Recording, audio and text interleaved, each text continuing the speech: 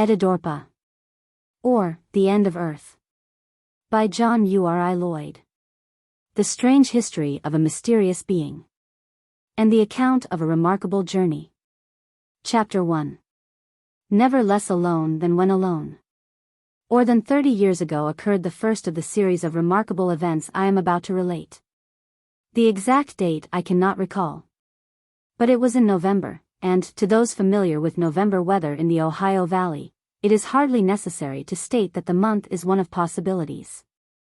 That is to say, it is liable to bring every variety of weather, from the delicious, dreamy Indian summer days that linger late in the fall, to a combination of rain, hail, snow, sleet, in short. Atmospheric conditions sufficiently aggravating to develop a suicidal mania in anyone the least susceptible to such influences.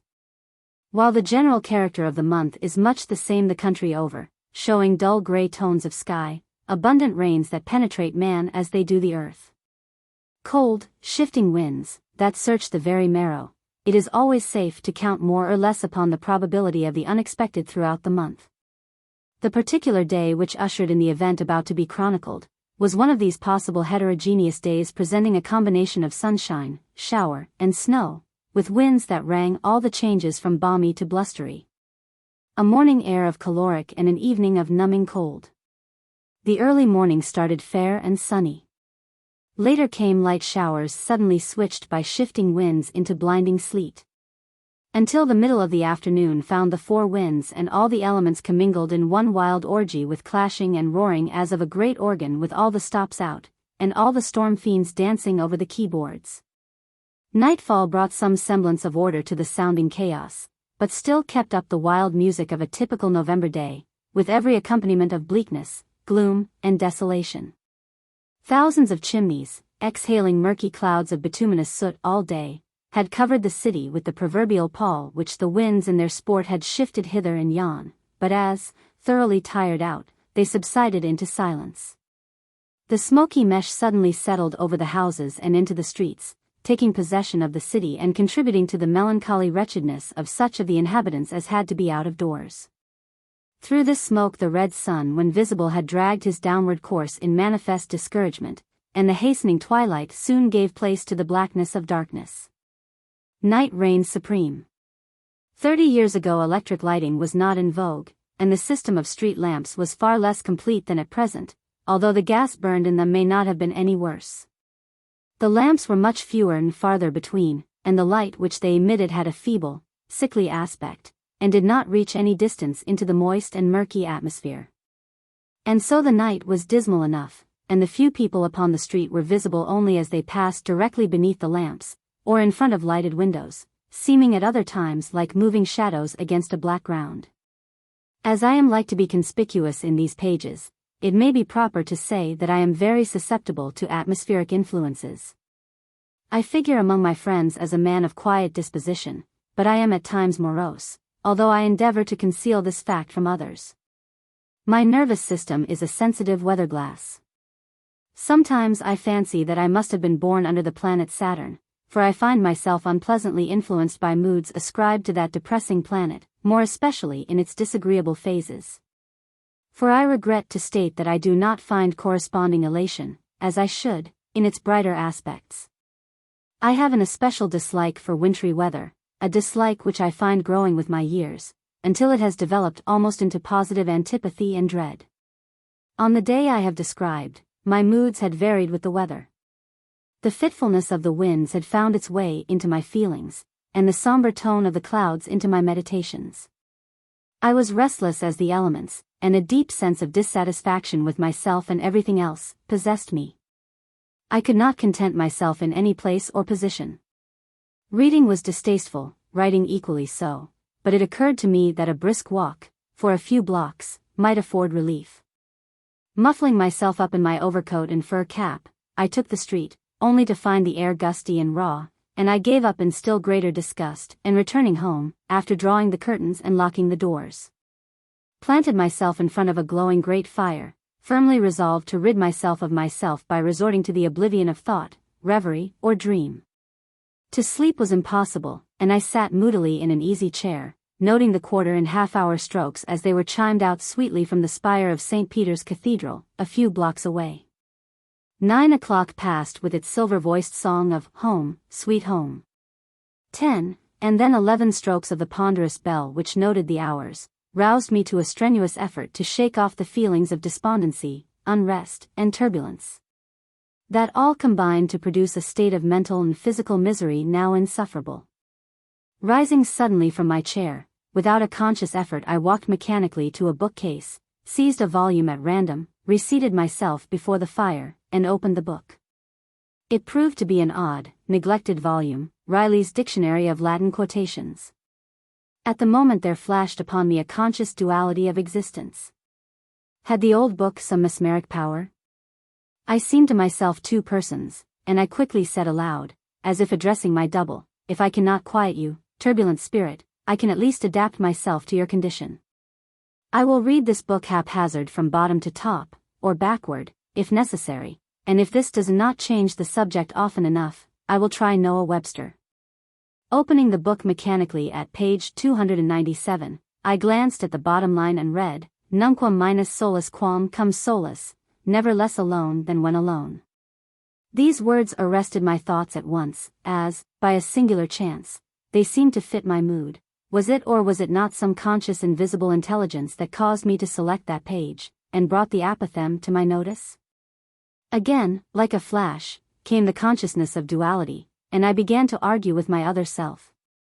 "This is arrant nonsense," I cried aloud.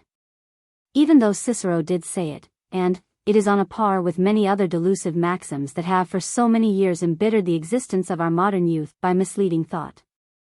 Do you know, Mr. Cicero, that this statement is not sound? That it is unworthy the position you occupy in history as a thinker and philosopher? That it is a contradiction in itself, for if a man is alone he is alone, and that settles it? I mused in this vein a few moments, and then resumed aloud, "It won't do, it won't do, if one is alone, the word is absolute, he is single, isolated, in short, alone, and there can by no manner of possibility be any one else present. Take myself, for instance, I am the sole occupant of this apartment, I am alone, and yet you say in so many words that I was never less alone than at this instant."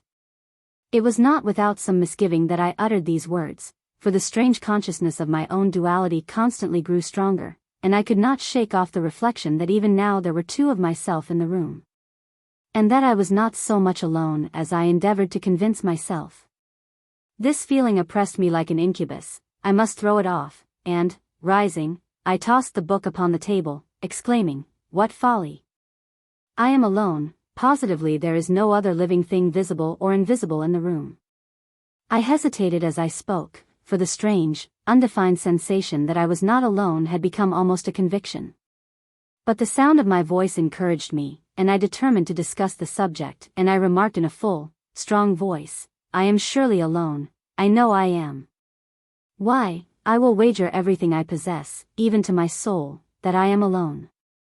I stood facing the smoldering embers of the fire which I had neglected to replenish, uttering these words to settle the controversy for good and all with one person of my dual self, but the other ego seemed to dissent violently, when a soft, clear voice claimed my ear.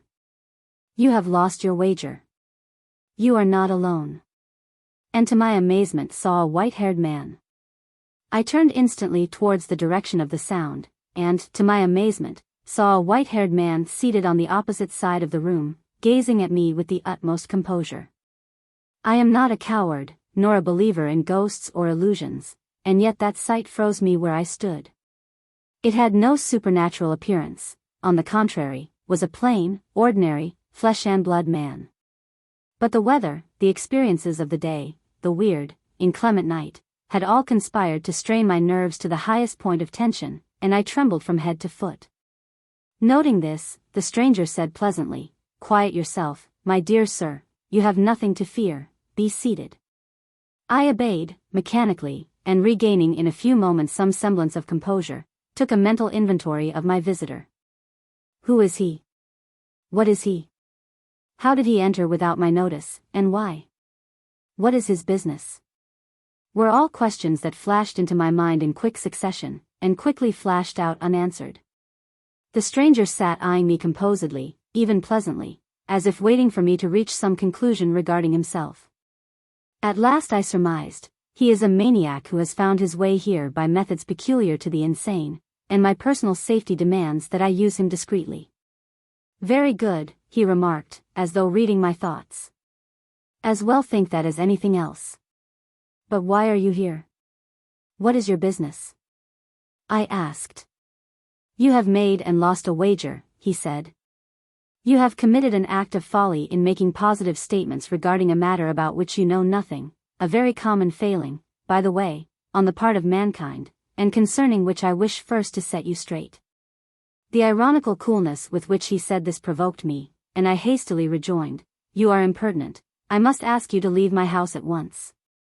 Very well, he answered. But if you insist upon this, I shall, on behalf of Cicero, claim the stake of your voluntary wager, which means that I must first, by natural though violent means, release your soul from your body. So saying he arose, drew from an inner pocket a long, keen knife, the blade of which quiveringly glistened as he laid it upon the table. Moving his chair so as to be within easy reach of the gleaming weapon, he sat down, and again regarded me with the same quiet composure I had noted, and which was fast dispelling my first impression concerning his sanity. I was not prepared for his strange action. In truth, I was not prepared for anything. My mind was confused concerning the whole night's doings, and I was unable to reason clearly or consecutively, or even to satisfy myself what I did think, if indeed I thought at all. The sensation of fear, however, was fast leaving me. There was something reassuring in my unbidden guest's perfect ease of manner, and the mild, though searching gaze of his eyes, which were wonderful in their expression. I began to observe his personal characteristics, which impressed me favorably, and yet were extraordinary. He was nearly 6 feet tall, and perfectly straight, well proportioned, with no tendency either to leanness or obesity. But his head was an object from which I could not take my eyes, such a head surely I had never before seen on mortal shoulders. The chin, as seen through his silver beard, was rounded and well developed, the mouth straight, with pleasant lines about it, the jaws square and, like the mouth, indicating decision, the eyes deep set and arched with heavy eyebrows. And the whole surmounted by a forehead so vast, so high, that it was almost a deformity, and yet it did not impress me unpleasantly. It was the forehead of a scholar, a profound thinker, a deep student. The nose was inclined to aquiline, and quite large. The contour of the head and face impressed me as indicating a man of learning, one who had given a lifetime to experimental as well as speculative thought. His voice was mellow, clear, and distinct, always pleasantly modulated and soft, never loud or unpleasant in the least degree. One remarkable feature I must not fail to mention, his hair. This, while thin and scant upon the top of his head, was long, and reached to his shoulders. His beard was of unusual length, descending almost to his waist. His hair, eyebrows, and beard were all of singular whiteness and purity, almost transparent, a silvery whiteness that seemed an aureolar sheen in the glare of the gaslight. What struck me as particularly remarkable was that his skin looked as soft and smooth as that of a child. There was not a blemish in it. His age was a puzzle none could guess. Stripped of his hair, or the color of it changed, he might be 25, given a few wrinkles, he might be 90. Taken altogether, I had never seen his like, nor anything approaching his like, and for an instant there was a faint suggestion to my mind that he was not of this earth, but belonged to some other planet. I now fancy he must have read my impressions of him as these ideas shaped themselves in my brain, and that he was quietly waiting for me to regain a degree of self-possession that would allow him to disclose the purpose of his visit. He was first to break the silence. I see that you are not disposed to pay your wager any more than I am to collect it, so we will not discuss that. I admit that my introduction tonight was abrupt, but you cannot deny that you challenged me to appear. I was not clear upon the point, and said so. Your memory is at fault, he continued, if you cannot recall your experiences of the day just past. Did you not attempt to interest yourself in modern book lore, to fix your mind in turn upon history, chemistry, botany, poetry, and general literature? And all these failing, did you not deliberately challenge Cicero to a practical demonstration of an old apothegm of his that has survived for centuries, and of your own free will did not you make a wager that, as an admirer of Cicero's. I am free to accept. To all this I could but silently assent. Very good, then. We will not pursue this subject further, as it is not relevant to my purpose, which is to acquaint you with a narrative of unusual interest, upon certain conditions, with which if you comply, you will not only serve yourself, but me as well. Please name the conditions, I said. They are simple enough, he answered. The narrative I speak of is in manuscript. I will produce it in the near future, and my design is to read it aloud to you, or to allow you to read it to me, as you may select. Further, my wish is that during the reading you shall interpose any objection or question that you deem proper. This reading will occupy many evenings, and I shall of necessity be with you often. When the reading is concluded, we will seal the package securely, and I shall leave you forever. You will then deposit the manuscript in some safe place, and let it remain for 30 years. When this period has elapsed, I wish you to publish this history to the world. Your conditions seem easy, I said, after a few seconds' pause. They are certainly very simple. Do you accept? I hesitated, for the prospect of giving myself up to a succession of interviews with this extraordinary and mysterious personage seemed to require consideration. He evidently divined my thoughts, for, rising from his chair, he said abruptly, "Let me have your answer now." I debated the matter no further, but answered, "I accept, conditionally." "Name your conditions," the guest replied. "I will either publish the work, or induce some other man to do so." "Let me have your answer now." "Good," he said, "I will see you again," with a polite bow. And turning to the door which I had previously locked, he opened it softly, and with a quiet, "Good night," disappeared in the hallway. I looked after him with bewildered senses. But a sudden impulse caused me to glance toward the table, when I saw that he had forgotten his knife. With the view of returning this, I reached to pick it up, but my finger-tips no sooner touched the handle than a sudden chill shivered along my nerves. Not as an electric shock, but rather as a sensation of extreme cold was the current that ran through me in an instant. Rushing into the hallway to the landing of the stairs, I called after the mysterious being, "You have forgotten your knife," but beyond the faint echo of my voice, I heard no sound. The phantom was gone. A moment later I was at the foot of the stairs, and had thrown open the door. A street lamp shed an uncertain light in front of the house. I stepped out and listened intently for a moment, but not a sound was audible, if indeed I except the beating of my own heart, which throbbed so wildly that I fancied I heard it. No footfall echoed from the deserted streets. All was silent as a churchyard, and I closed and locked the door softly, tiptoed my way back to my room, and sank collapsed into an easy chair. I was more than exhausted. I quivered from head to foot, not with cold, but with a strange nervous chill that found intensest expression in my spinal column, and seemed to flash up and down my back vibrating like a feverish pulse.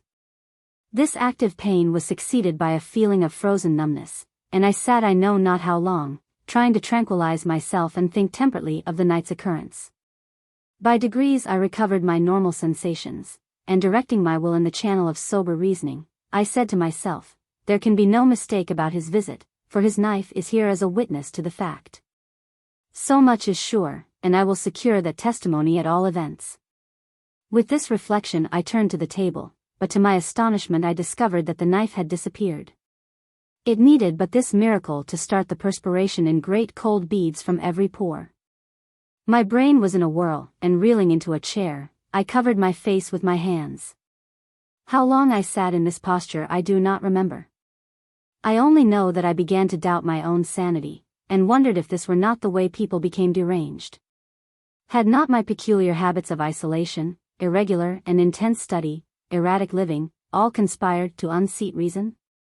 Surely here was every ground to believe so, and yet I was able still to think consistently and hold steadily to a single line of thought.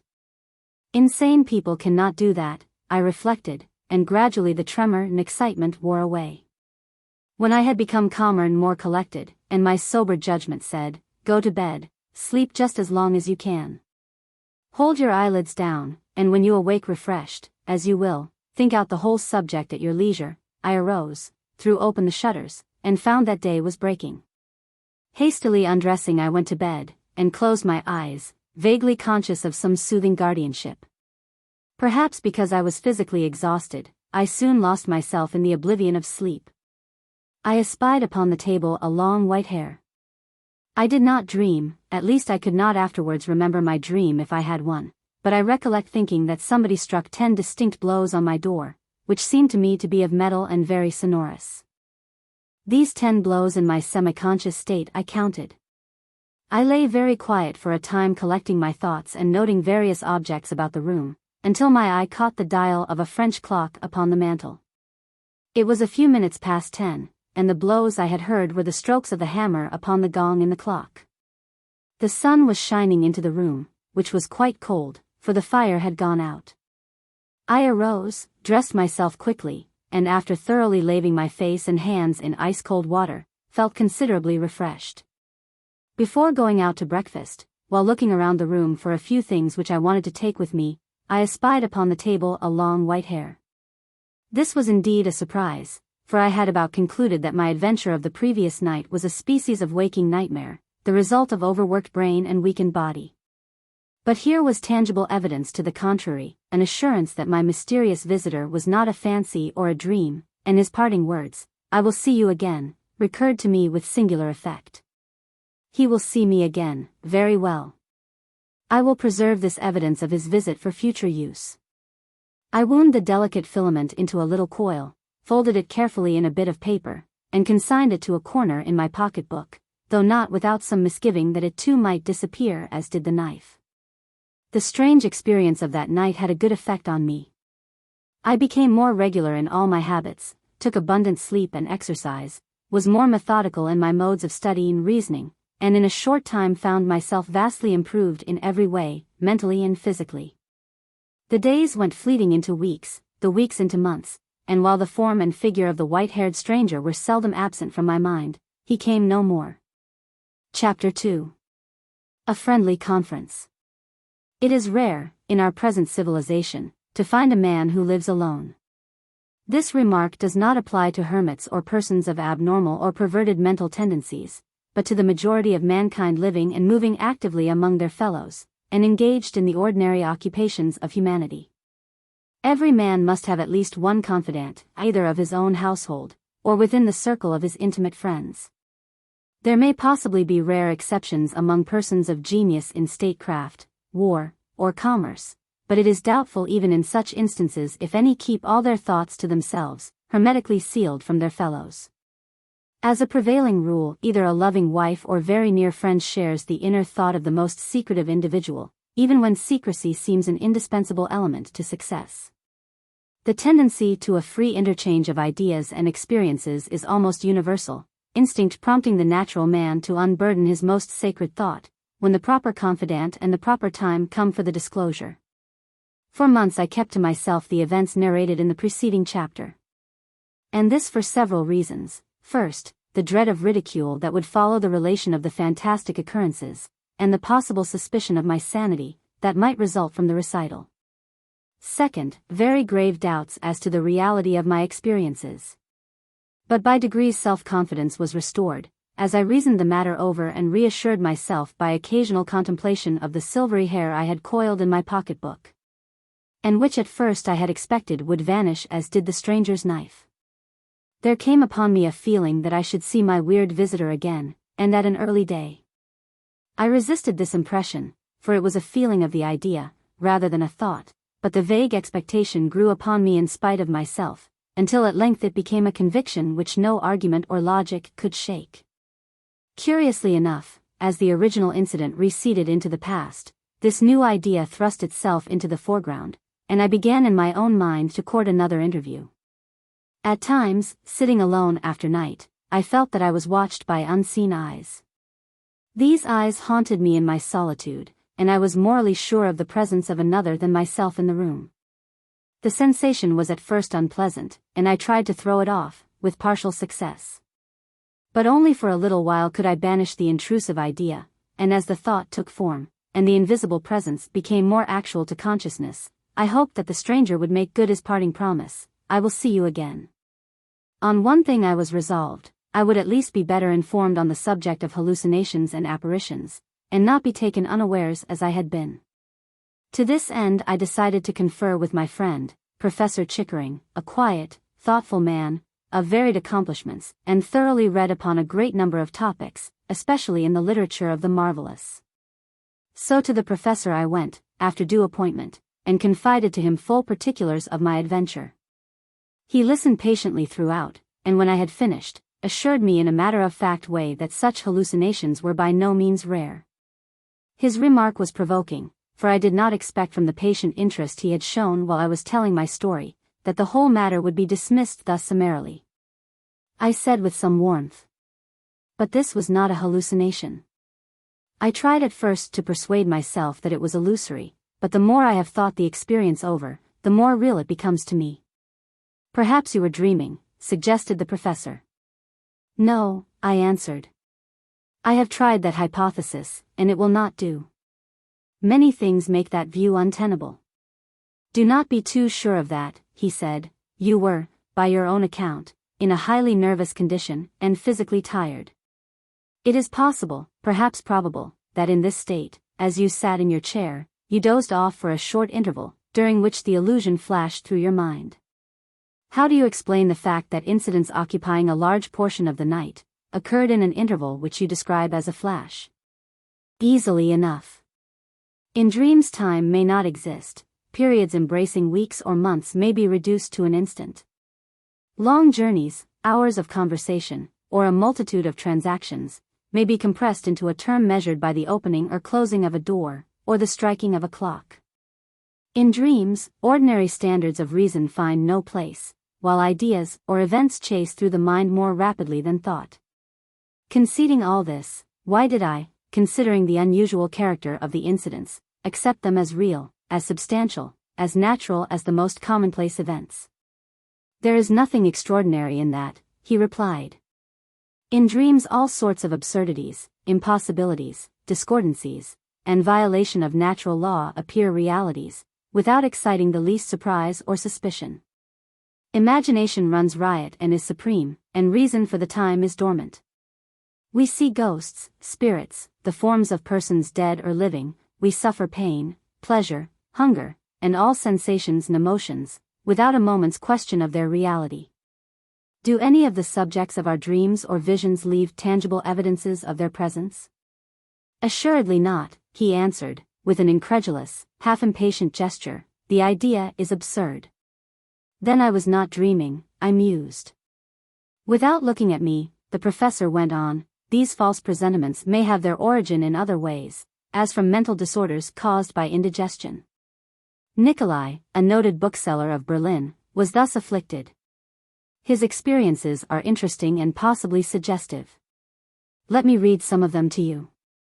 The professor hereupon glanced over his bookshelf, selected a volume, and proceeded to read. I generally saw human forms of both sexes.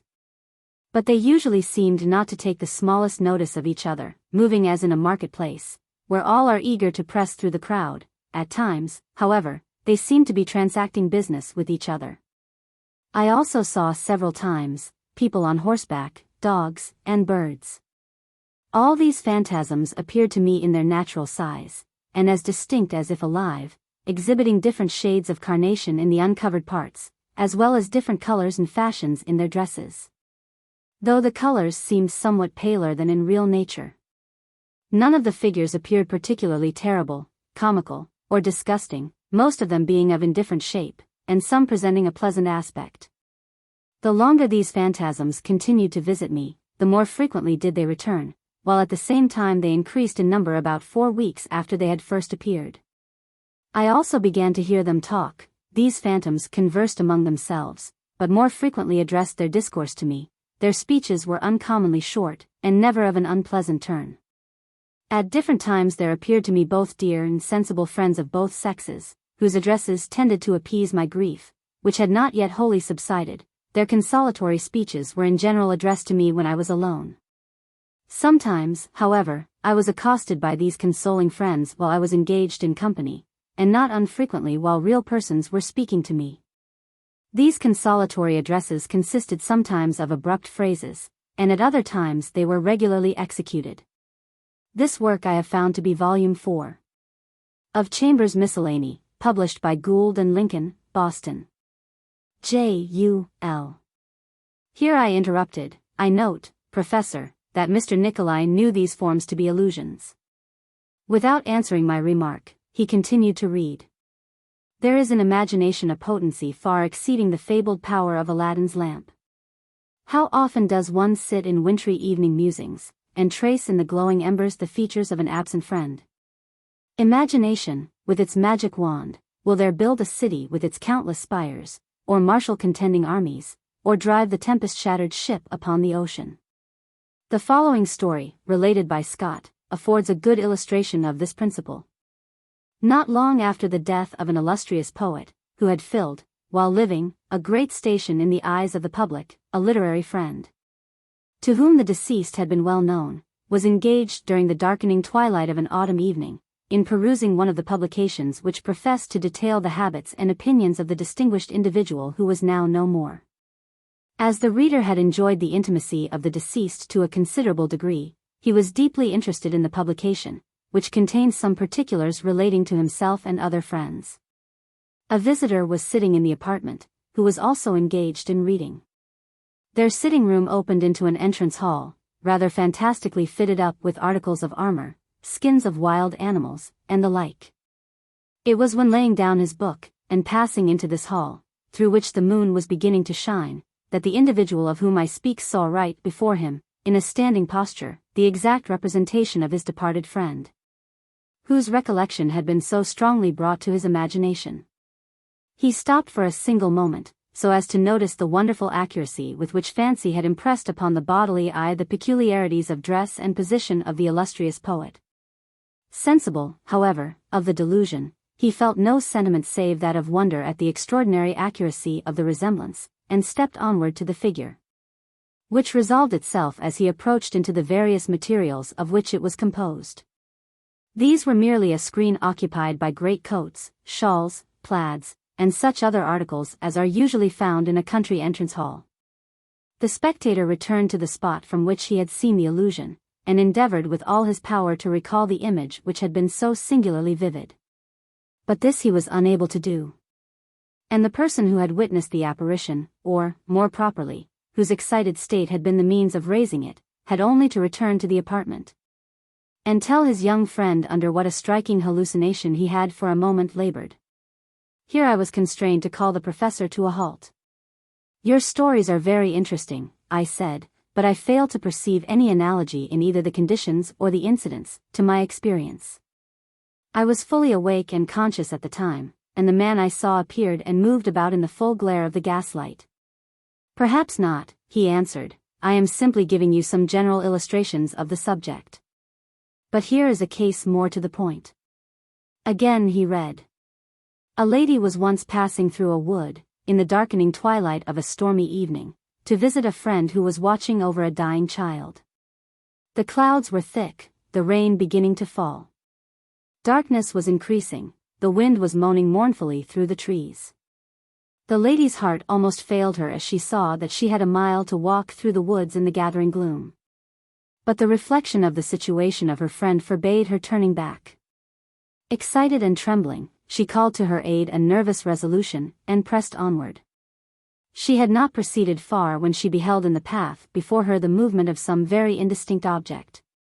It appeared to keep a little distance ahead of her, and as she made efforts to get nearer to see what it was, it seemed proportionally to recede. The lady began to feel rather unpleasantly. There was some pale white object certainly discernible before her, and it appeared mysteriously to float along, at a regular distance, without any effort at motion. Notwithstanding the lady's good sense and unusual resolution, a cold chill began to come over her. She made every effort to resist her fears, and soon succeeded in drawing nearer the mysterious object, when she was appalled at beholding the features of her friend's child, cold in death, wrapped in its shroud. She gazed earnestly, and there it remained distinct and clear before her eyes. She considered it a premonition that her friend's child was dead, and that she must hasten to her aid. But there was the apparition directly in her path. She must pass it. Taking up a little stick, she forced herself along to the object, and behold, some little animal scampered away. It was this that her excited imagination had transformed into the corpse of an infant in its winding sheet. I was a little irritated, and once more interrupted the reader warmly. This is exasperating. Now what resemblance is there between the vagaries of a hysterical, weak-minded woman, and my case? He smiled, and again read. The numerous stories told of ghosts, or the spirits of persons who are dead, will in most instances be found to have originated in diseased imagination, aggravated by some abnormal defect of mind. We may mention a remarkable case in point, and one which is not mentioned in English works on this subject. It is told by a compiler of Les Causes Célèbres. Two young noblemen, the Marquises de Rambouillet and de Précy, belonging to two of the first families of France, made an agreement, in the warmth of their friendship, that the one who died first should return to the other with tidings of the world to come. Soon afterwards de Rambouillet went to the wars in Flanders, while de Précy remained at Paris, stricken by a fever. Lying alone in bed, and severely ill, de Précy one day heard a rustling of his bed curtains, and turning round, saw his friend de Rambouillet, in full military attire. The sick man sprung over the bed to welcome his friend, but the other receded, and said that he had come to fulfill his promise, having been killed on that very day. He further said that it behooved de Précy to think more of the afterworld, as all that was said of it was true, and as he himself would die in his first battle. De Précy was then left by the phantom. And it was afterward found that de Rambouillet had fallen on that day. Ah, I said, and so the phantom predicted an event that followed as indicated. Spiritual illusions, explained the professor, are not unusual, and well-authenticated cases are not wanting in which they have been induced in persons of intelligence by functional or organic disorders. In the last case cited, the prediction was followed by a fulfillment, but this was chance or mere coincidence. It would be strange indeed if in the multitude of dreams that come to humanity, some few should not be followed by events so similar as to warrant the belief that they were prefigured. But here is an illustration that fits your case. Let me read it. In some instances it may be difficult to decide whether spectral appearances and spectral noises proceed from physical derangement or from an overwrought state of mind. Want of exercise and amusement may also be a prevailing cause. A friend mentions to us the following case. An acquaintance of his, a merchant, in London, who had for years paid very close attention to business, was one day, while alone in his counting house, very much surprised to hear, as he imagined, persons outside the door talking freely about him. Thinking it was some acquaintances who were playing off a trick, he opened the door to request them to come in, when to his amazement, he found that nobody was there. He again sat down to his desk, and in a few minutes the same dialogue recommenced. The language was very alarming. One voice seemed to say, "We have the scoundrel in his own counting house, let us go in and seize him." "Certainly," replied the other voice, "it is right to take him. He has been guilty of a great crime, and ought to be brought to condign punishment." Alarmed at these threats, the bewildered merchant rushed to the door, and there again no person was to be seen. He now locked his door and went home. But the voices, as he thought, followed him through the crowd, and he arrived at his house in a most unenviable state of mind. Inclined to ascribe the voices to derangement in mind, he sent for a medical attendant, and told his case, and a certain kind of treatment was prescribed. This, however, failed. The voices menacing him with punishment for purely imaginary crimes continued, and he was reduced to the brink of despair. At length a friend prescribed entire relaxation from business, and a daily game of cricket, which, to his great relief, proved an effectual remedy. The exercise banished the phantom voices, and they were no more heard. So you think that I am in need of outdoor exercise? Exactly. And that my experience was illusory, the result of vertigo, or some temporary calenture of the brain? To be plain with you, yes. But I asked you a while ago if specters or phantoms ever leave tangible evidence of their presence.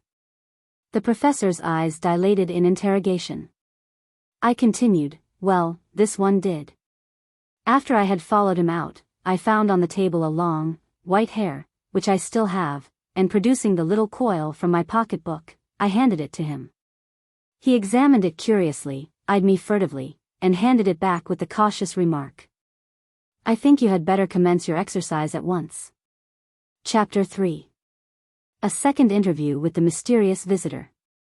It is not pleasant to have one's mental responsibility brought in question, and the result of my interview with Professor Chickering was, to put it mildly, unsatisfactory. Not that he had exactly questioned my sanity, but it was all too evident that he was disposed to accept my statement of a plain matter-of-fact occurrence with a too liberal modicum of salt. I say, matter-of-fact occurrence, in full knowledge of the truth that I myself had at first regarded the whole transaction as a fantasia or flight of mind, the result of extreme nervous tension. But in the interval succeeding I had abundant opportunity to correlate my thoughts, and to bring some sort of order out of the mental and physical chaos of that strange, eventful night.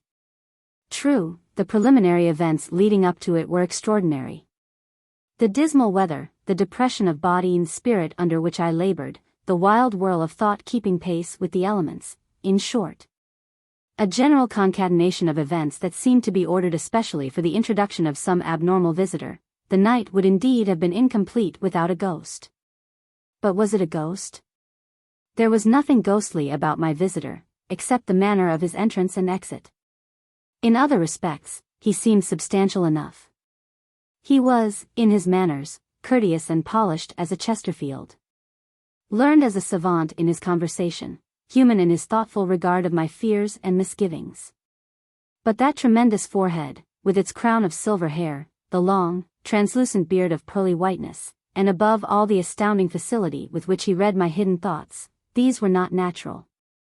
The professor had been patient with me, I had a right to expect that. He was entertaining to the extent of reading such excerpts as he had with him on the subject of hallucinations and their supposed causes, but had he not spoiled all by assigning me at last to a place with the questionable, unbalanced characters he had cited? I thought so, and the reflection provoked me, and this thought grew upon me until I came to regard his stories and attendant theories as so much literary trash. My own reflections had been sober and deliberate, and had led me to seek a rational explanation of the unusual phenomena. I had gone to Professor Chickering for a certain measure of sympathy, and what was more to the point, to secure his suggestions and assistance in the further unraveling of a profound mystery that might contain a secret of untold use to humanity. Repulsed by the mode in which my confidence had been received, I decided to do what I should have done from the outset, to keep my own counsel, and to follow alone the investigation to the end, no matter what the result might be. I could not forget or ignore the silver hair I had so religiously preserved.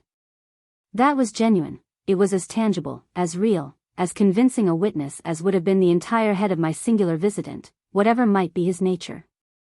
I began to feel at ease the moment my course was decided, and the feeling was at once renewed within me that the grey head would come again, and by degrees that expectation ripened into a desire, only intensified as the days sped by. The weeks passed into months, summer came and went, autumn was fast fading, but the mysterious unknown did not appear. A curious fancy led me now to regard him as my friend, for the mixed and indefinite feelings I felt at first towards him had almost unaccountably been changed to those of sincere regard. He was not always in my thoughts, for I had abundant occupation at all times to keep both brain and hands busy, but there were few evenings in which I did not, just before retiring, give myself up for a brief period to quiet communion with my own thoughts, and I must confess at such times the unknown occupied the larger share of attention. The constant contemplation of any theme begets a feeling of familiarity or acquaintance with the same, and if that subject be an individual, as in the present instance, such contemplation lessens the liability to surprise from any unexpected development. In fact, I not only anticipated a visit, but courted it. The old Latin maxim that I had played with, never less alone than when alone, had domiciled itself within my brain as a permanent lodger, a conviction, a feeling rather than a thought defined. And I had but little difficulty in associating an easy chair which I had come to place in a certain position for my expected visitor, with his presence. Indian summer had passed, and the fall was nearly gone when for some inexplicable reason the number 7 began to haunt me. What had I to do with 7, or 7 with me? When I sat down at night this persistent number mixed itself in my thoughts, to my intense annoyance. Bother take the mystic numeral. What was I to do with 7? I found myself asking this question audibly one evening, when it suddenly occurred to me that I would refer to the date of my friend's visit. I kept no journal, but reference to a record of some business transactions that I had associated with that event showed that it took place on November 7th. That settled the importunate 7. I should look for whomever he was on the first anniversary of his visit, which was the 7th, now close at hand. The instant I had reached this conclusion the number left me, and troubled me no more. November 3rd had passed, the 4th, and the 5th had come, when a stubborn, protesting notion entered my mind that I was yielding to a superstitious idea, and that it was time to control my vacillating will. Accordingly on this day I sent word to a friend that, if agreeable to him, I would call on him on the evening of the 7th for a short social chat, but as I expected to be engaged until later than usual. Would he excuse me if I did not reach his apartments until 10?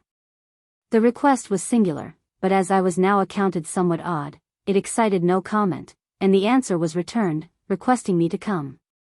The 7th of November came at last. I was nervous during the day, which seemed to drag tediously, and several times it was remarked of me that I seemed abstracted and ill at ease, but I held my peace. Night came cold and clear, and the stars shone brighter than usual, I thought. It was a sharp contrast to the night of a year ago. I took an early supper, for which I had no appetite, after which I strolled aimlessly about the streets, revolving how I should put in the time till 10 o'clock, when I was to call upon my friend. I decided to go to the theater, and to the theater I went.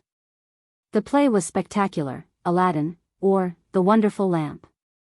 The entertainment, to me, was a flat failure, for I was busy with my thoughts, and it was not long until my thoughts were busy with me, and I found myself attempting to answer a series of questions that finally became embarrassing.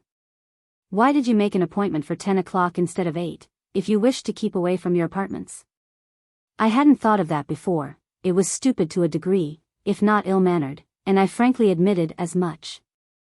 Why did you make an appointment at all, in the face of the fact that you not only expected a visitor, but were anxious to meet him?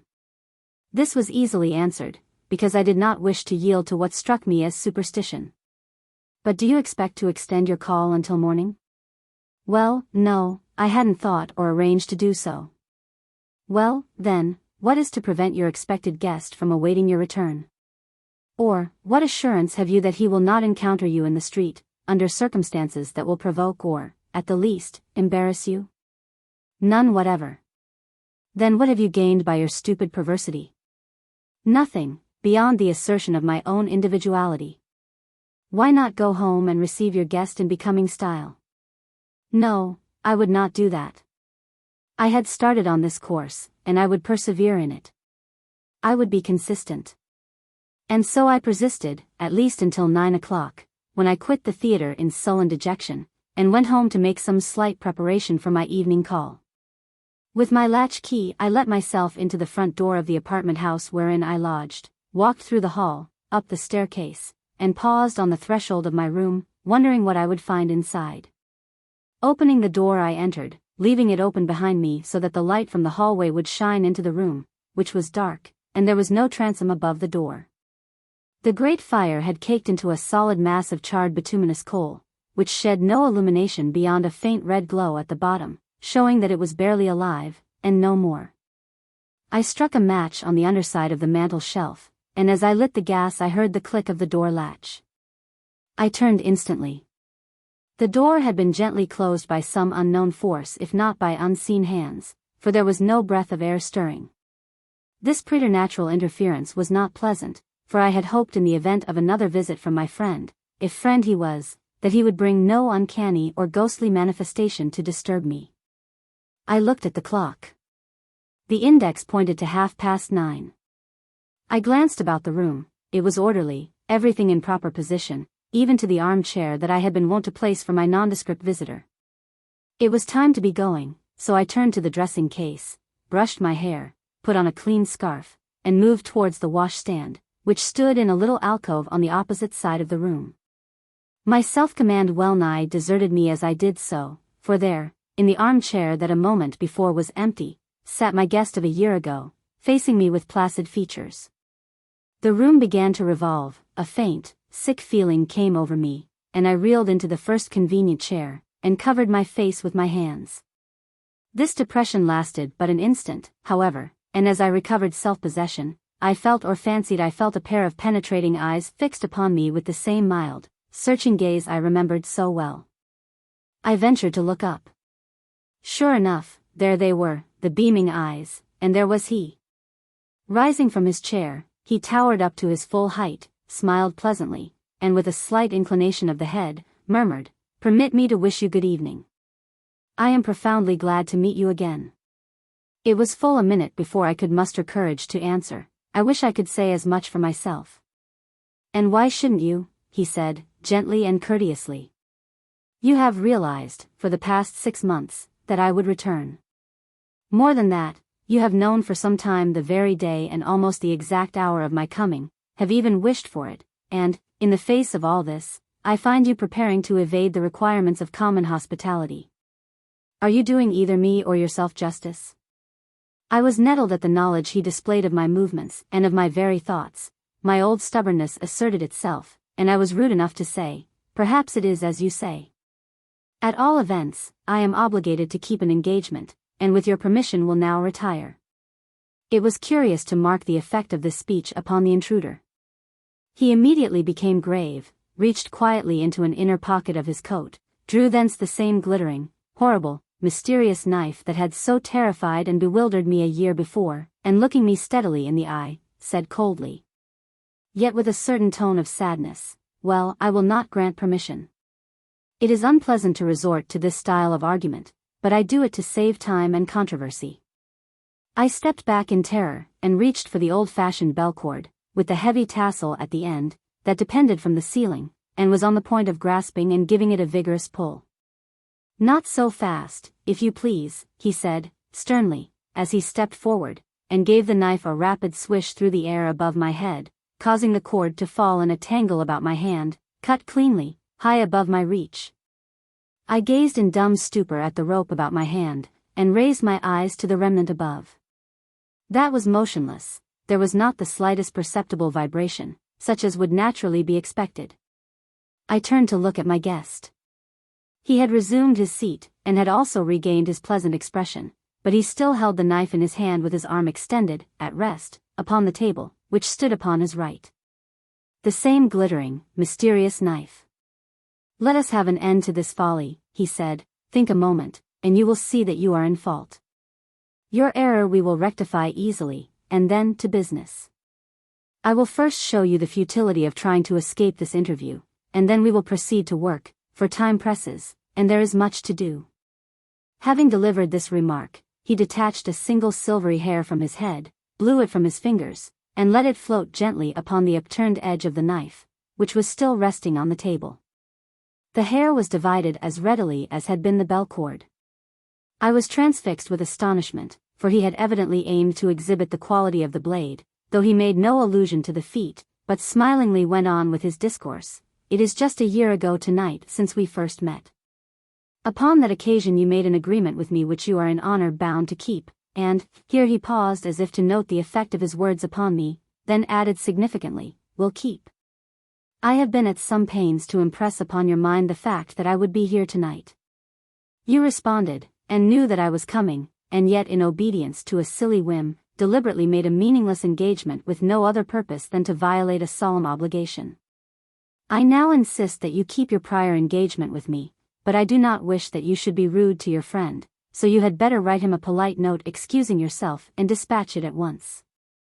I saw that he was right, and that there was no shadow of justification for my conduct, or at least I was subdued by his presence, so I wrote the note without delay, and was casting about for some way to send it, when he said, "Fold it, seal it, and address it. You seem to forget what is proper." I did as he directed, mechanically, and, without thinking what I was doing, handed it to him. He took it naturally, glanced at the superscription, went to the door which he opened slightly, and handed the billet as if to some messenger who seemed to be in waiting outside, then closed and locked the door. Turning toward me with the apparent object of seeing if I was looking, he deftly drew his knife twice across the front of the doorknob, making a deep cross, and then deposited the knife in his pocket and resumed his seat. I noted afterward that the doorknob, which was of solid metal, was cut deeply, as though made of putty. As soon as he was comfortably seated, he again began the conversation, now that we have settled the preliminaries, I will ask if you remember what I required of you a year ago. I thought that I did. Please repeat it. I wish to make sure that you do, then we will start fair. In the first place, you were to present me with a manuscript. Hardly correct, he interrupted. I was to acquaint you with a narrative which is already in manuscript, acquaint you with it, read it to you, if you preferred not to read it to me. I beg your pardon, I answered, that is correct. You were to read the manuscript to me, and during the reading I was to interpose such comments, remarks, or objections, as seemed proper. To embody as interludes, in the manuscript, as my own interpolations, however, and not as part of the original. Very good, he replied, you have the idea exactly, proceed. I agreed that when the reading had been completed, I would seal the complete manuscript securely, deposit it in some safe place, there to remain for 30 years, when it must be published. Drew his knife twice across the front of the doorknob. Just so, he answered, we understand each other as we should. Before we proceed further, however, can you think of any point on which you need enlightenment? If so, ask such questions as you choose, and I will answer them. I thought for a moment, but no query occurred to me. After a pause he said, well, if you think of nothing now, perhaps hereafter questions will occur to you which you can ask. But as it is late and you are tired, we will not commence now. I will see you just 1 week from tonight, when we will begin. From that time on, we will follow the subject as rapidly as you choose, but see to it that you make no engagements that will interfere with our work, for I shall be more exacting in the future. I promised, and he rose to go. A sudden impulse seized me, and I said, may I ask one question? Certainly. What shall I call you? Why call me Aught? It is not necessary in addressing each other that any name be used. But what are you? I persisted. A pained expression for an instant rested upon his face, and he said, sadly, pausing between the words, I am the man who did it. Did what? Ask not, the manuscript will tell you. Be content, Llewellyn, and remember this, that I am the man. So saying he bade me good night, opened the door, and disappeared down the broad staircase. 1 week thereafter he appeared promptly, seated himself, and producing a roll of manuscript, handed it to me, saying, I am listening. You may begin to read. On examination I found each page to be somewhat larger than a sheet of letter paper, with the written matter occupying a much smaller space, so as to leave a wide white border. 100 pages were in the package. The last sentence ending abruptly indicated that my guest did not expect to complete his task in 1 evening, and, I may anticipate by saying that with each successive interview he drew about the same amount of writing from his bosom. Upon attempting to read the manuscript I at first found myself puzzled by a style of chirography very peculiar and characteristic, but execrably bad. Vainly did I attempt to read it. Even the opening sentence was not deciphered without long inspection and great difficulty. The old man, whom I had promised that I would fulfill the task, observing my discomfiture, relieved me of the charge, and without a word of introduction, read fluently as follows. The manuscript of I am the man. Chapter 4. A Search for Knowledge. The Alchemistic Letter. I am the man who, unfortunately for my future happiness, was dissatisfied with such knowledge as could be derived from ordinary books concerning semi-scientific subjects in which I had long been absorbed. I studied the current works of my day on philosophy and chemistry, hoping therein to find something tangible regarding the relationship that exists between matter and spirit, but studied in vain. Astronomy, history, philosophy, and the mysterious, incoherent works of alchemy and occultism were finally appealed to, but likewise failed to satisfy me. These studies were pursued in secret, though I am not aware that any necessity existed for concealment. Be that as it may, at every opportunity one covertly acquainted myself with such alchemical lore as could be obtained either by purchase or by correspondence with others whom I found to be pursuing investigations in the same direction. A translation of Geber's De Claritate Alchemiae, by chance came into my possession, and afterwards an original version from the Latin of Borhave's Elementa Chemiae, published and translated in 1753 by Peter Shaw. This magnificent production threw a flood of light upon the early history of chemistry, being far more elaborate than any modern work. It inspired me with the deepest regard for its talented author, and ultimately introduced me to a brotherhood of adepts, for in this publication, although its author disclaims occultism, is to be found a talisman that will enable any earnest searcher after light to become a member of the Society of Secret, Chemical Improvers of Natural Philosophy, with which I affiliated as soon as the key was discovered. Then followed a systematic investigation of authorities of the alchemical school, including Geber, Morainus, Roger Bacon, George Ripley, Raymond Lully, Bernard, Count of Trevize, Isaac Hollandus, Arnoldus de la Villanova, Paracelsus, and others, not omitting the learned researches of the distinguished scientist, Llewellyn. Facsimile of page of manuscript. I discovered that many talented men are still firm believers in the lost art of alchemy, and that among the followers of the thrice-famed Hermes are to be found statesmen, clergymen, lawyers, and scientific men who, for various reasons, invariably conceal with great tact their connection with the fraternity of adepts. Some of these men had written scientific treatises of a very different character from those circulating among the members of our brotherhood. And to their materialistic readers it would seem scarcely possible that the authors could be tainted with hallucinations of any description, while others, conspicuous leaders in the church, were seemingly beyond occult temptation. The larger number, it was evident, hoped by studies of the works of the alchemists, to find the key to the alchest of Van Helmont, that is, to discover the philosopher's stone, or the elixir of life. And from their writings it is plain that the inner consciousness of thoughtful and scientific men rebelled against confinement to the narrow bounds of materialistic science, within which they were forced to appear as dogmatic pessimists. To them scientific orthodoxy, acting as a weight, prohibited intellectual speculation, as rank heresy. A few of my co-laborers were expert manipulators, and worked experimentally, following in their laboratories the suggestions of those gifted students who had pored over precious old manuscripts, and had attempted to solve the enigmatical formulas recorded therein, puzzles familiar to students of Hermetic lore. It was thus demonstrated, for what I have related is history, that in this 19th century there exists a fraternity, the members of which are as earnest in their belief in the truth of esoteric philosophy as were the followers of Hermes himself. Savants who, in secret, circulate among themselves a literature that the materialism of this selfsame 19th century has relegated to the deluded and murky periods that produced it. One day a postal package came to my address, this being the manner in which some of our literature circulated, which, on examination, I found to be a letter of instruction and advice from some unknown member of our circle. I was already becoming disheartened over the mental confusion into which my studies were leading me, and the contents of the letter, in which I was greatly interested, made a lasting impression upon me. It seemed to have been circulating a long time among our members in Europe and America, for it bore numerous marginal notes of various dates, but each and every one of its readers had for one reason or another declined the task therein suggested. From the substance of the paper, which, written exquisitely, yet partook of the ambiguous alchemistic style, it was evident that the author was well versed in alchemy, and, in order that my position may be clearly understood at this turning point in a life of remarkable adventure, the letter is appended in full. The Alchemistic Letter.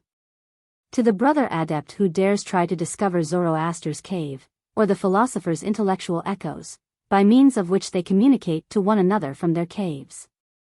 Know thou, that Hermes Trismegistus did not originate, but he gave to our philosophy his name, the Hermetic art. Evolved in a dim, mystic age, before antiquity began, it endured through the slowly rolling cycles to be bandied about by the ever-ready flippancy of 19th century students. It has lived, because it is endowed with that quality which never dies, truth.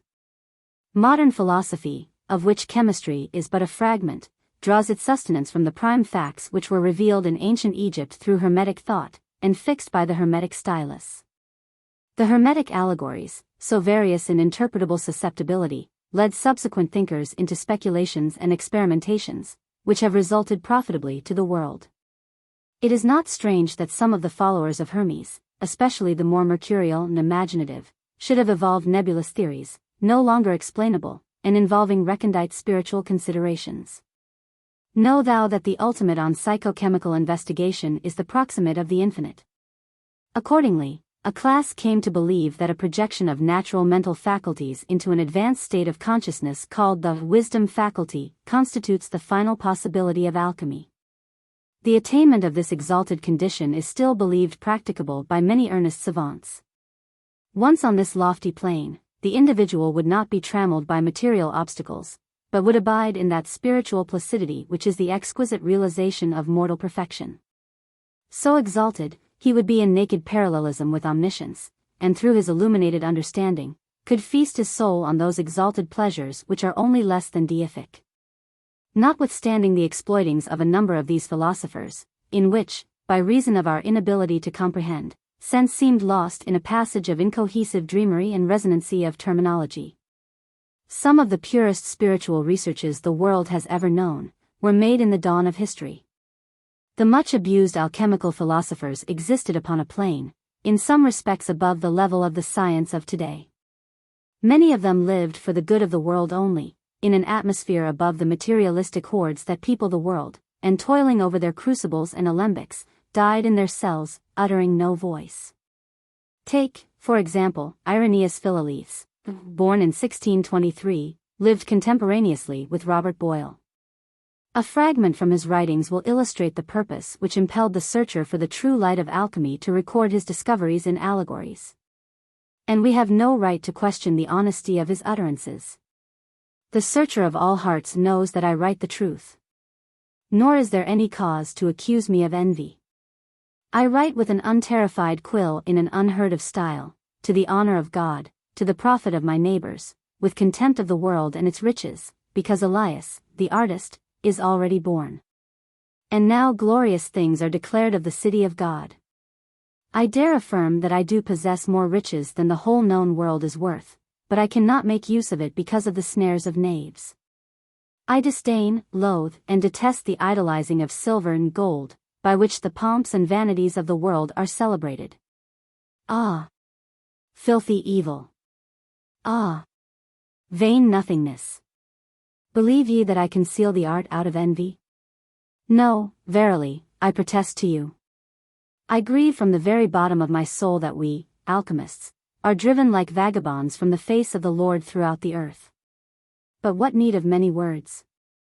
The thing that we have seen, taught, and made, which we have, possess, and know, that we do declare, being moved with compassion for the studious, and with indignation of gold, silver, and precious stones.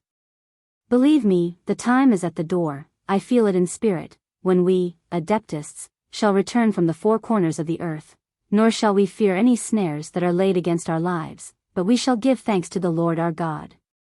I would to God that every ingenious man in the whole earth understood this science, then it would be valued only for its wisdom, and virtue only would be had in honor.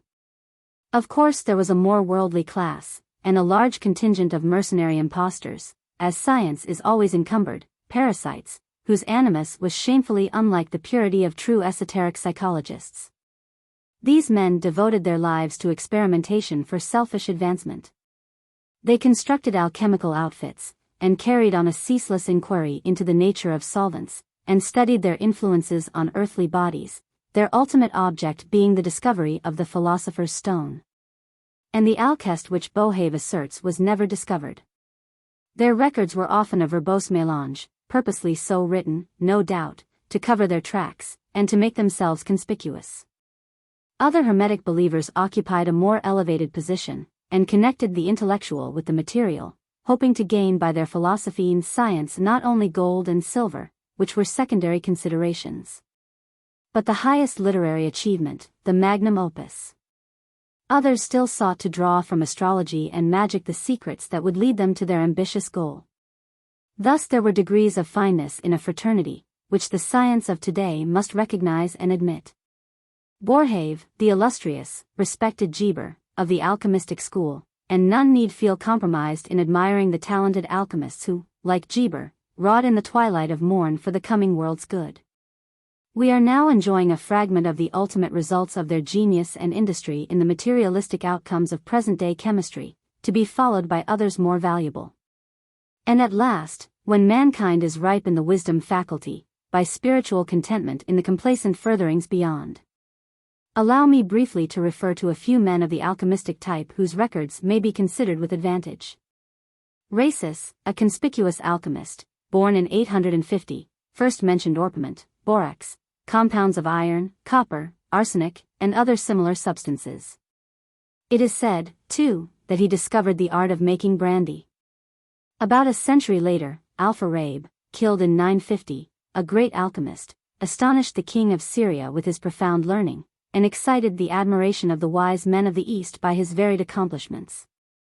Later, Albertus Magnus, born 1205, noted for his talent and skill, believed firmly in the doctrine of transmutation.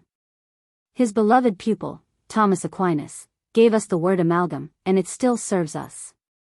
Contemporaneously with these lived Roger Bacon, born 1214, who was a man of most extraordinary ability. There has never been a greater English intellect, not excepting his illustrious namesake, Lord Bacon, and his penetrating mind delved deeper into nature's laws than that of any successor. He told us of facts concerning the sciences that scientific men cannot fully comprehend today. He told us of other things that lie beyond the science provings of today, that modern philosophers cannot grasp. He was an enthusiastic believer in the Hermetic philosophy, and such were his erudition and advanced views, that his brother friars, through jealousy and superstition, had him thrown into prison, a common fate to men who in those days dared to think ahead of their age. Despite, as some would say, of his mighty reasoning power and splendid attainments, he believed the philosopher's stone to be a reality. He believed the secret of indefinite prolongation of life abode in alchemy. That the future could be predicted by means of a mirror which he called almachis, and that by alchemy an adept could produce pure gold. He asserted that by means of Aristotle's secret of secrets, pure gold can be made. Gold even purer and finer than what men now know as gold. In connection with other predictions he made an assertion that may with other seemingly unreasonable predictions be verified in time to come. He said, "It is equally possible to construct cars which may be set in motion with marvelous rapidity, independently of horses or other animals." He declared that the ancients had done this, and he believed the art might be revived. Following came various enthusiasts, such as Raymond, the ephemeral, died 1315, who flared like a meteor into his brief, brilliant career. Arnold de Villanova, 1240, a celebrated adept, whose books were burned by the Inquisition on account of the heresy they taught. Nicolas Flamel, of France, 1350, loved by the people for his charities, the wonder of his age. Our age will not admit the facts, on account of the vast fortune he amassed without visible means or income outside of alchemical lore. Johannes de Rupicissus, a man of such remarkable daring that he even, 1357, reprimanded Pope Innocent VI, for which he was promptly imprisoned. Basil Valentine, 1410, the author of many works, and the man who introduced antimony, antiminax, into medicine, Isaac of Holland who, with his son, skillfully made artificial gems that could not be distinguished from the natural. Bernard Trevisan, born 1406, who spent $30,000 in the study of alchemy, out of much of which he was cheated by cruel alchemic pretenders, for even in that day there were plenty of rogues to counterfeit a good thing.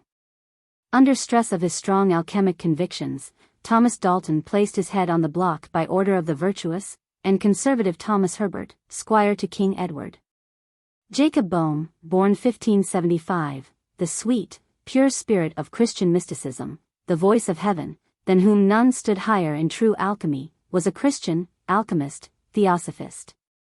Robert Boyle, a conspicuous alchemical philosopher, in 1662 published his Defense of the Doctrine Touching the Spring and Weight of the Air, and illustrated his arguments by a series of ingenious and beautiful experiments that stand today so high in the estimation of scientific men, that his remarks are copied verbatim by our highest authorities, and his apparatus is the best yet devised for the purpose.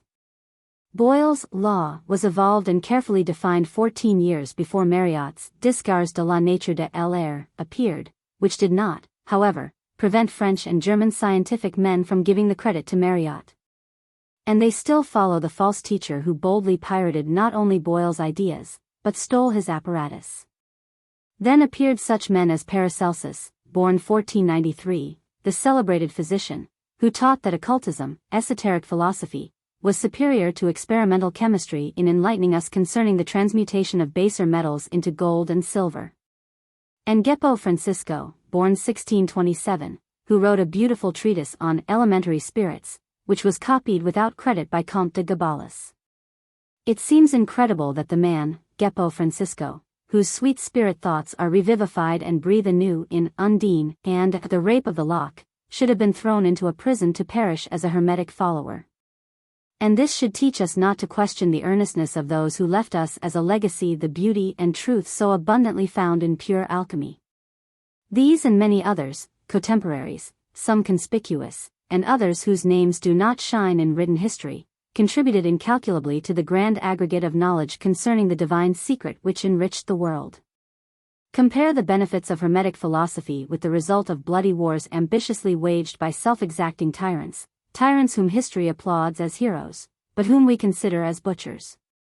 Among the workers in alchemy are enumerated nobles, kings, and even popes.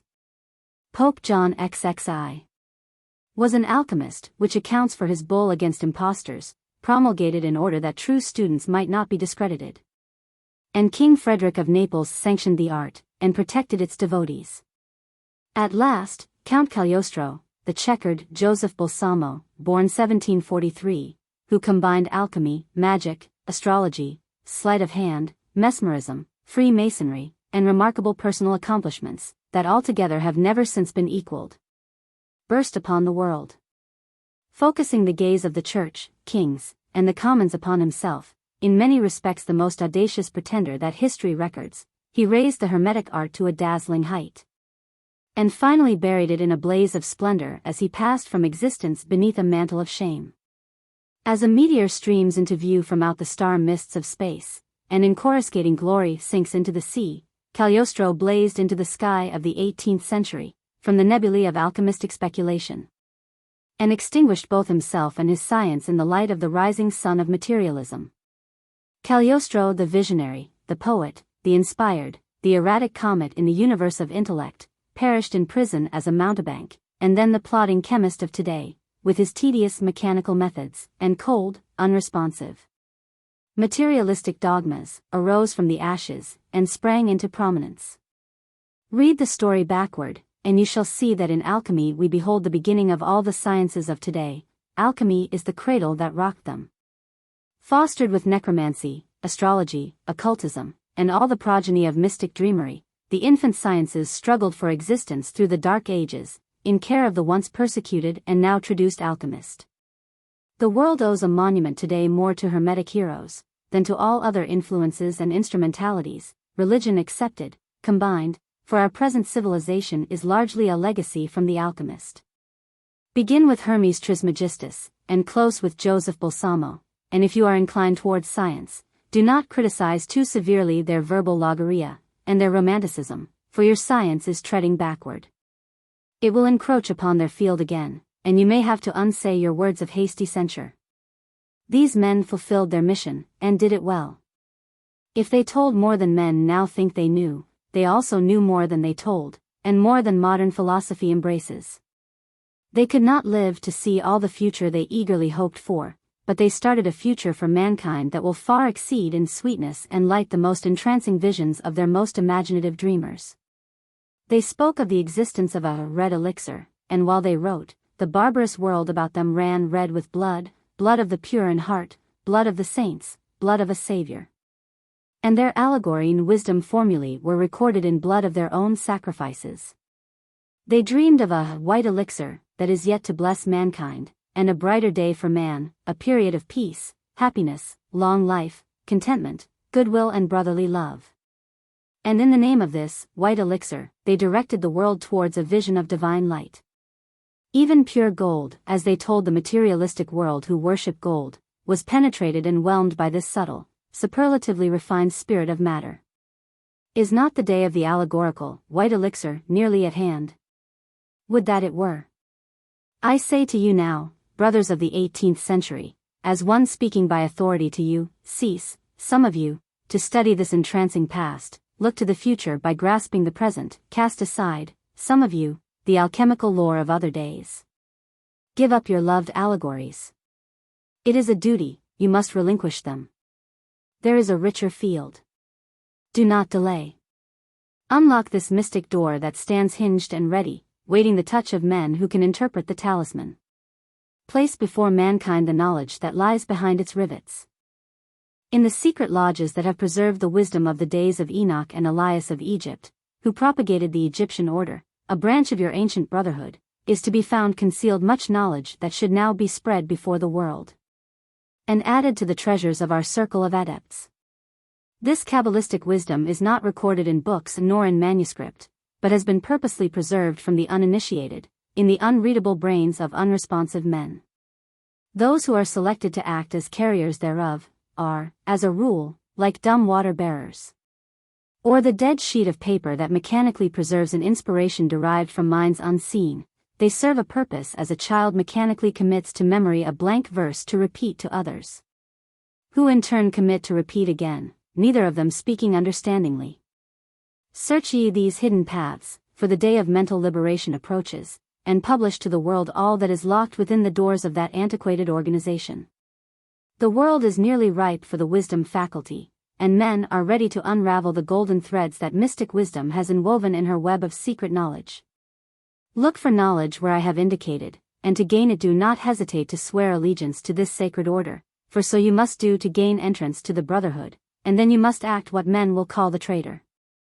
You will, however, be doing a sacred duty, for the world will profit, humanity will be the gainer, peace on earth, goodwill to man, will be closer to mankind, and at last, when the sign appears, the white elixir will no longer be allegorical. It will become a reality. In the name of the great mystic vase man, go thou into these lodges, learn of their secrets, and spread their treasures before those who can interpret them. Here this letter ended. It was evident that the writer referred to a secret society into which I could probably enter, and taking the advice, I did not hesitate, but applied at once for membership. I determined, regardless of consequence, to follow the suggestion of the unknown writer, and by so doing, for I accepted their pledges, I invited my destiny. My guest of the massive forehead paused for a moment, stroked his long, white beard, and then, after casting an inquiring glance on me, asked, "Shall I read on?" "Yes," I replied, and the man who did it proceeded as follows. Chapter 5. The writing of my confession. Having become a member of the secret society as directed by the writer of the letter I have just read, and having obtained the secrets hinted at in the mystic directions, my next desire was to find a secluded spot where, without interruption, I could prepare for publication what I had gathered surreptitiously in the lodges of the fraternity I designed to betray. This I entitled My Confession. Alas! Why did my evil genius prompt me to write it? Why did not some kind angel withhold my hand from the rash and wicked deed? All I can urge in defense or palliation is that I was infatuated by the fatal words of the letter, "You must act what men will call the traitor, but humanity will be the gainer." In a section of the state in which I resided, a certain creek forms the boundary line between two townships, and also between two counties.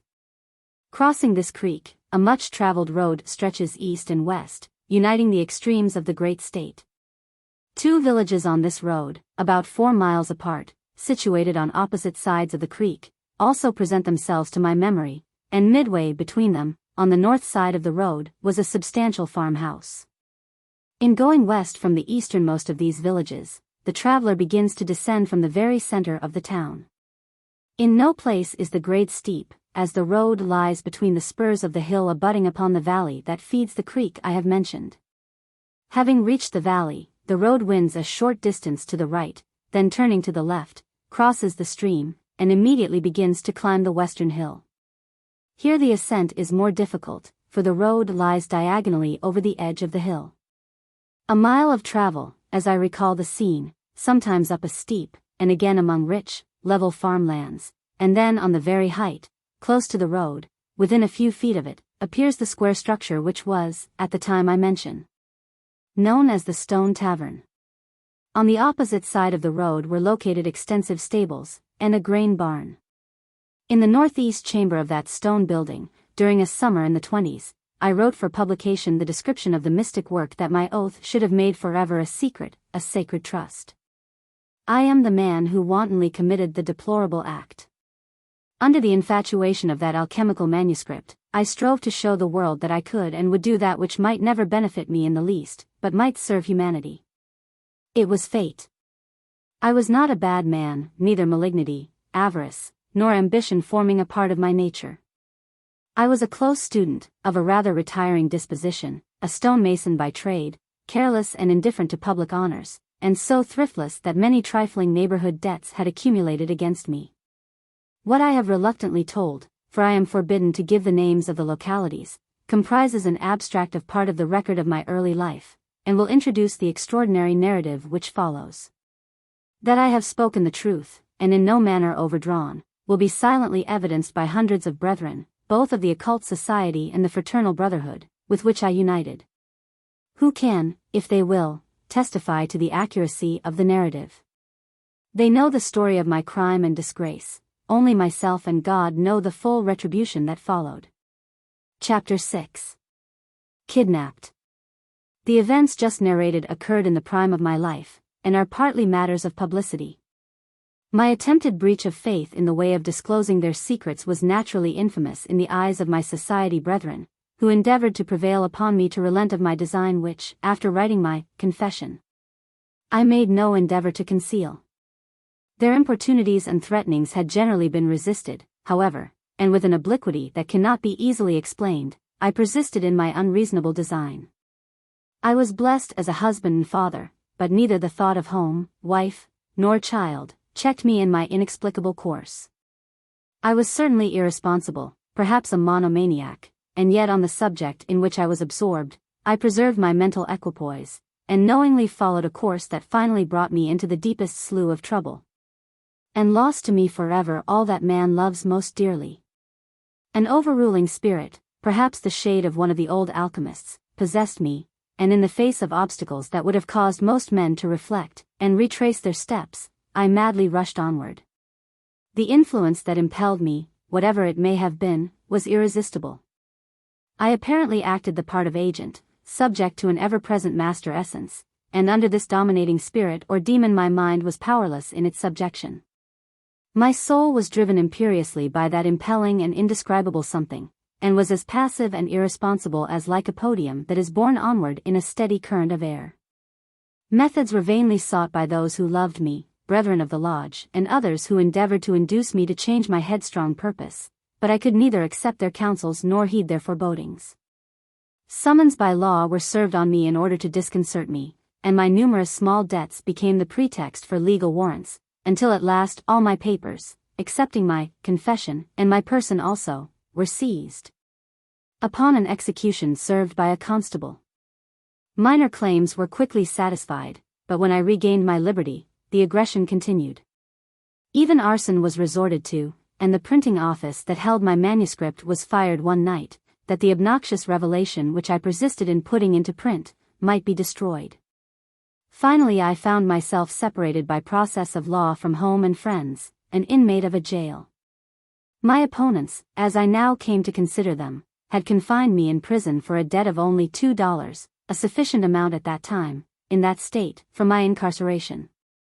Smarting under the humiliation, my spirit became still more rebellious, and I now, perhaps justly, came to view myself as a martyr.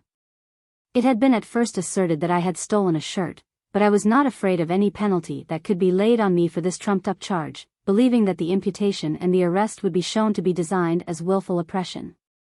Therefore it was, that when this contemptible arraignment had been swept aside, and I was freed before a justice of the peace, I experienced more than a little surprise at arrest, and at finding myself again thrown into jail.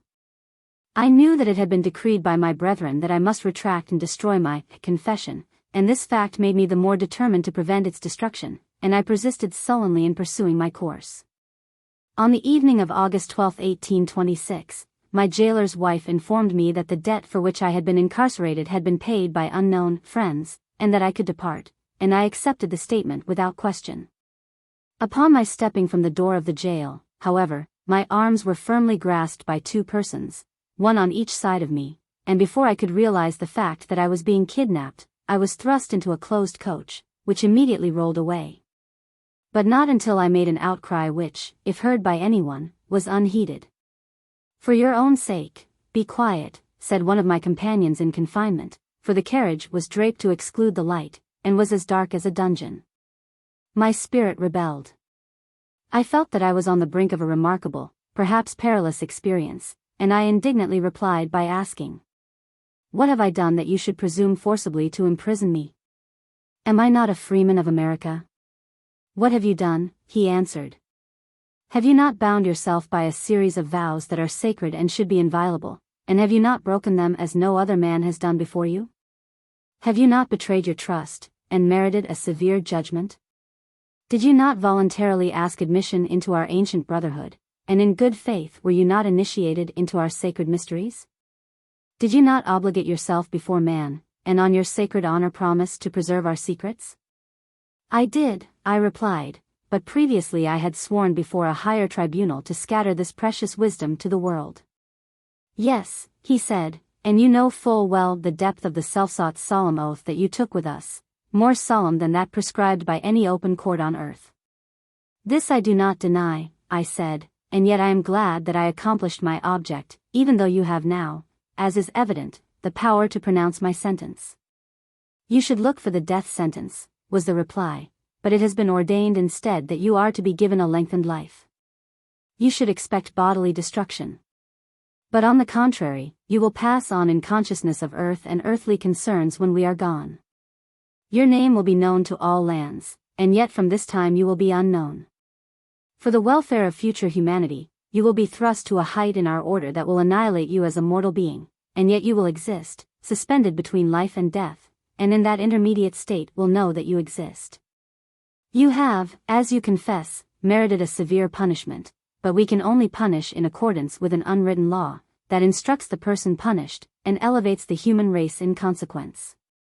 You stand alone among mortals in that you have openly attempted to give broadly to those who have not earned it, our most sacred property, a property that did not belong to you, property that you have only been permitted to handle. That has been handed from man to man from before the time of Solomon, and which belongs to no one man, and will continue to pass in this way from one to another, as a hallowed trust, until there are no men, as men now exist, to receive it. You will soon go into the shadows of darkness, and will learn many of the mysteries of life, the undeveloped mysteries that are withheld from your fellows, but which you, who have been so presumptuous and anxious for knowledge, are destined to possess and solve. You will find secrets that man, as man is now constituted, cannot yet discover, and yet which the future man must gain and be instructed in.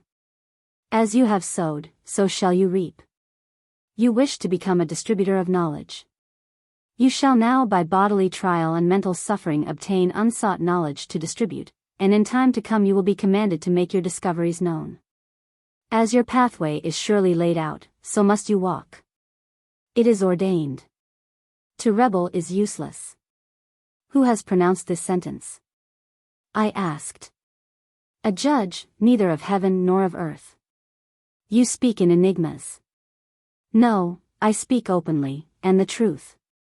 Our brotherhood is linked with the past, and clasps hands with the antediluvians.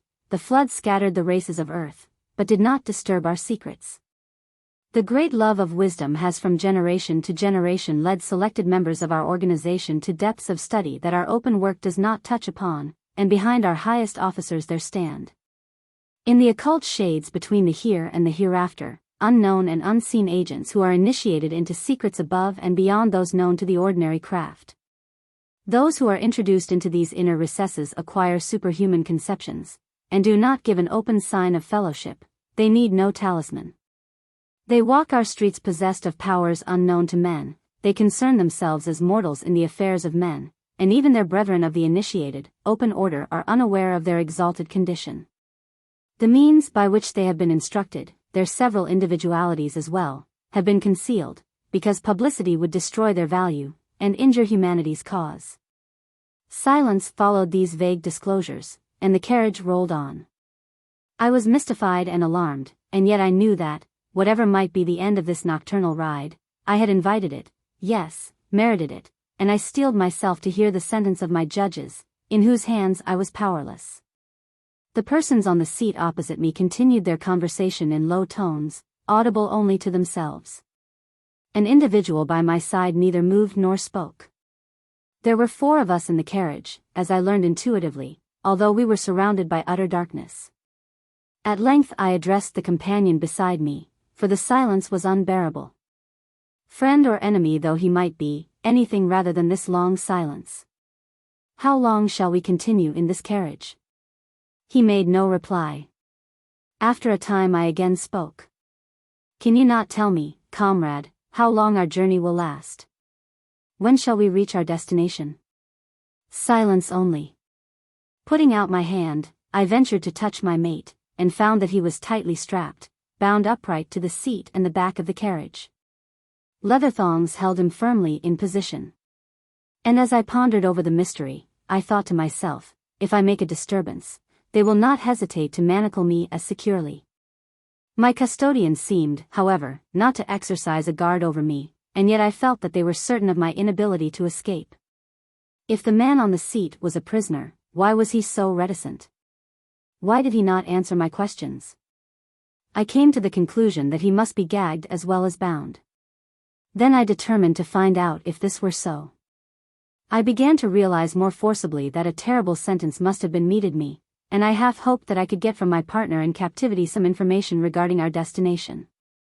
Sliding my hand cautiously along his chest, and under his chin, I intended to remove the gag from his mouth, when I felt my flesh creep, for it came in contact with the cold, rigid flesh of a corpse. The man was dead, and stiff. The shock unnerved me. I had begun to experience the results of a severe mental strain, partly induced by the recent imprisonment and extended previous persecution, and partly by the mysterious significance of the language in which I had recently been addressed.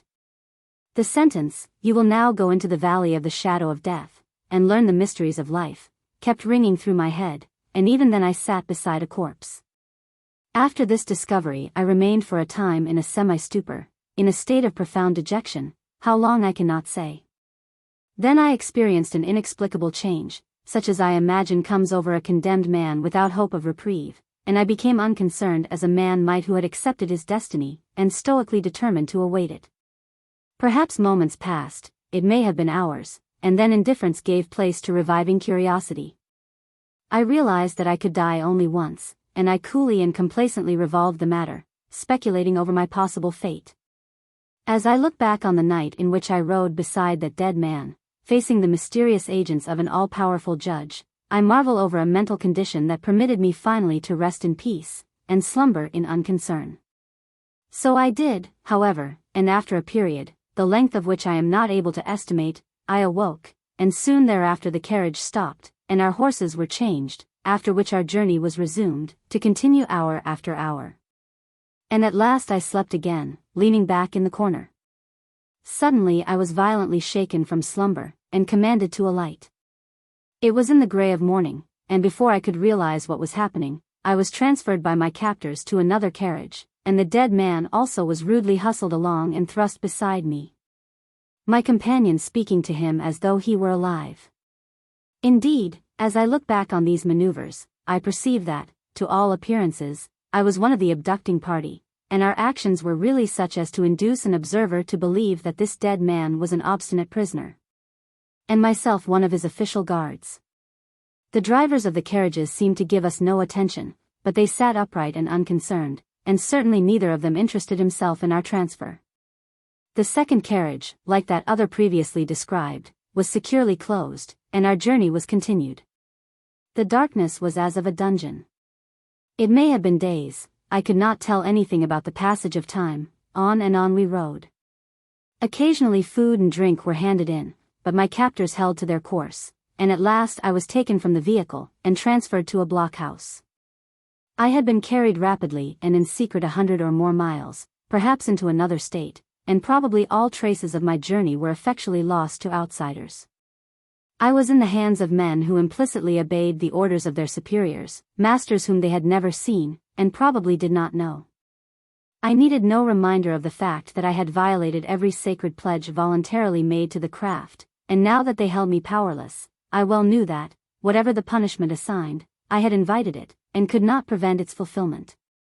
That it would be severe, I realized. That it would not be in accordance with ordinary human law, I accepted. I was taken from the vehicle, and transferred to a blockhouse. Had I not in secret, in my little room in that obscure stone tavern, engrossed on paper the mystic sentences that never before had been penned, and were unknown excepting to persons initiated into our sacred mysteries? Had I not previously, in the most solemn manner, before these words had been imparted to my keeping, sworn to keep them inviolate and secret? And had I not deliberately broken that sacred vow, and scattered the hoarded sentences broadcast? My part as a brother in this fraternal organization was that of the holder only of property that belonged to no man, that had been handed from one to another through the ages, sacredly cherished and faithfully protected by men of many tongues. Always considered a trust, a charge of honor, and never before betrayed. My crime was deep and dark. I shuddered. Come what may, I mused, reflecting over my perfidy, I am ready for the penalty, and my fate is deserved, it cannot but be a righteous one. The words of the occupant of the carriage occurred to me again and again, that one sentence kept ringing in my brain, I could not dismiss it, you have been tried, convicted, and we are of those appointed to carry out the sentence of the judges. The black silence of my lonely cell beat against me. I could feel the absence of sound, I could feel the dismal weight of nothingness, and in my solitude and distraction I cried out in anguish to the invisible judge, I am ready for my sentence, whether it be death or imprisonment for life. And still the further words of the occupant of the carriage passed through my mind, you will now go into the valley of the shadow of death, and will learn the mysteries of life. Then I slept, to awake and sleep again. I kept no note of time. It may have been days or weeks, so far as my record could determine. An attendant came at intervals to minister to my wants, always masked completely, ever silent. That I was not entirely separated from mankind, however, I felt assured, for occasionally sounds of voices came to me from without. Once I ventured to shout aloud, hoping to attract attention. But the persons whom I felt assured overheard me, paid no attention to my lonely cry.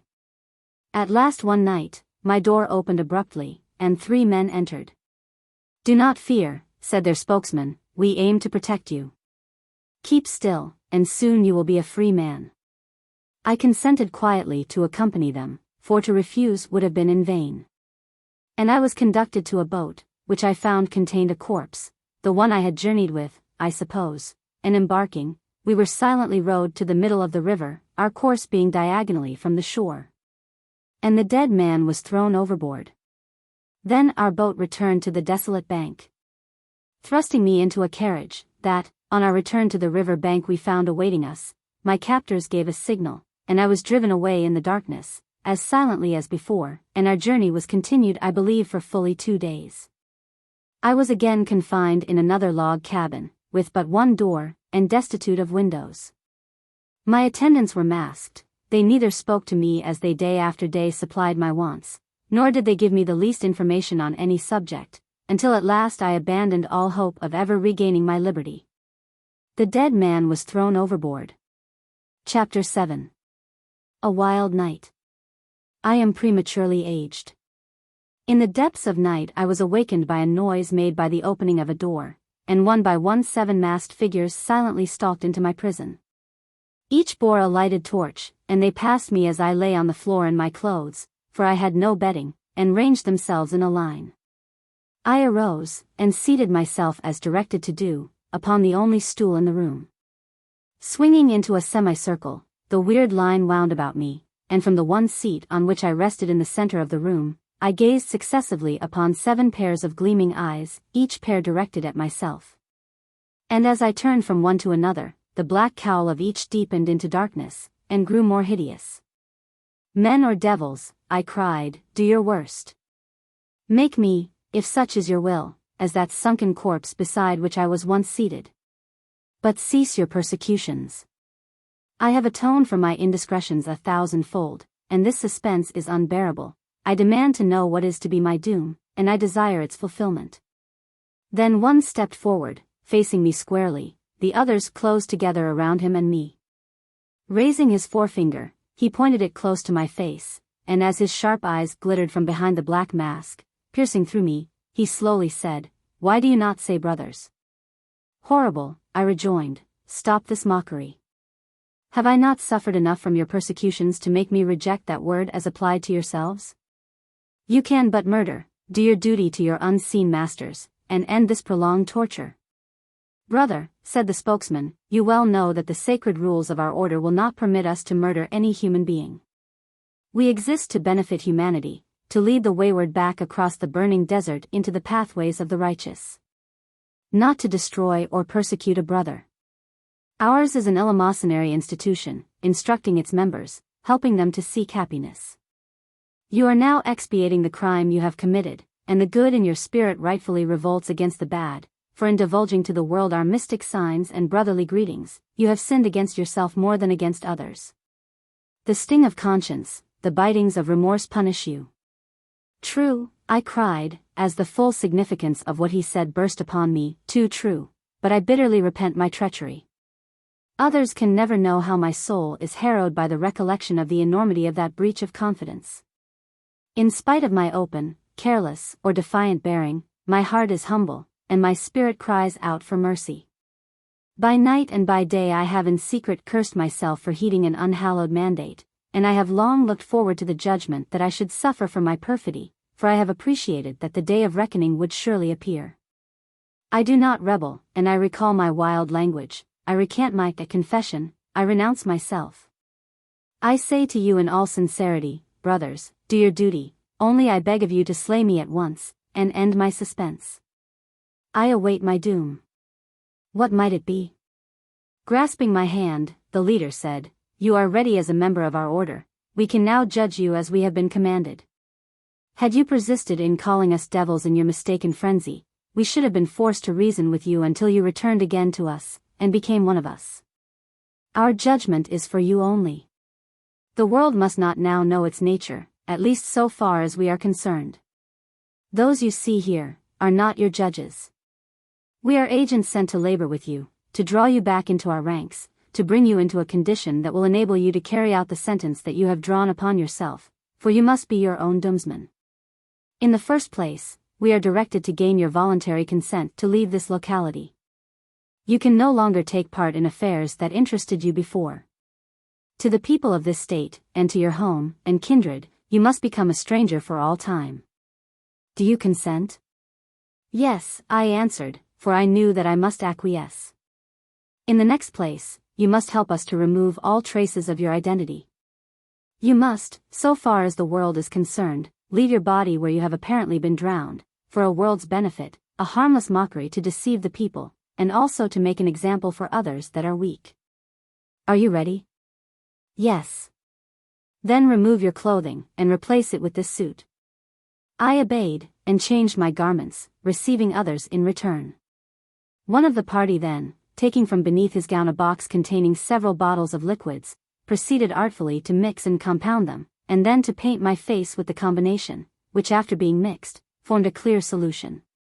Do not fear to wash, said the spokesman, the effect of this lotion is permanent enough to stay until you are well out of this state. I passed my hand over my face. It was drawn into wrinkles as a film of gelatin might have been shriveled under the influence of a strong tannin or astringent liquid. Beneath my fingers it felt like the furrowed face of a very old man, but I experienced no pain. I vainly tried to smooth the wrinkles. Immediately upon removing the pressure of my hand, the furrows reappeared. Next, another applied a colorless liquid freely to my hair and beard. He rubbed it well, and afterward wiped it dry with a towel. A mirror was thrust beneath my gaze. I started back, the transformation was complete. My appearance had entirely changed. My face had become aged and wrinkled, my hair as white as snow. I cried aloud in amazement, am I sane, is this a dream? It is not a dream. But, under methods that are in exact accordance with natural physiological laws, we have been enabled to transform your appearance from that of one in the prime of manhood into the semblance of an old man, and that, too, without impairment of your vitality. Another of the masked men opened a curious little casket that I perceived was surmounted by an alembic and other alchemical figures, and embossed with an oriental design. He drew from it a lamp which he lighted with a taper. The flame that resulted, first pale blue, then yellow, next violet and finally red, seemed to become more weird and ghastly with each mutation, as I gazed spellbound upon its fantastic changes. Then, after these transformations, it burned steadily with the final strange blood-red hue, and he now held over the blaze a tiny cup, which, in a few moments, commenced to sputter and then smoked, exhaling a curious, epipolic, semi-luminous vapor. I was commanded to inhale the vapor. A mirror was thrust beneath my gaze. I hesitated. The thought rushed upon me, now I am another person, so cleverly disguised that even my own friends would perhaps not know me. This vapor is designed to suffocate me, and my body, if found, will not now be known, and could not be identified when discovered. Do not fear, said the spokesman, as if divining my thought, there is no danger, and at once I realized, by quick reasoning, that if my death were demanded, my body might long since have been easily destroyed. And all this ceremony would have been unnecessary. I hesitated no longer, but drew into my lungs the vapor that arose from the mysterious cup, freely expanding my chest several times, and then asked, is not that enough? Despair now overcame me. My voice, no longer the full, strong tone of a man in middle life and perfect strength, squeaked and quavered, as if impaired by palsy. I had seen my image in a mirror, an old man with wrinkled face and white hair. I now heard myself speak with the voice of an octogenarian. What have you done? I cried. We have obeyed your orders. You told us you were ready to leave your own self here, and the work is complete. The man who entered has disappeared. If you should now stand in the streets of your village home, and cry to your former friends, it is I, for whom you seek, they would smile, and call you a madman. Know, continued the voice, that there is in Eastern metaphysical lore, more true philosophy than is embodied in the sciences of today, and that by means of the ramifications of our order it becomes possible, when necessary, for him who stands beyond the inner and upper worshipful master, to draw these treasures from the occult wisdom possessions of Oriental sages who forget nothing and lose nothing. Have we not been permitted to do his bidding well? Yes, I squeaked, and I wish that you had done it better.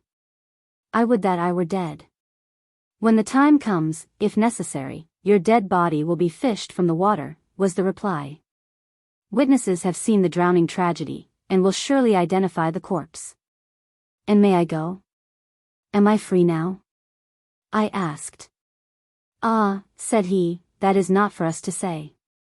Our part of the work is fulfilled, and we can return to our native lands, and resume again our several studies. So far as we are concerned, you are free, but we have been directed to pass you over to the keeping of others who will carry forward this judgment. There is another step. Tell me, I cried, once more desponding, tell me the full extent of my sentence. That is not known to us, and probably is not known to any one man. So far as the members of our order are concerned, you have now vanished. When you leave our sight this night, we will also separate from one another. We shall know no more of you and your future than will those of our working order who live in this section of the country. We have no personal acquaintance with the guide that has been selected to conduct you farther, and who will appear in due season, and we make no surmise concerning the result of your journey, only we know that you will not be killed. For you have a work to perform, and will continue to exist long after others of your age are dead.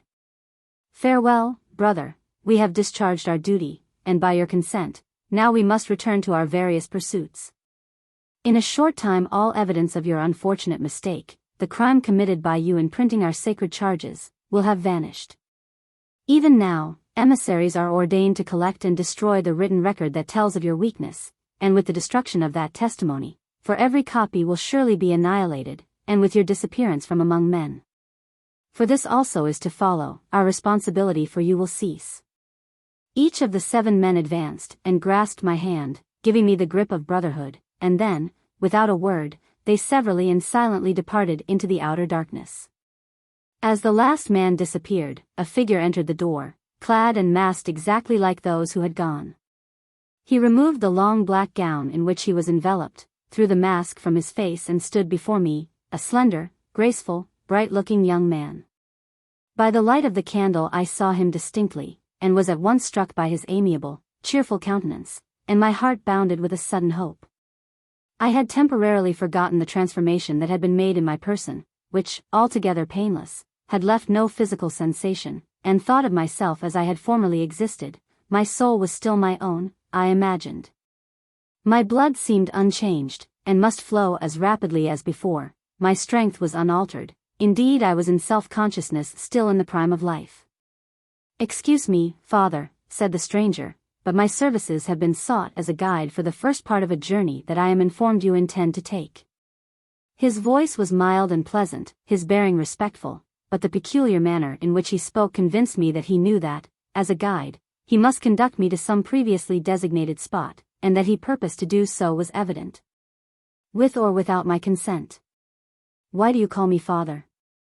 I attempted to say, but as the first few words escaped my lips, the recollection of the events of the night rushed upon me, for instead of my own, I recognized the piping voice of the old man I had now become, and my tongue faltered.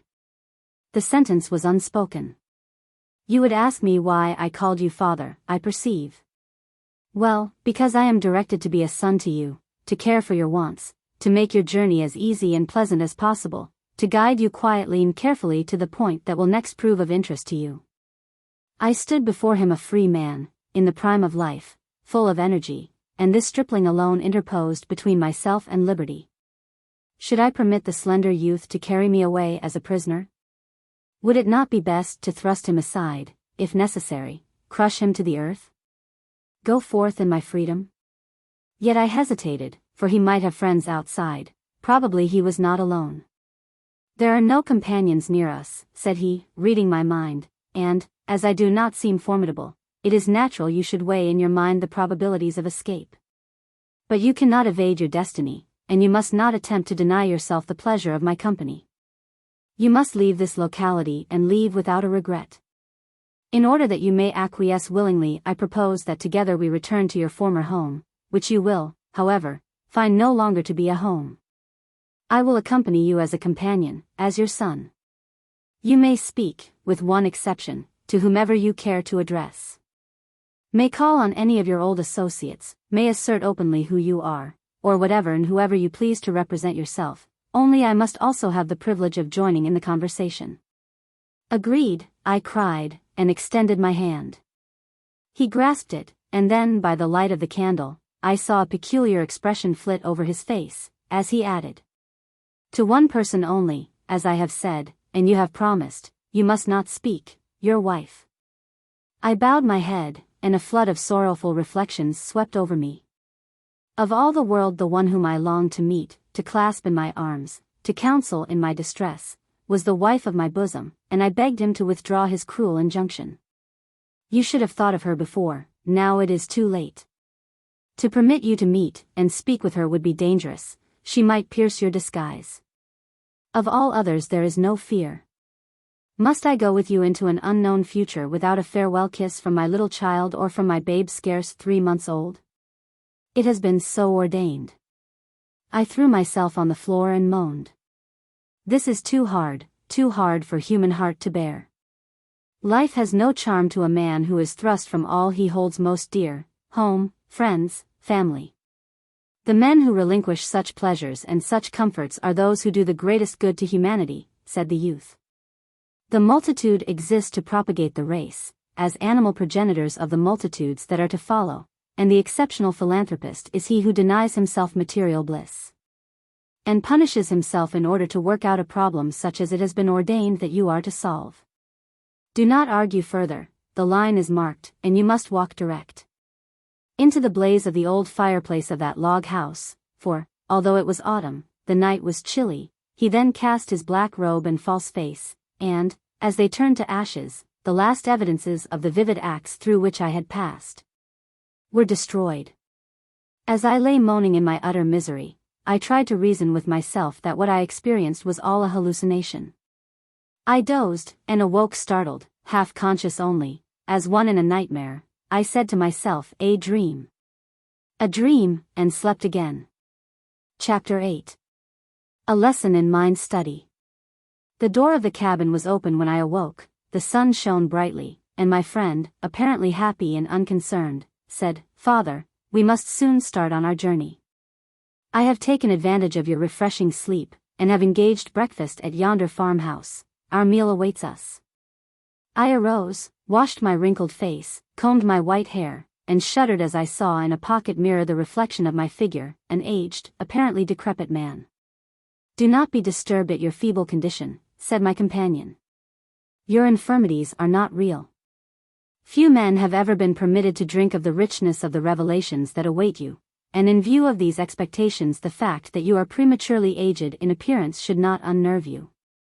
Be of good heart, and when you say the word, we will start on our journey, which will begin as soon as you have said farewell to former friends and acquaintances." I made no reply, but silently accompanied him, for my thoughts were in the past, and my reflections were far from pleasant.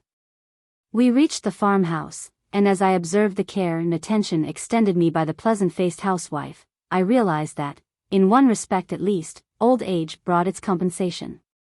After breakfast a man appeared from the farmer's barn, driving a team of horses attached to an open spring wagon which, in obedience to the request of my guide, I entered, accompanied by my young friend, who directed that we be driven toward the village from which I had been abducted.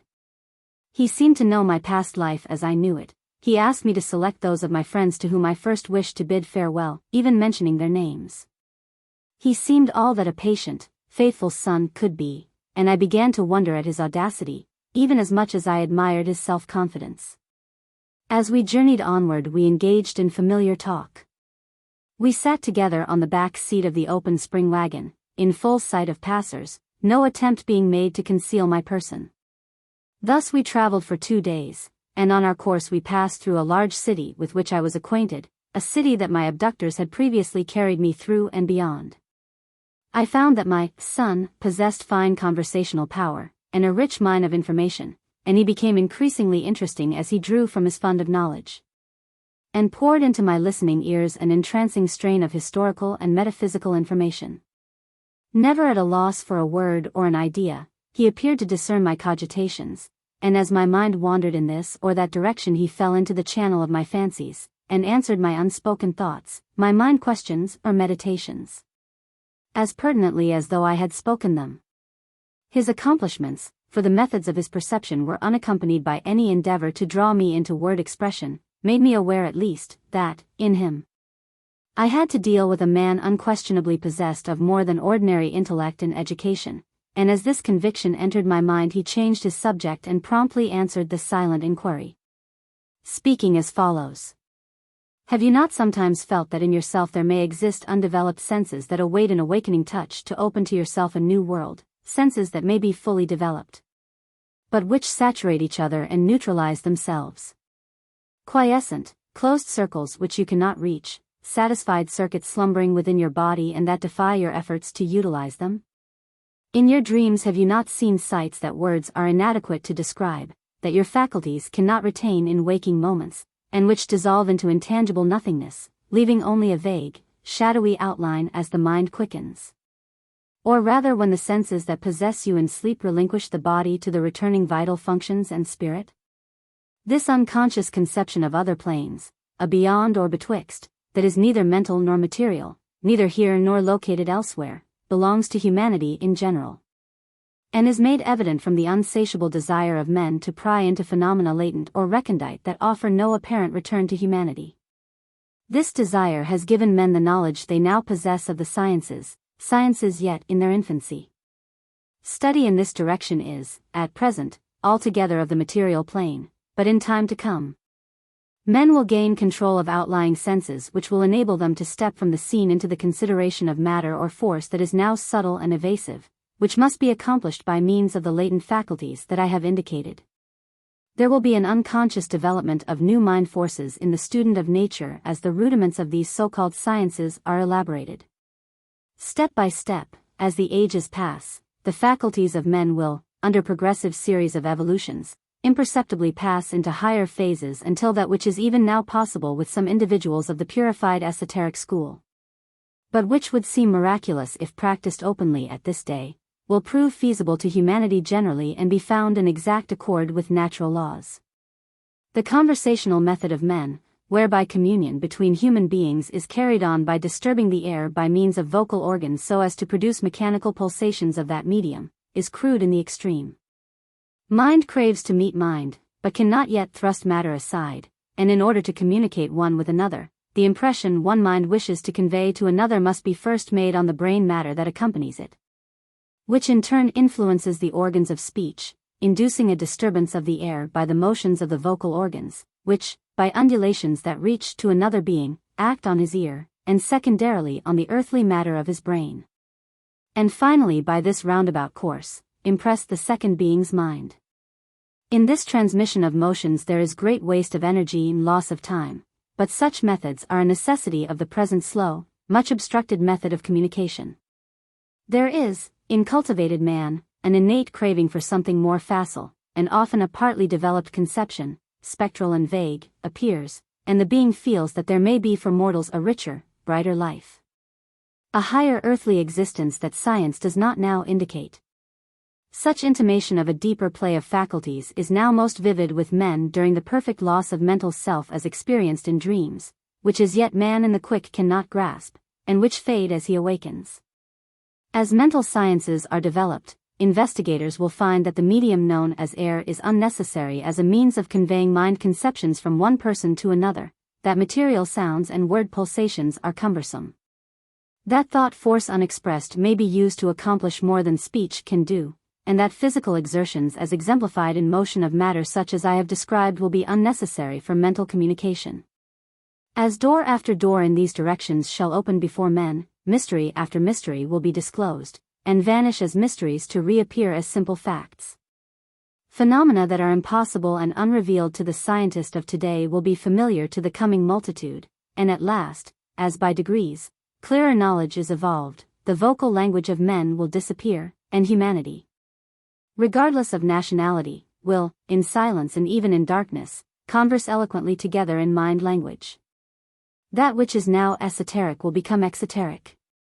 Then mind will meet mind as my mind now impinges on your own, and, in reply to your unuttered question regarding my apparently unaccountable powers of perception, I say they are perfectly natural, but while I can read your thoughts, because of the fact that you cannot reciprocate in this direction, I must use my voice to impress your mind. You will know more of this, however, at a future day, for it has been ordained that you are to be educated with an object that is now concealed. At present you are interested mainly in the affairs of life as you know them, and cannot enter into these purer spheres. We are approaching one of your former friends, and it may be your pleasure to ask him some questions and to bid him farewell. Chapter 9. I cannot establish my identity. In surprise I perceived coming towards us a light spring wagon, in which rode one of my old acquaintances. Pleasure at the discovery led me to raise my hat, wave it around my head, and salute him even at the considerable distance that then separated us. I was annoyed at the look of curiosity that passed over his countenance, and not until the two vehicles had stopped side by side did it occur to me that I was unrecognized. I had been so engrossed in my companion's revelations, that I had forgotten my unfortunate physical condition. I stretched out my hand, I leaned over almost into the other vehicle, and earnestly said, "Do you not know me? Only a short time ago we sat and conversed side by side." A look of bewilderment came over his features. "I have never seen you that I can recall," he answered. My spirit sank within me. Could it be possible that I was really so changed? I begged him to try and recall my former self, giving my name. "I am that person," I added, but he, with an expression of countenance that told as plainly as words could speak that he considered me deranged, touched his horse, and drove on. My companion broke the awkward silence. "Do you know that I perceived between you two men an unconscious display of mind language, especially evident on your part? You wished with all the earnestness of your soul to bring yourself as you formerly appeared, before that man, and when it proved impossible, without a word from him, his mind exhibited itself to your more earnest intellect. And you realized that he said to himself, 'This person is a poor lunatic.' He told you his thoughts in mind language, as plainly as words could have spoken, because the intense earnestness on your part quickened your perceptive faculties, but he could not see your mental state. And the pleading voice of the apparent stranger before him could not convince the unconcerned lethargic mind within him. I observed, however, in addition to what you noticed, that he is really looking for you. That is the object of his journey, and I learn that in every direction men are now spreading the news that you have been kidnapped and carried from your jail. However, we shall soon be in the village, and you will then hear more about yourself." We rode in silence while I meditated on my remarkable situation. I could not resign myself without a struggle to my approaching fate, and I felt even yet a hope, although I seemed powerless in the hands of destiny. Could I not, by some method, convince my friends of my identity? I determined, forgetting the fact that my guide was even then reading my mind, that upon the next opportunity one would pursue a different course. "It will not avail," my companion replied. "You must do one of two things: you will voluntarily go with me, or you will involuntarily go to an insane asylum." Neither you nor I could by any method convince others that the obviously decrepit old man beside me was but yesterday hale, hearty, young and strong. You will find that you cannot prove your identity, and as a friend, one of the great brotherhood to which you belong, a craft that deals charitably with all men and all problems, I advise you to accept the situation as soon as possible after it becomes evident to your mind that you are lost to former affiliations, and must henceforth be a stranger to the people whom you know. Take my advice, and cease to regret the past and cheerfully turn your thoughts to the future. On one side of you the lunatic asylum is open, on the other, a journey into an unknown region, beyond the confines of any known country. On the one hand, imprisonment and subjection, perhaps abuse and neglect. On the other, liberation of soul, evolution of faculty, and a grasping of superior knowledge that is denied most men, yes, withheld from all but a few persons of each generation, for only a few, unknown to the millions of this world's inhabitants, have passed over the road you are to travel. Just now you wish to meet your jailer of a few hours ago. It is a wise conclusion, and if he does not recognize you, I ask in sincerity, who will be likely to do so? We will drive straight to his home, but here he comes. Indeed, we were now in the village, where my miserable journey began, and perhaps by chance, it seems that it could not have been otherwise, my former jailer actually approached us. "If you please," said my companion, "I will assist you to alight from the wagon, and you may privately converse with him." Our wagon stopped, my guide opened a conversation with the jailer, saying that his friend wished to speak with him, and then assisted me to alight and retired a distance. I was vexed at my infirmities, which embarrassed me most exasperatingly, but which I knew were artificial. My body appeared unwilling although my spirit was anxious. But do what I could to control my actions, I involuntarily behaved like a decrepit old man. However, my mind was made up, this attempt to prove my personality should be the last. Failure now would prove the turning point, and I would go willingly with my companion upon the unknown journey if I could not convince the jailer of my identity. Straightening myself before the expectant jailer, who, with a look of inquisitiveness, regarded me as a stranger, I asked if he knew my former self, giving my name. "That I do," he replied, "and if I could find him at this moment I would be relieved of a load of worry." "Would you surely know him if you met him?" I asked. "Assuredly," he replied. "And if you bring tidings of his whereabouts, as your bearing indicates, speak, that I may rid myself of suspicion and suspense." Calling the jailer by name, I asked him if my countenance did not remind him of the man he wished to find. "Not at all." "Listen, does not my voice resemble that of your escaped prisoner?" "Not in the least." "I am the man you seek." With a violent effort I drew my form as straight as possible, and stood upright before him, with every facial muscle strained to its utmost, in a vain endeavor to bring my wrinkled countenance to its former smoothness.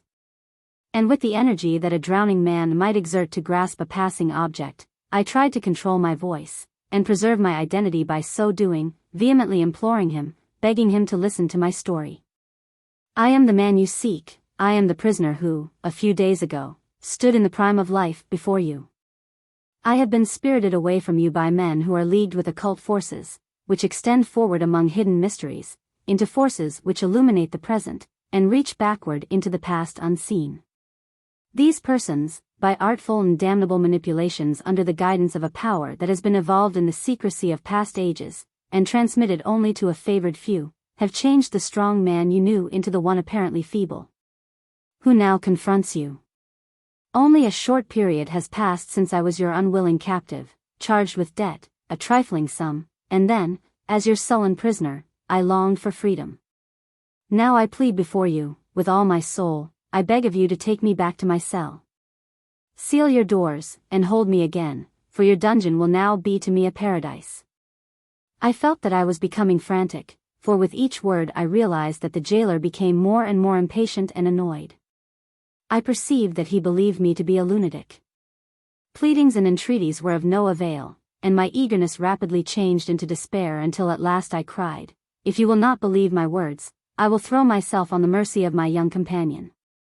I ask you to consider his testimony, and if he says that I am not what I assert myself to be, I will leave my home and country, and go with him quietly into the unknown future." He turned to depart, but I threw myself before him, and beckoned the young man who, up to this time, had stood aloof in respectful silence. He came forward, and addressing the jailer, called him by name, and corroborated my story. Yes, strange as it sounded to me, he reiterated the substance of my narrative as I had repeated it.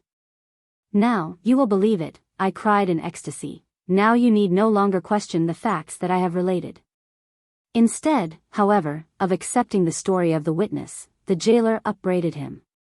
"This is a preconcerted arrangement to get me into ridicule or further trouble. You two have made up an incredible story that on its face is fit only to be told to men as crazy or designing as yourselves. This young man did not even overhear your conversation with me, and yet he repeats his lesson without a question from me as to what I wish to learn of him. He can see our minds," I cried in despair. "Crazier than I should have believed from your countenance," the jailer replied.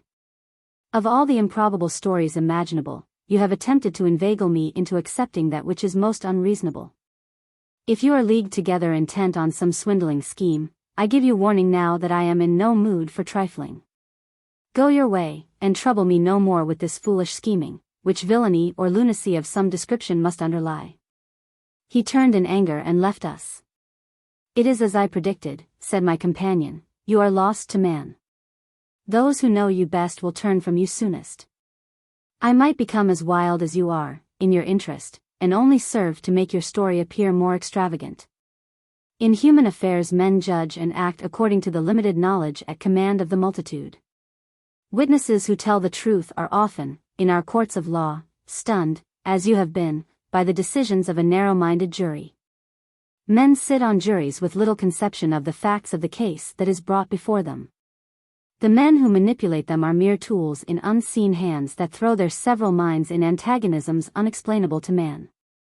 The judge is unconsciously often a tool of his own errors or those of others. One learned judge unties what another has fastened, each basing his views on the same testimony, each rendering his decision in accordance with law derived from the same authority. Your case is that condition of mind that men call lunacy. You can see much that is hidden from others because you have become acquainted with facts that their narrow education forbids them to accept, but, because the majority is against you, they consider you mentally unbalanced. The philosophy of men does not yet comprehend the conditions that have operated on your person, and as you stand alone, although in the right, all men will oppose you, and you must submit to the views of a misguided majority. In the eyes of a present generation you are crazy.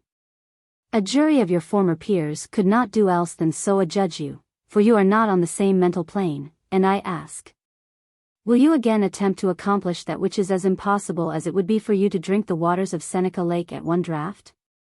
Go to those men and propose to drain that lake at one gulp, and you will be listened to as seriously as when you beg your former comrades to believe that you are another person than what you seem.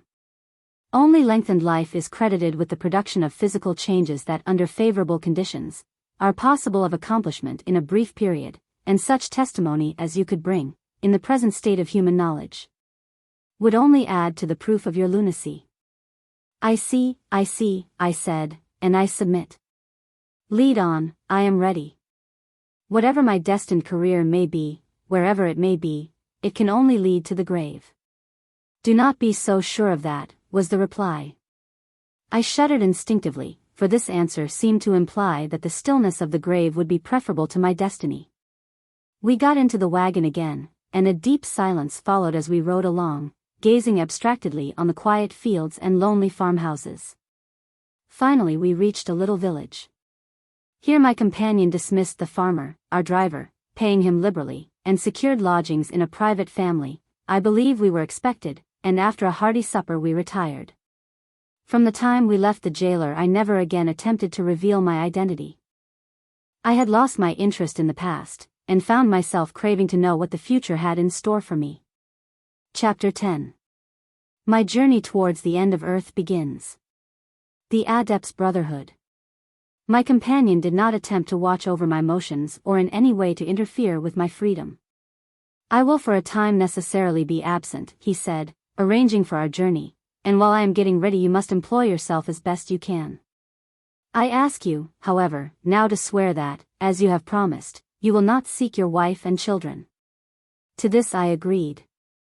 "Hold up your hand," he said, and I repeated after him, "All this I most solemnly and sincerely promise and swear, with a firm and steadfast resolution to keep and perform my oath, without the least equivocation, mental reservation or self-evasion whatever." "That will answer, see that you keep your oath this time," he said, and he departed. Several days were consumed before he returned, and during that time I was an inquisitive and silent listener to the various conjectures others were making regarding my abduction, which event was becoming of general interest. Some of the theories advanced were quite near the truth, others wild and erratic. How preposterous it seemed to me that the actor himself could be in the very seat of the disturbance, willing, anxious to testify, ready to prove the truth concerning his position, and yet unable even to obtain a respectful hearing from those most interested in his recovery. Men gathered together discussing the outrage, women, children, even, talked of little else, and it was evident that the entire country was aroused. New political issues took their rise from the event, but the man who was the prime cause of the excitement was for a period a willing and unwilling listener, as he had been a willing and unwilling actor in the tragedy. One morning my companion drove up in a light carriage, drawn by a span of fine, spirited, black horses. "We are ready now," he said, and my unprecedented journey began. Wherever we stopped, I heard my name mentioned. Men combined against men, brother was declaiming against brother, neighbor was against neighbor, everywhere suspicion was in the air. "The passage of time alone can quiet these people," said I. "The usual conception of the term time, an indescribable something flowing at a constant rate, is erroneous," replied my comrade. "Time is humanity's best friend, and should be pictured as a ministering angel, instead of a skeleton with hourglass and scythe. Time does not fly, but is permanent and quiescent, while restless, force-impelled matter rushes onward. Force and matter fly, time reposes. At our birth we are wound up like a machine, to move for a certain number of years, grating against time. We grind against that complacent spirit, and we're not time but ourselves away. We hold within ourselves a certain amount of energy, which, an evanescent form of matter, is the opponent of time. Time has no existence with inanimate objects. It is a conception of the human intellect. Time is rest, perfect rest, tranquility such as man never realizes unless he becomes a part of the sweet silences toward which human life and human mind are drifting. So much for time. Now for life. Disturbed energy in one of its forms, we call life, and this life is the great enemy of peace, the opponent of steadfast perfection. Pure energy, the soul of the universe, permeates all things with which man is now acquainted, but when at rest is imperceptible to man, while disturbed energy, according to its condition, is apparent either as matter or as force. A substance or material body is a manifestation resulting from a disturbance of energy. The agitating cause removed, the manifestations disappear, and thus a universe may be extinguished, without unbalancing the cosmos that remains. The worlds known to man are conditions of abnormal energy moving on separate planes through what men call space. They attract to themselves bodies of similar description, and thus influence one another. They have each a separate existence, and are swayed to and fro under the influence of the various disturbances in energy common to their rank or order, which we call forms of forces. Unsettled energy also assumes numerous other expressions that are unknown to man, but which in all perceptible forms is characterized by motion. Pure energy cannot be appreciated by the minds of mortals. There are invisible worlds besides those perceived by us in our planetary system, unreachable centers of ethereal structure about us that stand in a higher plane of development than earthly matter, which is a gross form of disturbed energy. There are also lower planes. Man's acquaintance with the forms of energy is the result of his power of perceiving the forms of matter of which he is a part. Heat, light, gravitation, electricity and magnetism are ever present in all perceivable substances, and, although purer than earth, they are still manifestations of absolute energy, and for this reason are sensible to men, but more evanescent than material bodies. Perhaps you can conceive that if these disturbances could be removed, matter or force would be resolved back into pure energy, and would vanish. Such a dissociation is an ethereal existence, and as pure energy the life spirit of all material things is neither cold nor hot, heavy nor light, solid, liquid nor gaseous. Men cannot, as mortals now exist, see, feel, smell, taste, or even conceive of it. It moves through space as we do through it, a world of itself as transparent to matter as matter is to it, insensible but ever present, a reality to higher existences that rest in other planes, but not to us an essence subject to scientific test, nor an entity. Of these problems and their connection with others in the unseen depths beyond, you are not yet in a position properly to judge. But before many years a new sense will be given you, or a development of latent senses by the removal of those more gross, and a partial insight into an unsuspected unseen, into a realm to you at present unknown. It has been ordained that a select few must from time to time pass over the threshold that divides a mortal's present life from the future, and your lot has been cast among the favored ones. It is or should be deemed a privilege to be permitted to pass farther than human philosophy has yet gone, into an investigation of the problems of life. This I say to encourage you. We have in our order a handful of persons who have received the accumulated fruits of the close attention others have given to these subjects, which have been handed to them by the generations of men who have preceded. You are destined to become as they are. This study of semi-occult forces has enabled those selected for the work to master some of the concealed truths of being, and by the partial development of a new sense or new senses, partly to triumph over death. These facts are hidden from ordinary man, and from the earth-bound workers of our brotherhood, who cannot even interpret the words they learn. The methods by which they are elucidated have been locked from man because the world is not prepared to receive them, selfishness being the ruling passion of debased mankind, and publicity, until the chain of evidence is more complete, would embarrass their further evolutions, for man as yet lives on the selfish plane. Do you mean that, among men, there are a few persons possessed of powers such as you have mentioned? Yes. They move here and there through all orders of society, and their attainments are unknown, except to one another, or, at most, to but few persons. These adepts are scientific men, and may not even be recognized as members of our organization. Indeed, it is often necessary, for obvious reasons, that they should not be known as such. These studies must constantly be prosecuted in various directions, and some monitors must teach others to perform certain duties that are necessary to the grand evolution. Hence, when a man has become one of our brotherhood, from the promptings that made you one of us, and has been as ready and determined to instruct outsiders in our work as you have been, it is proper that he should in turn be compelled to serve our people, and eventually, mankind. Am I to infer from this, I exclaimed, a sudden light breaking upon me, that the alchemistic manuscript that led me to the fraternity to which you are related may have been artfully designed to serve the interest of that organization? To this question I received no reply. After an interval, I again sought information concerning the order, and with more success. I understand that you propose that I shall go on a journey of investigation for the good of our order and also of humanity. True. It is necessary that our discoveries be kept alive, and it is essential that the men who do this work accept the trust of their own accord. He who will not consent to add to the common stock of knowledge and understanding, must be deemed a drone in the hive of nature, but few persons, however, are called upon to serve as you must serve. Men are scattered over the world with this object in view, and are unknown to their families or even to other members of the order. They hold in solemn trust our sacred revelations, and impart them to others as is ordained, and thus nothing perishes, eventually humanity will profit. Others, as you soon will be doing, are now exploring assigned sections of this illimitable field, accumulating further knowledge. And they will report results to those whose duty it is to retain and formulate the collected sum of facts and principles. So it is that, unknown to the great body of our brotherhood, a chosen number, under our esoteric teachings, are gradually passing the dividing line that separates life from death, matter from spirit. For we have members who have mastered these problems.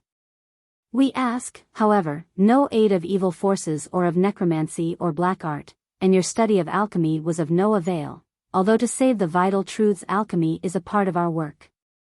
We proceed in exact accordance with natural laws, which will yet be known to all men. Sorrow, suffering, pain of all descriptions, are enemies to the members of our order, as they are to mankind broadly. And we hope in the future so to control the now hidden secrets of nature as to be able to govern the antagonistic disturbances in energy with which man now is everywhere thwarted, to subdue the physical enemies of the race. To affiliate religious and scientific thought, cultivating brotherly love, the foundation and capstone, the cement and union of this ancient fraternity. And am I really to take an important part in this scheme? Have I been set apart to explore a section of the unknown for a bit of hidden knowledge, and to return again? This I will say, he answered, evading a direct reply, you have been selected for a part that 1 in 1,000 has been required to undertake. You are to pass into a field that will carry you beyond the present limits of human observation. This much I have been instructed to impart to you in order to nerve you for your duty. I seem to be a young man, really I am aged. You seem to be infirm and old, but you are young. Many years ago, cycles ago as men record time, I was promoted to do a certain work because of my zealous nature. Like you, I also had to do penance for an error. I disappeared, as you are destined to do, from the sight of men. I regained my youth. Yours has been lost forever, but you will regain more than your former strength. We shall both exist after this generation of men has passed away, and shall mingle with generations yet to be born, for we shall learn how to restore our youthful vigor, and will supply it time and again to earthly matter. Rest assured also that the object of our labors is of the most laudable nature, and we must be upheld under all difficulties by the fact that multitudes of men who are yet to come will be benefited thereby. Chapter 11. My journey continues. Instinct. It is unnecessary for me to give the details of the first part of my long journey. My companion was guided by a perceptive faculty that, like the compass, enabled him to keep in the proper course. He did not question those whom we met, and made no endeavor to maintain a given direction, and yet he was traveling in a part of the country that was new to himself. I marveled at the accuracy of his intuitive perception, for he seemed never to be at fault. When the road forked, he turned to the right or the left in a perfectly careless manner, but the continuity of his course was never interrupted. I began mentally to question whether he could be guiding us aright, forgetting that he was reading my thoughts, and he answered, there is nothing strange in this self-directive faculty. Is not man capable of following where animals lead? One of the objects of my special study has been to ascertain the nature of the instinct power of animals, the sagacity of brutes. The carrier pigeon will fly to its cote across hundreds of miles of strange country. The young pig will often return to its pen by a route unknown to it. The sluggish tortoise will find its home without a guide, without seeing a familiar object. Cats, horses and other animals possess this power, which is not an unexplainable instinct, but a natural sense better developed in some of the lower creatures than it is in man. The power lies dormant in man, but exists, nevertheless. If we develop one faculty we lose acuteness in some other power. Men have lost in mental development in this particular direction while seeking to gain in others. If there were no record of the fact that light brings objects to the recognition of the mind through the agency of the eye, the sense of sight in an animal would be considered by men devoid of it as adaptability to extraordinary circumstances. Or instinct. So it is that animals often see clearly where to the sense of man there is only darkness. Such sight is not irresponsive action without consciousness of a purpose. Man is not very magnanimous. Instead of giving credit to the lower animals for superior perception in many directions, he denies to them the conscious possession of powers imperfectly developed in mankind. We egotistically aim to raise ourselves, and do so in our own estimation by clothing the actions of the lower animals in a garment of irresponsibility. Because we cannot understand the inwardness of their power, we assert that they act by the influence of instinct. The term instinct, as I would define it, is an expression applied by men to a series of senses which man possesses, but has not developed. The word is used by man to characterize the mental superiority of other animals in certain directions where his own senses are defective. Instead of crediting animals with these, to them, invaluable faculties, man conceitedly says they are involuntary actions. Ignorant of their mental status, man is too arrogant to admit that lower animals are superior to him in any way. But we are not consistent. Is it not true that in the direction in which you question my power, some men by cultivation often become expert beyond their fellows? And such men have also given very little systematic study to subjects connected with these undeniable mental qualities. The hunter will hold his course in utter darkness, passing inequalities in the ground, and avoiding obstructions he cannot see. The fact of his superiority in this way, over others, is not questioned, although he cannot explain his methods nor understand how he operates. His quickened sense is often as much entitled to be called instinct as is the divining power of the carrier pigeon. If scholars would cease to devote their entire energies to the development of the material, artistic, or scientific part of modern civilization, and turn their attention to other forms of mental culture, many beauties and powers of nature now unknown would be revealed. However, this cannot be, for under existing conditions, the strife for food and warmth is the most important struggle that engages mankind, and controls our actions. In a time that is surely to come, however, when the knowledge of all men is united into a comprehensive whole, the book of life, illuminated thereby, will contain many beautiful pages that may be easily read, but which are now not suspected to exist. The power of the magnet is not uniform. Engineers know that the needle of the compass inexplicably deviates from time to time as a line is run over the Earth's surface, but they also know that aberrations of the needle finally correct themselves. The temporary variations of a few degrees that occur in the running of a compass line are usually overcome after a time, and without a change of course, the disturbed needle swerves back, and again points to the calculated direction, as is shown by the vernier. Should I err in my course, it would be by a trifle only, and we could not go far astray before I would unconsciously discover the true path. I carry my magnet in my mind. Many such dissertations or explanations concerning related questions were subsequently made in what I then considered a very impressive, though always unsatisfactory, manner.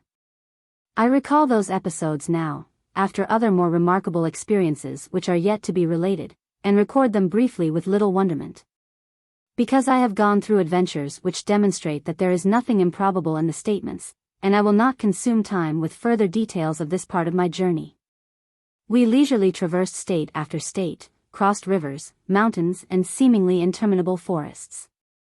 The ultimate object of our travels, a location in Kentucky, I afterward learned, led my companion to guide me by a roundabout course to Wheeling, Virginia, by the usual mountain roads of that day, instead of going, as he might perhaps have much more easily done, via Buffalo and the lake shore to northern Ohio, and then southerly across the country.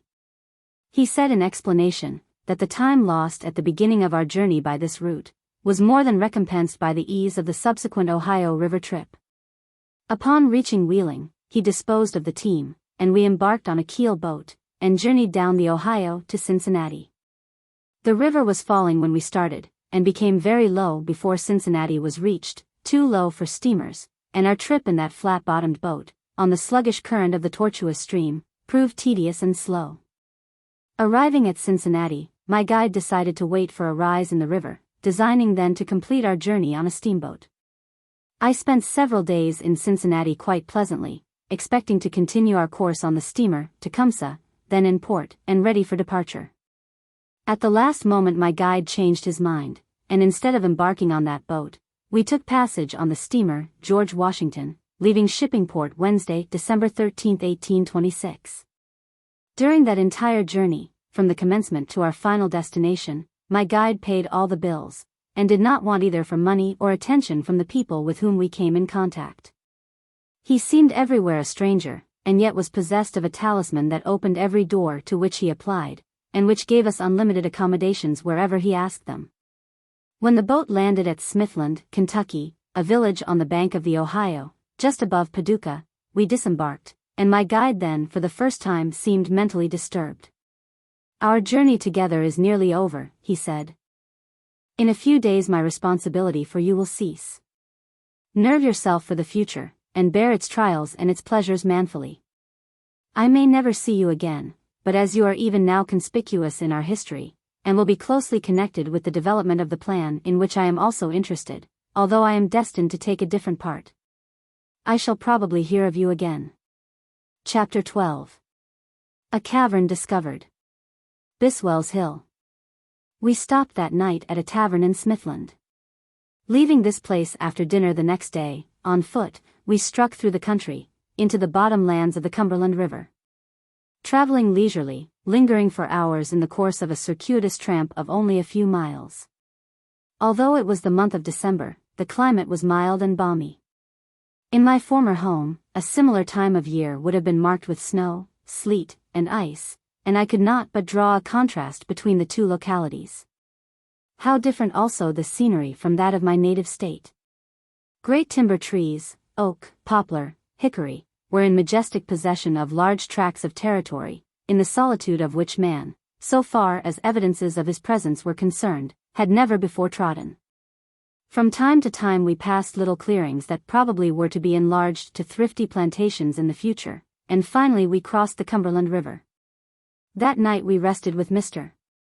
Joseph Watts, a wealthy and cultured landowner, who resided on the river's bank. After leaving his home the next morning, we journeyed slowly, very slowly, my guide seemingly passing with reluctance into the country. He had become a very pleasant companion, and his conversation was very entertaining. We struck the sharp point of a ridge the morning we left Mr. Watts' hospitable house. It was 4 or 5 miles distant, but on the opposite side of the Cumberland, from Smithland. Here a steep bluff broke through the bottom land to the river's edge, the base of the bisected point being washed by the Cumberland River, which had probably cut its way through the stony mineral of this ridge in ages long past. We climbed to its top and sat upon the pinnacle, and from that point of commanding observation I drank in the beauties of the scene around me.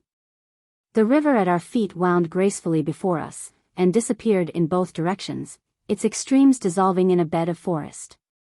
A great black bluff, far up the stream, rose like a mountain, upon the left side of the river. Bottom lands were about us, and hills appeared across the river in the far distance, towards the Tennessee River. With regret I finally drew my eyes from the vision, and we resumed the journey. We followed the left bank of the river to the base of the black bluff, Biswell's Hill, a squatter called it, and then skirted the side of that hill, passing along precipitous stone bluffs and among stunted cedars. Above us towered cliff over cliff, almost perpendicularly, below us rolled the river. Section of Kentucky, near Smithland, in which the entrance to the Kentucky Cavern is said to be located. 1. Paducah Point 15. Salem Point 29, Hurricane Creek. 2. Smithland Point 16, Hampton Point 30. Ford's Ferry. 3. Old Smithland Point 17. Faulkner Point 31, Weston. 4. Patterson Point 18. Mulligan Point 32, Caseyville. 5. Frenchtown Point 19. Back Creek Point 33. Tradewater River. 6. Hickory Creek Point 20. Carsville Point 34, Dykesburg. 7. Underwood Point 21. Givens Creek Point 35. Livingstone Creek. 8. Birdsville Point 22. Golconda Point 36, Francis. 9. Bayou Mills Point 23. Elizabethtown Point 37, Harold. View. 10. Oak Ridge Point 24. Metropolis City Point 38. Crider. 11. Moxley's Landing Point 25. Hamletsburg Point 39, Levius. 12. Kildare Point 26. Sheridan Point 40, Craneville. 13. Lola Point 27. Deer Creek Point 41. Marion. 14. Pinckneyville Point 28. Hurricane. I was deeply impressed by the changing beauties of this strange Kentucky scenery, but marveled at the fact that while I became light-hearted and enthusiastic, my guide grew correspondingly despondent and gloomy. From time to time he lapsed into thoughtful silence, and once I caught his eye directed toward me in a manner that I inferred to imply either pity or envy. We passed Biswell's Bluff, and left the Cumberland River at its upper extremity, where another small creek empties into the river. Thence, after ascending the creek some distance, we struck across the country, finding it undulating and fertile, with here and there a small clearing. During this journey we either camped out at night, or stopped with a resident, when one was to be found in that sparsely settled country. Sometimes there were exasperating intervals between our meals.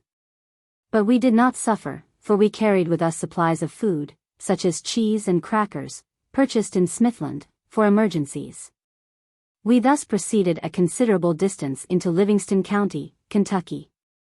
I observed remarkable sinks in the earth, sometimes cone-shaped, again precipitous.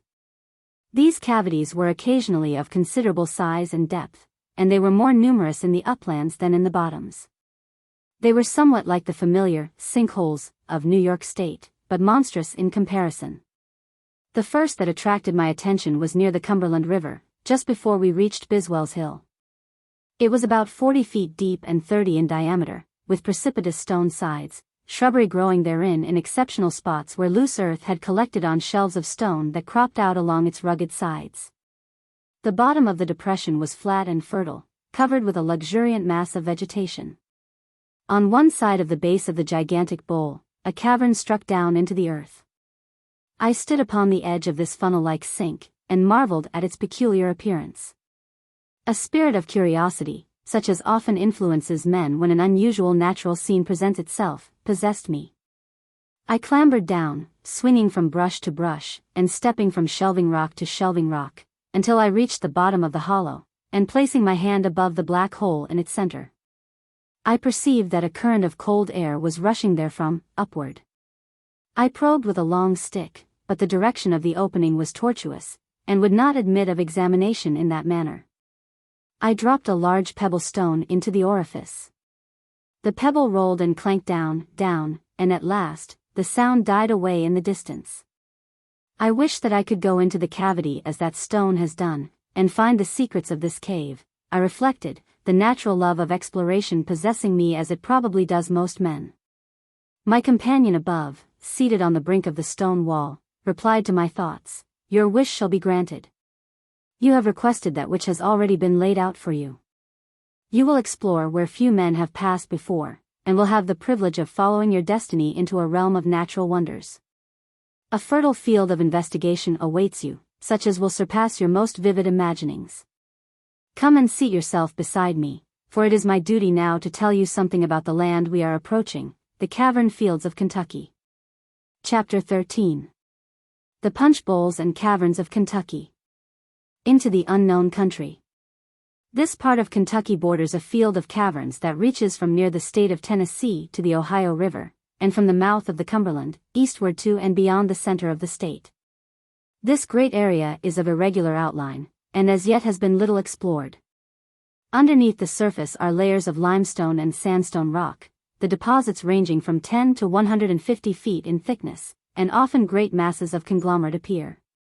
This conglomerate sometimes caps the ridges, and varies in thickness from a few feet only, to 60, or even 100, feet.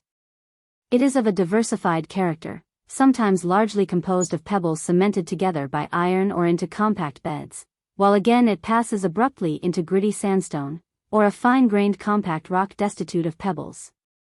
Sometimes the conglomerate rests directly on the limestone, but in the section about us, more often argillaceous shales or veins of coal intervene, and occasionally inferior and superior layers of conglomerate are separated by a bed of coal. In addition, lead-bearing veins now and then crop up, the crystals of galena being disseminated through masses of fluorspar, calcspar, limestone and clay, which fill fissures between tilted walls of limestone and hard quartzose sandstone. Valleys, hills, and mountains grow out of this remarkable crust. Rivers and creeks flow through and under it in crevices, either directly upon the bedstone or over deposits of clay which underlie it. In some places, beds of coal or slate alternate with layers of the lime rock; in others, the interspace is clay and sand. Sometimes the depth of the several limestone and conglomerate deposits is great, and they are often honeycombed by innumerable transverse and diagonal spaces. Water drips have here and there washed out the more friable earth and stone, forming grottos which are as yet unknown to men, but which will be discovered to be wonderful and fantastic beyond anything of a like nature now familiar. In other places cavities exist between shelves of rock that lie one above the other, monstrous openings caused by the erosive action of rivers now lost, but that have flowed during unnumbered ages past. Great parallel valleys and gigantic chambers, one over the other, remaining to tell the story of these former torrents. Occasionally the weight of a portion of the disintegrating rock above becomes too great for its tensile strength and the material crumbles and falls, producing caverns sometimes reaching so near to the earth's surface as to cause sinks in its crust. These sinks, when first formed, as a rule, present clear rock fractures, and immediately after their formation there is usually a waterway beneath. In the course of time soil collects on their sides, they become cone-shaped hollows from the downslidings of earth, and then vegetation appears on the living soil. Trees grow within them, and in many places the sloping sides of great earth bowls of this nature are, after untold years, covered with the virgin forest. Magnificent timber trees growing on soil that has been stratified over and upon decayed monarchs of the forest whose remains, embedded in the earth, speak of the ages that have passed since the convulsions that made the depressions which, notwithstanding the accumulated debris, are still 100 feet or more in depth. If the drain or exit at the vortex of one of these sinks becomes clogged, which often occurs, the entire cavity fills with water, and a pond results. Again, a slight orifice reaching far beneath the earth's surface may permit the soil to be gradually washed into a subterranean creek, and thus are formed great bowls, like funnels sunk in the earth, Kentucky punch bowls. Take the country about us, especially towards the Mammoth Cave, and for miles beyond, the landscape in certain localities is pitted with this description of sinks, some recent, others very old. Many are small, but deep. Others are large and shallow. Ponds often of great depth, curiously enough overflowing and giving rise to a creek, are to be found on a ridge, telling of underground supply springs, not outlets, beneath. Chains of such sinks, like a row of huge funnels, often appear. The soil between them is slowly washed through their exit into the river, flowing in the depths below, and as the earth that separates them is carried away by the subterranean streams, the bowls coalesce and a ravine, closed at both ends, results. Along the bottom of such a ravine, a creek may flow, rushing from its natural tunnel at one end of the line, and disappearing in a gulf at the other. The stream begins in mystery, and ends in unfathomed darkness. Near Marion, Hurricane Creek thus disappears, and, so far as men know, is lost to sight forever. Near Cridersville, in this neighborhood, a valley such as I have described, takes in the surface floods of a large tract of country. The waters that run down its sides, during a storm form a torrent, and fence rails, timbers, and other objects are gulped into the chasm where the creek plunges into the earth, and they never appear again.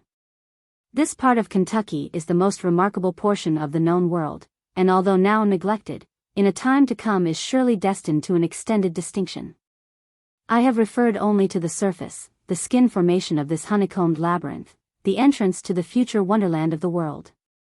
Portions of such a superficial cavern maze have been traversed by man in the ramifications known as the Mammoth Cave, but deeper than man has yet explored, the subcutaneous structure of that series of caverns is yet to be investigated.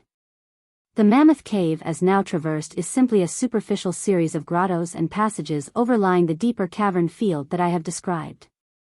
The explored chain of passages is of great interest to men, it is true, but of minor importance compared to others yet unknown, being in fact, the result of mere surface erosion.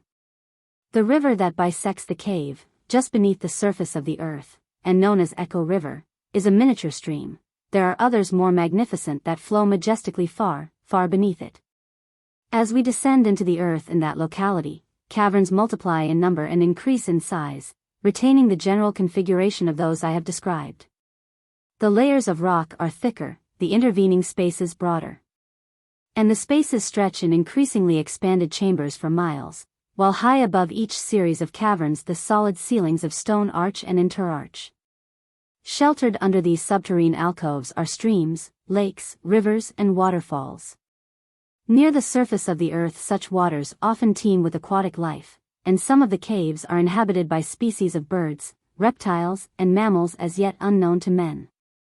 Creatures possessed of senses and organs that are different from any we find with surface animals, and also apparently defective in particulars that would startle persons acquainted only with creatures that live in the sunshine. It is a world beneath a world within a world. My guide abruptly stopped. I sat entranced, marveling at the young old adept's knowledge, admiring his accomplishments. I gazed into the cavity that yawned beneath me, and imagined its possible but to me invisible secrets, enraptured with the thought of searching into them. Who would not feel elated at the prospect of an exploration, such as I foresaw might be pursued in my immediate future? I had often been charmed with narrative descriptions of discoveries, and book accounts of scientific investigations, but I had never pictured myself as a participant in such fascinating enterprises. Indeed, I cried exultingly. Lead me to this wonderland, show me the entrance to this subterranean world, and I promise willingly to do as you bid. Bravo, he replied, your heart is right, your courage sufficient. I have not disclosed 1,000th part of the wonders which I have knowledge of, and which await your research, and probably I have not gained even an insight into the mysteries that, if your courage permits, you will be privileged to comprehend. Your destiny lies beyond, far beyond that which I have pictured or experienced, and I, notwithstanding my opportunities, have no conception of its end, for at the critical moment my heart faltered. I can therefore only describe the beginning. Thus, at the lower extremity of Biswell's Hill, I was made aware of the fact that, within a short time, I should be separated from my sympathetic guide, and that it was to be my duty to explore alone, or in other company, some portion of these Kentucky cavern deeps, and I longed for the beginning of my underground journey. Heavens! How different would have been my future life could I then have realized my position. Would that I could have seen the end. After a few days of uneventful travel, we rested, one afternoon, in a hilly country that before us appeared to be more rugged, even mountainous. We had wandered leisurely, and were now at a considerable distance from the Cumberland River, the aim of my guide being, as I surmised, to evade a direct approach to some object of interest which I must not locate exactly, and yet which I shall try to describe accurately enough for identification by a person familiar with the topography of that section. We stood on the side of a stony, sloping hill, back of which spread a wooded, undulating valley. I remember to have passed along a creek in that valley, I remarked, looking back over our pathway. It appeared to rise from this direction, but the source ends abruptly in this chain of hills. The stream is beneath us, he answered. Advancing a few paces, he brought to my attention, on the hillside, an opening in the earth. This aperture was irregular in form, about the diameter of a well, and descended perpendicularly into the stony crust. I leaned far over the orifice, and heard the gurgle of rushing water beneath. The guide dropped a heavy stone into the gloomy shaft, and in some seconds a dull splash announced its plunge into underground water. Then he leaned over the stony edge, and, could I be mistaken, seemed to signal to someone beneath. But it must be imagination on my part, I argued to myself, even against my very sense of sight. Rising, and taking me by the hand, my guardian spoke. Brother, we approach the spot where you and I must separate. I serve my masters and am destined to go where I shall next be commanded. You will descend into the earth, as you have recently desired to do. Here we part, most likely forever. This rocky fissure will admit the last ray of sunlight on your path. My heart failed. How often are we courageous in daylight and timid by night? Men unflinchingly face in sunshine dangers at which they shudder in the darkness. How am I to descend into that abyss? I gasped. The sides are perpendicular, the depth is unknown. Then I cried in alarm, the sense of distrust deepening. Do you mean to drown me? Is it for this you have led me away from my native state, from friends, home and kindred? You have enticed me into this wilderness. I have been decoyed, and, like a foolish child, have willingly accompanied my destroyer. You feared to murder me in my distant home. The earth could not have hidden me. Niagara even might have given up my body to dismay the murderers. In this underground river in the wilds of Kentucky, all trace of my existence will disappear forever. I was growing furious. My frenzied eyes searched the ground for some missile of defense. By strange chance someone had left, on that solitary spot, a rude weapon, providentially dropped for my use, I thought. It was a small iron bolt or bar, somewhat rusted. I threw myself upon the earth, and, as I did so, picked this up quickly, and secreted it within my bosom. Then I arose and resumed my stormy denunciation. You have played your part well, you have led your unresisting victim to the sacrifice, but if I am compelled to plunge into this black grave, you shall go with me. I shrieked in desperation, and suddenly threw my arms around the gentle adept, intending to hurl him into the chasm. At this point I felt my hands seized from behind in a cold, clammy, irresistible embrace. My fingers were loosed by a strong grasp, and I turned, to find myself confronted by a singular-looking being, who quietly said, "You are not to be destroyed. We wish only to do your bidding." The speaker stood in a stooping position, with his face towards the earth as if to shelter it from the sunshine. He was less than 5 feet in height. His arms and legs were bare, and his skin, the color of light blue putty, glistened in the sunlight like the slimy hide of a water dog. He raised his head, and I shuddered in affright as I beheld that his face was not that of a human. His forehead extended in an unbroken plane from crown to cheekbone, and the chubby tip of an abortive nose without nostrils formed a short projection near the center of the level ridge which represented a countenance. There was no semblance of an eye, for there were no sockets. Yet his voice was singularly perfect. His face, if face it could be called, was wet, and water dripped from all parts of his slippery person. Yet, repulsive as he looked, I shuddered more at the remembrance of the touch of that cold, clammy hand than at the sight of his figure, for a dead man could not have chilled me as he had done, with his sappy skin, from which the moisture seemed to ooze as from the hide of a water lizard. Confronted by a singular-looking being. Turning to my guide, this freak of nature said, softly, "I have come in obedience to the signal." I realized at once that alone with these two I was powerless, and that to resist would be suicidal. Instantly my effervescing passion subsided, and I expressed no further surprise at this sudden and remarkable apparition, but mentally acquiesced. I was alone and helpless. Rage gave place to inertia in the despondency that followed the realization of my hopeless condition. The grotesque newcomer who, though sightless, possessed a strange instinct, led us to the base of the hill a few hundred feet away, and there, gushing into the light from the rocky bluff, I saw a magnificent stream issuing many feet in width. This was the headwaters of the mysterious brook that I had previously noticed. It flowed from an archway in the solid stone, springing directly out of the rock-bound cliff, beautiful and picturesque in its surroundings. The limpid water, clear and sparkling, issued from the unknown source that was typical of darkness, but the brook of crystal leaped into a world of sunshine, light and freedom. "Brother," said my companion, "this spring emerging from this prison of earth images to us what humanity will be when the prisoning walls of ignorance that now enthrall him are removed.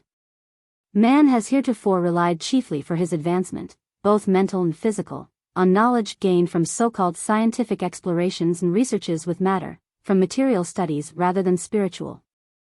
All his investigations having been confined to the crude, coarse substance of the surface of the globe. Spiritualistic investigations, unfortunately, are considered by scientific men too often as reaching backward only. The religions of the world clasp hands with, and lean upon, the dead past, it is true, but point to a living future.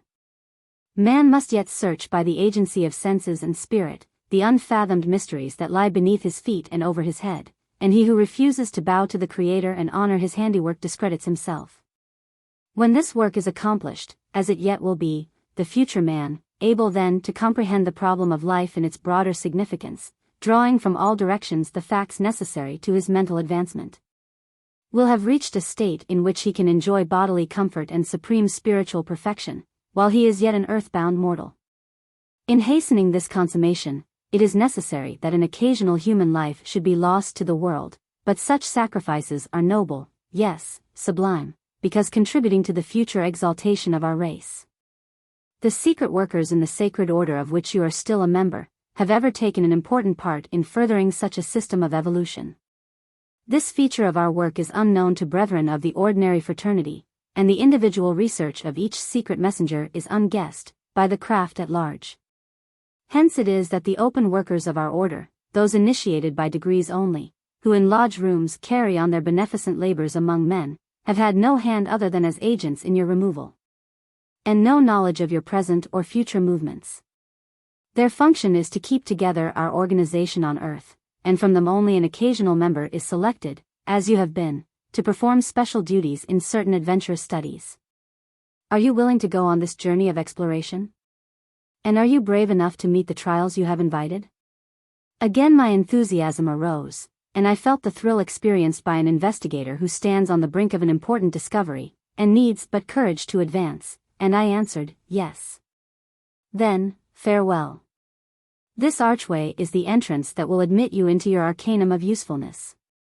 This mystic brother, though a stranger to you, has long been apprised of our coming, and it was he who sped me on my journey to seek you, and who has since been waiting for us, and is to be your guide during the first stages of your subterrane progress. He is a friend, and, if you trust him, will protect you from harm. You will find the necessaries of life supplied, for I have traversed part of your coming road. That part one therefore know, but, as I have said, you are to go deeper into the unexplored, yes, into and beyond the beyond, until finally you will come to the gateway that leads into the unknown country. Chapter 14. Farewell to God's sunshine. The echo of the cry. Thus speaking, my quiet leader, who had so long been as a shepherd to my wandering feet, on the upper earth, grasped my hands tightly, and placed them in those of my new companion, whose clammy fingers closed over them as with a grip of iron. The mysterious being, now my custodian, turned towards the creek, drawing me after him, and together we silently and solemnly waited beneath the stone archway.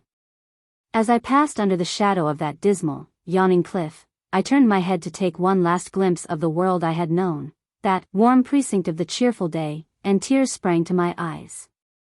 I thought of life, family, friends, of all for which men live, and a melancholy vision arose, that of my lost home. My dear companion of the journey that had just ended stood in the sunlight on the banks of the rippling stream, gazing at us intently, and waved an affectionate farewell. My uncouth new associate, guide or master, whichever he might be, of the journey to come, clasped me firmly by the arms, and waded slowly onward, thrusting me steadily against the cold current, and with irresistible force pressed me into the thickening darkness.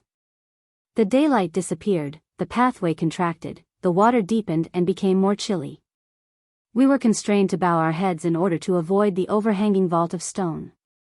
The water reached to my chin, and now the down-jutting roof touched the crown of my head, then I shuddered convulsively as the last ray of daylight disappeared. Had it not been for my companion, I know that I should have sunk in despair, and drowned, but with a firm hand he held my head above the water, and steadily pushed me onward. I had reached the extreme of despondency. I neither feared nor cared for life nor death, and I realized that, powerless to control my own acts, my fate, the future, my existence depended on the strange being beside me. I was mysteriously sustained, however, by a sense of bodily security, such as comes over us as when in the hands of an experienced guide we journey through a wilderness, for I felt that my pilot of the underworld did not purpose to destroy me. We halted a moment, and then, as a faint light overspread us, my eyeless guide directed me to look upward. We now stand beneath the crevice which you were told by your former guide would admit the last ray of sunlight on your path. I also say to you, this struggling ray of sunlight is to be your last for years. I gazed above me, feeling all the wretchedness of a dying man who, with faculties intact, might stand on the dark edge of the hillside of eternity, glancing back into the bright world. And that small opening far overhead, seemed as the gate to paradise lost. Many a person, assured of ascending at will, has stood at the bottom of a deep well or shaft to a mine, and even then felt the undescribable sensation of dread, often terror, that is produced by such a situation. Awe, mystery, uncertainty of life and future superadded, may express my sensation. I trembled, shrinking in horror from my captor, and struggled violently. Hold, I begged, as one involuntarily prays a surgeon to delay the incision of the amputating knife, just one moment. My companion, unheeding, moved on, the light vanished instantly, and we were surrounded by total darkness. God's sunshine was blotted out. This struggling ray of sunlight is to be your last. For years. Then I again became unconcerned. I was not now responsible for my own existence, and the feeling that I experienced when a prisoner in the closed carriage returned. I grew careless as to my fate, and with stolid indifference struggled onward as we progressed slowly against the current of water. I began to interest myself in speculations regarding our surroundings, and the object or outcome of our journey. In places the water was shallow, scarce reaching to our ankles, again it was so deep that we could wade only with exertion, and at times the passage up which we toiled was so narrow, that it would scarcely admit us. After a long, laborious stemming of the unseen brook, my companion directed me to close my mouth, hold my nostrils with my fingers, and stoop. Almost diving with me beneath the water, he drew me through the submerged crevice, and we ascended into an open chamber, and left the creek behind us. I fancied that we were in a large room, and as I shouted aloud to test my hypothesis, echo after echo answered, until at last the cry reverberated and died away in distant murmurs. We were evidently in a great pocket or cavern, through which my guide now walked rapidly. Indeed, he passed along with unerring footsteps, as certain of his course as I might be on familiar ground in full daylight. I perceived that he systematically evaded inequalities that I could not anticipate nor see. He would tell me to step up or down, as the surroundings required, and we ascended or descended accordingly. Our path turned to the right or the left from time to time, but my eyeless guide passed through what were evidently the most tortuous windings without a mishap. I wondered much at this gift of knowledge, and at last overcame my reserve sufficiently to ask how we could thus unerringly proceed in utter darkness. The reply was, "The path is plainly visible to me. I see as clearly in pitch darkness as you can in sunshine." "Explain yourself further," I requested. He replied, "Not yet," and continued, "You are weary, we will rest." He conducted me to a seat on a ledge, and left me for a time. Returning soon, he placed in my hands food which I ate with novel relish. The pabulum seemed to be of vegetable origin, though varieties of it had a peculiar flesh-like flavor. Several separate and distinct substances were contained in the queer viands, some portions savoring of wholesome flesh, while others possessed the delicate flavors of various fruits, such as the strawberry and the pineapple. The strange edibles were of a pulpy texture, homogeneous in consistence, parts being juicy and acid like grateful fruits. Some portions were in slices or films that I could hold in my hand like sections of a velvet melon, and yet were in many respects unlike any other food that I had ever tasted. There was neither rind nor seed. It seemed as though I were eating the gills of a fish, and in answer to my question the guide remarked, "Yes, it is the gill, but not the gill of a fish. You will be instructed in due time." I will add that after this, whenever necessary, we were supplied with food, but both thirst and hunger disappeared altogether before our underground journey was finished. After a while we again began our journey, which we continued in what was to me absolute darkness. My strength seemed to endure the fatigue to a wonderful degree, notwithstanding that we must have been walking hour after hour, and I expressed a curiosity about the fact. My guide replied that the atmosphere of the cavern possessed an intrinsic vitalizing power that neutralized fatigue, or, he said, "There is here an inherent constitutional energy derived from an active gaseous substance that belongs to cavern air at this depth, and sustains the life force by contributing directly to its conservation, taking the place of food and drink." "I do not understand," I said.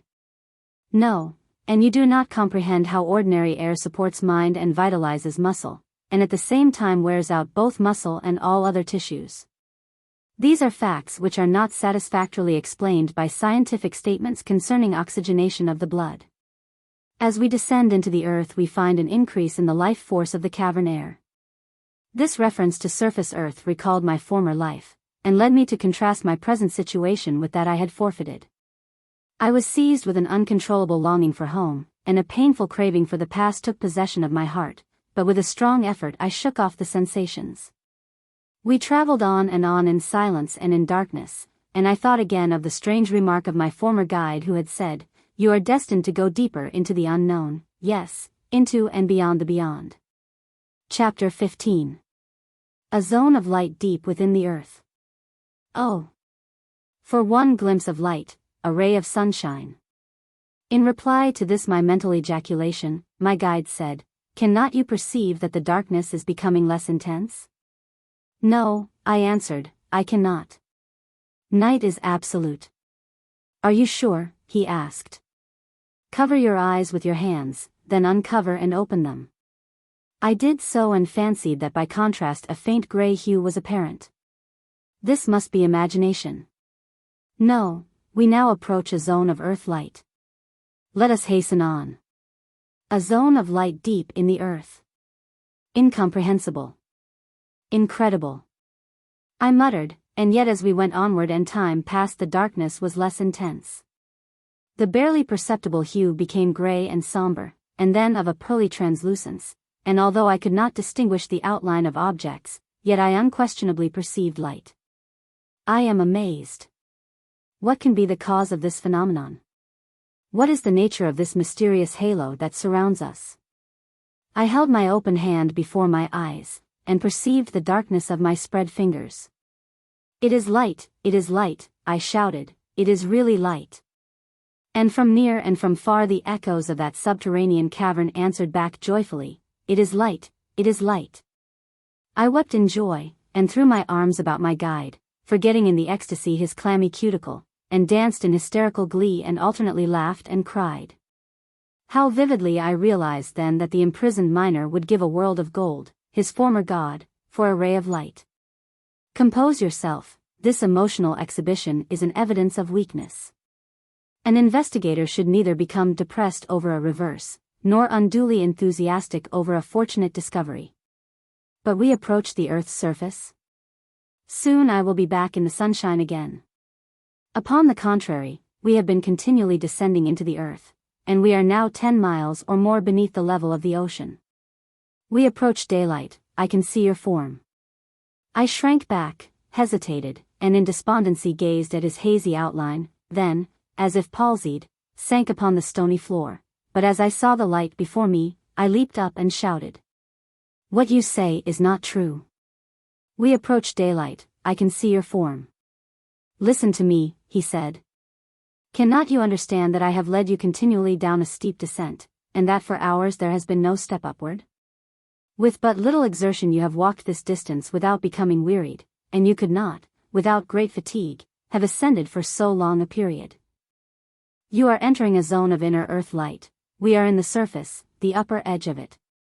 Let us hasten on, for when this cavern darkness is at an end, and I will say we have nearly passed that limit, your courage will return, and then we will rest. You surely do not speak the truth. Science and philosophy, and I am somewhat versed in both, have never told me of such a light. Can philosophers more than speculate about that which they have not experienced if they have no data from which to calculate? Name the student in science who has reached this depth in earth, or has seen a man to tell him of these facts. I cannot. Then why should you have expected any of them to describe our surroundings? Misguided men will torture science by refuting facts with theories, but a fact is no less a fact when science opposes. Seated himself on a natural bench of stone, I recognized the force of his arguments, and cordially grasped his hand in indication of submission. We continued our journey, and rapidly traveled downward and onward. The light gradually increased in intensity, until at length the cavern near about us seemed to be as bright as diffused daylight could have made it. There was apparently no central point of radiation. The light was such as to pervade and exist in the surrounding space, somewhat as the vapor of phosphorus spreads a self-luminous haze throughout the bubble into which it is blown. The visual agent surrounding us had a permanent, self-existing luminosity, and was a pervading, bright, unreachable essence that, without an obvious origin, diffused itself equally in all directions. It reminded me of the form of light that in previous years I had seen described as epipolic dispersion, and as I refer to the matter I am of the opinion that man will yet find that the same cause produces both phenomena. I was informed now by the sense of sight, that we were in a cavern room of considerable size. The apartment presented somewhat the appearance of the usual underground caverns that I had seen pictured in books, and yet was different. Stalactites, stalagmites, saline incrustations, occurring occasionally reminded me of travelers' stories, but these objects were not so abundant as might be supposed. Such accretions or deposits of saline substances as I noticed were also disappointing, in that, instead of having a dazzling brilliancy, like frosted snow crystals, they were of a uniform gray or brown hue. Indeed, my former imaginative mental creations regarding underground caverns were dispelled in this somber stone temple, for even the floor and the fragments of stone that, in considerable quantities, strewed the floor, were of the usual rock formations of upper earth. The glittering crystals of snowy white or rainbow tints, fairy caverns, pictured by travelers, and described as inexpressibly grand and beautiful in other cavern labyrinths, were wanting here. And I saw only occasional small clusters of quartz crystals that were other than of a dull gray color. Finally, after hours or perhaps days of travel, interspersed with restings, conversations, and arguments, amid which I could form no idea of the flight of time, my companion seated himself on a natural bench of stone, and directed me to rest likewise. He broke the silence, and spoke as follows. Chapter XVI. Vitalized Darkness. The Narrows in Science. In studying any branch of science, men begin and end with an unknown. The chemist accepts as data such conditions of matter as he finds about him, and connects ponderable matter with the displays of energy that have impressed his senses, building therefrom a span of theoretical science. But he cannot formulate as yet an explanation regarding the origin or the end of either mind, matter, or energy. The piers supporting his fabric stand in a profound invisible gulf, into which even his imagination cannot look to form a theory concerning basic formations, cornerstones. The geologist, in a like manner, grasps feebly the lessons left in the superficial fragments of earth strata, impressions that remain to bear imperfect record of a few of the disturbances that have affected the earth's crust. And he endeavors to formulate a story of the world's life, but he is neither able to antedate the records shown by the meager testimony at his command, scraps of a leaf out of God's great book of history, nor to anticipate coming events. The birth, as well as the death, of this planet is beyond his page.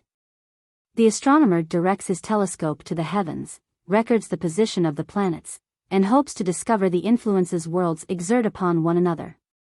He explores space to obtain data to enable him to delineate a map of the visible solar universe, but the instruments he has at command are so imperfect, and mind is so feeble that, like mockery seems his attempt to study behind the facts connected with the motions and conditions of the nearest heavenly bodies, and he cannot offer an explanation of the beginning or cessation of their movements. He can neither account for their existence, nor foretell their end. Are you not mistaken? I interrupted. Does not the astronomer foretell eclipses, and calculate the orbits of the planets, and has he not verified predictions concerning their several motions? Yes, but this is simply a study of passing events. The astronomer is no more capable of grasping an idea that reaches into an explanation of the origin of motion, than the chemist or physicist, from exact scientific data, can account for the creation of matter. Give him any amount of material at rest, and he cannot conceive of any method by which motion can disturb any part of it, unless such motion be mass motion communicated from without, or molecular motion, already existing within. He accounts for the phases of present motion in heavenly bodies, not for the primal cause of the actual movements or intrinsic properties they possess. He can neither originate a theory that will permit of motion creating itself and imparting itself to quiescent matter, nor imagine how an atom of quiescent matter can be moved, unless motion from without be communicated thereto. The astronomer, I assert, can neither from any data at his command postulate nor prove the beginning or the end of the reverberating motion that exists in his solar system, which is itself the fragment of a system that is circulating and revolving in and about itself, and in which, since the birth of man, the universe he knows has not passed the first milestone in the road that universe is traveling in space immensity. The mathematician starts a line from an imaginary point that he informs us exists theoretically without occupying any space, which is a contradiction of terms according to his human acceptation of knowledge derived from scientific experiment. If science is based on verified facts, he assumes that straight lines exist, which is a necessity for his calculation, but such a line he has never made. Even the beam of sunshine, radiating through a clear atmosphere or a cloud bank, widens and contracts again as it progresses through the various mediums of air and vapor currents, and if it is ever spreading and deflecting, can it be straight? He begins his study in the unknown, it ends with the unknowable. The biologist can conceive of no rational, scientific beginning to life of plant or animal, and men of science must admit the fact. Whenever we turn our attention to nature's laws and nature's substance, we find man surrounded by the infinity that obscures the origin and covers the end.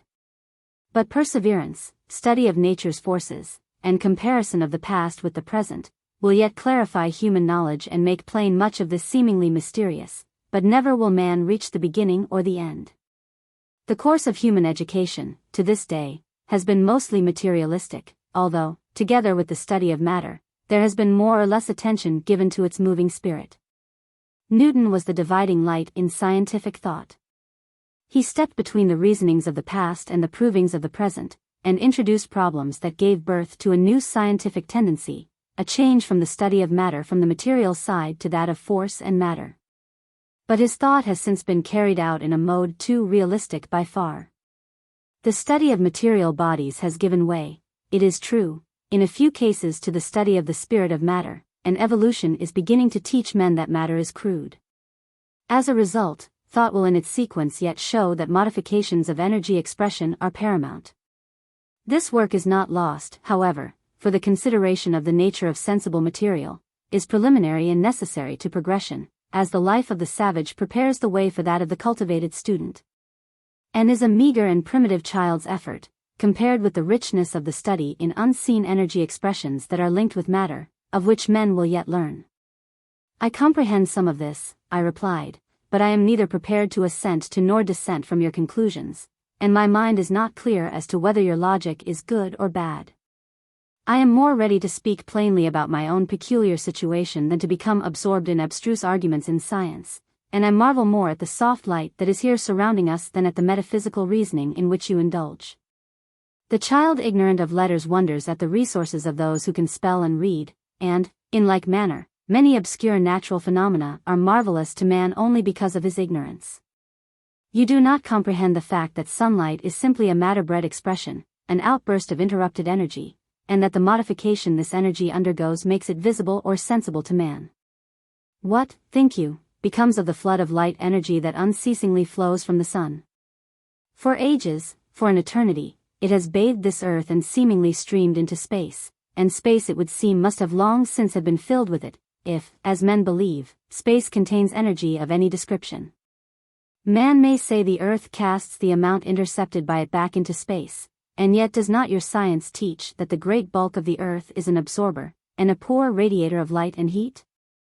What think you, I repeat, becomes of the torrent of light and heat and other forces that radiate from the sun, the flood that strikes the earth? It disappears, and, in the economy of nature, is not replaced by any known force or any known motion of matter.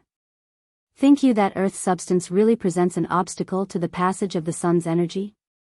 Is it not probable that most of this light-producing essence, as a subtle fluid, passes through the surface of the earth and into its interior, as light does through space, and returns thence to the sun again, in a condition not discernible by man? He grasped my arm and squeezed it as though to emphasize the words to follow. You have used the term sunshine freely. Tell me, what is sunshine? Ah. You do not reply. Well, what evidence have you to show that sunshine, heat and light, is not earth-bred, a condition that exists locally only, the result of contact between matter and some unknown force expression? What reason have you for accepting that, to other forms unknown and yet transparent to this energy, your sunshine may not be as intangible as the ether of space is to man? What reason have you to believe that a force torrent is not circulating to and from the sun and earth, inappreciable to man, accepting the mere trace of this force which, modified by contact action with matter, appears as heat, light, and other force expressions? How can I, if this is true, in consideration of your ignorance, enter into details explanatory of the action that takes place between matter and a portion of this force, whereby in the earth, first at the surface, darkness is produced, and then deeper down an earth light that man can perceive by the sense of sight, as you now realize? I will only say that this luminous appearance about us is produced by a natural law, whereby the flood of energy, invisible to man, a something clothed now under the name of darkness, after streaming into the crust substance of the earth, is at this depth, revivified, and then is made apparent to mortal eye, to be modified again as it emerges from the opposite earth crust, but not annihilated. For my vision, however, this central light is not a necessity. My physical and mental development is such that the energy of darkness is communicable. I can respond to its touches on my nerves, and hence I can guide you in this dark cavern. I am all I. Ah! I exclaimed, that reminds me of a remark made by my former guide who, referring to the instinct of animals, spoke of that as a natural power undeveloped in man. Is it true that by mental cultivation a new sense can be evolved whereby darkness may become as light? Yes. That which you call light is a form of sensible energy to which the faculties of animals who live on the surface of the earth have become adapted, through their organs of sight. The sun's energy is modified when it strikes the surface of the earth. Part is reflected, but most of it passes onward into the earth's substance, in an altered or disturbed condition. Animal organisms within the earth must possess a peculiar development to utilize it under its new form, but such a sense is really possessed in a degree by some creatures known to men. There is consciousness behind consciousness. There are grades and depths of consciousness. Earthworms, and some fishes and reptiles in underground streams, lower organizations, men call them, do not use the organ of sight, but recognize objects, seek their food, and flee from their enemies. They have no eyes, I exclaimed, forgetting that I spoke to an eyeless being. How can they see? You should reflect that man cannot offer a satisfactory explanation of the fact that he can see with his eyes. In one respect, these so-called lower creatures are higher in the scale of life than man is, for they see, appreciate, without eyes. The surfaces of their bodies really are sources of perception and seats of consciousness. Man must yet learn to see with his skin, taste with his fingers, and hear with the surface of his body. The dissected nerve, or the pupil of man's eye, offers to the physiologist no explanation of its intrinsic power. Is not man unfortunate in having to risk so much on so frail an organ?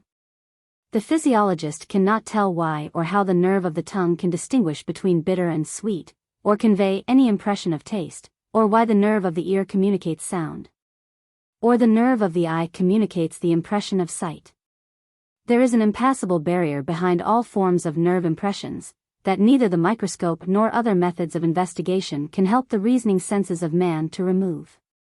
The void that separates the pulp of the material nerve from consciousness is broader than the solar universe, for even from the most distant known star we can imagine the never-ending flight of a ray of light that has once started on its travels into space. Can any man outline the bridge that connects the intellect with nerve or brain, mind, or with any form of matter? The fact that the surface of the bodies of some animals is capable of performing the same functions for these animals that the eye of man performs for him, is not more mysterious than is the function of that eye itself. The term darkness is an expression used to denote the fact that to the brain which governs the eye of man, what man calls the absence of light, is unrecognizable. If men were more magnanimous and less egotistical, they would open their minds to the fact that some animals really possess certain senses that are better developed than they are in man. The teachers of men too often tell the little they know and neglect the great unseen. The cat tribe, some night birds, and many reptiles can see better in darkness than in daylight. Let man compare with the nerve expanse of his own eye that of the highly developed eye of any such creature, and he will understand that the difference is one of brain or intellect, and not altogether one of optical vision surface. When men are able to explain how light can affect the nerves of their own eyes and produce such an effect on distant brain tissues as to bring to his senses objects that he is not touching, he may be able to explain how the energy in darkness can affect the nerve of the eye in the owl and impress vision on the brain of that creature. Should not man's inferior sense of light lead him to question if, instead of deficient visual power, there be not a deficiency of the brain capacity of man? Instead of accepting that the eye of man is incapable of receiving the impression of night energy, and making no endeavor to improve himself in the direction of his imperfection, man should reflect whether or not his brain may, by proper cultivation or artificial stimulus, be yet developed so as to receive yet deeper nerve impressions, thereby changing darkness into daylight. Until man can explain the modus operandi of the senses he now possesses, he cannot consistently question the existence of a different sight power in other beings. and unquestioned existing conditions should lead him to hope for a yet higher development in himself. This dissertation is interesting, very, I said. Although inclined toward agnosticism, my ideas of a possible future in consciousness that lies before mankind are broadened. I therefore accept your reasoning, perhaps because I cannot refute it, neither do I wish to do so. And now I ask again, cannot you explain to me how darkness, as deep as that of midnight, has been revivified so as to bring this great cavern to my view? That may be made plain at a future time, he answered. Let us proceed with our journey. We passed through a dry, well-ventilated apartment. Stalactite formations still existed, indicative of former periods of water drippings, but as we journeyed onward I saw no evidence of present percolations. And the developing and erosive agencies that had worked in ages past must long ago have been suspended. The floor was of solid stone, entirely free from loose earth and fallen rocky fragments. It was smooth upon the surface, but generally disposed in gentle undulations. The peculiar, soft, radiant light to which my guide referred as vitalized darkness or revivified sunshine, pervaded all the space about me, but I could not by its agency distinguish the sides of the vast cavern. The brightness was of a species that while it brought into distinctness objects that were near at hand, lost its unfolding power or vigor a short distance beyond. I would compare the effect to that of a bright light shining through a dense fog, were it not that the medium about us was transparent, not milky. The light shrunk into nothingness. It passed from existence behind and about me as if it were annihilated, without wasting away in the opalescent appearance once familiar as that of a spreading fog. Moreover, it seemed to detail such objects as were within the compass of a certain area close about me, but to lose in intensity beyond. The buttons on my coat appeared as distinct as they ever did when I stood in the sunlight, and fully one half larger than I formerly knew them to be. The corrugations on the palms of my hands stood out in bold serpentine relief that I observed clearly when I held my hands near my eye. My fingers appeared clumsy, and all parts of my person were magnified in proportion. The region at the limits of my range of perception reminded me of nothingness, but not of darkness. A circle of obliteration defined the border of the luminous belt which advanced as we proceeded, and closed in behind us. This line, or rather zone of demarcation, that separated the seen from the unseen, appeared to be about 200 feet away, but it might have been more or less, as I had no method of measuring distances. I was in a forest of colossal fungi. Chapter 17. The Fungus Forest. Enchantment. Along the chamber through which we now passed I saw by the mellow light great pillars, capped with umbrella-like covers, some of them reminding me of the common toadstool of upper earth, on a magnificent scale. Instead, however, of the gray or somber shades to which I had been accustomed, these objects were of various hues and combined the brilliancy of the primary prismatic colors, with the purity of clean snow. Now they would stand solitary, like gigantic sentinels. Again they would be arranged in rows, the alignment as true as if established by the hair of a transit, forming columnar avenues, and in other situations they were wedged together so as to produce masses, acres in extent, in which the stems became hexagonal by compression. The columnar stems, larger than my body, were often spiral. Again they were marked with diamond-shaped figures or other regular geometrical forms in relief, beautifully exact, drawn as by a master's hand in rich and delicately blended colors, on pillars of pure alabaster. Not a few of the stems showed deep crimson, blue, or green, together with other rich colors combined, over which, as delicate as the rarest of lace, would be thrown, in white, an enamel-like intricate tracery, far surpassing in beauty of execution the most exquisite needlework I had ever seen. There could be no doubt that I was in a forest of colossal fungi, the species of which are more numerous than those of upper earth cryptomatic vegetation. The expanded heads of these great thalagens were as varied as the stems I have described, and more so. Far above our path they spread like beautiful umbrellas, decorated as if by masters from whom the great painters of upper earth might humbly learn the art of mixing colors. Their undersurfaces were of many different designs, and were of as many shapes as it is conceivable could be made of combinations of the circle and hyperbola. Stately and picturesque, silent and immovable as the Sphinx, they studded the great cavern singly or in groups, reminding me of a grown child's wild imagination of fairyland. I stopped beside a group that was of unusual conspicuity and gazed in admiration on the huge and yet graceful, beautiful spectacle. I placed my hand on the stem of one plant, and found it soft and impressible. But instead of being moist, cold, and clammy as the repulsive toadstool of upper earth, I discovered, to my surprise, that it was pleasantly warm, and soft as velvet. "Smell your hand," said my guide. I did so, and breathed in an aroma like that of fresh strawberries. My guide observed, I had learned to judge of his emotions by his facial expressions, my surprised countenance with indifference. "Try the next one," he said. This being of a different species, when rubbed by my hand exhaled the odor of the pineapple. Extraordinary, I mused. Not at all. Should productions of surface earth have a monopoly of nature's methods, all the flavors, all the perfumes? You may with equal consistency express astonishment at the odors of the fruits of upper earth if you do so at the fragrance of these vegetables, for they are also created of odorless elements. But toadstools are foul structures of low organization. They are neither animals nor true vegetables, but occupy a station below that of plants proper, I said. The fungus Polyporus graveolens was neglected by the guide. This fungus exhales a delicate odor, and is used in Kentucky to perfume a room. Being quite large, it is employed to hold a door open, thus being useful as well as fragrant. J.U.L. You are acquainted with this order of vegetation under the most unfavorable conditions. Out of their native elements these plants degenerate and become then abnormal, often evolving into the poisonous earth fungi known to your woods and fields. Here they grow to perfection. This is their chosen habitat. They absorb from a pure atmosphere the combined foods of plants and animals, and during their existence meet no scorching sunrise. They flourish in a region of perfect tranquility, and without a tremor, without experiencing the change of a fraction of a degree in temperature, exist for ages. Many of these specimens are probably thousands of years old, and are still growing. Why should they ever die?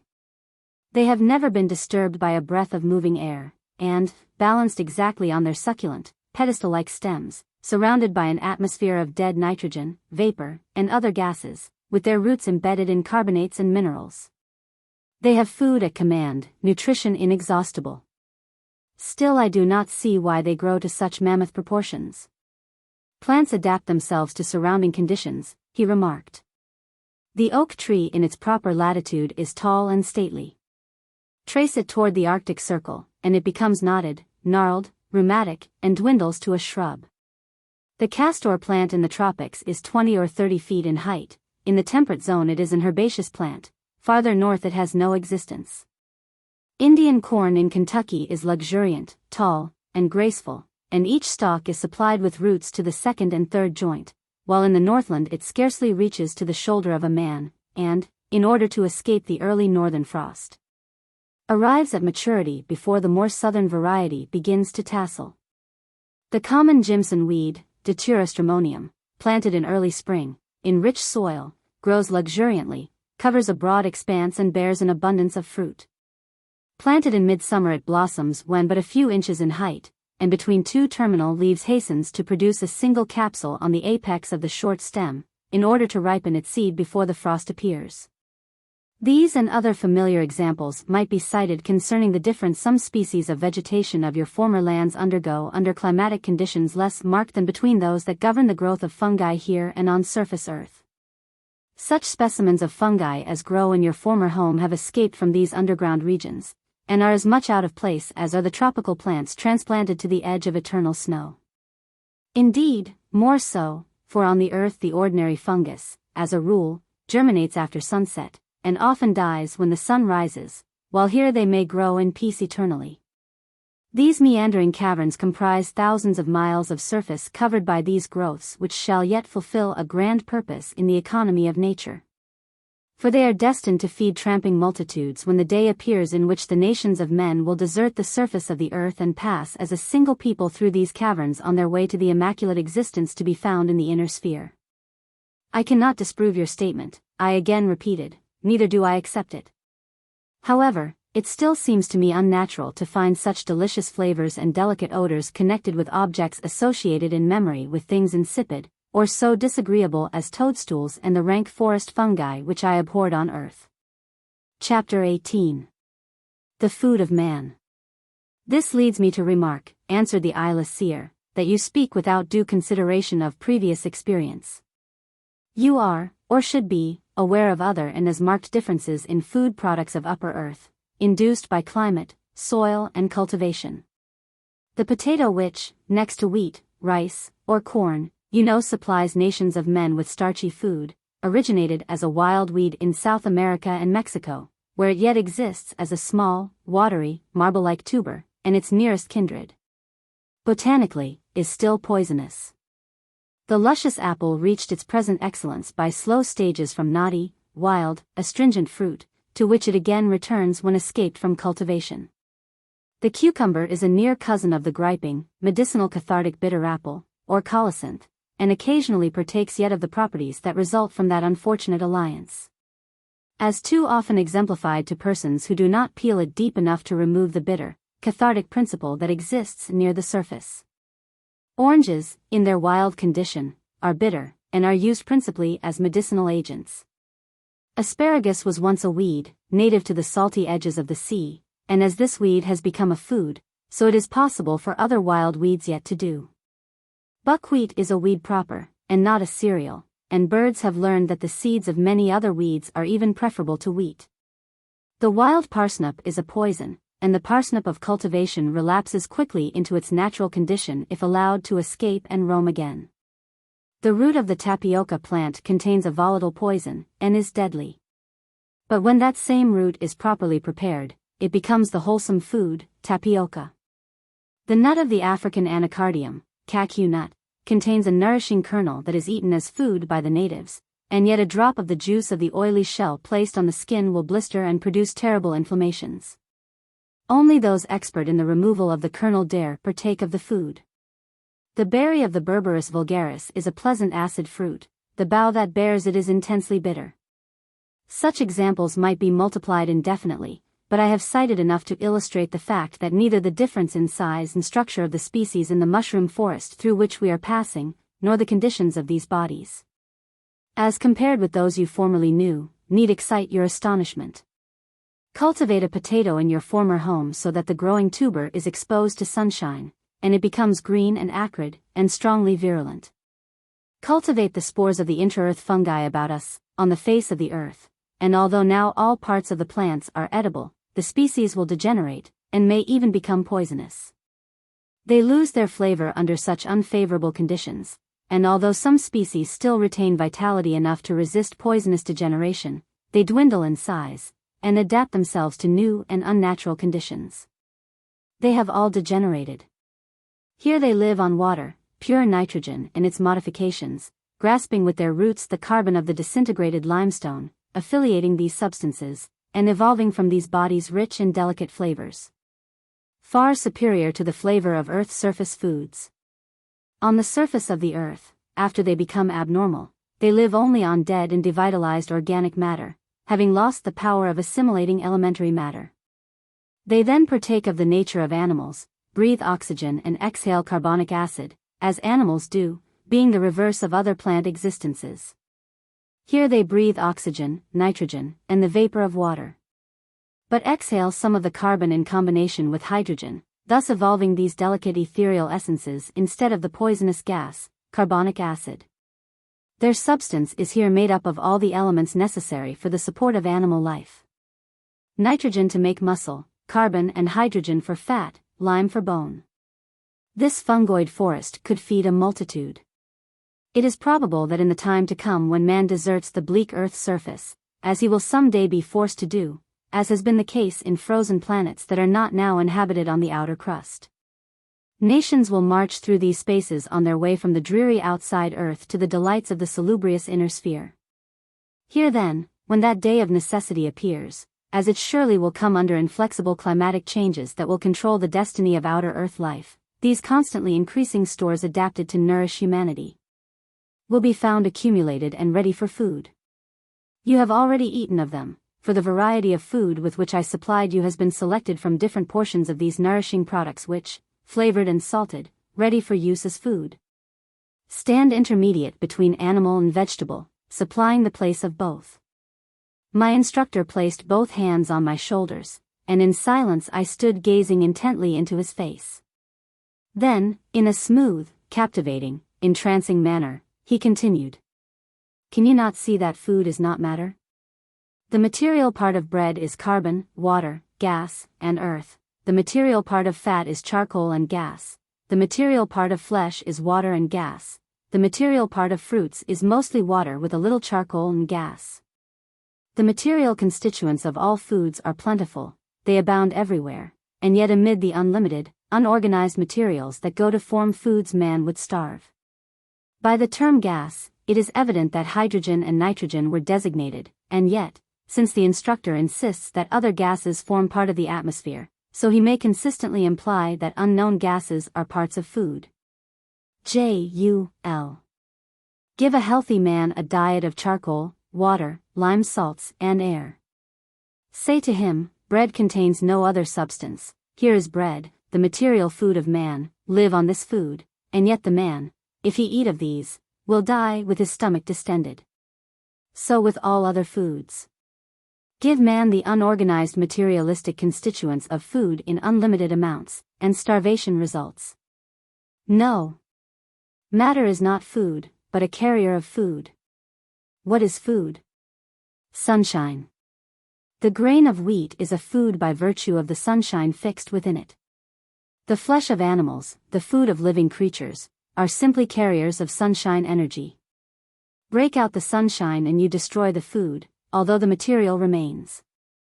The growing plant locks the sunshine in its cells, and the living animal takes it out again. Hence it is that after the sunshine of any food is liberated during the metamorphosis of the tissues of an animal, although the material part of the food remains, it is no longer a food, but becomes a poison, and then, if it is not promptly eliminated from the animal, it will destroy the life of the animal. This material becomes then injurious, but it is still material. The farmer plants a seed in the soil, the sunshine sprouts it, nourishes the growing plant, and during the season locks itself to and within its tissues, binding the otherwise dead materials of that tissue together into an organized structure. Animals eat these structures, break them from higher to lower compounds, and in doing so live on the stored-up sunshine and then excrete the worthless material side of the food. The farmer spreads these excluded substances over the earth again to once more take up the sunshine in the coming plant organization, but not until it does once more lock in its cells the energy of sunshine can it be a food for that animal. Is manure a food? He abruptly asked. No. Is not manure matter? Yes. May it not become a food again, as the part of another plant, when another season passes? Yes. In what else than energy, sunshine, does it differ from food? Water is a necessity, I said. And locked in each molecule of water there is a mine of sunshine. Liberates suddenly the sun energy from the gases of the ocean held in subjection thereby, and the earth would disappear in an explosion that would reverberate throughout the universe. The water that you truly claim to be necessary to the life of man, is itself water by the grace of this same sun, for without its heat water would be ice, dry as dust. 'Tis the sun that gives life and motion to creatures animate and substances inanimate. He who doubts distrusts his creator. Food and drink are only carriers of bits of assimilable sunshine. When the fire worshippers kneeled to their god, the sun, they worshipped the great food reservoir of man. When they drew the quivering entrails from the body of a sacrificed victim they gave back to their god a spark of sunshine. It was due sooner or later. They builded well in thus recognizing the source of all life, and yet they acted badly, for their God asked no premature sacrifice. The inevitable must soon occur, and as all organic life comes from that sun god, so back to that creator the sunspark must fly. But they are heathen, there is a God beyond their narrow conception of God. As there is also a God in the beyond, past your idea of God. Perhaps to beings of higher mentalities, we may be heathen. But even if this is so, duty demands that we revere the God within our intellectual sphere. Let us not digress further, the subject now is food, not the supreme creator, and I say to you, the food of man, the organic life of man, is sunshine." He ceased, and I reflected upon his words. All he had said seemed so consistent that I could not deny its plausibility, and yet it still appeared altogether unlikely as viewed in the light of my previous earth knowledge. I did not quite comprehend all the semi-scientific expressions, but was at least certain that I could neither disprove nor verify his propositions. My thoughts wandered aimlessly, and I found myself questioning whether man could be prevailed upon to live contentedly in situations such as I was now passing through. In company with my learned and philosophical but fantastically created guardian and monitor, I moved on. Chapter 19. The Cry from a Distance. I rebel against continuing the journey. As we paced along, meditating, I became more sensibly impressed with the fact that our progress was down a rapid declination. The saline incrustations, fungi and stalagmites, rapidly changed in appearance, an endless variety of stony figures and vegetable cryptogams recurring successively before my eyes. They bore the shape of trees, shrubs, or animals, fixed and silent as statues. At least in my distorted condition of mind I could make out resemblances to many such familiar objects. The floor of the cavern became increasingly steeper, as was shown by the stalactites, which, hanging here and there from the invisible ceiling, made a decided angle with the floor, corresponding with a similar angle of the stalagmites below. Like an accompanying and encircling halo, the ever-present earthlight enveloped us, opening in front as we advanced, and vanishing in the rear. The sound of our footsteps gave back a peculiar, indescribable hollow echo, and our voices sounded ghost-like and unearthly, as if their origin was outside of our bodies, and at a distance. The peculiar resonance reminded me of noises reverberating in an empty cask or cistern. I was oppressed by an indescribable feeling of mystery and awe that grew deep and intense, until at last I could no longer bear the mental strain. "Hold, hold," I shouted, or tried to shout, and stopped suddenly, for although I had cried aloud, no sound escaped my lips. Then from a distance, could I believe my senses? From a distance as an echo, the cry came back in the tones of my own voice, "Hold, hold." "Speak lower," said my guide, "speak very low, for now an effort such as you have made projects your voice far outside your body. The greater the exertion, the farther away it appears." I grasped him by the arm and said slowly, determinately, and in a suppressed tone, "I have come far enough into the secret caverns of the earth, without knowing our destination. Acquaint me now with the object of this mysterious journey, I demand, and at once relieve this sense of uncertainty, otherwise I shall go no farther." An endless variety of stony figures. "You are to proceed to the sphere of rest with me," he replied, "and in safety. Beyond that an unknown country lies, into which I have never ventured. You speak in enigmas. What is this sphere of rest? Where is it? Your eyes have never seen anything similar, human philosophy has no conception of it, and I cannot describe it," he said. "It is located in the body of the earth, and we will meet it about 1,000 miles beyond the North Pole." "But I am in Kentucky," I replied. "Do you think that I propose to walk to the North Pole, man? If man you be, that unreached goal is thousands of miles away." "True," he answered, "as you measure distance on the surface of the earth, and you could not walk it in years of time. But you are now 25 miles below the surface, and you must be aware that instead of becoming more weary as we proceed, you are now and have for some time been gaining strength. I would also call to your attention that you neither hunger nor thirst." "Proceed," I said, "'tis useless to rebel. I am wholly in your power," and we resumed our journey, and rapidly went forward amid silences that were to me painful beyond description. We abruptly entered a cavern of crystal, every portion of which was of sparkling brilliancy, and as white as snow. The stalactites, stalagmites, and fungi disappeared. I picked up a fragment of the bright material, tasted it, and found that it resembled pure salt. Monstrous, cubical crystals, a foot or more in diameter, stood out in bold relief, accumulations of them, as conglomerate masses, banked up here and there, making parts of great columnar cliffs, while in other formations the crystals were small, resembling in the aggregate masses of white sandstone. "Is not this salt?" I asked. "Yes, we are now in the dried bed of an underground lake." "Dried bed?" I exclaimed, a body of water sealed in the earth cannot evaporate. It has not evaporated. At some remote period the water has been abstracted from the salt, and probably has escaped upon the surface of the earth as a fresh water spring. You contradict all laws of hydrostatics, as I understand that subject, I replied, when you speak of abstracting water from a dissolved substance that is part of a liquid, and thus leaving the solids. Nevertheless, this is a constant act of nature, said he. How else can you rationally account for the great salt beds and other deposits of saline materials that exist hermetically sealed beneath the earth's surface? I will confess that I have not given the subject much thought.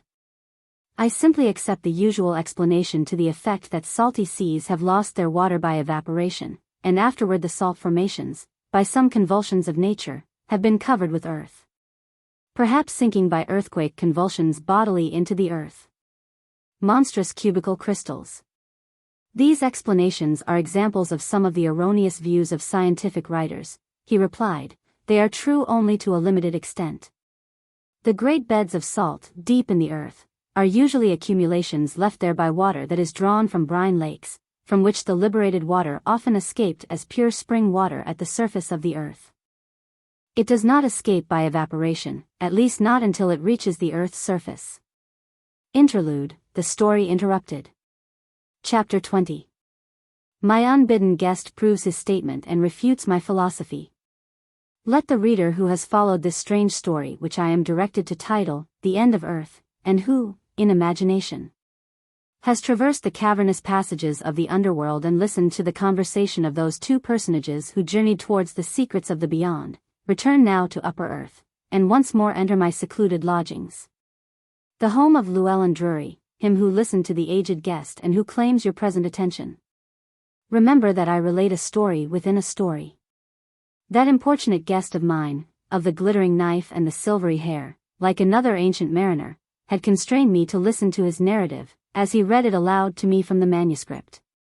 I patiently heard chapter after chapter, generally with pleasure, often with surprise, sometimes with incredulity or downright dissent.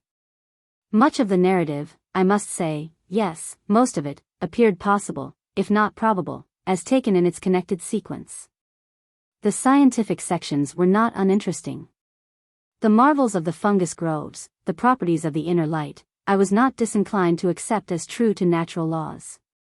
But when the man who did it came to tell of the intra-earth salt deposits, and to explain the cause of the disappearance of lakes that formerly existed underground, and their simultaneous replacement by beds of salt, my credulity was overstrained. Permit me to interrupt your narrative, I remarked, and then in response to my request the venerable guest laid down his paper. Well, he said, interrogatively. I do not believe that last statement concerning the salt lake, and, to speak plainly, I would not have accepted it as you did, even had I been in your situation. To what do you allude? He asked. The physical abstraction of water from the salt of a solution of salt, I do not believe it possible unless by evaporation of the water. You seem to accept as conclusive the statements of men who have never investigated beneath the surface in these directions, and you question the evidence of a man who has seen the phenomenon. I presume you accept the prevailing notions about salt beds, as you do the assertion that liquids seek a common level, which your scientific authorities also teach as a law of nature? Yes. I do believe that liquids seek a common level, and I am willing to credit your other improbable statements if you can demonstrate the principle of liquid equilibrium to be untrue. Then, said he, tomorrow evening I will show you that fluids seek different levels, and also explain to you how liquids may leave the solids they hold in solution without evaporating from them. He arose and abruptly departed. It was near morning, and yet I sat in my room alone pondering the story of my unique guest until I slept to dream of caverns and seances until daylight, when I was awakened by their vividness. The fire was out, the room was cold, and, shivering in nervous exhaustion, I crept into bed to sleep and dream again of horrible things I cannot describe, but which made me shudder in affright at their recollection. Late in the day I awoke. On the following evening my persevering teacher appeared punctually, and displayed a few glass tubes and some blotting or bibulous paper. I will first show you that liquids may change their levels in opposition to the accepted laws of men, not contrary to nature's laws. However, let me lead to the experiments by a statement of facts, that, if you question, you can investigate at any time. If two vessels of water be connected by a channel from the bottom of each, the water surfaces will come to a common level. He selected a curved glass tube, and poured water into it. The water assumed the position shown in Figure 11. Figure 11. Water in tube. Seeks a level. You have not shown me anything new, I said, my textbooks taught me this.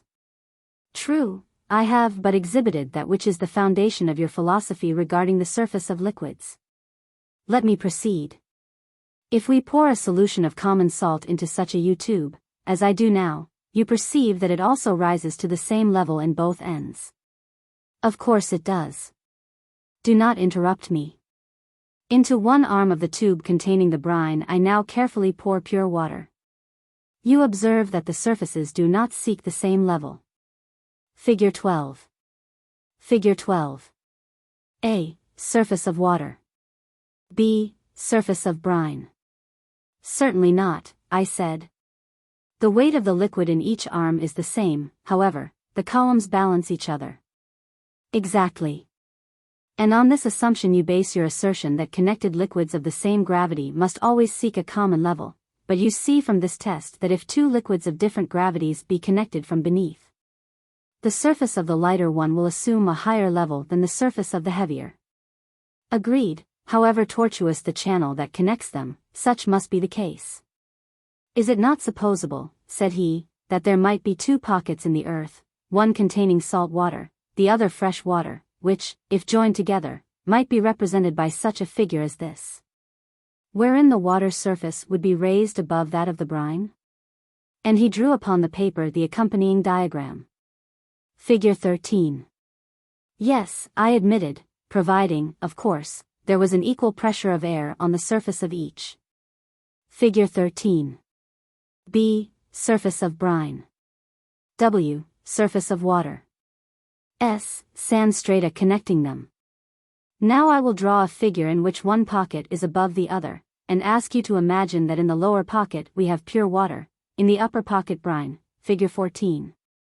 Can you bring any theory of your law to bear upon these liquids so that by connecting them together the water will rise and run into the brine?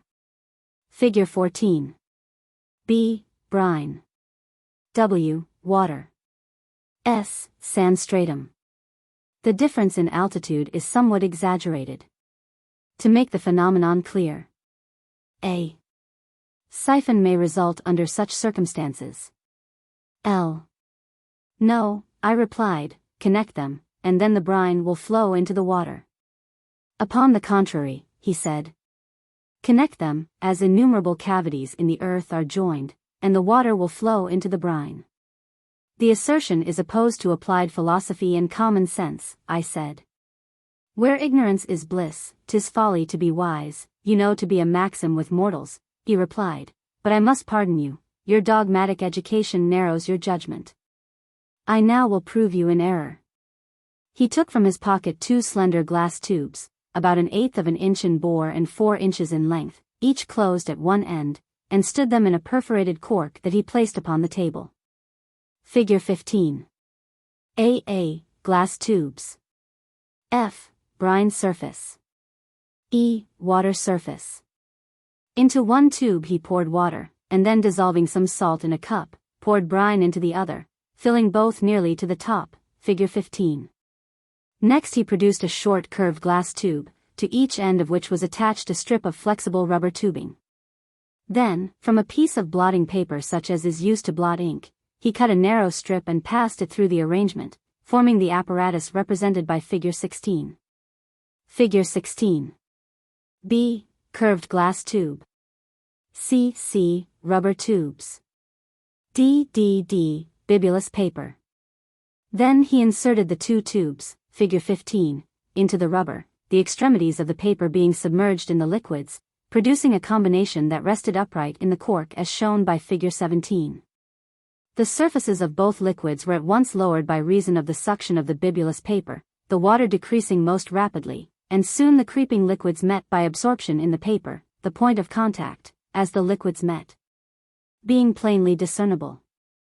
Now the old man gently slid the tubes upon each other, raising one a little, so as to bring the surfaces of the two liquids exactly on a plane. He then marked the glass at the surface of each with a pen. "Observe the result," he remarked as he replaced the tubes in the cork with their liquid surfaces on a line. Together we sat and watched, and soon it became apparent that the surface of the water had decreased in height as compared with that of the brine. By fixing my gaze on the ink mark on the glass, I also observed that the brine in the opposing tube was rising. "I will call tomorrow evening," he said, "and we shall then discover which is true, man's theory or nature's practice." Within a short time enough of the water in the tube had been transferred to the brine to raise its surface considerably above its former level, the surface of the water being lowered to a greater degree. Figure 18. I was discomfited at the result, and upon his appearance next evening peevishly said to the experimenter, "I do not know that this is fair. Have I not demonstrated that, by properly connecting the liquids, the lighter flows into the heavier, and raises itself above the former surface?" "Yes, but there is no porous paper in the earth." "True. I used this medium because it was convenient.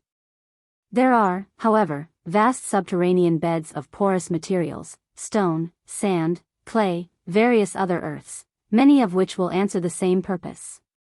By perfectly natural laws, on a large scale, such molecular transfer of liquids is constantly taking place within the earth, and in these phenomena the law of gravitation seems ignored, and the rule which man believes from narrow experience governs the flow of liquids, is reversed. The arched porous medium always transfers the lighter liquid into the heavier one until its surface is raised considerably above that of the light one. In the same way you can demonstrate that alcohol passes into water, sulfuric ether into alcohol, and other miscible light liquids into those heavier. Figure 17. A. Glass tubes. B. Curved glass tube. C. Rubber tubes. D. Bibulous paper. E. Water surface. F. Brine surface. I have seen you exemplify the statement on a small scale, with water and brine, and cannot question but that it is true on a large one, I replied. So you admit that the assertion governing the surfaces of liquids is true only when the liquids are connected from beneath.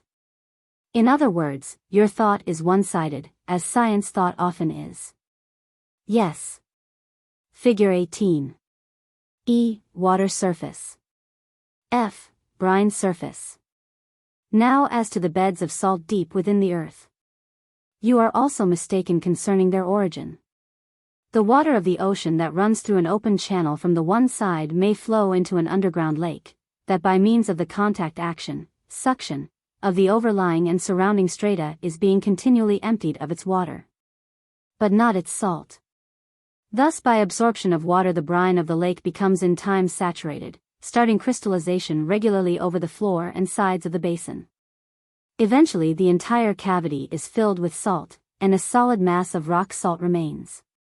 If, however, before the lake becomes solid, the brine supply is shut off by some natural cause as by salt crystals closing the passage thereto, the underground lake is at last drained of its water, the salt crystallizing over the bottom.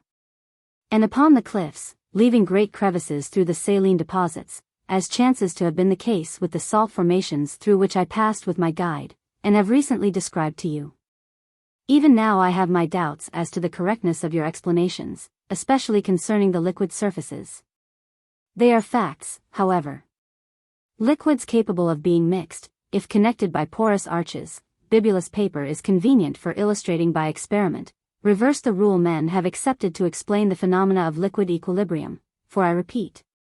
The lighter one rushes into that which is heavier, and the surface of the heavier liquid rises. You can try the experiment with alcohol and water, taking precautions to prevent evaporation, or you can vary the experiment with solutions of various salts of different densities. The greater the difference in gravity between the two liquids, the more rapid will be the flow of the lighter one into the heavier, and after equilibrium, the greater will be the contrast in the final height of the resultant liquid surfaces. Men will yet explain this effect by natural laws, I said.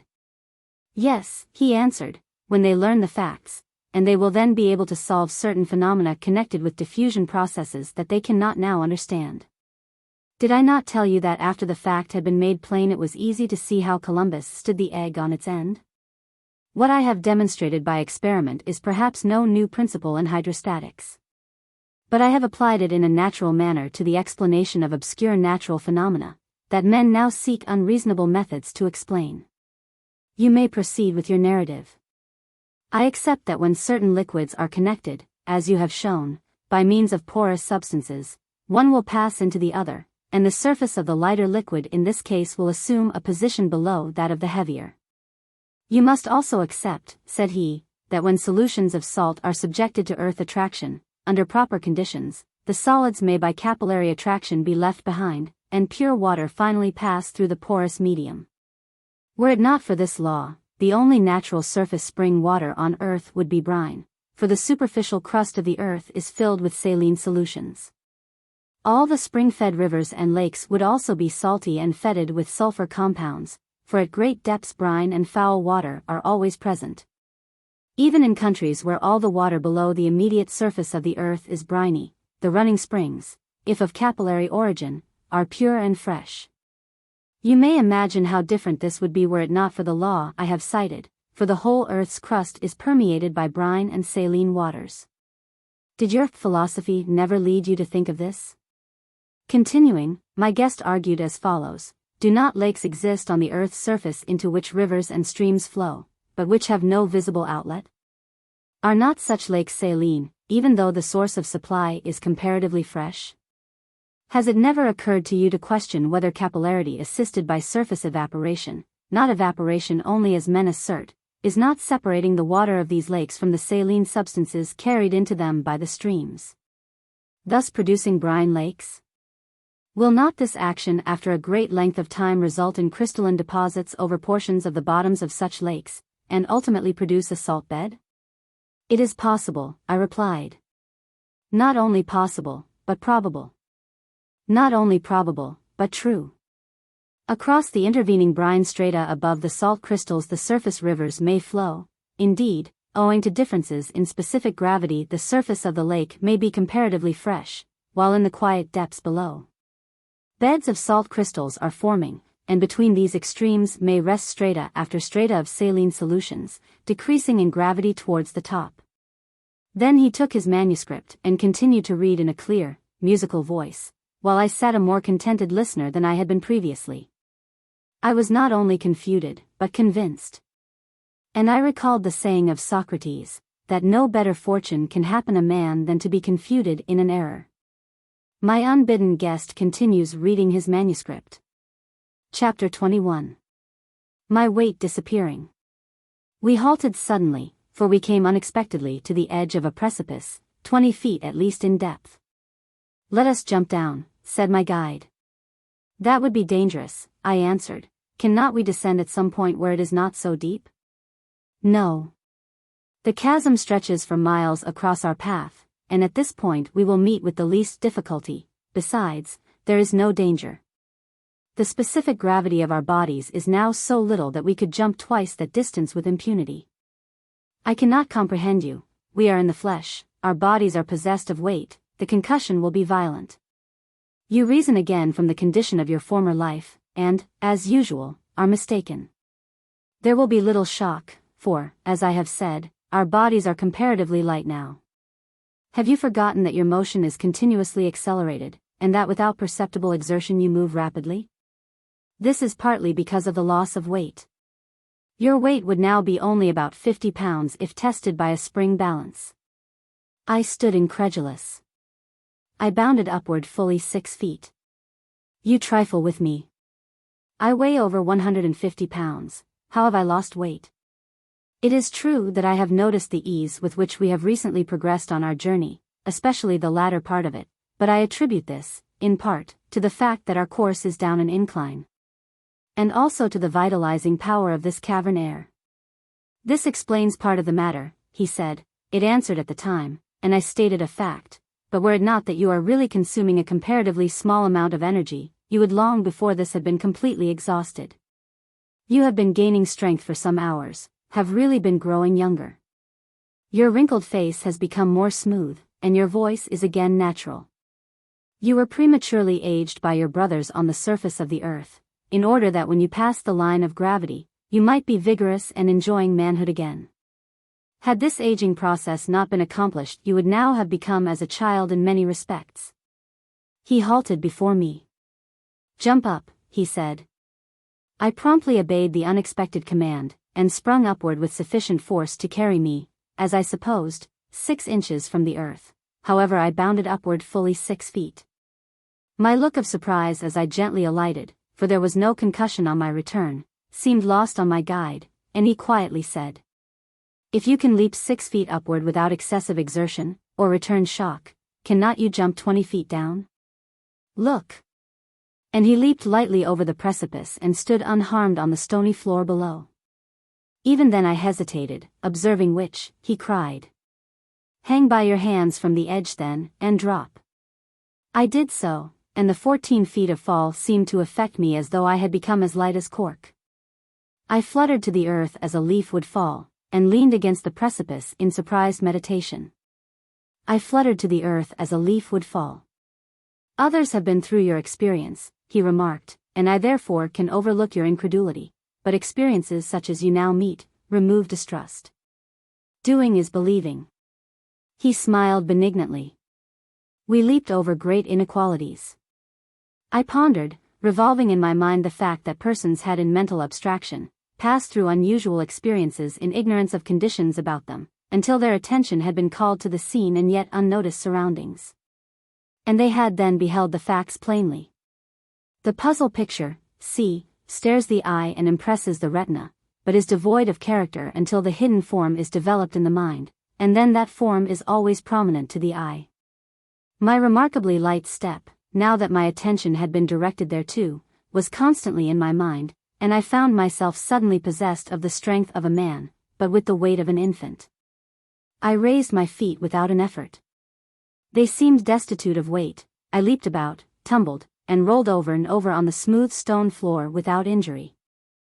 It appeared that I had become the airy similitude of my former self, my material substance having wasted away without a corresponding impairment of strength. I pinched my flesh to be assured that all was not a dream, and then endeavored to convince myself that I was the victim of delirium, but in vain. Too sternly my self-existence confronted me as a reality, a cruel reality. A species of intoxication possessed me once more, and I now hoped for the end, whatever it might be. We resumed our journey, and rushed on with increasing rapidity, galloping hand in hand, down, ever downward into the illuminated crevice of the earth. The spectral light by which we were aureoled increased in intensity, as by arithmetical progression, and I could now distinguish objects at a considerable distance before us. My spirits rose as if I were under the influence of a potent stimulant.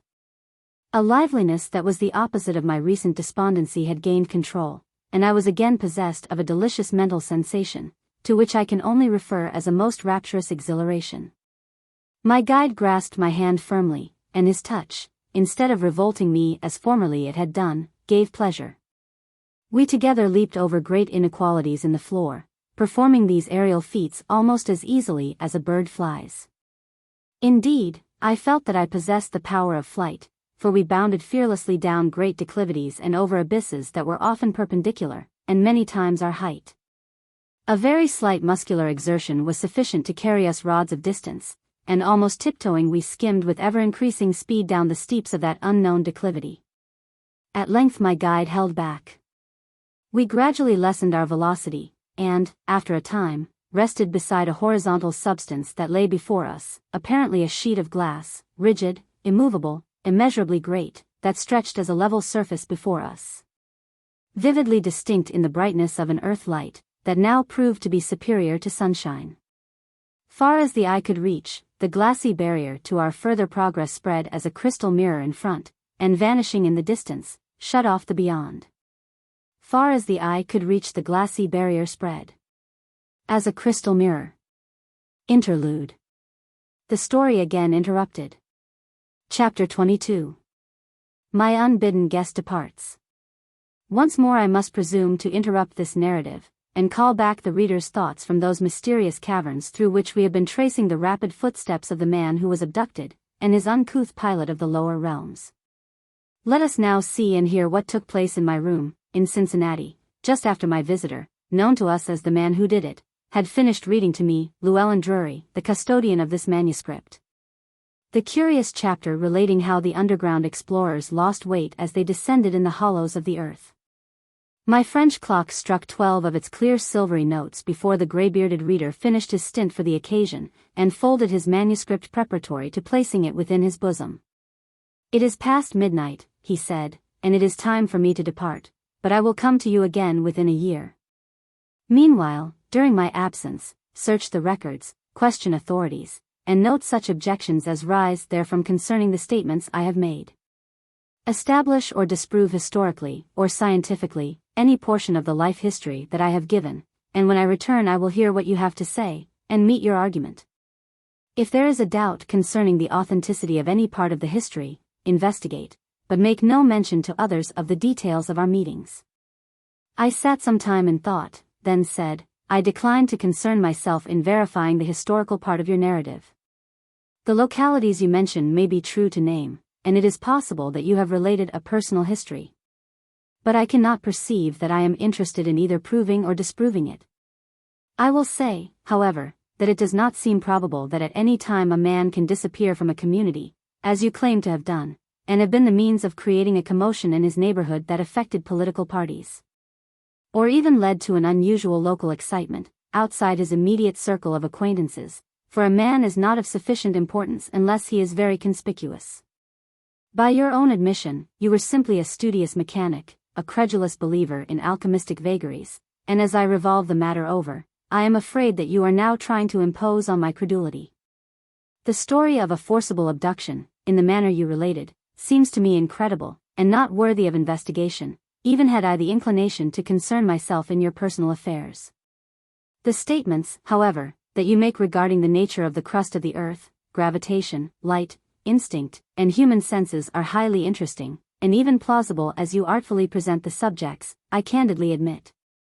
And I shall take some pains to make inquiries concerning the recorded researches of experts who have investigated in that direction. Collect your evidence," said he, "and I shall listen to your views when I return." He opened the door, glided away, and I was alone again. Chapter 23. I questioned scientific men. Aristotle's Ether. Days and weeks passed. When the opportunity presented, I consulted Drive W. B. Chapman, the druggist and student of science, regarding the nature of light and earth, who in turn referred me to Professor Daniel Vaughan. This learned man, in reply to my question concerning gravitation, declared that there was much that men wished to understand in regard to this mighty force, that might yet be explained, but which may never become known to mortal man. The correlation of forces, said he, was prominently introduced and considered by a painstaking scientific writer named Joule, in several papers that appeared between 1843 and 1850, and he was followed by others, who engaged themselves in experimenting and theorizing, and I may add that Joule was indeed preceded in such thought by Mayer. This department of scientific study just now appears of unusual interest to scientists, and your questions embrace problems connected with some phases of its phenomena. We believe that light, heat, and electricity are mutually convertible. In fact, the evidences recently opened up to us show that such must be the case. These agencies or manifestations are now known to be so related that whenever one disappears others spring into existence. Study the beautiful experiments and remarkable investigations of Sir William Thomson in these directions. And what of gravitation? I asked, observing that Prof. Vaughan neglected to include gravitation among his numerous enumerated forces, and recollecting that the force gravitation was more closely connected with my visitor's story than perhaps were any of the others. Excepting the mysterious mid-earth illumination. Of that force we are in greater ignorance than of the others, he replied.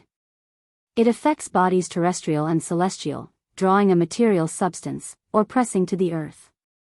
Also holds, we believe, the earth and all other bodies in position in the heavens, thus maintaining the equilibrium of the planets. Seemingly gravitation is not derived from, or sustained by, an external force, or supply reservoir, but is an intrinsic entity, a characteristic of matter that decreases in intensity at the rate of the square of the increasing distance. As bodies recede from each other, or from the surface of the earth. However, Gravitation neither escapes by radiation from bodies nor needs to be replenished, so far as we know, from without. It may be compared to an elastic band, but there is no intermediate tangible substance to influence bodies that are affected by it, and it remains in undying tension, unlike all elastic material substances known. Neither losing nor acquiring energy as time passes. Unlike cohesion, or chemical attraction, it exerts its influence upon bodies that are out of contact, and have no material connection, and this necessitates a purely fanciful explanation concerning the medium that conducts such influences. Bringing into existence the illogical, hypothetical, fifth ether, made conspicuous by Aristotle. What of this ether? I queried. It is a necessity in science, but intangible, undemonstrated, unknown, and wholly theoretical. It is accepted as an existing fluid by scientists, because human theory cannot conceive of a substance capable of, or explain how a substance can be capable of affecting a separate body unless there is an intermediate medium to convey force impressions. Hence to material substances Aristotle added, or at least made conspicuous, a speculative ether that, he assumed, pervades all space, and all material bodies as well, in order to account for the passage of heat and light to and from the sun, stars, and planets. Explain further, I requested. To conceive of such an entity we must imagine a material that is more evanescent than any known gas, even in its most diffused condition. It must combine the solidity of the most perfect conductor of heat, exceeding any known body in this respect to an infinite degree, with the transparency of an absolute vacuum. It must neither create friction by contact with any substance, nor possess attraction for matter. Must neither possess weight and yet carry the force that produces weight, nor respond to the influence of any chemical agent, or exhibit itself to any optical instrument. It must be invisible, and yet carry the force that produces the sensation of sight. It must be of such a nature that it cannot, according to our philosophy, affect the corpuscles of earthly substances while permeating them without contact or friction, and yet, as a scientific incongruity, it must act so readily on physical bodies as to convey to the material eye the sensation of sight, and from the sun to creatures on distant planets it must carry the heat force, thus giving rise to the sensation of warmth. Through this medium, yet without sensible contact with it, worlds must move, and planetary systems revolve, cutting and piercing it in every direction, without loss of momentum. And yet, as I have said, this ether must be in such close contact as to convey to them the essence that warms the universe, lights the universe, and must supply the attractive bonds that hold the stellar worlds in position. A nothing in itself, so far as man's senses indicate, the ether of space must be denser than iridium, more mobile than any known liquid, and stronger than the finest steel. I cannot conceive of such an entity, I replied. No.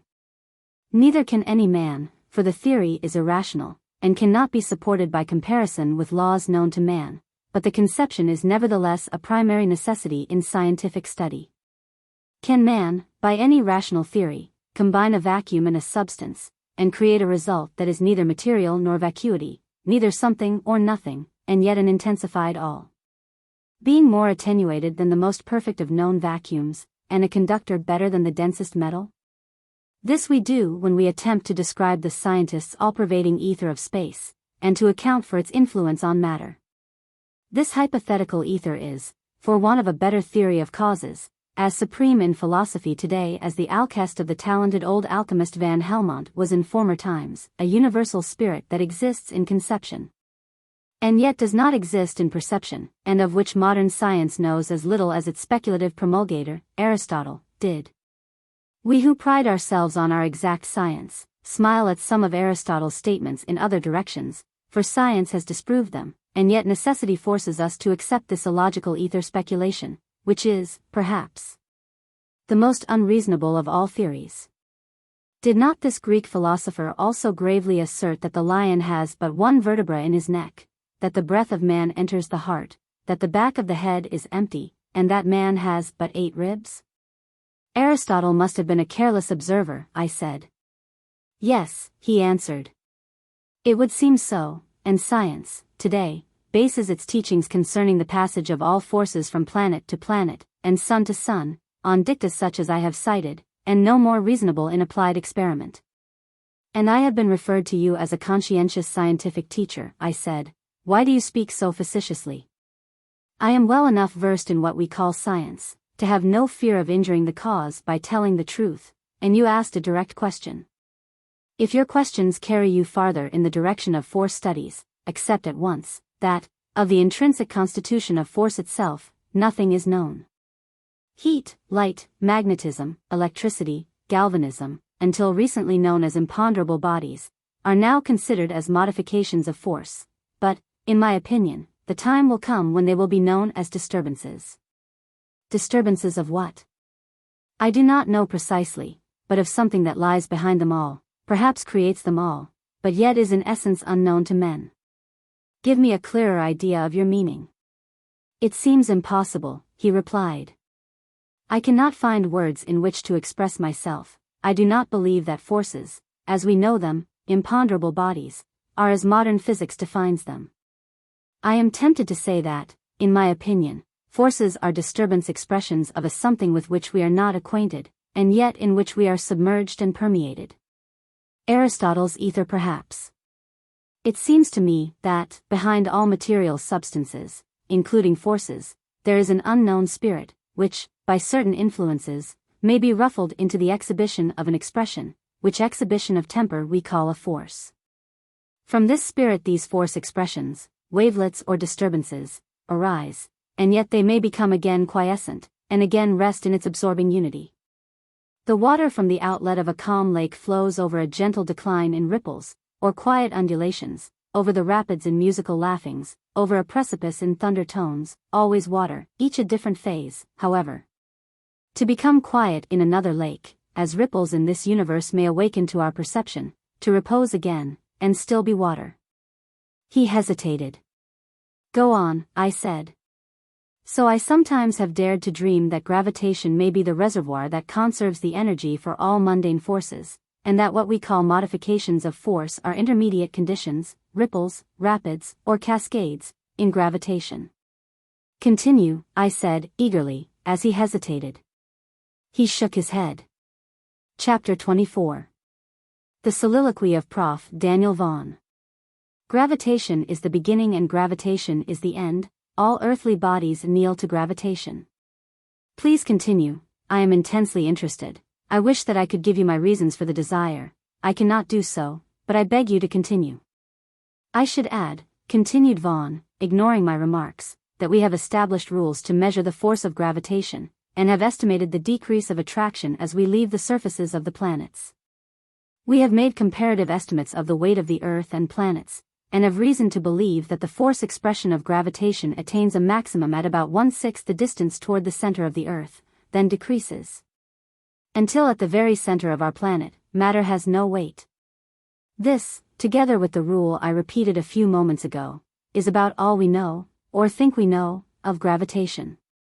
Gravitation is the beginning and gravitation is the end, all earthly bodies kneel to gravitation. I cannot imagine a beyond, and yet gravitation, mused the rapt philosopher, may also be an expression of. He hesitated again, forgetting me completely, and leaned his shaggy head upon his hands. I realized that his mind was lost in conjecture, and that he was absorbed in the mysteries of the scientific immensity. Would he speak again? I could not think of disturbing his reverie, and minutes passed in silence. Then he slowly, softly, reverently murmured, Gravitation, gravitation, thou art seemingly the one permanent, ever-present earth-bound expression of omnipotence.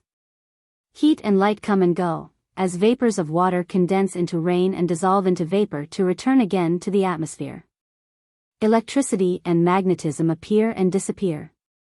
Like summer storms they move in diversified channels, or even turn and fly from contact with some bodies, seemingly forbidden to appear, but thou, gravitation, art omnipresent and omnipotent. Thou createst motion, and yet maintainest the equilibrium of all things mundane and celestial. An attempt to imagine a body destitute of thy potency, would be to bankrupt and deaden the material universe. Oh! Gravitation, art thou a voice out of the beyond, and are other forces but echoes, tremulous reverberations that start into life to vibrate for a spell and die in the space caverns of the universe while thou continuest supreme? Soliloquy of Prof. Daniel Vaughan. Gravitation is the beginning, and gravitation is the end, all earthly bodies kneel to gravitation. His bowed head and rounded shoulders stooped yet lower. He unconsciously brushed his shaggy locks with his hand, and seemed to confer with a familiar being whom others could not see. A voice from without, he repeated, from beyond our realm. Shall the subtle ears of future scientists catch yet lighter echoes?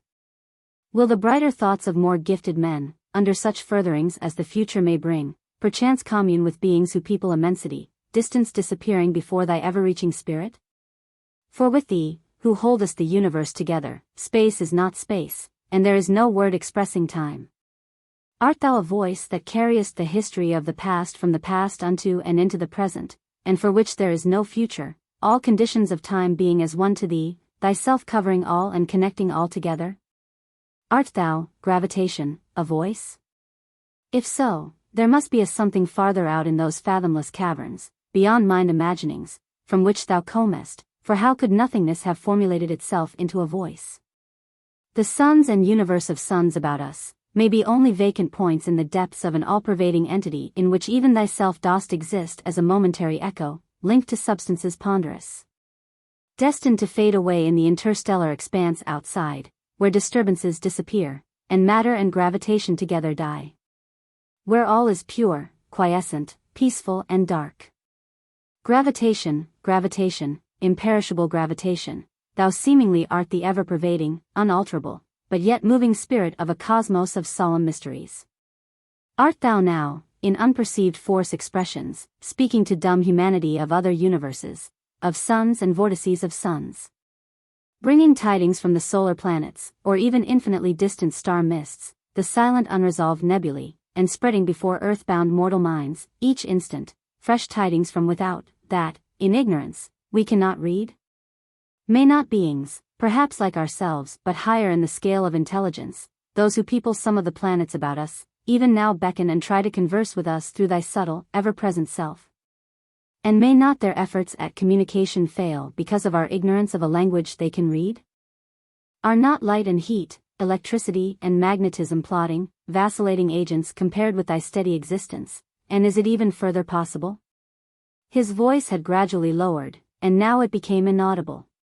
He was oblivious to my presence, and had gone forth from his own self. He was lost in matters celestial, and abstractedly continued unintelligibly to mutter to himself as, brushing his hair from his forehead, he picked up his well-worn felt hat, and placed it awkwardly on his shaggy head. And then shuffled away without bidding me farewell. The bent form, prematurely shattered by privation, uncouth, unkempt, typical of suffering and neglect, impressed me with the fact that in him man's life essence, the immortal mind, had forgotten the material part of man. The physical half of man, even of his own being, in Daniel Vaughan's estimation, was an encumbrance unworthy of serious attention. His spirit communed with the pure in nature, and to him science was a study of the great beyond. Mr. Drury cannot claim to have recorded verbatim Professor Vaughan's remarks, but has endeavored to give the substance. His language was faultless, his word selections beautiful, his soliloquy impressive beyond description. Perhaps Drury even misstated an idea, or more than one, evolved then by the great mind of that patient man. Professor Daniel Vaughan was fitted for a scientific throne, a position of the highest honor.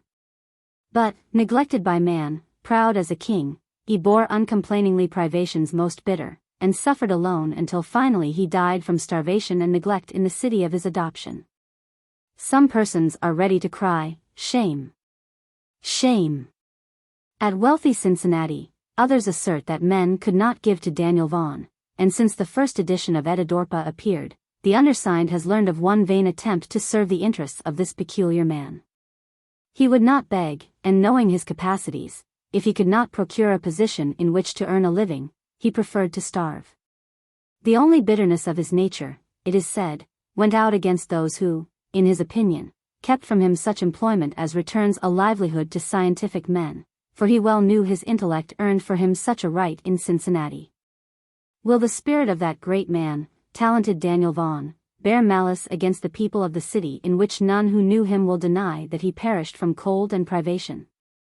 Commemorated is he not by a bust of bronze that distorts the facts in that the garments are not seedy and unkempt, the figure stooping, the cheek hollow and the eye pitifully expressive of an empty stomach? That bust modestly rests in the public library he loved so well, in which he suffered so uncomplainingly, and starved so patiently. J.U.L. I embraced the first opportunity that presented itself to read the works that Prof. Vaughan suggested, and sought him more than once to question further. However, he would not commit himself in regard to the possible existence of other forces than those with which we are acquainted, and when I interrogated him as to possibilities in the study of obscure force expressions, he declined to express an opinion concerning the subject. Indeed, I fancied that he believed it probable, or at least not impossible, that a closer acquaintance with conditions of matter and energy might be the heirloom of future scientific students. At last I gave up the subject, convinced that all the information I was able to obtain from other persons whom I questioned, and whose answers were prompt and positive, was evolved largely from ignorance and self-conceit. And such information was insufficient to satisfy my understanding, or to command my attention. After hearing Vaughan, all other voices sounded empty. I therefore applied myself to my daily tasks, and awaited the promised return of the interesting, though inscrutable being whose subterranean sojourning was possibly fraught with so much potential value to science and to man. The unbidden guest returns to read his manuscript. Continuing his narrative. Chapter 25. The mother of a volcano. You cannot disprove, and you dare not admit. A year from the evening of the departure of the old man, found me in my room, expecting his presence, and I was not surprised when he opened the door, and seated himself in his accustomed chair. Are you ready to challenge my statements? He said, taking up the subject as though our conversation had not been interrupted. No. Do you accept my history? No. You cannot disprove, and you dare not admit. Is not that your predicament? He asked. You have failed in every endeavor to discredit the truth, and your would-be scientists, much as they would like to do so, cannot serve you. Now we will continue the narrative, and I shall await your next attempt to cast a shadow over the facts. Then with his usual pleasant smile, he read from his manuscript a continuation of the intra-earth journey as follows. Be seated, said my eyeless guide. And I will explain some facts that may prove of interest in connection with the nature of the superficial crust of the earth. This crystal liquid spreading before us is a placid sheet of water, and is the feeder of the volcano, Mount Apomeo. Can that be a surface of water? I interrogated. I find it hard to realize that water can be so immovable. I suppose the substance before us to be a rigid material, like glass, perhaps. There is no wind to ruffle this aqueous surface, why should it not be quiescent? This is the only perfectly smooth sheet of water that you have ever seen. It is in absolute rest, and thus appears a rigid level plane. Grant that your explanation is correct, I said, yet I cannot understand how a quiet lake of water can give rise to a convulsion such as the eruption of a volcano. Not only is this possible, he responded, but water usually causes the exhibition of phenomena known as volcanic action. The island of Ischia, in which the volcanic crater Apomeo is situated, is connected by a tortuous crevice with the peaceful pool by which we now stand, and at periods, separated by great intervals of time. The lake is partly emptied by a simple natural process, and a part of its water is expelled above the Earth's surface in the form of superheated steam, which escapes through that distant crater. But I see no evidence of heat or even motion of any kind. Not here, he replied, in this place there is none. The energy is developed thousands of miles away, but since the phenomena of volcanic action are to be partially explained to you at a future day, I will leave that matter for the present. We shall cross this lake. I observed as we walked along its edge that the shore of the lake was precipitous in places, again formed a gradually descending beach, and the dead silence of the space about us. In connection with the death-like stillness of that rigid mass of water and its surroundings, became increasingly impressive and awe-inspiring. Never before had I seen such a perfectly quiet glass-like surface. Not a vibration or undulation appeared in any direction. The solidity of steel was exemplified in its steady, apparently inflexible contour, and yet the pure element was so transparent that the bottom of the pool was as clearly defined as the top of the cavern above me. The lights and shades of the familiar lakes of western New York were wanting here, and it suddenly came to my mind that there were surface reflections, but no shadows, and musing on this extraordinary fact, I stood motionless on a jutting cliff, absorbed in meditation, abstractedly gazing down into that transparent depth. Without sun or moon, without apparent source of light, and yet perfectly illuminated, the lofty caverns seemed cut by that aqueous plane into two sections, one above and one below a transparent, rigid surface line. The dividing line, or horizontal plane, appeared as much a surface of air as a surface of water, and the material above that plane seemed no more nor less a gas, or liquid, than that beneath it. If two limpid, transparent liquids, immiscible, but of different gravities, be poured into the same vessel, the line of demarcation will be as a brilliant mirror, such as I now beheld parting and yet uniting the surfaces of air and water. Lost in contemplation, I unconsciously asked the mental question, "Where are the shadows?" My guide replied, "You have been accustomed to lakes on the surface of the earth, water that is illuminated from above. Now you see by a light that is developed from within and below, as well as from above. There is no outside point of illumination, for the light of this cavern, as you know, is neither transmitted through an overlying atmosphere nor radiated from a luminous center. It is an inherent quality, and as objects above us and within the lake are illuminated alike from all sides, there can be no shadows." Musingly, I said, "That which has occurred before in this journey to the unknown country of which I have been advised, seemed mysterious. But each succeeding step discovers to me another novelty that is more mysterious, with unlooked-for phenomena that are more obscure. This phenomenon is not more of a mystery than is the fact that light radiates from the sun. Man cannot explain that, and I shall not now attempt to explain this. Both conditions are attributes of force, but with this distinction: the crude light and heat of the sun, such as men experience on the surface of the earth, is here refined and softened. And the characteristic glare and harshness of the light that is known to those who live on the earth's surface is absent here. The solar ray, after penetrating the earth's crust, is tempered and refined by agencies which man will yet investigate understandingly, but which he cannot now comprehend. We came to a metal boat. Am I destined to deal with these problems? Only in part. Are still greater wonders before us? If your courage is sufficient to carry you onward, you have yet to enter the portal of the expanse we approach. Lead on, my friend, I cried. Lead on to these undescribed scenes, the occult wonderland that. He interrupted me almost rudely, and in a serious manner said, "Have you not learned that wonder is an exemplification of ignorance? The child wonders at a goblin story, the savage at a trinket, the man of science at an unexplained manifestation of a previously unperceived natural law. Each wonders in ignorance, because of ignorance. Accept now that all you have seen from the day of your birth on the surface of the earth, to the present, and all that you will meet here are wonderful only because the finite mind of man is confused with fragments of evidence, that, from whatever direction we meet them, spring from an unreachable infinity. We will continue our journey." Proceeding farther along the edge of the lake, we came to a metallic boat. This my guide picked up as easily as though it were of paper, for be it remembered that gravitation had slackened its hold here. Placing it upon the water, he stepped into it, and as directed I seated myself near the stern, my face to the bow, my back to the shore. The guide, directly in front of me, gently and very slowly moved a small lever that rested on a projection before him, and I gazed intently upon him as we sat together in silence. At last I became impatient, and asked him if we would not soon begin our journey. "We have been on our way since we have been seated," he answered.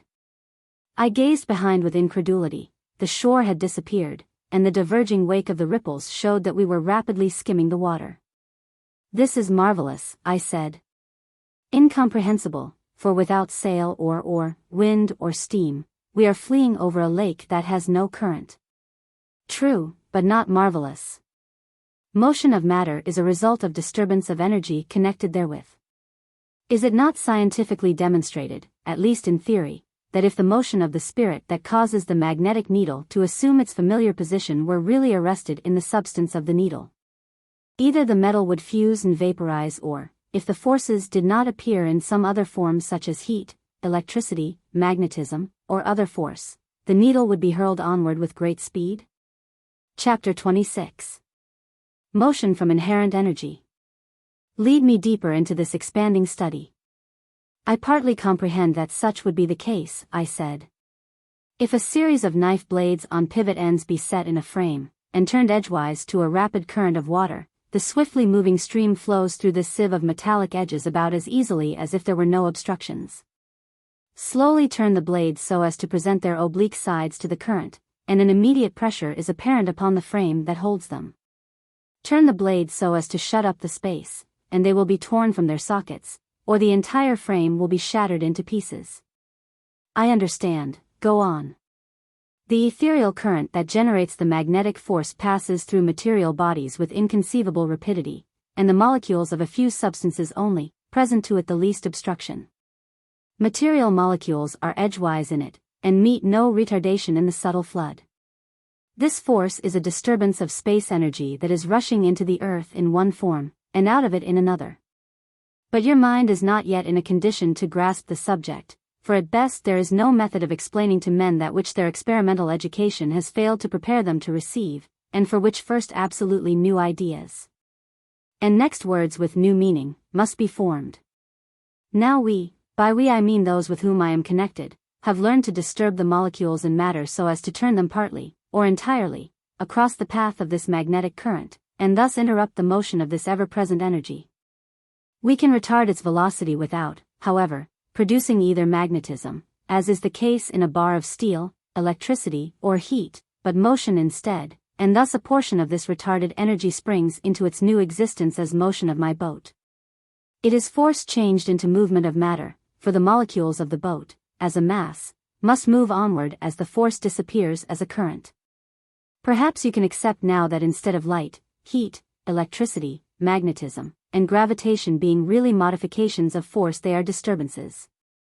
Disturbances of what? Disturbances of motion. Motion of what? Motion of itself, pure and simple. I cannot comprehend, I cannot conceive of motion pure and simple. I will explain at a future time so that you can comprehend more clearly. Other lessons must come first, but never will you see the end. Truth is infinite.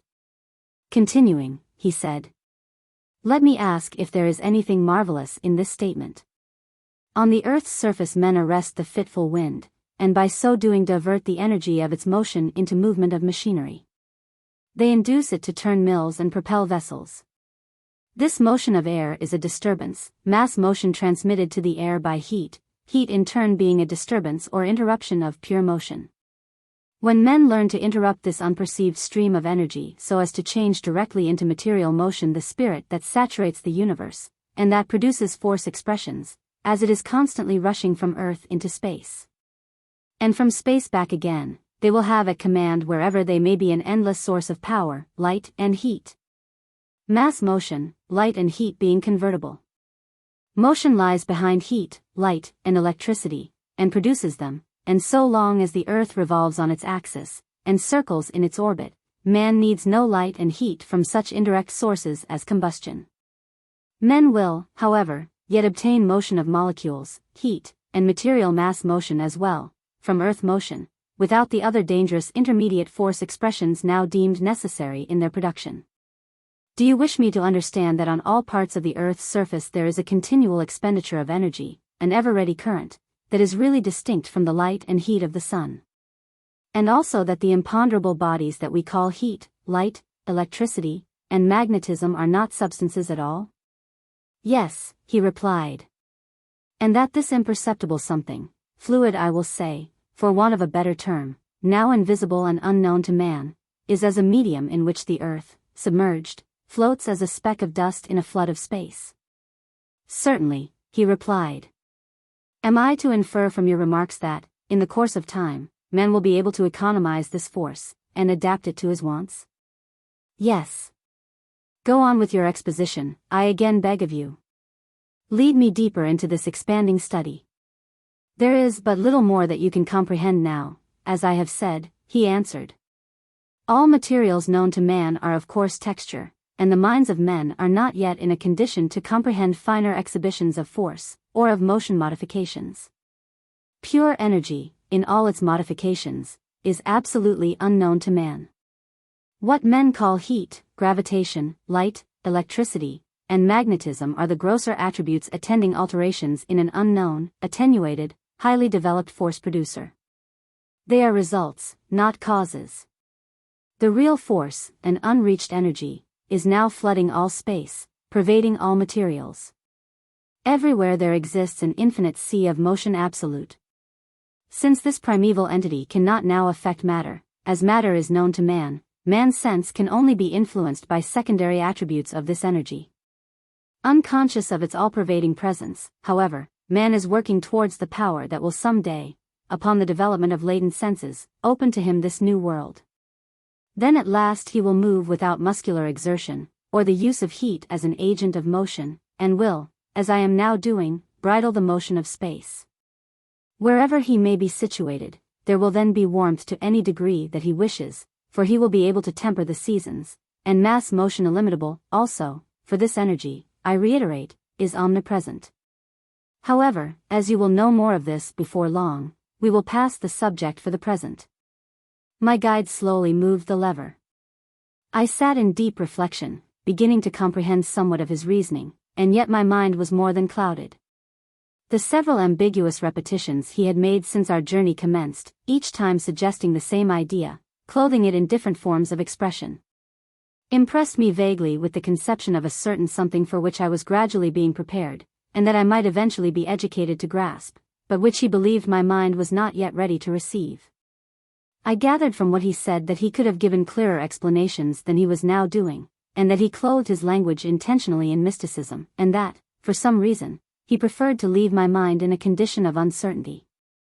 The velocity of the boat increased as he again and again cautiously touched the lever, and at last the responsive craft rose nearly out of the water, and skimmed like a bird over its surface.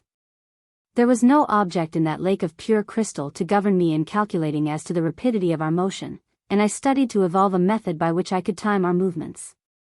With this object in view, I tore a scrap from my clothing and tossed it into the air. It fell at my feet as if in a calm. There was no breeze. I picked the fragment up, in bewilderment, for I had expected it to fall behind us. Then it occurred to me, as by a flash, that notwithstanding our apparently rapid motion, there was an entire absence of atmospheric resistance. What could explain the paradox? I turned to my guide and again tossed the fragment of cloth upward, and again it settled at my feet. He smiled, and answered my silent inquiry. There is a protecting sheet before us, radiating, fan-like, from the bow of our boat as if a large pane of glass were resting on edge, thus shedding the force of the wind. This diaphragm catches the attenuated atmosphere and protects us from its friction. But I see no such protecting object, I answered. No, it is invisible. You cannot see the obstructing power, for it is really a gyrating section of force, and is colorless. That spray of metal on the brow of our boat is the developer of this protecting medium. Imagine a transverse section of an eddy of water on edge before us, and you can form a comparison. Throw the bit of garment as far as you can beyond the side of the boat. I did so, and saw it flutter slowly away to a considerable distance parallel with our position in the boat as though in a perfect calm, and then it disappeared. It seemed to have been dissolved. I gazed at my guide in amazement. "Try again," said he. The bit of garment fluttered listlessly away to the same distance, and then, vacancy. I tore another and a larger fragment from my coat sleeve. I fixed my eyes closely upon it, and cast it from me. The bit of garment fluttered listlessly away to the same distance, and then, vacancy. Wonders of Wonderland, mysteries of the mysterious. What would be the end of this marvelous journey? Suspicion again possessed me, and distrust arose. Could not my self-existence be blotted out in like manner? I thought again of my New York home, and the recollection of Upper Earth, and those broken family ties brought to my heart a flood of bitter emotions. I inwardly cursed the writer of that alchemistic letter, and cursed myself for heeding the contents. The tears gushed from my eyes and trickled through my fingers as I covered my face with my hands and groaned aloud. Then, with a gentle touch, my guide's hand rested on my shoulder. "Calm yourself," he said, "this phenomenon is a natural sequence to a deeper study of nature than man has reached. It is simply the result of an exhibition of rapid motion.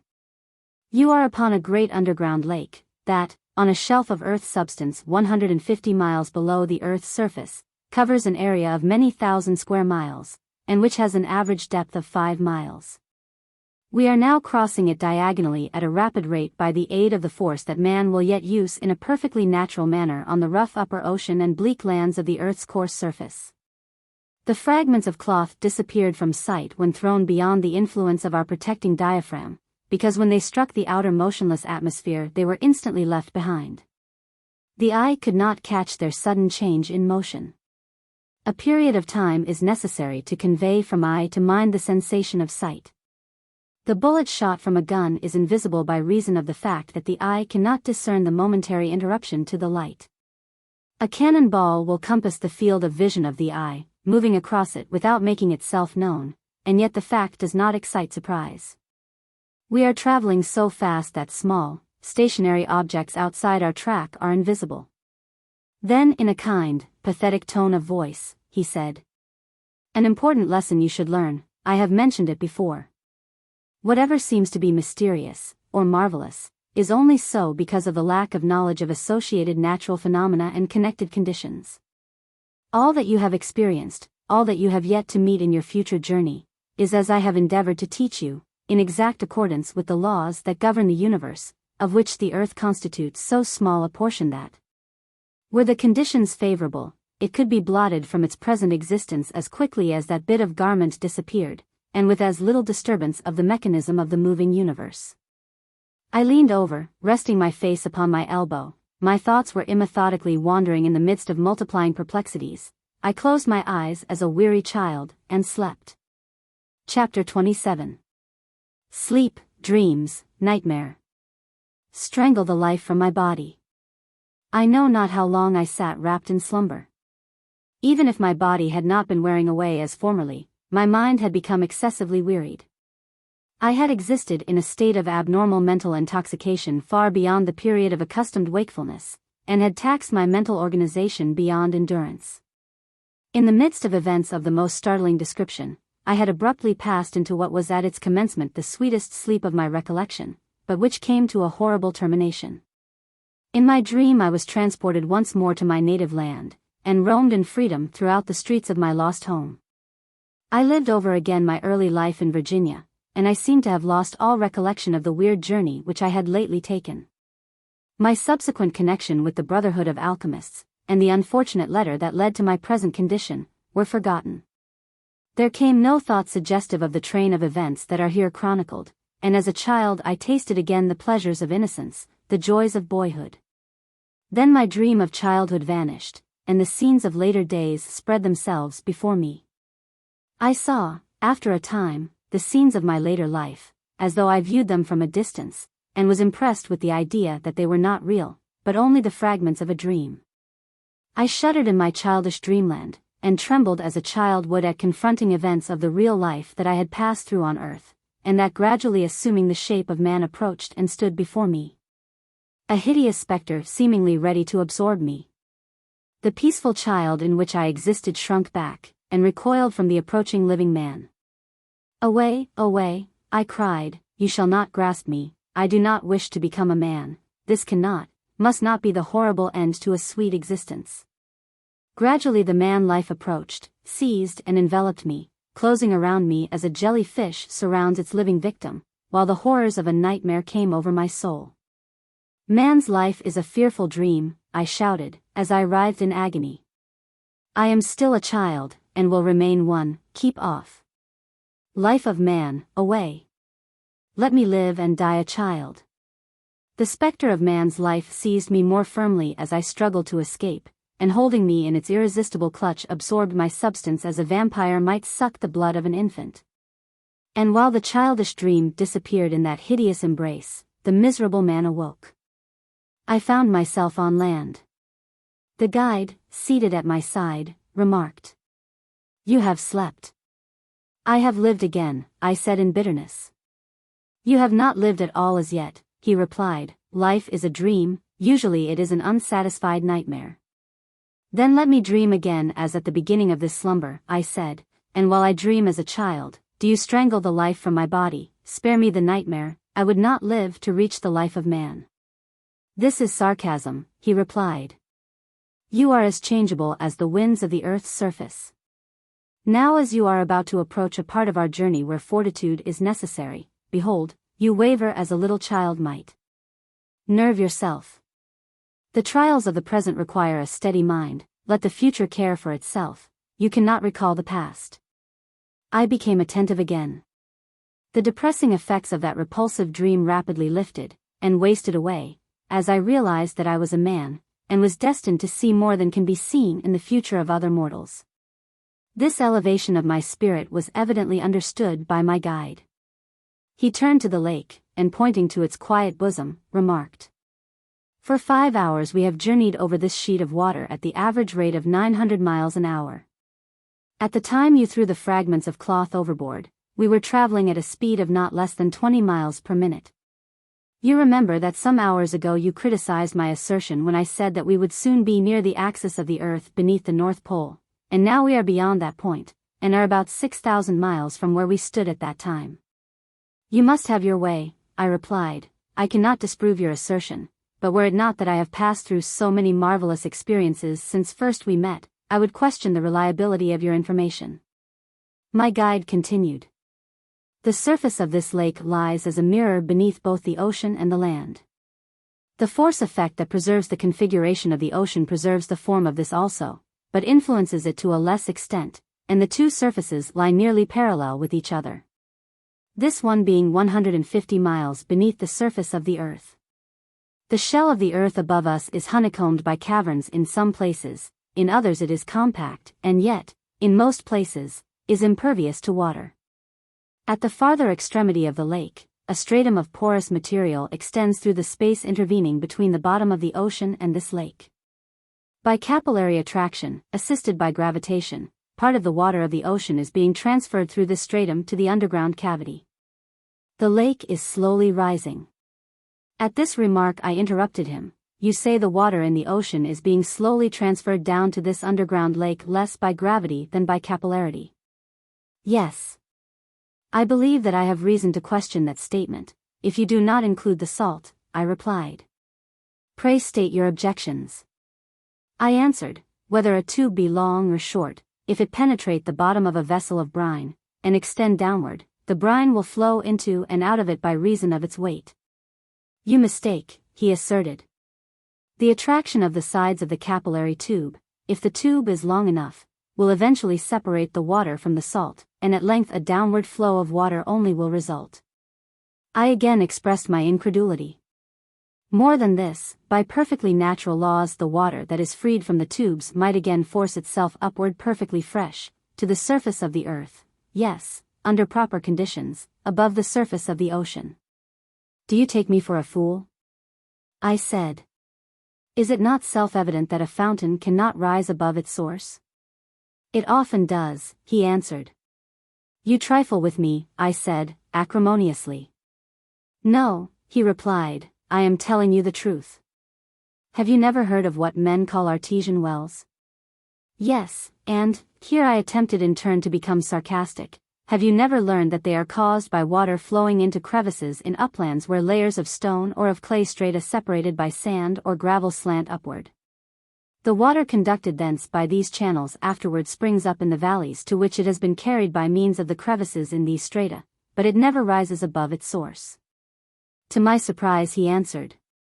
This is another of man's scientific speculations, based on some facts, it is true, and now and then correct, but not invariably.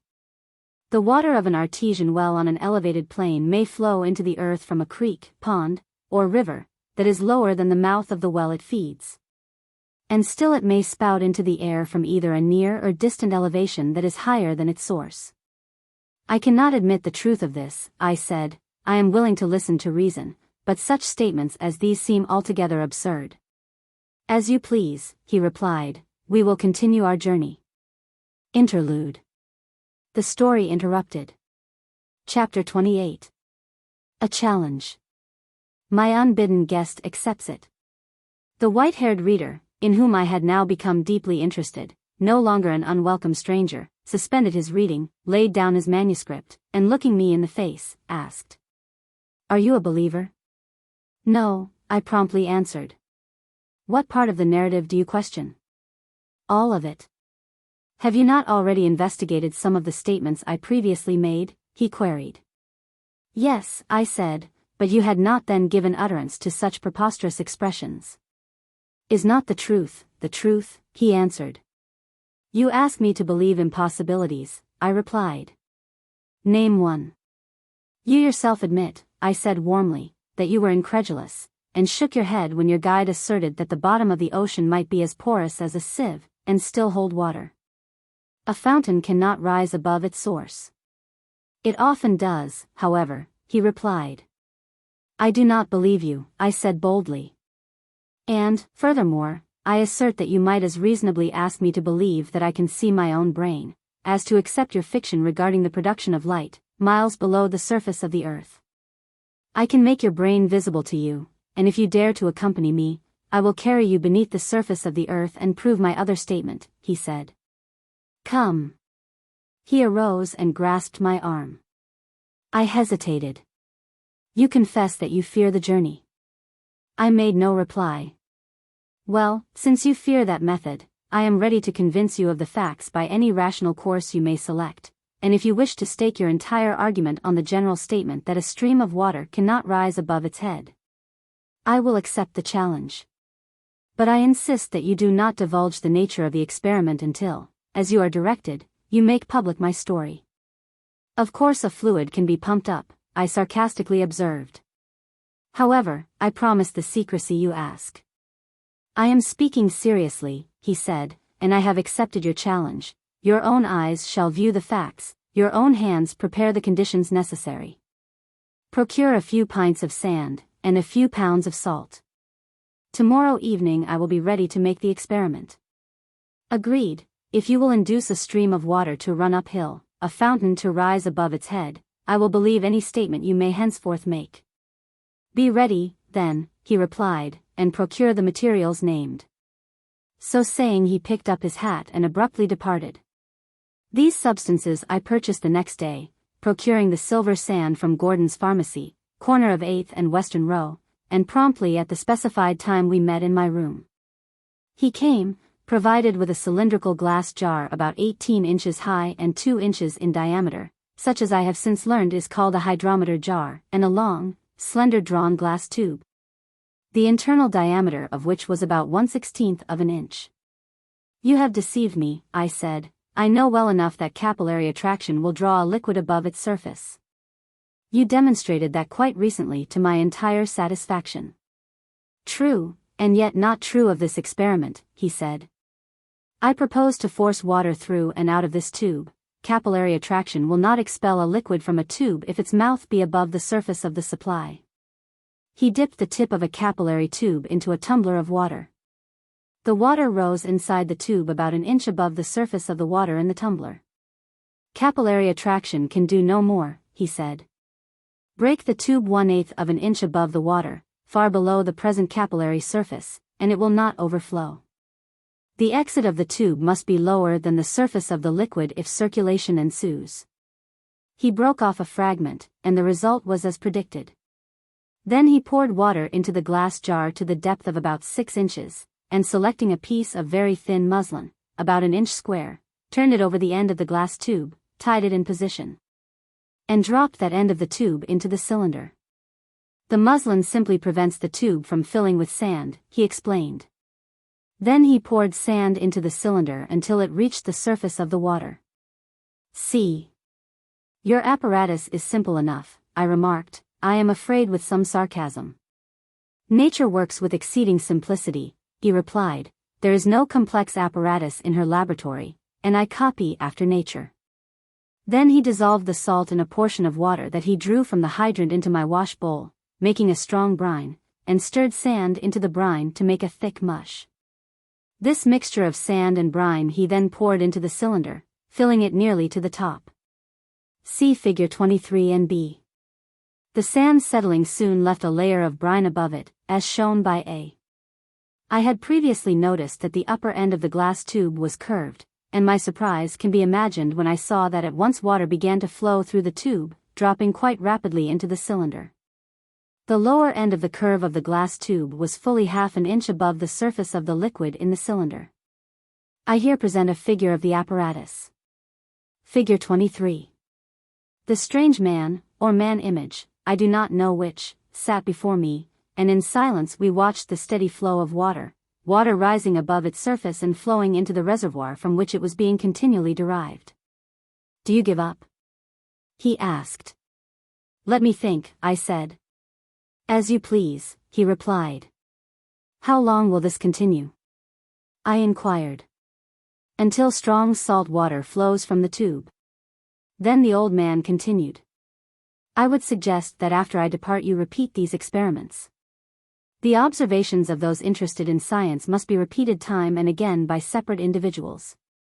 It is not sufficient that one person should observe a phenomenon. Repeated experiments are necessary in order to overcome error of manipulation, and to convince others of their correctness. Not only yourself, but many others, after this manuscript appears, should go through with similar investigations, varied in detail as mind expansion may suggest. This experiment is but the germ of a thought which will be enlarged upon by many minds under other conditions. An event meteorological may occur in the experience of one observer, and never repeat itself. This is possible. The results of such experiments as you are observing, however, must be followed by similar results in the hands of others, and in behalf of science it is necessary that others should be able to verify your experience. In the time to come it will be necessary to support your statements in order to demonstrate that your perceptive faculties are now in a normal condition. Are you sure that your conceptions of these results are justified by normal perception? May you not be in an exalted state of mind that hinders clear perception, and compels you to imagine and accept as fact that which does not exist. Do you see what you think you see? After I am gone, and the influences that my person and mind exert on your own mind have been removed, will these results, as shown by my experiments, follow similar experimental conditions? In the years that are to pass before this paper is to be made public, it will be your duty to verify your present sense faculty. This you must do as opportunities present, and with different devices, so that no question may arise as to what will follow when others repeat our experiments. Tomorrow evening I will call again, but remember, you must not tell others of this experiment, nor show the devices to them. Figure 23. A. Brine. B. Sand and brine mixed. C. Sand and water. I have promised, I answered. He gathered his manuscript and departed, and I sat in meditation watching the mysterious fountain. As he had predicted, finally, after a long time, the flow slackened, and by morning, when I arose from my bed, the water had ceased to drip, and then I found it salty to the taste. The next evening he appeared as usual, and prepared to resume his reading, making no mention of the previous test of my faith. I interrupted him, however, by saying that I had observed that the sand had settled in the cylinder, and that in my opinion his experiment was not true to appearances, but was a deception, since the sand by its greater weight displaced the water, which escaped through the tube, where there was least resistance. "Ah," he said, "and so you refuse to believe your own eyesight, and are contriving to escape the deserved penalty. I will, however, acquiesce in your outspoken desire for further light and repeat the experiment without using sand. But I tell you that Mother Earth, in the phenomena known as artesian wells, uses sand and clay, pools of mineral waters of different gravities, and running streams. The waters beneath the earth are under pressure, induced by such natural causes as I have presented you in miniature, the chief difference being that the supplies of both salt and fresh water are inexhaustible, and by natural combinations similar to what you have seen. The streams within the earth, if a pipe be thrust into them, may rise continuously, eternally, from a reservoir higher than the head. In addition, there are pressures of gases, and solutions of many salts, other than chloride of soda, that tend to favor the phenomenon. You are unduly incredulous, and you ask of me more than your right after staking your faith on an experiment of your own selection. You demand more of me even than nature often accomplishes in earth structure. But tomorrow night I will show you that this seemingly impossible feat is possible." He then abruptly left the room. The following evening he presented himself with a couple of 1-gallon cans, one of them without a bottom. I thought I could detect some impatience of manner as he filled the perfect can, D, with water from the hydrant, and having spread a strip of thin muslin over the mouth of the other can, B, pressed it firmly over the mouth, C, of the can of water, which it fitted tightly, thus connecting them together, the upper, bottomless, can being inverted. Then he made a narrow slit in the center of the muslin with his penknife, and through it thrust a glass tube like that of our former experiment. Next he wrapped a string around the open top of the upper can, crossed it over the top, and tied the glass tube to the center of the cross string. Simply to hold this tube in position, he explained. The remainder of the bag of salt left from the experiment of the preceding evening was then dissolved in water, and the brine poured into the upper can, filling it to the top. Then carefully thrusting the glass tube downward, he brought the tip of the curve to within about 1/2 inch of the surface of the brine, when immediately a rapid flow of liquid exhibited itself. Figure 24. Figure 24. A. Surface of brine. B. Upper can filled with brine. C. Necks of cans telescoped. D. Lower can full of water. It rises above its source without sand, he observed. I cannot deny the fact, I replied, and furthermore I am determined that I shall not question any subsequent statement that you may make. We sat in silence for some time, and the water ran continuously through the tube. I was becoming alarmed, afraid of my occult guest, who accepted my self-selected challenges, and worked out his results so rapidly, he seemed to be more than human. I am a mortal, but a resident of a higher plane than you, he replied, divining my thoughts. Is not this experiment a natural one? Yes, I said. Did not Shakespeare write, "There are more things in heaven and earth, Horatio, than are dreamt of in your philosophy"? Yes, I said. And my guest continued. He might have added, and always will be, ... Scientific men will explain this phenomenon, I suggested. Yes, when they observe the facts, he replied, it is very simple. They can now tell, as I have before remarked, how Columbus stood the egg on end. However, given the problem before Columbus expounded it, they would probably have wandered as far from the true solution as the mountain with its edgewise layers of stone is from the disconnected artesian wells on a distant sea coast where the underground fresh and salt water in overlying currents and layers clash together. The explanation, of course, is simple. The brine is of greater specific gravity than the pure water, the pressure of the heavier fluid forces the lighter up in the tube. This action continues until, as you will see by this experiment, in the gradual diffusion of brine and pure water the salt is disseminated equally throughout the vessels, and the specific gravity of the mixed liquid becomes the same throughout. When the flow will cease. However, in the earth, where supplies are inexhaustible, the fountain flows unceasingly. Chapter 29. Beware of biology, the science of the life of man. The old man relates a story as an object lesson. The reader is invited to skip this chapter of horrors. J.U.L. But you have not lived up to the promise, you have evaded part of the bargain, I continued. While you have certainly performed some curious experiments in physics which seem to be unique, yet, I am only an amateur in science, and your hydrostatic illustrations may be repetitions of investigations already recorded, that have escaped the attention of the scientific gentlemen to whom I have hitherto applied. Man's mind is a creature of doubts and questions, he observed. Answer one query, and others rise. His inner self is never satisfied, and you are not to blame for wishing for a sign, as all self-conscious conditions of your former existence compel.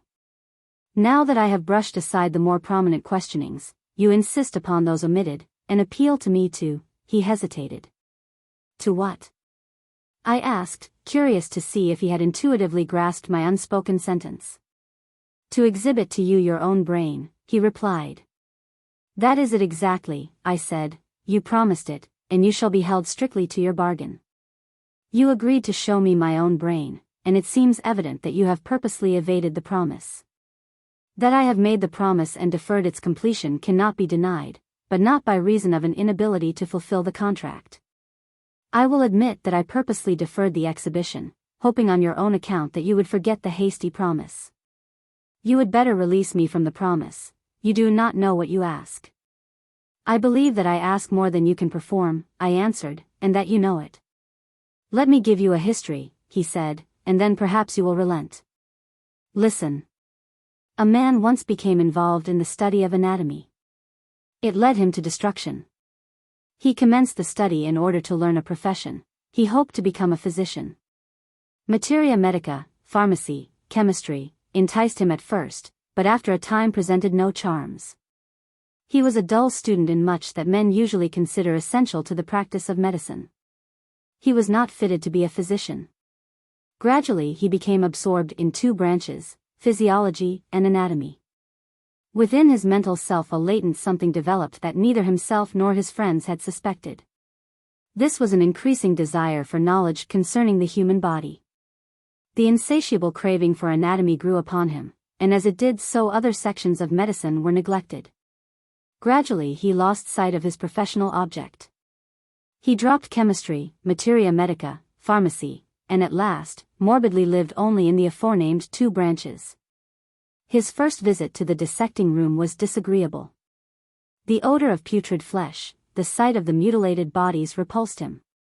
When first his hand, warm in life, touched the clammy flesh of a corpse, he shuddered. Then when his fingers came in contact with the viscera of a cadaver, that of a little child, he cried out in horror. The demonstrator of anatomy urged him on. He finally was induced to dissect part of the infant. The reflex action on his sensitive mind first stunned, and then warped his senses. His companions had to lead him from the room. Wash it off, he repeated, trying to throw his hand from his person. Horrid, horrible, unclean. The child is yet before me, he insisted. Then he went into a fever and raved. Some mother will meet me on the street and curse me, he cried. That hand is red with the blood of my darling. It has desecrated the innocent dead, and mutilated that which is most precious to a mother. Take the hand away, wash it, he shouted. The mother curses me, she demands retribution. Better that a man be dead than cursed by a mother whose child has been desecrated. So the unfortunate being raved, dreaming all manner of horrid imaginings. But at last he recovered, a different man. He returned voluntarily to the dissecting room, and wrapped himself in the uncouth work. Nothing in connection with corpse mutilation was now offensive or unclean. He threw aside his other studies, he became a slave possessed of one idea. He scarcely took time to dine respectably, indeed, he often ate his lunch in the dissecting room. The blood of a child was again and again on his fingers, it mattered not, he did not take the trouble to wash it off. The liver of man is not more sacred than the liver of a hog, he argued, the flesh of a man is the same as other forms of animal food. When a person dies the vital heat escapes, consciousness is dissipated, and the cold, rigid remains are only animal. Consciousness and life are all that is of man, one is force, the other matter. When man dies both perish and are dissipated. His friends perceived his fondness for dissection, and argued with him again, endeavoring now to overcome his infatuation. He repelled them.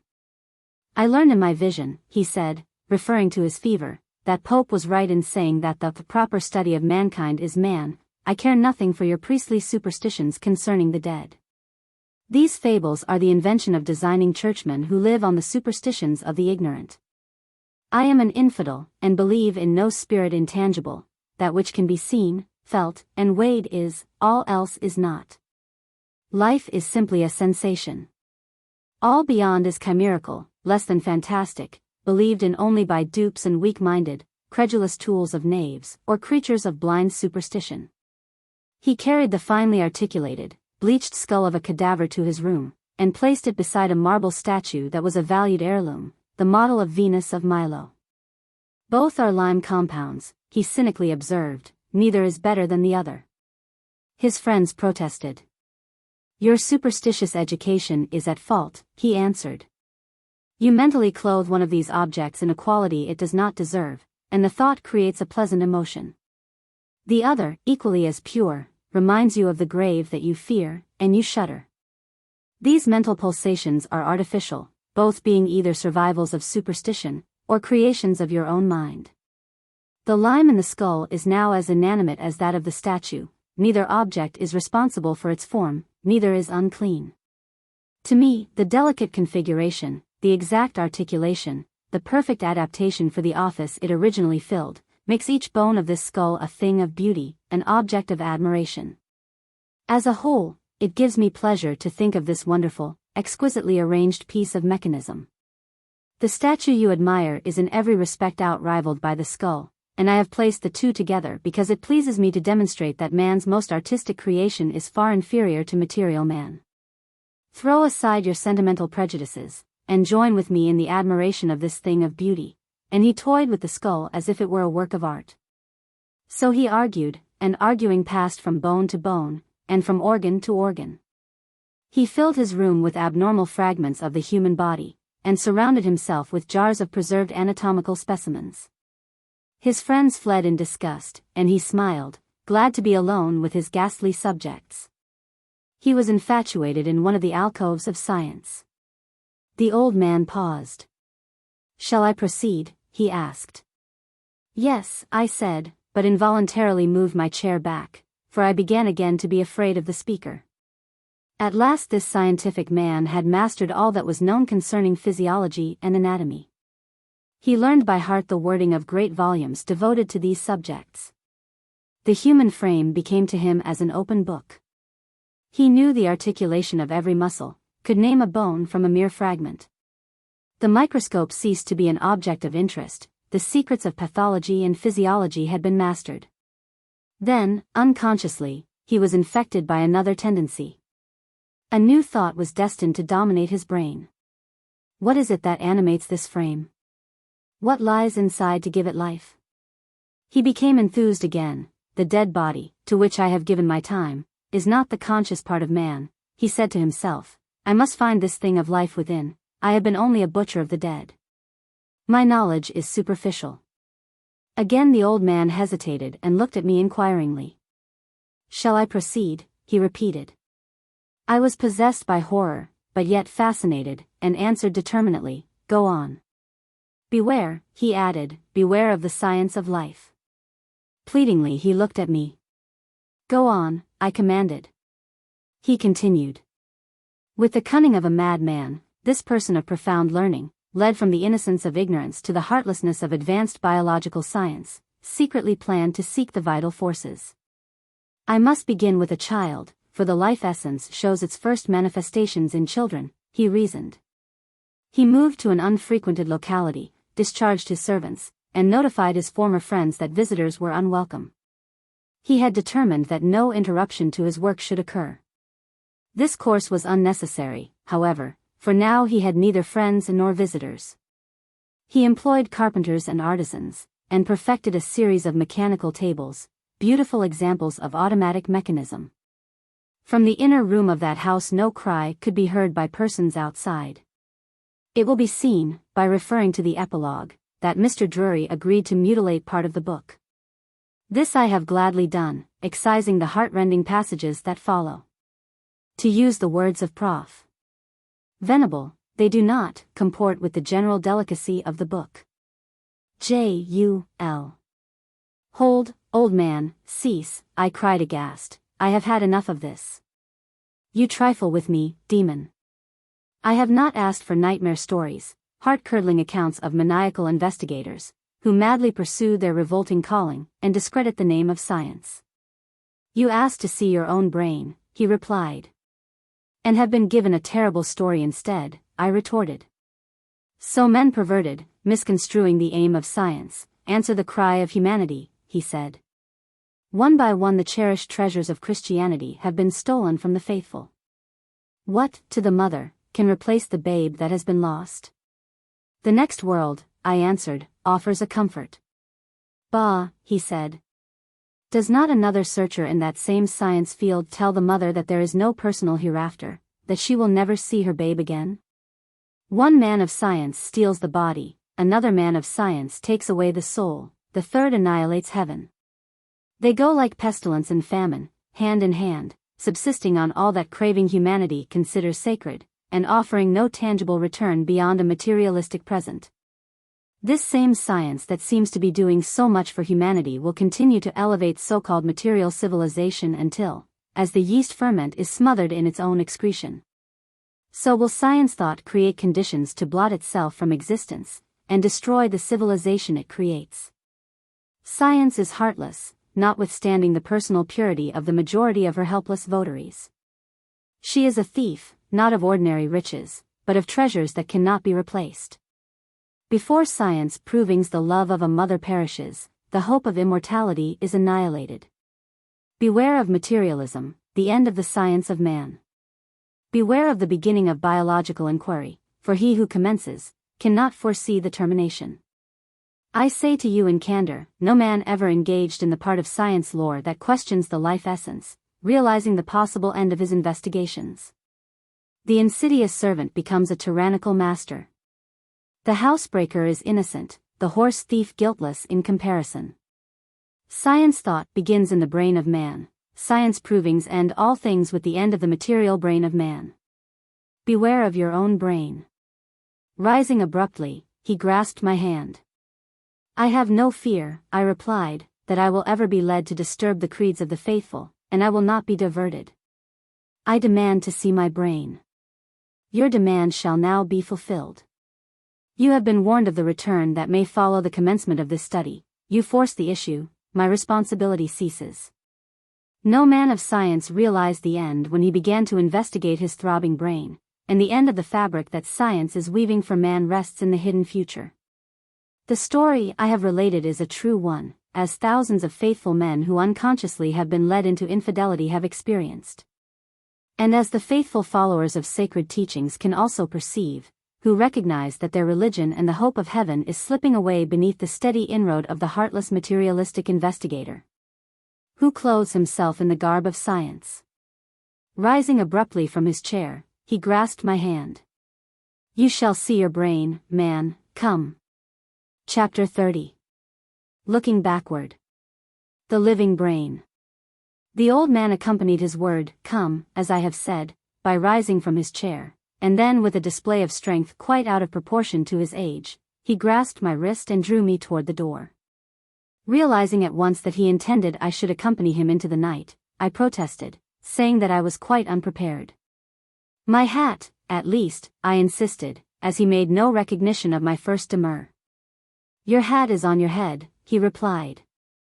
This was true, although I am sure the hat had been previously hung on a rack in a distant part of the room, and I am equally certain that neither my companion nor myself had touched it.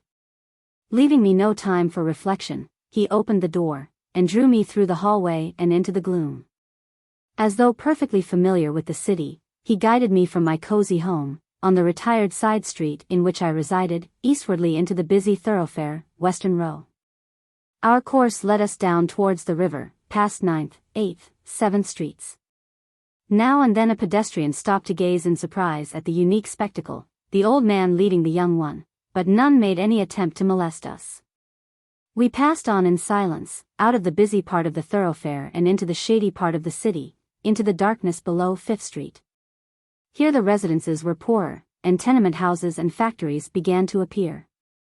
We were now in a quarter of the city into which strangers seldom, if ever, penetrated after night, and in which I would not have cared to be found unprotected at any time after sunset, much less in such questionable company. I protested against the indiscretion. My leader made no reply, but drew me on past the flickering gas lights that now and then appeared at the intersection of 3rd, Pearl, 2nd, and Water Streets, until at last we stood, in darkness, on the bank of the Ohio River. Strange, the ferry boat at that time of night only made a trip every 30 minutes, and yet it was at the landing as though by appointment. Fear began to possess me, and as my thoughts recur to that evening, I cannot understand how it was that I allowed myself to be drawn without cry or resistance from my secure home to the Ohio River, in such companionship. I can account for the adventure only by the fact that I had deliberately challenged my companion to make the test he was fulfilling, and that an innate consciousness of pride and justice compelled me to permit him to employ his own methods. We crossed the river without speaking, and rapidly ascending the levee we took our course up Main Street into Covington. Still in the lead, my aged guide, without hesitation, went onward to the intersection of Main and Pike Streets. Thence he turned to the right, and following the latter thoroughfare we passed the old tannery, that I recalled as a familiar landmark, and then started up the hill. Onward we strode, past a hotel named Niemeyer's, and soon were in the open country on the Lexington Pike, treading through the mud, diagonally up the hill back of Covington. Then, at a sharp curve in the road where it rounded the point of the hill, we left the highway, and struck down the hillside into a ravine that bounded the lower side of the avenue. We had long since left the city lamps and sidewalks behind us, and now, when we left the roadway, were on the muddy pike at a considerable elevation upon the hillside and, looking backward, I beheld innumerable lights throughout the cities of Cincinnati, Covington, and the village of Newport, sparkling away in the distance behind and below us. "Come," my companion said again, as I hesitated, repeating the only word he had uttered since telling his horrible story, "Come." Down the hill into the valley we plunged, and at last he opened the door of an isolated log cabin, which we entered. He lighted a candle that he drew from his pocket, and together we stood facing each other. "Be seated," he said dryly. And then I observed that the cold excuse for furniture in that desolate room consisted of a single rude, handmade chair with cornshuck bottom. However, I did not need a second invitation, but sank exhausted and disconsolate upon the welcome object. My companion lost no time, but struck at once into the subject that concerned us, arguing as follows. One of the troubles with humanity is that of changing a thought from the old to a new channel. To grasp at one effort an entirely new idea is an impossibility. Men follow men in trains of thought expression, as in bodily form generations of men follow generations. A child born with 3 legs is a freak of nature, a monstrosity, yet it sometimes appears. A man possessed of a new idea is an anomaly, a something that may not be impossible, but which has never appeared. It is almost as difficult to conceive of a new idea as it is to create out of nothing a new material or an element. Neither thoughts nor things can be invented, both must be evolved out of a pre-existing something which it necessarily resembles. Every advanced idea that appears in the brain of man is the result of a suggestion from without. Men have gone on and on ceaselessly, with their minds bent in one direction, ever looking outwardly, never inwardly. It has not occurred to them to question at all in the direction of backward sight. Mind has been enabled to read the impressions that are made in and on the substance of brain convolutions, but at the same time has been and is insensible to the existence of the convolutions themselves. It is as though we could read the letters of the manuscript that bears them without having conceived of a necessity for the existence of a printed surface, such as paper or anything outside the letters. Had anatomists never dissected a brain, the human family would today live in absolute ignorance of the nature of the substance that lies within the skull. Did you ever stop to think that the mind cannot now bring to the senses the configuration, or nature, of the substance in which mind exists? Its own house is unknown. This is in consequence of the fact that physical existence has always depended upon the study of external surroundings, and consequently the power of internal sight lies undeveloped. It has never been deemed necessary for man to attempt to view the internal construction of his body, and hence the sense of feeling only advises him of that which lies within his own self. This sense is abstract, not descriptive. Normal organs have no sensible existence. Thus an abnormal condition of an organ creates the sensation of pain or pleasure, but discloses nothing concerning the appearance or construction of the organ affected. The perfect liver is as vacancy. The normal brain never throbs and aches. The quiescent arm presents no evidence to the mind concerning its shape, size, or color. Man cannot count his fingers unless some outside object touches them, or they press successively against each other, or he perceives them by sight. The brain of man, the seat of knowledge, in which mind centers, is not perceptible through the senses. Does it not seem irrational, however, to believe that mind itself is not aware, or could not be made cognizant, of the nature of its material surroundings? I must confess that I have not given the subject a thought, I replied. As I predicted, he said. It is a step toward a new idea, and simple as it seems, now that the subject has been suggested, you must agree that thousands of intelligent men have not been able to formulate the thought. The idea had never occurred to them. Even after our previous conversation concerning the possibility of showing you your own brain, you were powerless and could not conceive of the train of thought which I started, and along which I shall now further direct your senses. The eye is so constituted that light produces an impression on a nervous film in the rear of that organ. This film is named the retina, the impression being carried backward therefrom through a magma of nerve fibers, the optic nerve, and reaching the brain, is recorded on that organ and thus affects the mind. Is it not rational to suppose it possible for this sequence to be reversed? In other words, if the order were reversed, could not the same set of nerves carry an impression from behind to the retina, and picture thereon an image of the object which lies anterior thereto, to be again, by reflex action, carried back to the brain, thus bringing the brain substance itself to the view of the mind, and thus impress the senses? To recapitulate, if the nerve sensation, or force expression, should travel from the brain to the retina, instead of from an outward object, it will on the reverse of the retina produce the image of that which lies behind. And then if the optic nerve carry the image back to the brain, the mind will bring to the senses the appearance of the image depicted thereon. Facing the open window, he turned the pupils of his eyes upward. This is my first consideration of the subject, I replied. Exactly, he said. You have passed through life looking at outside objects, and have been heedlessly ignorant of your own brain.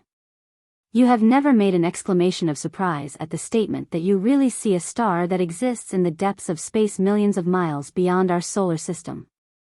And yet you became incredulous and scornful when it was suggested that I could show you how you could see the configuration of your brain, an object with which the organ of sight is nearly in contact. How inconsistent.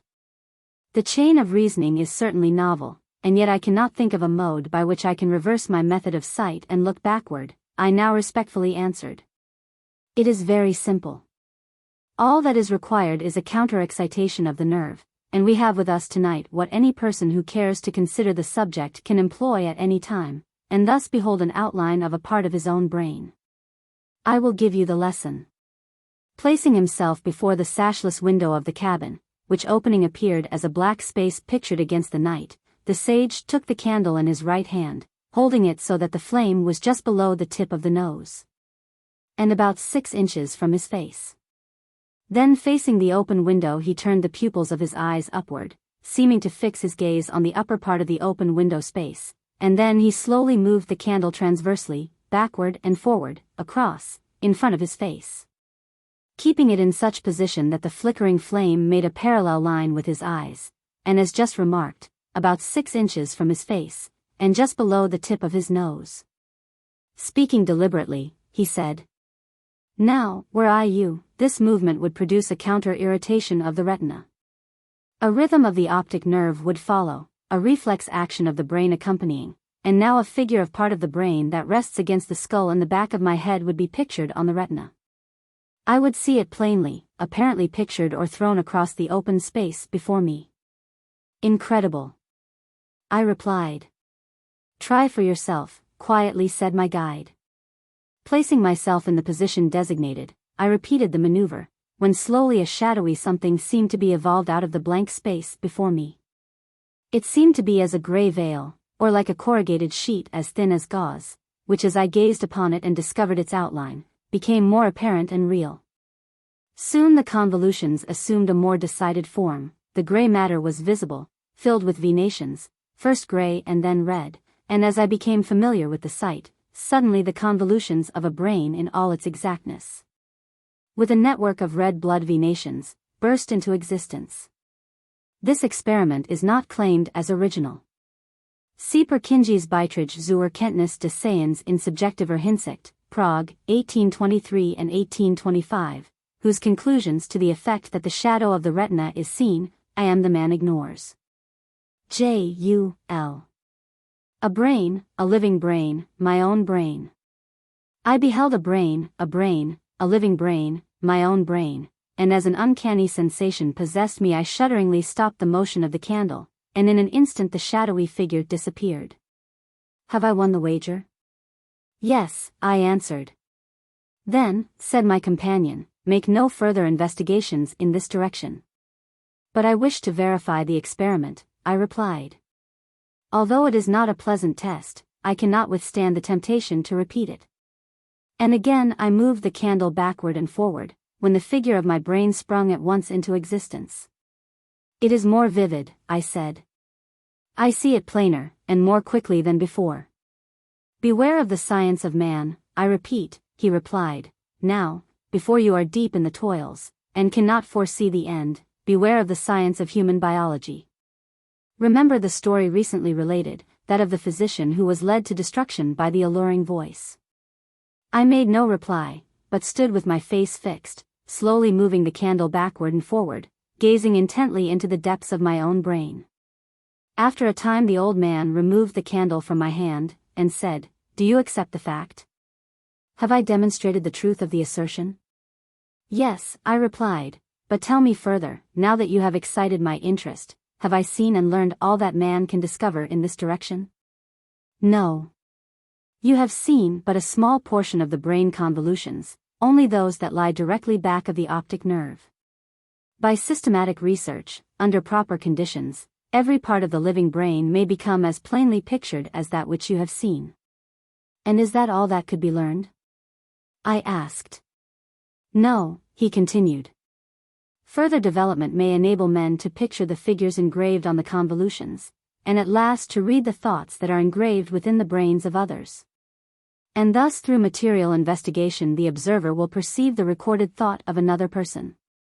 An instrument capable of searching and illuminating the retina could be easily affixed to the eye of a criminal, after which, if the mind of the person operated upon were stimulated by the suggestion of an occurrence either remote or recent, the mind facility would excite the brain, produce the record, and spread the circumstances as a picture before the observer.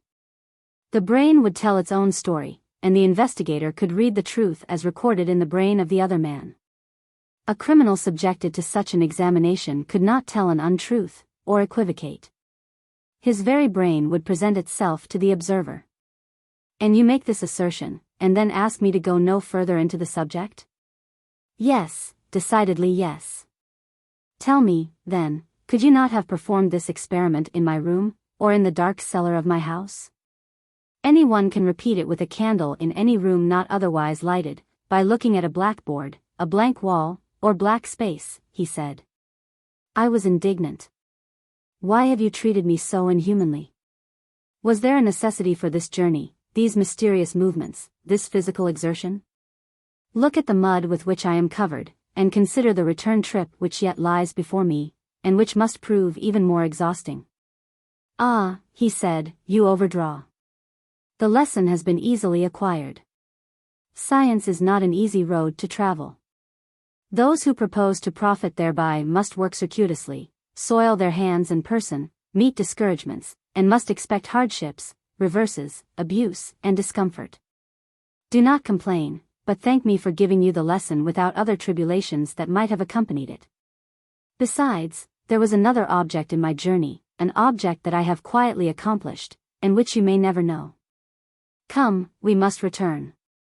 He extinguished the light of the candle, and we departed together, trudging back through the mud and the night. We must acquiesce in the explanation given for this seemingly uncalled-for journey, and yet feel that it was unnecessarily exacting. Of that wearisome return trip I have nothing to say beyond the fact that before reaching home my companion disappeared in the darkness of a side street, and that the cathedral chimes were playing for 3:00 a.m. as I passed the corner of 8th Street and Western Row.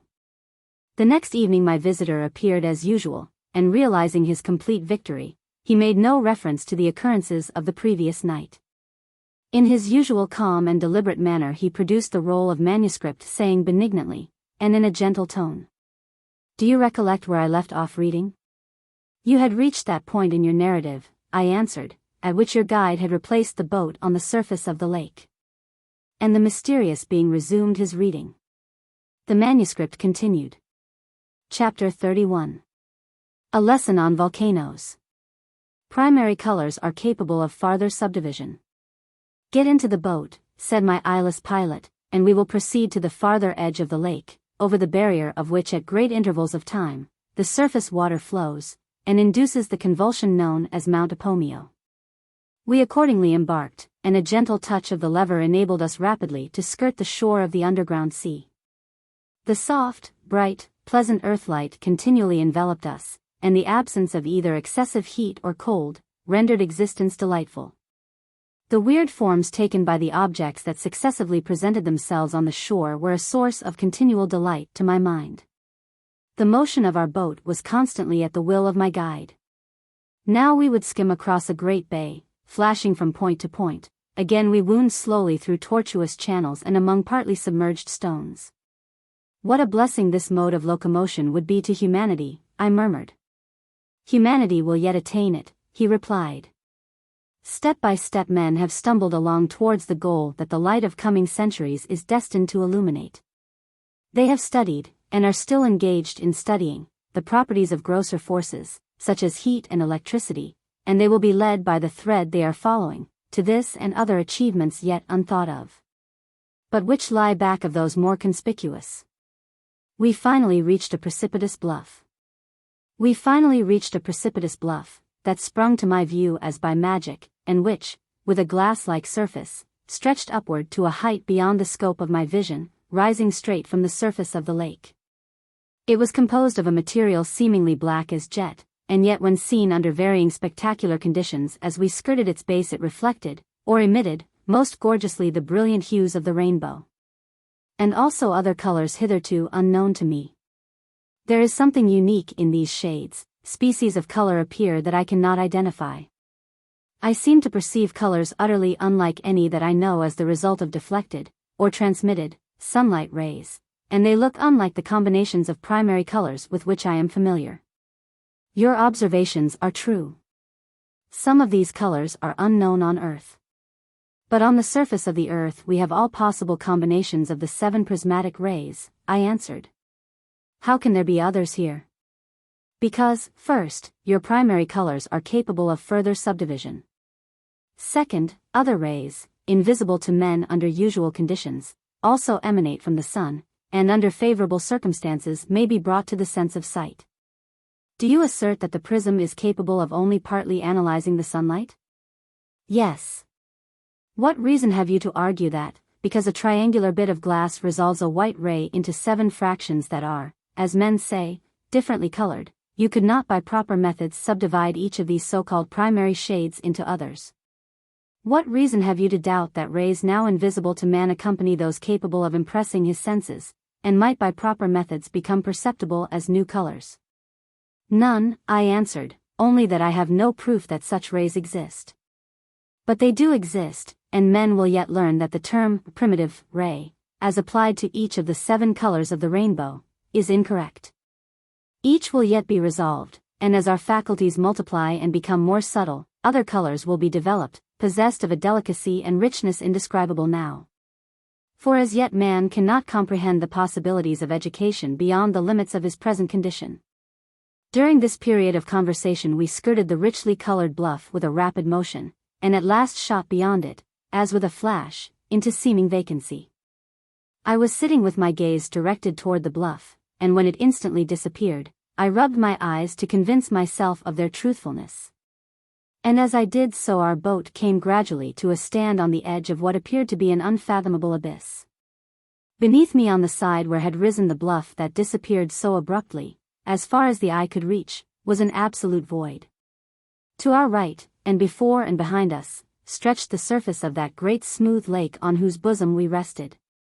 To our left, our boat brushing its rim, a narrow ledge, a continuation of the black, glass-like material, reached only a foot above the water, and beyond this narrow brink the mass descended perpendicularly to seemingly infinite depths.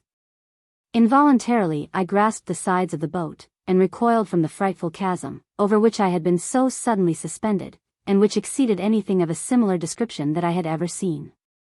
The immeasurable depth of the abyss, in connection with the apparently frail barrier that held the great lake in its bounds, caused me to shudder and shrink back, and my brain reeled in dizzy fright. An inexplicable attraction, however, notwithstanding my dread, held me spellbound, and although I struggled to shut out that view, the endeavor failed. I seemed to be drawn by an irresistible power, and yet I shuddered at the awful majesty of that yawning gulf which threatened to end the world on which I then existed. Fascinated, entranced, I could not help gazing, I knew not how long, down into that fathomless, silent profundity. Composing myself, I turned a questioning glance on my guide. He informed me that this hard, glass-like dam confined the waters of the slowly rising lake that we were sailing over, and which finally would rise high enough to overflow the barrier. The wall descended perpendicularly to seemingly infinite depths. The cycle of the periodic overflow is measured by great intervals, he said. Centuries are required to raise the level of the lake a fraction of an inch, and thousands of years may elapse before its surface will again reach the top of the adamantine wall. Then, governed by the law that attracts a liquid to itself, and heaps the teaspoon with liquid, the water of the quiet lake piles upon this narrow wall, forming a ledge along its summit. Finally the superimposed surface water gives way, and a skim of water pours over into the abyss. He paused, I leaned over and meditated, for I had now accustomed myself to the situation. There is no bottom, I exclaimed. Upon the contrary, he answered, the bottom is less than 10 miles beneath us, and is a great funnel-shaped orifice, the neck of the funnel reaching first down and then upward from us diagonally toward the surface of the earth. Although the light by which we are enveloped is bright, yet it is deficient in penetrating power, and is not capable of giving the contour of objects even 5 miles away, hence the chasm seems bottomless, and the gulf measureless. Is it not natural to suppose that a mass of water like this great lake would overflow the barrier immediately, as soon as the surface reached the upper edge, for the pressure of the immense volume must be beyond calculation? No, for it is height, not expanse, which, as hydrostatic engineers understand, governs the pressure of water. A liquid column, 1 foot in width, would press against the retaining dam with the force of a body of the same liquid, the same depth, 1,000 miles in extent. Then the decrease of gravity here permits the molecular attraction of the water's molecules to exert itself more forcibly than would be the case on the surface of the earth, and this holds the liquid mass together more firmly. Figure 27. See, he observed, and dipping his finger into the water he held it before him with a drop of water attached thereto, figure 27, the globule being of considerable size, and lengthened as though it consisted of some glutinous liquid. How can a thin stratum of water give rise to a volcanic eruption? I next queried. There seems to be no melted rock, no evidence of intense heat, either beneath or about us. I informed you some time ago that I would partially explain these facts. Know then, that the theories of man concerning volcanic eruptions, in connection with a molten interior of the earth, are such as are evolved in ignorance of even the subsurface of the globe. The earth's interior is to mankind a sealed chamber, and the wise men who elucidate the curious theories concerning natural phenomena occurring therein are forced to draw entirely upon their imagination. Few persons realize the paucity of data at the command of workers in science. Theories concerning the earth are formulated from so little real knowledge of that body, that our science may be said to be all theory, with scarcely a trace of actual evidence to support it. If a globe 10 inches in diameter be covered with a sheet of paper, such as I hold in my hand, the thickness of that sheet will be greater in proportion to that of such a globe than the depth men have explored within the earth is compared with the thickness of the crust of the earth. The outer surface of a pencil line represents the surface of the earth, the inner surface of the line represents the depth of man's explorations, the highest mountain would be represented by a comma resting on the line. The geologist studies the substances that are thrust from the crater of an active volcano, and from this makes conjectures regarding the strata beneath, and the force that casts the excretions out. The results must with men, therefore, furnish evidence from which to explain the cause. It is as though an anatomist would form his idea of the anatomy of the liver by the secretion thrown out of that organ, or of the lung texture by the breath and sputum. In fact, volcanoes are of several descriptions, and usually are extremely superficial. This lake, the surface of which is but 150 miles underground, is the mother of an exceptionally deep one. When the water pours over this ledge it strikes an element below us, the metallic base of salt, which lies in great masses in some portions of the earth's crust.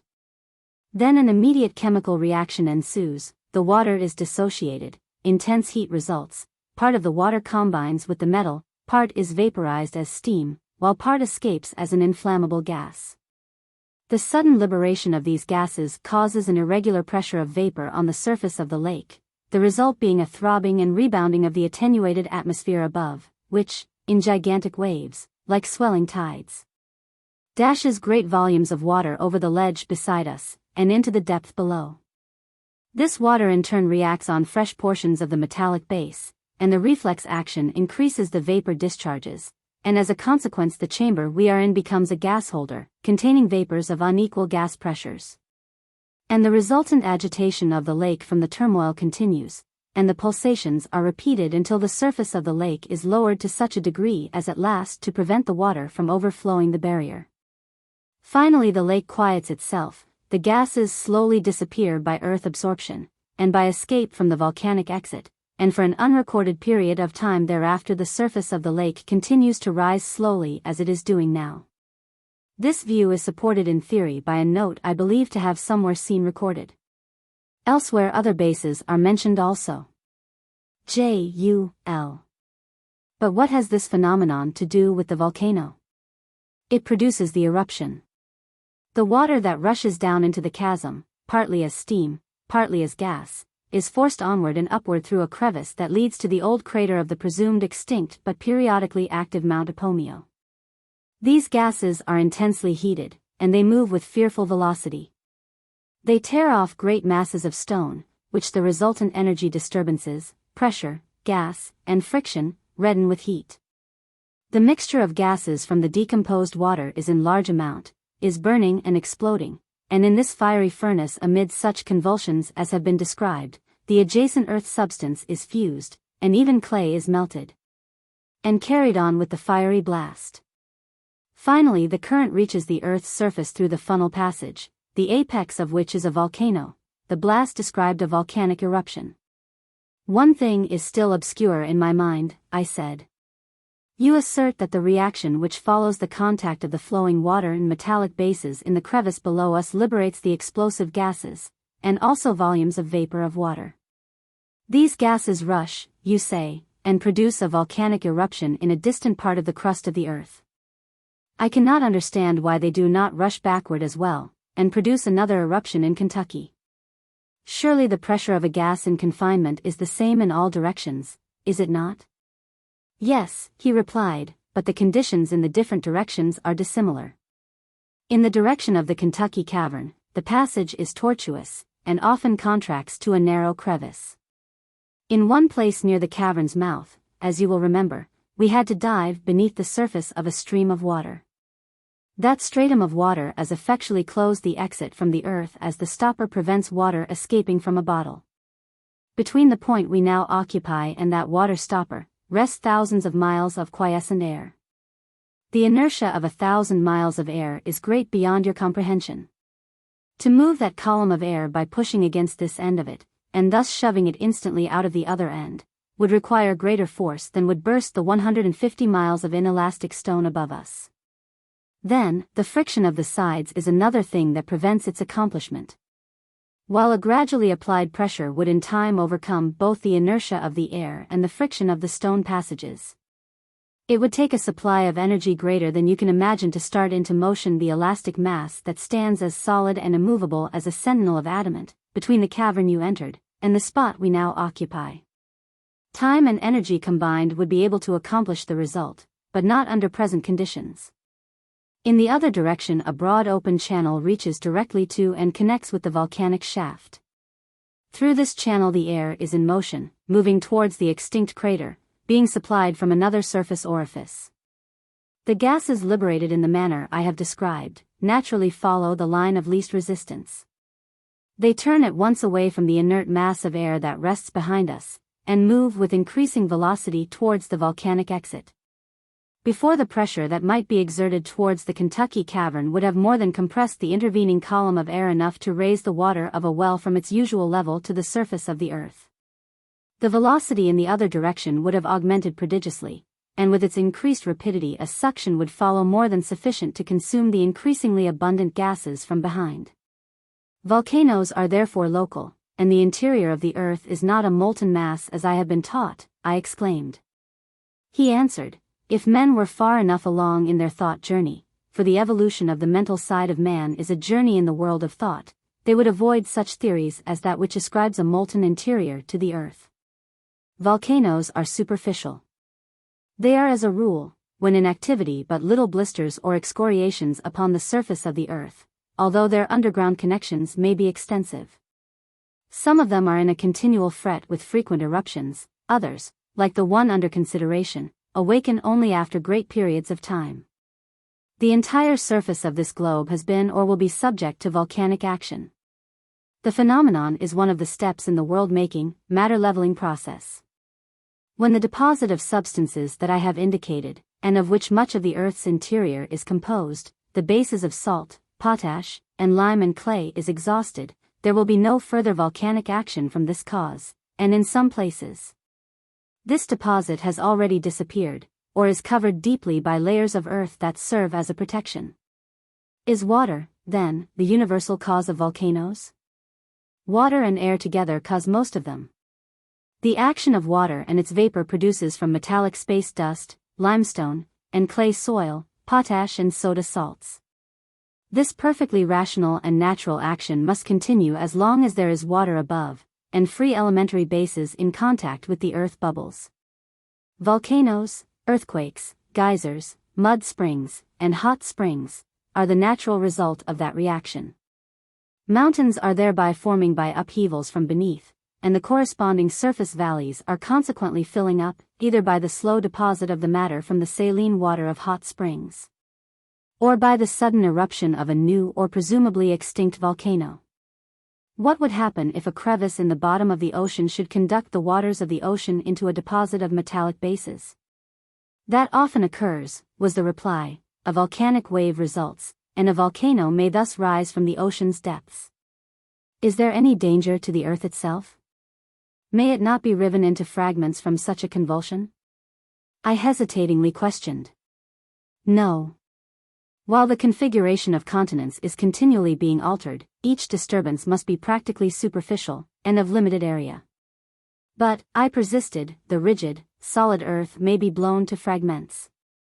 In such convulsions a result like that seems not impossible. You argue from an erroneous hypothesis. The earth is neither rigid nor solid. True, I answered. If it were solid I could not be 100 miles beneath its surface in conversation with another being, but there cannot be many such cavities as that which we are now traversing, and they cannot surely extend entirely through its mass. The great weight of the superincumbent material would crush together the strongest materials, if a globe as large as our Earth were extensively honeycombed in this manner. Quite the contrary, he replied. And here let me, for the first time, enlighten you as to the interior structure of the terrestrial globe. The earth-forming principle consists of an invisible sphere of energy that, spinning through space, supports the space dust which collects on it, as dust on a bubble. By gradual accumulation of substance on that sphere a hollow ball has resulted, on the outer surface of which you have hitherto dwelt. The crust of the earth is comparatively thin, not more than 800 miles in average thickness, and is held in position by the central sphere of energy that now exists at a distance about 700 miles beneath the ocean level. The force inherent to this sphere manifests itself upon the matter which it supports on both sides, rendering matter the lighter the nearer it lies to the center sphere. In other words, let me say to you, the crust, or shell, which I have just described as being but about 800 miles in thickness, is firm and solid on both its convex and concave surface, but gradually loses in weight. Whether we penetrate from the outer surface toward the center, or from any point of the inner surface towards the outside, until at the central sphere matter has no weight at all. Do you conceive my meaning? Yes, I replied, I understand you perfectly. After a pause my pilot asked me abruptly. What do you most desire? The question caused my mind to revert instantly to my old home on the earth above me, and although I felt the hope of returning to it spring up in my heart, the force of habit caused me involuntarily to answer, more light. More light being your desire, you shall receive it. Obedient to his touch, the bow of the boat turned from the gulf we had been considering towards the center of the lake. The responsive craft leaped forward, and in an instant the obsidian parapet disappeared behind us. On and over the trackless waste of glass-like water we sped, until the dead silence became painfully oppressive, and I asked, "Whither are we bound?" "Towards the east." The well-timed answer raised my spirits. I thought again that in this man, despite his repulsive shape, I beheld a friend, a brother. Suspicion vanished, and my courage rose. He touched the lever, and the craft, subject to his will, nearly rose from the water, and sped with amazing velocity, as was evident from the appearance of the luminous road behind us. So rapid was our flight that the wake of the boat seemed as if made of rigid parallel lines that disappeared in the distance, too quick for the eye to catch the tremor. Continuing his conversation, my companion informed me that he had now directed the bark toward a point east of the spot where we struck the shore, after crossing the lake, in order that we might continue our journey downward, diagonally to the undersurface of the earth crust. "This recent digression from our journey proper," said he, "has been made to acquaint you with a subject, regarding which you have exhibited a curiosity, and about which you have heretofore been misinformed. Now you understand more clearly part of the philosophy of volcanoes and earthquakes. You have yet much to learn in connection with allied phenomena, but this study of the crude exhibition of force-disturbed matter, the manipulation of which is familiar to man under the above names, is an introduction to the more wonderful study destined yet to be a part of your field, an investigation of quiescent matter, and pure motion." "I cannot comprehend you," I replied, "as I stated once before when you referred to what you designated as pure motion." Chapter 32. Matter is retarded motion. It is possible, is it not, for you to imagine a continuous volley of iron balls passing near you in one line, in a horizontal direction, with considerable velocity. Suppose that a pane of glass were to be gradually moved so that a corner of it would be struck by one of the balls. Then the entire sheet of glass would be shivered by the concussion, even though the bullet struck but a single spot of glass, the point of contact covering only a small area. Imagine now that the velocity of the volley of bullets be increased 1,000-fold, then a plate of glass thrust into their track would be smoothly cut, as though with a file that would gnaw its way without producing a single radiating fracture. A person standing near the volley would now hear a deep purr or growling sound, caused by the friction between the bullets and the air. Increase gradually the rapidity of their motion, and this growl would become more acute, passing from a deep, low murmur, into one less grave, and as the velocity increased, the tone would become sharper, and at last piercingly shrill. Increase now the rapidity of the train of bullets again, and again the notes would decrease in turn, passing back again successively through the several keys that had preceded, and finally would reach the low growl which first struck the ear. And with a further increase of speed silence would ensue, silence evermore, regardless of increasing velocity. From these hundreds of miles in a second at which the volley is now passing, let the rapidity be augmented 1,000 times, reaching in their flight into millions of miles each second, and to the eye, from the point where the sound disappeared. As the velocity increased, a dim redness would appear, a glow just perceptible, indicating to the sense of sight, by a continuous line, the track of the moving missiles. To all appearance, the line would be as uniform as an illuminated pencil mark, even though the several integral bullets of the trail might be separated one from another by miles of space. Let a pane of glass now be thrust across their track, and from the point of contact a shower of sparks would fly, and the edges of glass close to either side of the orifice would be shown, on withdrawing the glass, to have been fused.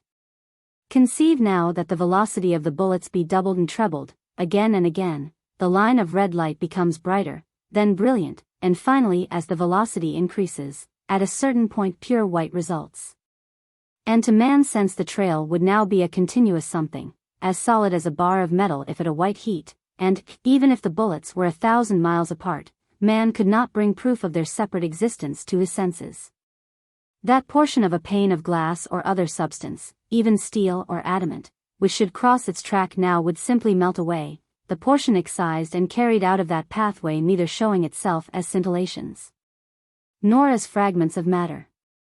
The solid would instantly liquefy, and would spread itself as a thin film over the surface of each ball of that white, hot mass of fleeing metal, now to all essential conditions as uniform as a bar of iron. Madly increase the velocity to millions upon millions of miles per second, and the heat will disappear gradually as did the sound, while the bright light will pass backward successively through the primary shades of color that are now known to man. beginning with violet, and ending with red, and as the red fades away the train of bullets will disappear to the sense of man. Neither light nor sound now accompanies the volley, neither the human eye nor the human ear can perceive its presence. Drop a pane of glass or any other object edgewise through it, and it gives to the sense of man no evidence. The molecules of the glass separate from in front to close in from behind, and the moving train passes through it as freely as light, leaving the surface of the glass unaffected. A scientific critic seems to think that the shrill cry would cease instantly and not gradually. However, science has been at fault more than once, and I do not care to take liberties with this statement. J.U.L. Hold, I interrupted. That would be as one quality of matter passing through another quality of matter without disturbance to either, and it is a law in physics that two substances cannot occupy the same space at the same time. That law holds good as man understands the subject, but bullets are no longer matter. Motion of mass was first changed into motion of molecules, and motion of molecule became finally augmented into motion of free force entities as the bullets disintegrated into molecular corpuscles, and then were dissociated, atoms resulting. At this last point the sense of vision, and of touch, ceased to be affected by that moving column, neither matter nor force, and at the next jump in velocity the atoms themselves disappeared, and free intangible motion resulted, nothing, vacancy. This result is the all-pervading spirit of space, the ether of mankind, as solid as adamant and as mobile as vacuity. If you can reverse the order of this phenomenon, and imagine an irregular retardation of the rapidity of such atomic motion, you can read the story of the formation of the material universe. Follow the chain backward, and with the decrease of velocity, motion becomes tangible matter again, and in accordance with conditions governing the change of motion into matter, from time to time the various elements successively appear. The planets may grow without and within, and ethereal space can generate elemental dirt. If you can conceive of an intermediate condition whereby pure space motion becomes partly tangible, and yet is not gross enough to be earthy matter, you can imagine how such forces as man is acquainted with, light, heat, electricity, magnetism, or gravity even are produced, for these are also disturbances in space motion. It should be easily understood that, according to the same simple principle, other elements, and unknown forces as well, now imperceptible to man's limited faculties, could be and are formed outside and inside his field of perception. I fear that I cannot comprehend all this, I answered. So I feared, and perhaps I have given you this lesson too soon, although some time ago you asked me to teach you concerning the assertion that electricity, light, heat, magnetism, and gravity are disturbances, and you said, disturbances of what? Think the lesson over, and you will perceive that it is easy. Let us hope that the time will come when we will be able to glance beneath the rough, material, earth-surface knowledge that man has acquired, and experience the mind expansion that leads to the blissful insight possessed by superior beings who do not have to contend with the rasping elements that encompass all who dwell upon the surface of the earth. I pondered over these words, and a vague light, an undefined, inexpressible something that I could not put into words broke into my mind. I inferred that we were destined to meet with persons, or existences, possessed of new senses, of a mind development that man had not reached, and I was on the point of questioning my pilot when the motion of the boat was suspended. Land appeared ahead, we drew up to it, and disembarked.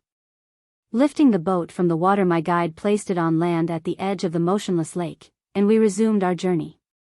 The scenery seemed but little changed from that of the latter part of our previous line of travel down the inclined plane of the opposite side of the lake that we had crossed. The direction was still downward after leaving the high ridge that bordered the edge of the lake, the floor of the cavern being usually smooth, although occasionally it was rough and covered with stony debris. The mysterious light grew perceptibly brighter as we progressed, the fog-like halo previously mentioned became less dense, and the ring of obscurity widened rapidly. I could distinctly perceive objects at a great distance. I turned to my companion to ask why this was, and he replied, "Because we are leaving one of the undiscovered conditions of the upper atmosphere that disturbs the sunlight." "Do you say that the atmosphere is composed of substances unknown to man?" "Yes, several of them are gases, and others are qualities of space condition, neither gas, liquid, nor solid. One particularly interferes with light in its passage. It is an entity that is not moved by the motion of the air, and is unequally distributed over the Earth's surface. As we ascend above the Earth it decreases, so it does as we descend into it. It is not vapor of water, is neither smoke, nor a true gas, and is as yet sensible to man only by its power of modifying the intensity of light. It has no color, is chemically inactive, and yet modifies the sun's rays so as to blot objects from view at a comparatively small distance from a person on the face of the Earth. That this fact is known to man is evident from the knowledge he possesses of the difference in the power of his organs of vision at different parts of the Earth. His sight is especially acute on the tablelands of the Western Territories. This has since been partly supported by the discovery of the element argon. However, the statement has been recorded many years. Miss Ella Burbage, stenographer, Newport, Kentucky, copied the original in 1887. Mr. S. D. Rouse, attorney, Covington, Kentucky, read it in 1889. Mr. Russell Arrett, editor of the Christian Standard, in 1890, and Mr. H. C. Meter, president of the American Ticket Brokers Association, in 1892. It seems proper to make this explanation in order to absolve the author from any charge of plagiarism, for each of these persons will recall distinctly this improbable, then, assertion. J.U.L. I have been told, I answered, that vapor of water causes this obscuration, or absorption, of light. Vapor of water, unless in strata of different densities, is absolutely transparent, and presents no obstacle to the passage of light, he said.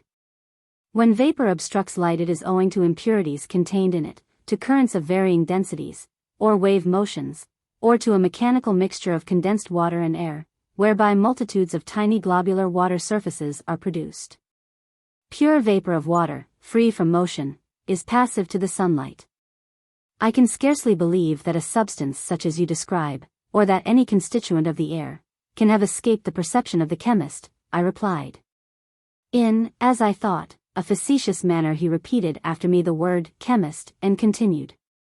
Have chemists detected the ether of Aristotle, that you have mentioned, and I have defined? Which scientists nevertheless accept pervades all space and every description of matter, and that I have told you is really matter itself changed into ultra-atomic motion? Have chemists explained why one object is transparent, and another of equal weight and solidity is opaque? Have chemists told you why vermilion is red and indigo is blue? The statement that they respectively reflect these rays of light is not an explanation of the cause for such action? Have chemists told you why the prism disarranges or distorts sunlight to produce the abnormal hues that men assume compose elementary rays of light? Have chemists explained anything concerning the why or wherefore of the attributes of matter, or force, or even proven that the so-called primary forms of matter, or elements, are not compounds?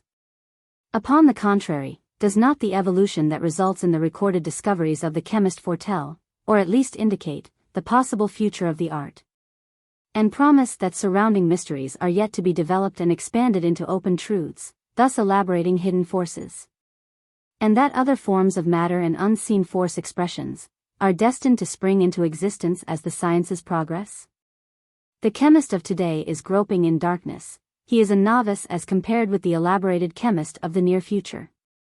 The imperfectly seen of the present, the silent and unsuspected, will become distinctly visible in a time that is to come, and a brightening of the intellect by these successively upward steps, upstairs of science, will, if science serves herself best, broaden the mind and give power to the imagination, resulting finally in. He hesitated. Go on, I said. The passage of mortal man, with the faculties of man intact, into communion with the spirit world. Chapter 33. A study of science is a study of God. Communing with angels. This is incredible, I exclaimed. You need not be astonished, he answered. Is there any argument that can be offered to controvert the assertion that man is ignorant of many natural laws? I can offer none. Is there any doubt that a force, distinct and separate from matter, influences matter and vivifies it into a living personality? I do not deny that there is such force. What then should prevent this force from existing separate from the body if it be capable of existing in it? I cannot argue against such a position. If, as is hoped and believed by the majority of mankind, even though some try to deny the fact, it is possible for man to exist as an association of earth matters, linked to a personal spirit force, the soul, and for the spirit force. After the death of the body, to exist independent of the grosser attributes of man, free from his mortal body, is it not reasonable to infer that the spirit, while it is still in man and linked to his body, may be educated and developed so as, under favorable conditions, to meet and communicate with other spirits that have been previously liberated from earthly bondage? I submit, I answered, but you shock my sensibilities when you thus imply that by cold, scientific investigation we can place ourselves in a position to meet the unseen spirit world. It was now my turn to hesitate. Go on, he said. To commune with the angels, I answered. A study of true science is a study of God, he continued. Angels are organizations natural in accordance with God's laws. They appear superhuman, because of our ignorance concerning the higher natural forces. They exist in exact accordance with the laws that govern the universe.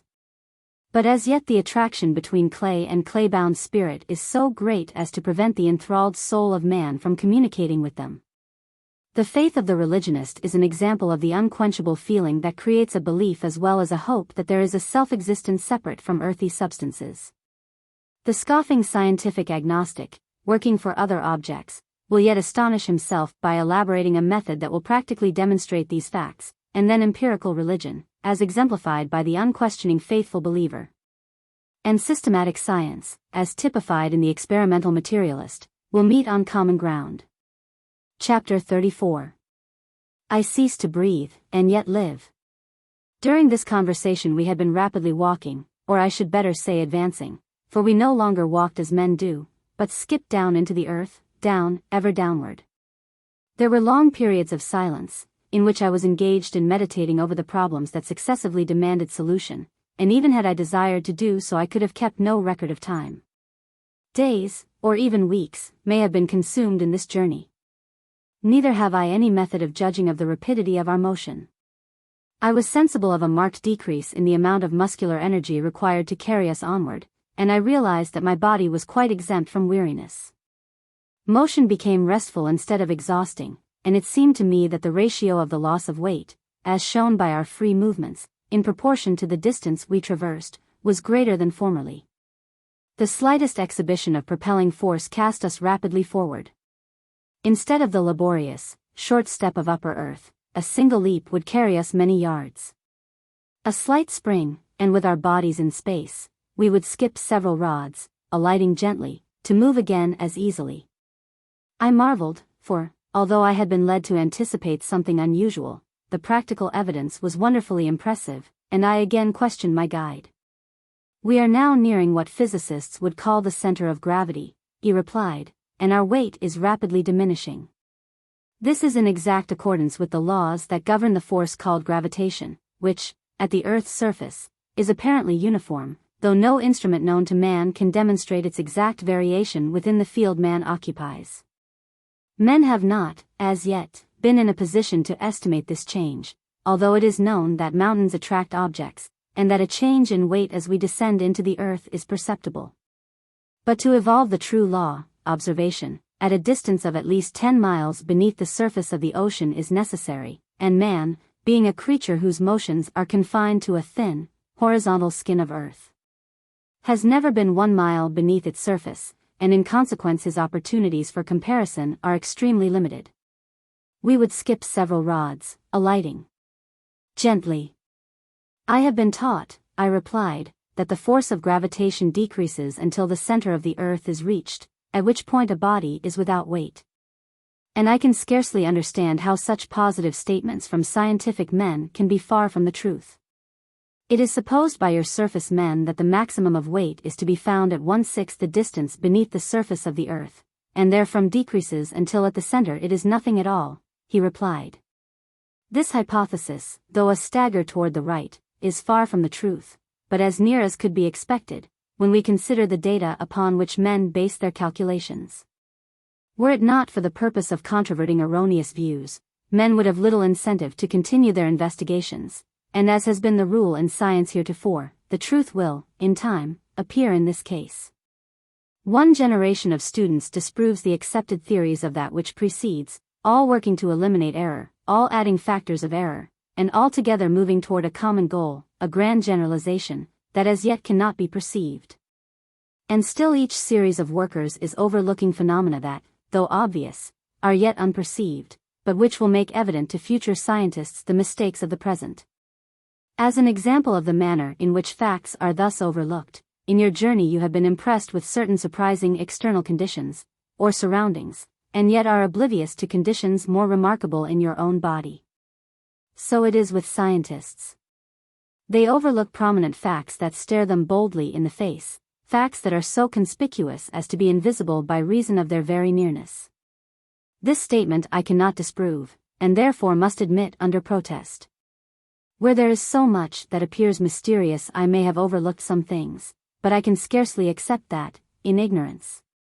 I have past conditions in my own organization so marked as this decrease in gravity which has so strikingly been called to my attention. You have, and to convince you I need only say that you have nearly ceased to breathe, and are unconscious of the fact. I stopped short, in momentary alarm, and now that my mind was directed to the fact, I became aware that I did not desire to breathe, and that my chest had ceased to heave with the alternate inhalation and exhalation of former times.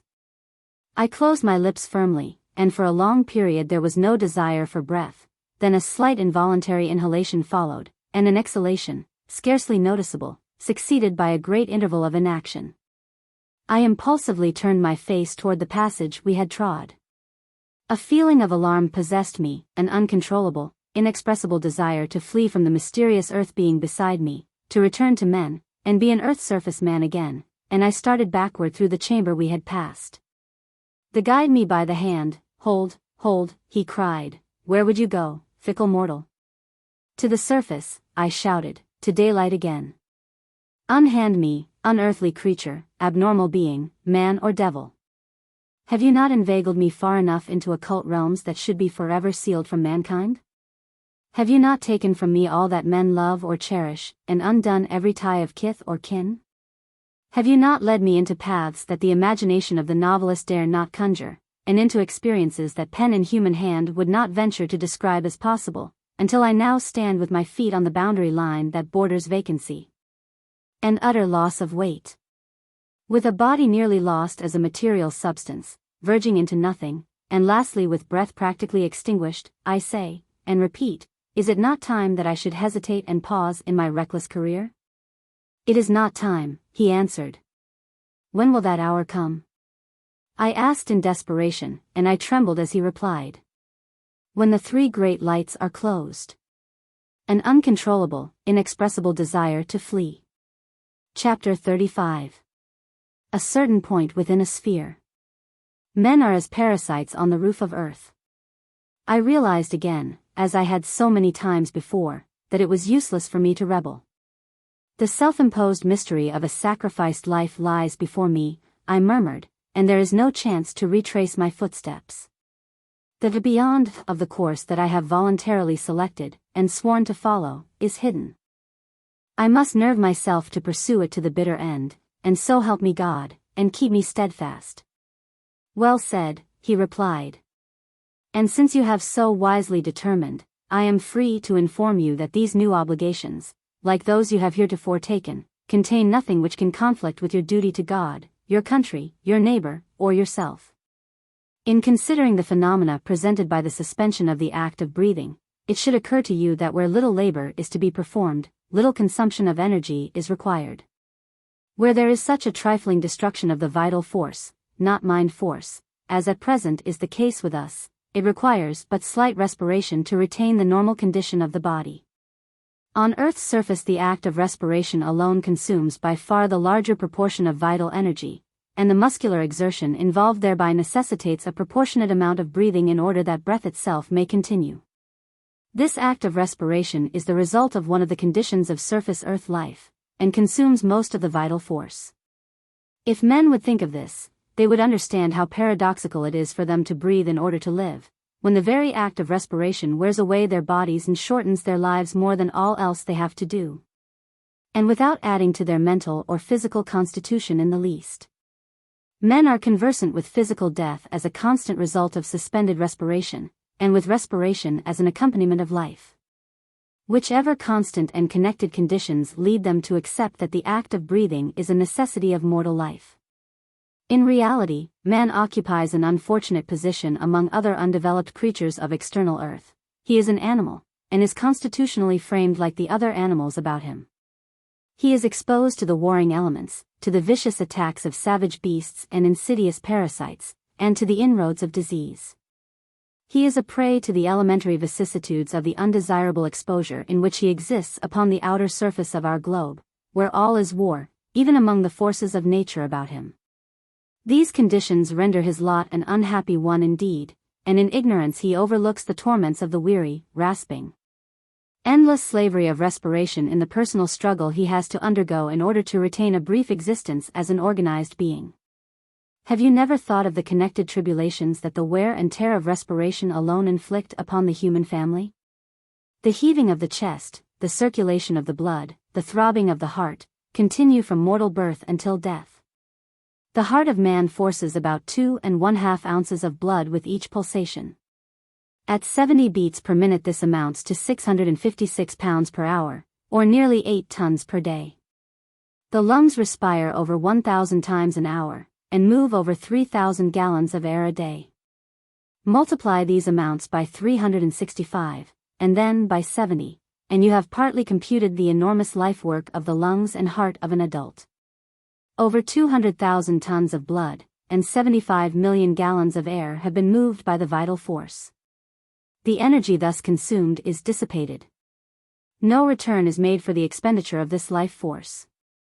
During the natural life of man, more energy is consequently wasted in material transformation resulting from the motion of heart and lungs, than would be necessary to sustain the purely vital forces alone for 1,000 years. Besides, the act of respiration which man is compelled to perform in his exposed position, necessitates the consumption of large amounts of food, in order to preserve the animal heat, and replace the waste of a material body that in turn is worn out by these very movements. Add this waste of energy to the foregoing, and then you will surely perceive that the possible life of man is also curtailed to another and greater degree in the support of the digestive part of his organism. His spirit is a slave to his body. His lungs and heart, on which he imagines life depends, are unceasing antagonists of life. That his act of breathing is now a necessity upon the surface of the earth, where the force of gravity presses so heavily, and where the elements have men at their command, and show him no mercy, I will not deny. But it is exasperating to contemplate such a waste of energy, and corresponding loss of human life. You must admit, however, that it is necessary? I queried. No, only to an extent. The natural life of man should, and yet will be, doubled, trebled, multiplied 12, yes 1,000-fold. I stepped in front of him, we stood facing each other. Tell me, I cried, how men can so improve their condition as to lengthen their days to the limit you name, and let me return to surface earth a carrier of the glad tidings. He shook his head. I dropped on my knees before him. I implore you in behalf of that unfortunate humanity, of which I am a member, give me this boon. I promise to return to you and do your bidding. Whatever may be my subsequent fate, I promise to acquiesce therein willingly. He raised me to my feet. Be of good cheer, he said, and in the proper time you may return to the surface of this rind of earth, a carrier of great and good news to men. Shall I teach them of what you have shown me? I asked. Yes. In part you will be a forerunner, but before you obtain the information that is necessary to the comfort of mankind you will have to visit surface earth again, and return again, perhaps repeatedly. You must prove yourself as men are seldom proven. The journey you have commenced is far from its conclusion, and you may not be equal to its subsequent trials. Prepare yourself, therefore, for a series of events that may unnerve you. If you had full confidence and faith in your guide, you would have less cause to fear the result. But your suspicious human nature cannot overcome the shrinking sensation that is natural to those who have been educated as you have been amid the changing vicissitudes of the earth's surface. And you cannot but be incredulous by reason of that education. Then I stopped as I observed before me a peculiar fungus, peculiar because unlike all others I had seen. The convex part of its bowl was below, and the great head, as an inverted toadstool, stood upright on a short, stem-like pedestal. The gills within were of a deep green color, and curved out from the center in the form of a spiral. This form, however, was not the distinguishing feature, for I had before observed specimens that were spiral in structure. The extraordinary peculiarity was that the gills were covered with fruit. This fruit was likewise green in color, each spore, or berry, being from 2 to 3 inches in diameter, and honeycombed on the surface, corrugated most beautifully. I stopped, leaned over the edge of the great bowl, and plucked a specimen of the fruit. It seemed to be covered with a hard, transparent shell, and to be nearly full of a clear, green liquid. I handled and examined it in curiosity, at which my guide seemed not to be surprised. Regarding me attentively, he said, "What is it that impels a mortal towards this fruit?" "It is curious," I said, "nothing more." "As for that," said he, "it is not curious at all. The seed of the lobelia of upper earth is more curious, because, while it is as exquisitely corrugated, it is also microscopically small. In the second place you err when you say it is simply curious, nothing more, for no mortal ever yet passed that bowl without doing exactly as you have done. The vein of curiosity, were it that alone that impels you, could not but have an exception." Then he cracked the shell of the fruit by striking it on the stony floor, and carefully opened the shell, handing me one of the halves filled with a green fluid. As he did so he spoke the single word, "Drink," and I did as directed. He stood upright before me, and as I looked him in the face he seemingly, without a reason, struck off into a dissertation, apparently as distinct from our line of thought as a disconnected subject could be. As follows. Handing me one of the halves, he spoke the single word, "Drink." Chapter 36. Drunkenness. The drinks of man. Intemperance has been the vice of every people, and is prevalent in all climes, notwithstanding that intoxicants, properly employed, may serve humanity's highest aims. Beginning early in the history of a people, the disease increases with the growth of a nation, until, at last, unless the knife is used, civilization perishes. A lowly people becomes more depraved as the use of liquor increases. A cultivated people passes backward into barbarism with the depravities that come from dissipation. Here nations meet, and individuals sink to a common level. No drinking man is strong enough to say, "I cannot become dissipated." No nation is rich and cultivated enough to view the debauch of its people without alarm. The disgusting habit of the drunken African finds its counterpart in the lascivious wine-bibber of aristocratic society. To picture the indecencies of society, that may be charged to debauchery, when the Grecian and Roman empires were at the height of greatness, would obscure the orgies of the barbarous African, and make preferable the brutality of the drunken American Indian. Intemperance brings men to the lowest level, and holds its power over all lands and all nations. Did the Aborigines know how to make intoxicants, and were barbarians intemperate before contact with civilized nations? Yes. But I have understood that drunkenness is a vice inherent only in civilized people. Are not you mistaken? No. Every clime, unless it be the far north where men are scarcely more than animals, furnishes intoxicants, and all people use them. I will tell you part of this record of nations. The Nubians make a barley beer which they call buz, and also a wine, from the palm tree. The savages of Africa draw the clear, sweet juice of the palm oil tree into a gourd, in the morning, and by night it becomes a violent intoxicant. The natives of the Malayan archipelago ferment and drink the sap of the flower stems of the coconut. The Tartar tribes make an intoxicating drink from mare's milk, called kumiz. In South America the natives drink a vile compound, called cana, distilled from sugar cane. And in the Sandwich Islands, the shrub kava supplies the intoxicant kava kava, drunk by all the inhabitants, from king to slave, and mother to child. In the heart of Africa, cannibal tribes make legis of a cereal, and indulge in wild orgies over their barbaric cup. In North America the Indians, before Columbus discovered America, made an intoxicating drink of the sap of the maple tree. The national drink of the Mexicans is pulque, a beastly intoxicant, prepared from the agave americana. Mead is an alcoholic drink, made of honey, and used in many countries. In China wine was indulged in from the earliest day, and in former times, had it not been for the influence of their philosophers, especially Confucius, who foresaw the end, the Chinese nation would have perished from drunkenness. Opium, that fearful enslaver of millions of human beings, is in every sense a narcotic intoxicant, and stands conspicuous as an agent, capable of being either a friend, a companion, or a master, as man permits. History fails to indicate the date of its introduction to humanity. In South America, the leaf of the cocoa plant is a stimulant scarcely less to be dreaded than opium. The juice of a species of Asclepias produces the intoxicant soma, used once by the Brahmins, not only as a drink, but also in sacrificial and religious ceremonies.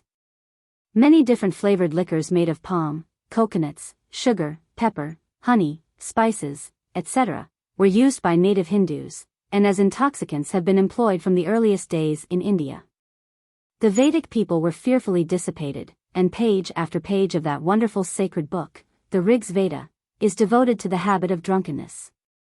The worst classes of drunkards of India used Indian hemp to make bhang, or combined the deadly narcotic stramonium with arak, a native beer, to produce a poisonous intoxicant. In that early day the inhabitants of India and China were fearfully depraved drunkards, and but for the reforms instituted by their wise men, must have perished as a people. Parahema, or homa, is an intoxicant made from a lost plant that is described as having yellow blossoms, used by the ancient dissolute Persians from the day of Zoroaster.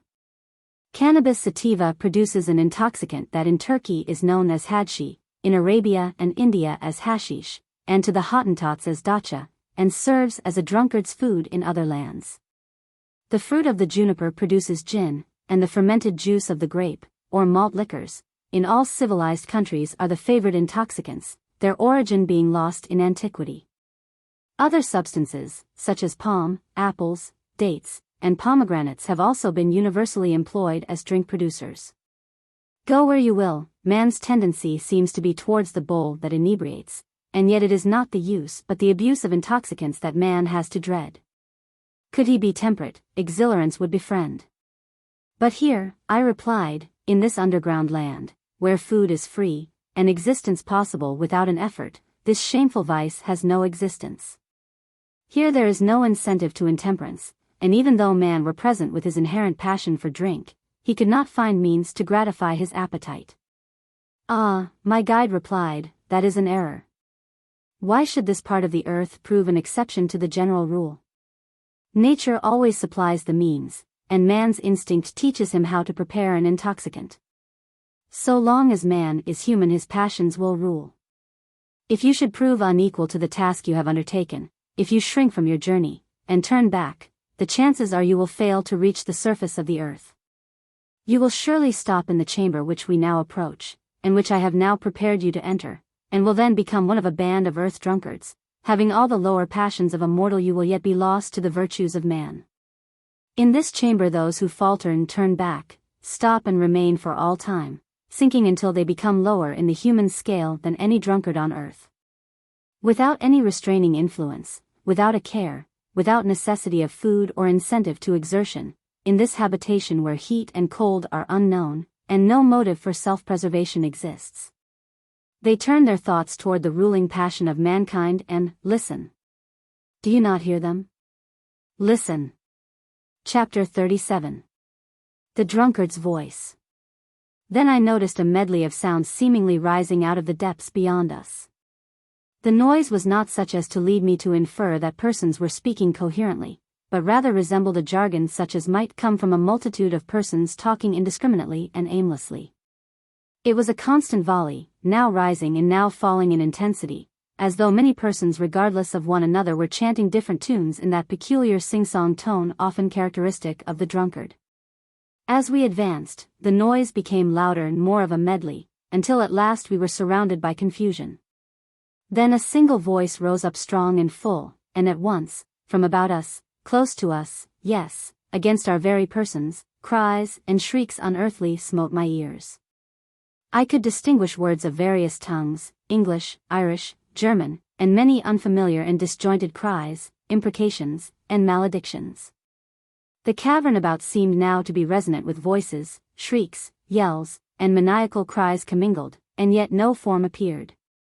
As we rushed onward, for now my guide grasped my arm tightly and drew me rapidly down the cavern floor, the voices subsided, and at length sounded as if behind us.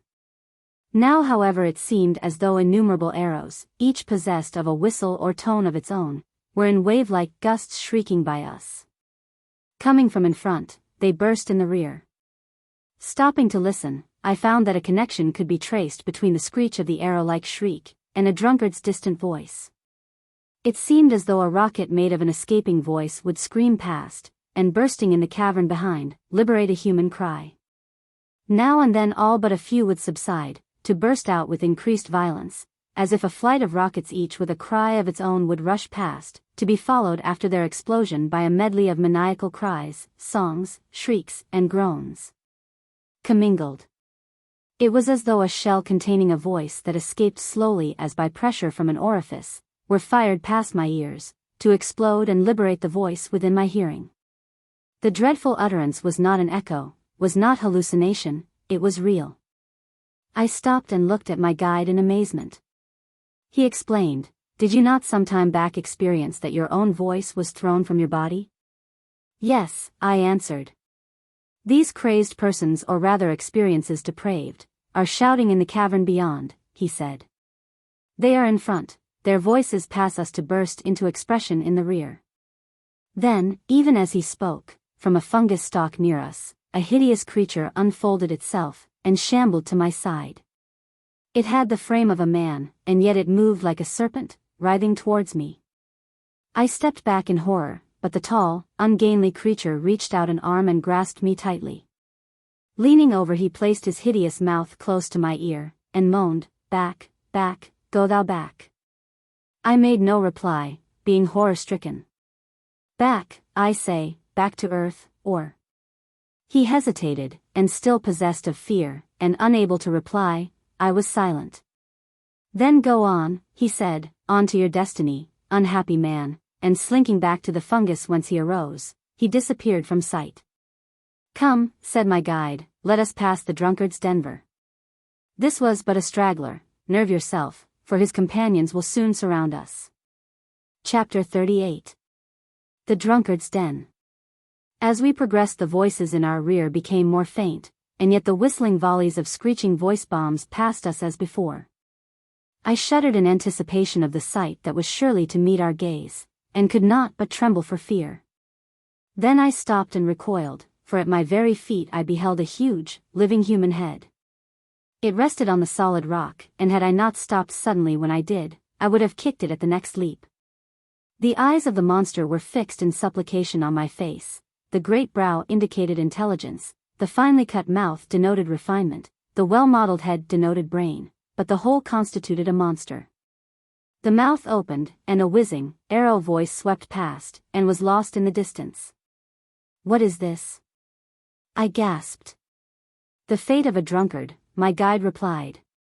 "This was once an intelligent man, but now he has lost his body, and enslaved his soul, in the den of drink beyond us, and has been brought here by his comrades, who thus rid themselves of his presence. Here he must rest eternally. He cannot move, he has but one desire, drink, and that craving, deeper than life, cannot be satiated. But he desires to speak, speak lower, man, or head of man, if you wish me to know your wants," I said, and leaned toward him. Then the monster whispered, and I caught the words. "Back, back, go thou back." I made no reply. "Back, I say, back to earth, or—" Still I remained silent. "Then go on," he said. "On to your destiny, unhappy man." "This is horrible," I muttered. "Come," said the guide, "let us proceed." And we moved onward. Now I perceived many such heads about us, all resting upright on the stony floor. Some were silent, others were shouting, others still were whispering and endeavoring to attract my attention. As we hurried on, I saw more and more of these abnormal creatures. Some were in rows, resting against each other, leaving barely room for us to pass between, but at last, much to my relief, we left them behind us. But I found that I had no cause for congratulation, when I felt myself clutched by a powerful hand, a hand as large as that of a man 50 feet in height. I looked about expecting to see a gigantic being, but instead beheld a shrunken pygmy. The whole man seemed but a single hand, a Brobdingnag hand affixed to the body of a Lilliputian.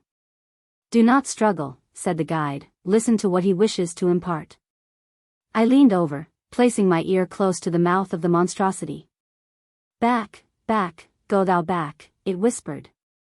"What have I to fear?" I asked. "Back, I say, back to earth, or what?" I said. "Then go on to your destiny, unhappy man," he answered, and the hand loosed its grasp. My guide drew me onward. Then, from about us, huge hands arose. On all sides they waved in the air. Some were closed and were shaken as clenched fists, others moved aimlessly with spread fingers, others still pointed to the passage we had traversed, and in a confusion of whispers I heard from the pygmy figures a babble of cries, "Back, back. Go thou back." Again I hesitated, the strain upon my nerves was becoming unbearable. I glanced backward and saw a swarm of misshaped diminutive forms, each holding up a monstrous arm and hand. The passage behind us was closed against retreat. Every form possessed but one hand, the other and the entire body seemingly had been drawn into this abnormal member. While I thus meditated, momentarily, as by a single thought each hand closed, excepting the index finger, and in unison each finger pointed towards the open way in front, and like shafts from 1,000 bows I felt the voices whiz past me. And then from the rear came the reverberation as a complex echo, "Then go on to your destiny, unhappy man." Instinctively I sprang forward, and had it not been for the restraining hand of my guide would have rushed wildly into passages that might have ended my misery, for God only knows what those unseen corridors contained. I was aware of that which lay behind, and was only intent on escaping from the horrid figures already past. Each finger pointed towards the open way in front. "Hold," whispered the guide, "as you value your life, stop." And then exerting a power that I could not withstand, he held me a struggling prisoner. "Listen," he said, "have you not observed that these creatures do not seek to harm you? Have not all of them spoken kindly, have any offered violence?" "No," I replied, "but they are horrible. That they realize, but fearing that you will prove to be as weak as they have been, and will become as they are now, they warn you back. However, I say to you, if you have courage sufficient, you need have no fear. Come, rely on me, and do not be surprised at anything that appears." Again we went forward. I realized now my utter helplessness. I became indifferent again. I could neither retrace my footsteps alone, nor guide them forward in the path I was to pursue. I submissively relied on my guide, and as stoical as he appeared to be, I moved onward to new scenes. We came to a great chamber which, as we halted on its edge, seemed to be a prodigious amphitheater. In its center a rostrum-like stone of 100 feet in diameter, flat and circular on the top, reared itself about 12 feet above the floor, and to the base of this rostrum the floor of the room sloped evenly. The amphitheater was fully 1,000 feet in diameter, of great height, and the floor was literally alive with grotesque beings. Imagination could not depict an abnormal human form that did not exhibit itself to my startled gaze. One peculiarity now presented itself to my mind: each abnormal part seemed to be created at the expense of the remainder of the body.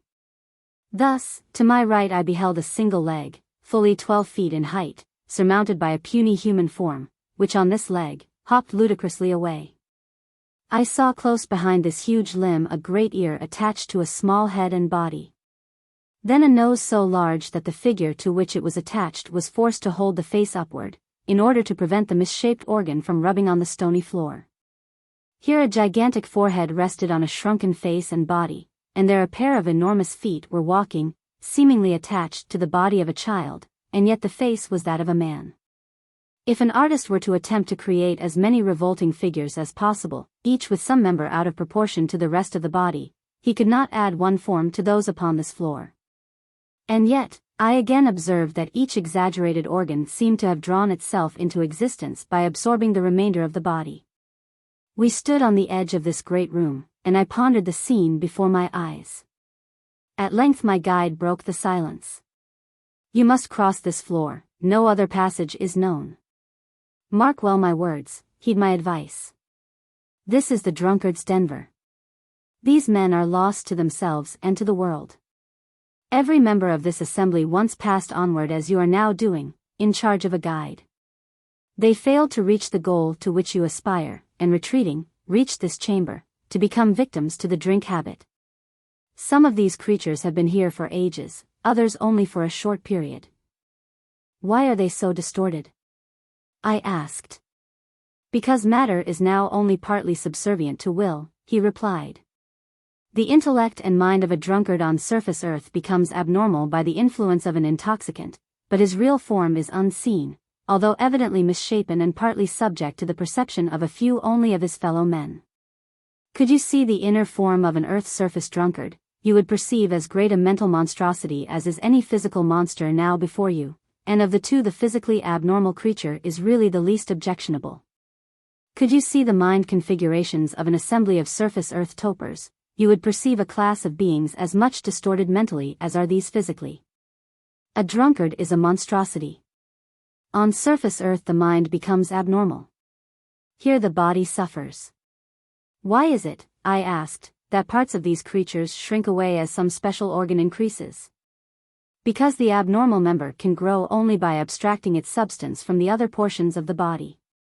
An increasing arm enlarges itself by drawing its strength from the other parts, hence the body withers as the hand enlarges, and in turn the hand shrinks when the leg increases in size. The total weight of the individual remains about the same. Men on earth judge of men not by what they are, but by what they seem to be. The physical form is apparent to the sense of sight, the real man is unseen. However, as the boot that encloses a foot cannot altogether hide the form of the foot within, so the body that encloses the life entity cannot but exhibit here and there the character of the dominating spirit within. Thus a man's features may grow to indicate the nature of the enclosed spirit, for the controlling character of that spirit will gradually impress itself on the material part of man. Even on surface earth, where the matter side of man dominates, a vicious spirit will produce a villainous countenance, a mediocre mind a vapid face, and an amorous soul will even protrude the anterior part of the skull. Carry the same law to this location, and it will be seen that as mind, or spirit, is here the master, and matter is the slave, the same rule should, under natural law, tend to produce such abnormal figures as you perceive. Hence the part of a man's spirit that is endowed most highly sways the corresponding part of his physical body at the expense of the remainder. Gradually the form is altered under the relaxing influence of this fearful inter-earth intoxicant, and eventually but one organ remains to tell of the symmetrical man who formerly existed. Then, when he is no longer capable of self-motion, the comrades carry the drunkard's fate, which is here the abnormal being you have seen, into the selected corridor, and deposit it among others of its kind. As in turn the bearers are destined sometime to be carried by others. We reached this cavern through a corridor in which heads and arms were abnormal, but in others may be found great feet, great legs, or other portions of self-abused man. I should tell you, furthermore, that on surface earth a drunkard is not less abnormal than these creatures, but men cannot see the form of the drunkard spirit. Could they perceive the image of the real man life that corresponds to the material part, it would appear not less distorted and hideous. The soul of a mortal protrudes from the visible body as down expands from a thistle seed, but it is invisible. Drink drives the spirit of an earth-surface drunkard to unnatural forms, not less grotesque than these physical distortions. Could you see the real drunkard on surface earth, he would be largely outside the body shell, and hideous in the extreme.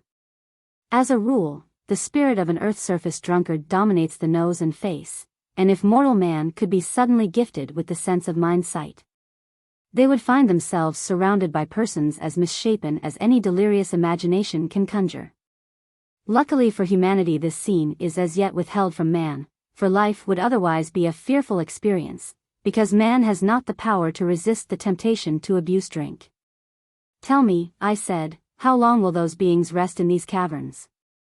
They have been here for ages, replied the guide. They are doomed to remain for ages yet. You have intimated that if my courage fails I will return to this cavern and become as they are. Now that you have warned me of my doom, do you imagine that anything, even sudden death, can swerve me from my journey? Death is surely preferable to such an existence as this. Do not be so confident. Every individual before you has had the same opportunity, and has been warned as you have been. They could not undergo the test to which they were subjected, and you may fail. Besides, on surface earth are not men constantly confronted with the doom of the drunkard, and do they not, in the face of this reality, turn back and seek his caverns? The journey of life is not so fearful that they should become drunkards to shrink from its responsibilities. You have reached this point in safety.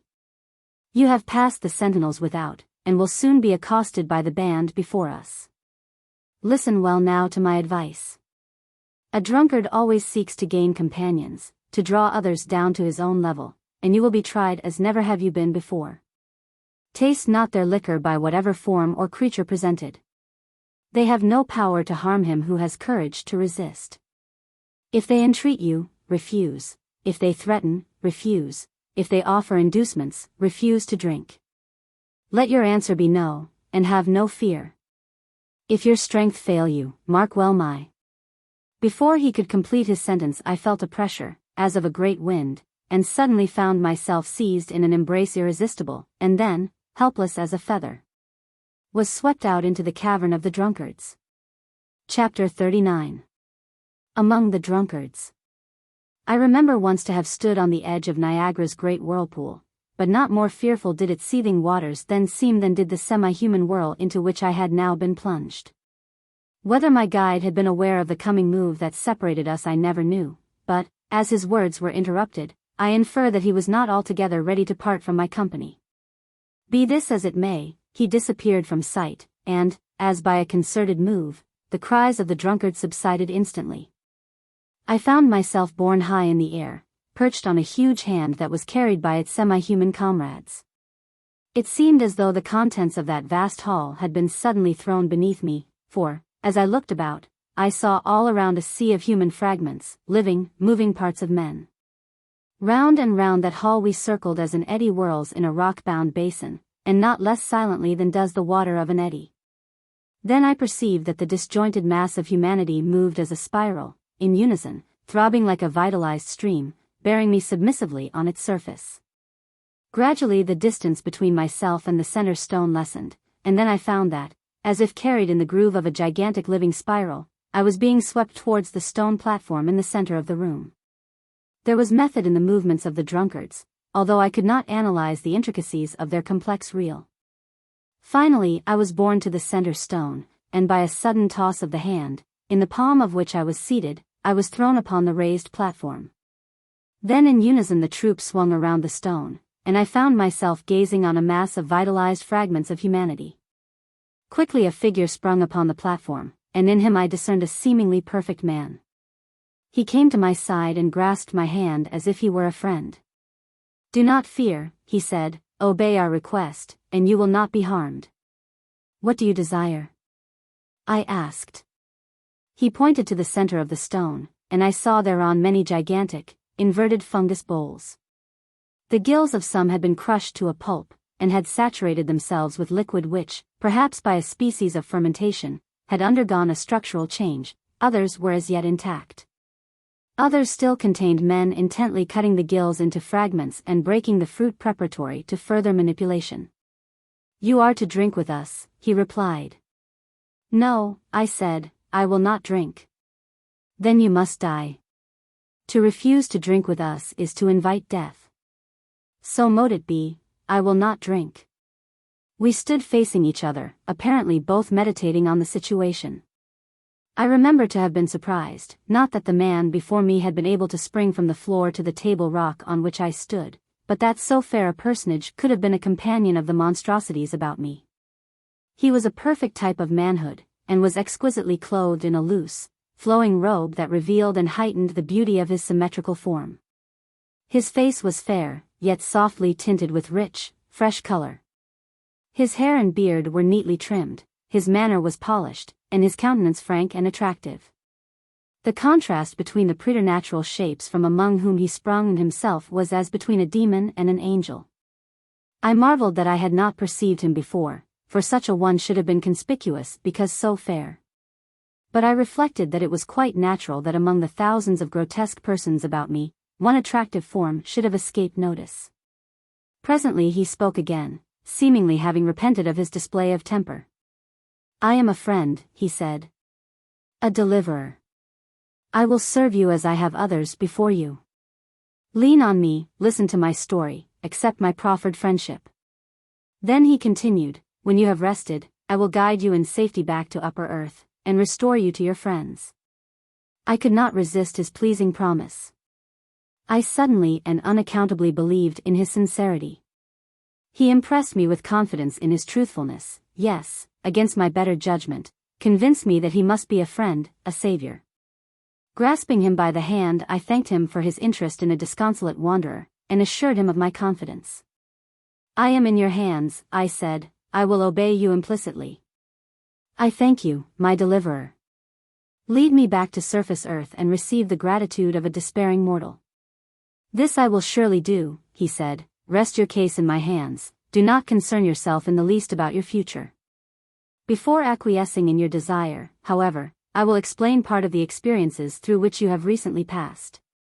You have been in the control of an evil spirit, and have been deceived. The grotesque figures, the abnormal beings about you, exist only in your disordered imagination. They are not real. These persons are happy and free from care or pain. They live in bliss inexpressible. They have a life within a life, and the outward expression that you have perceived is as the uncouth hide and figure that encloses the calm, peaceful eye of a toad. Look at their eyes, not at their seemingly distorted forms." I turned to the throng and beheld a multitude of upturned faces mildly beaming upon me.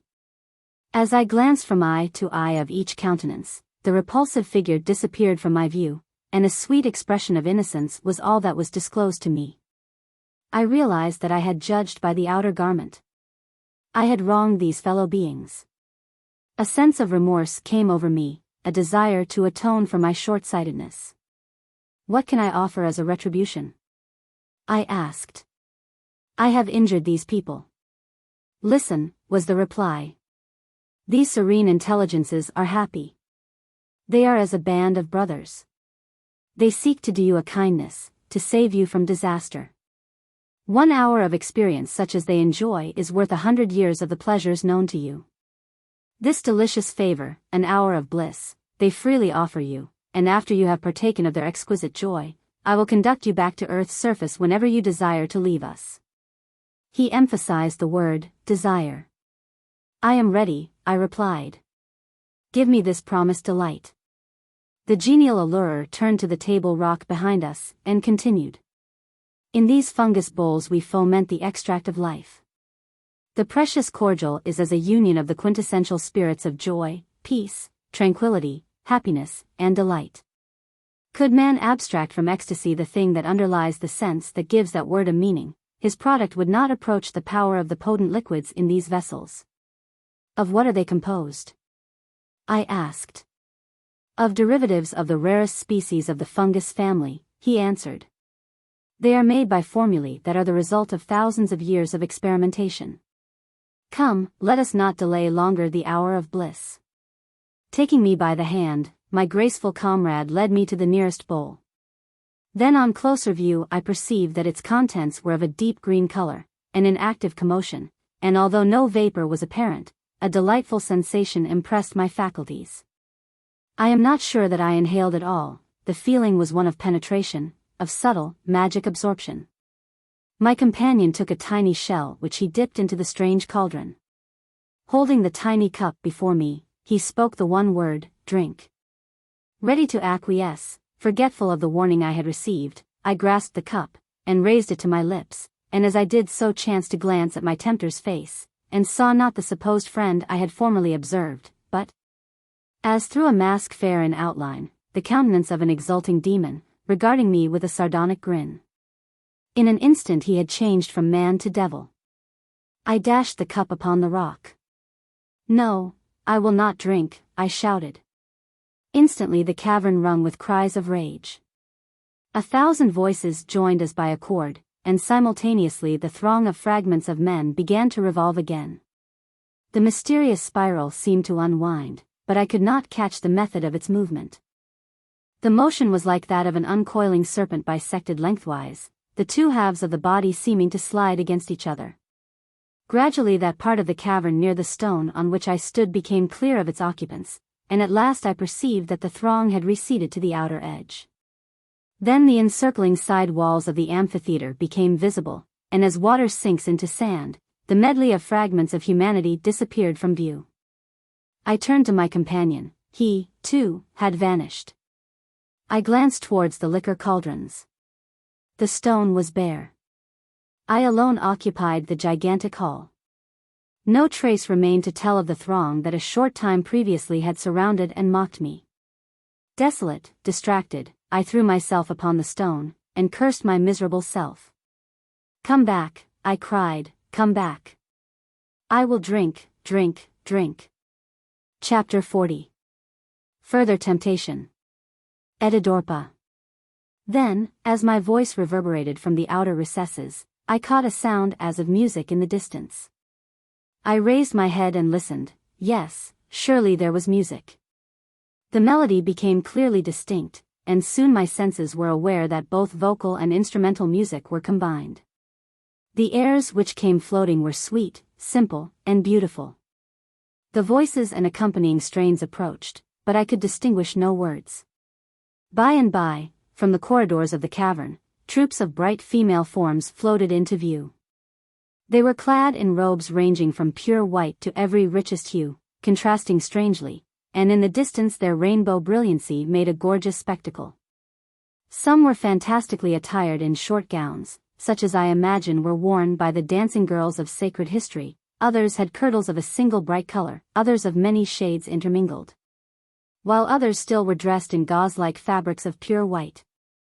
As they filed into the cavern, and approached me, they formed into platoons, or into companies, and then, as dissolving views come and go, they presented first one and then another figure.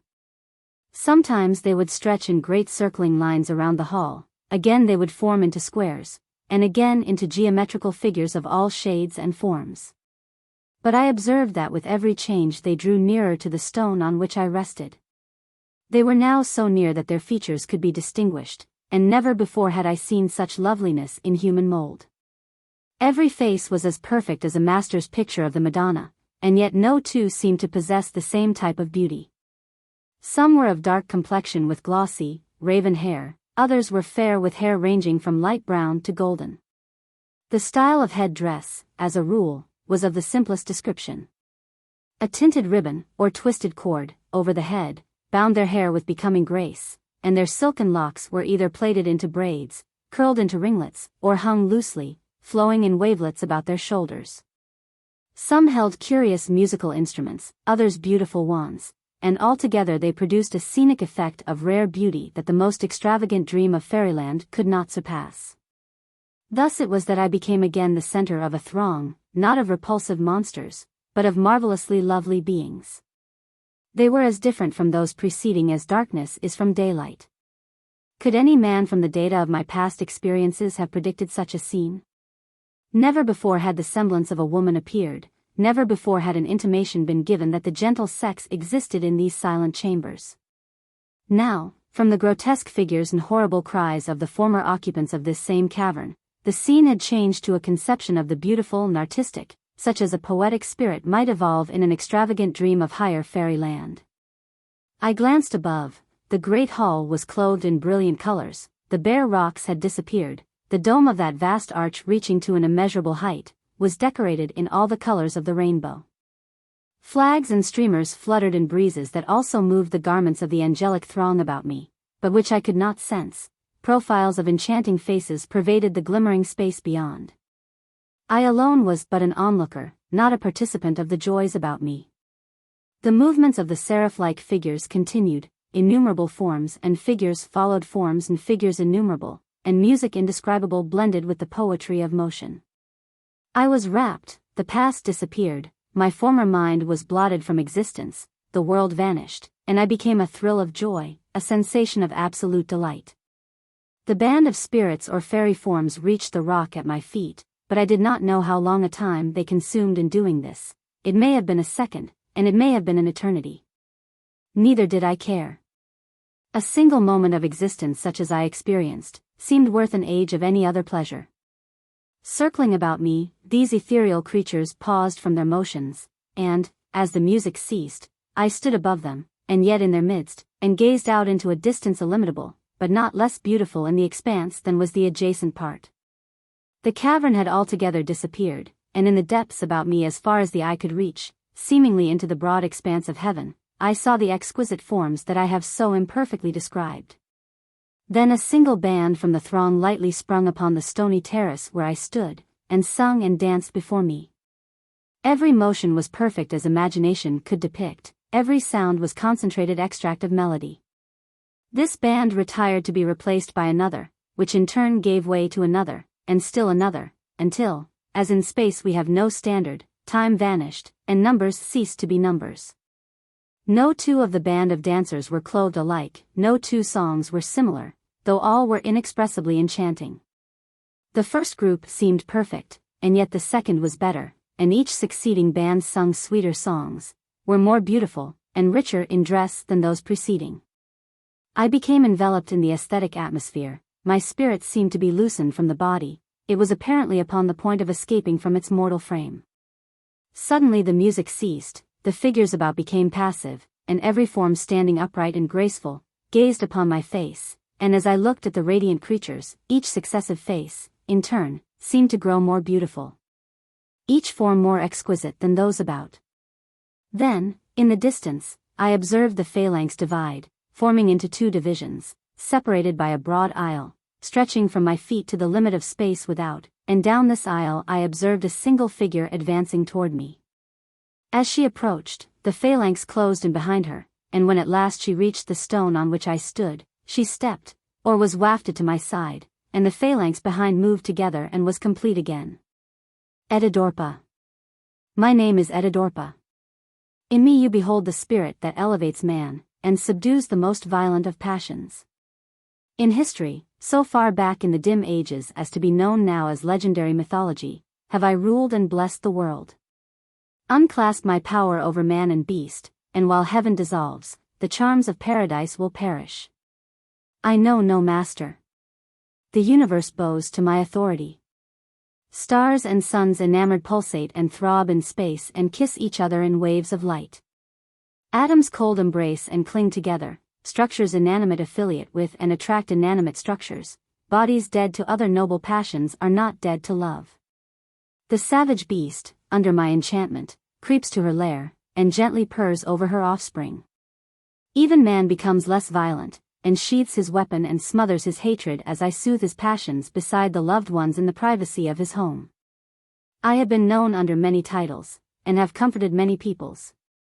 Strike my name from time's record, and the lovely daughters of Zeus and Dion would disappear, and with them would vanish the grace and beauty of woman, the sweet conception of the frothed child of the Cyprus sea would be lost.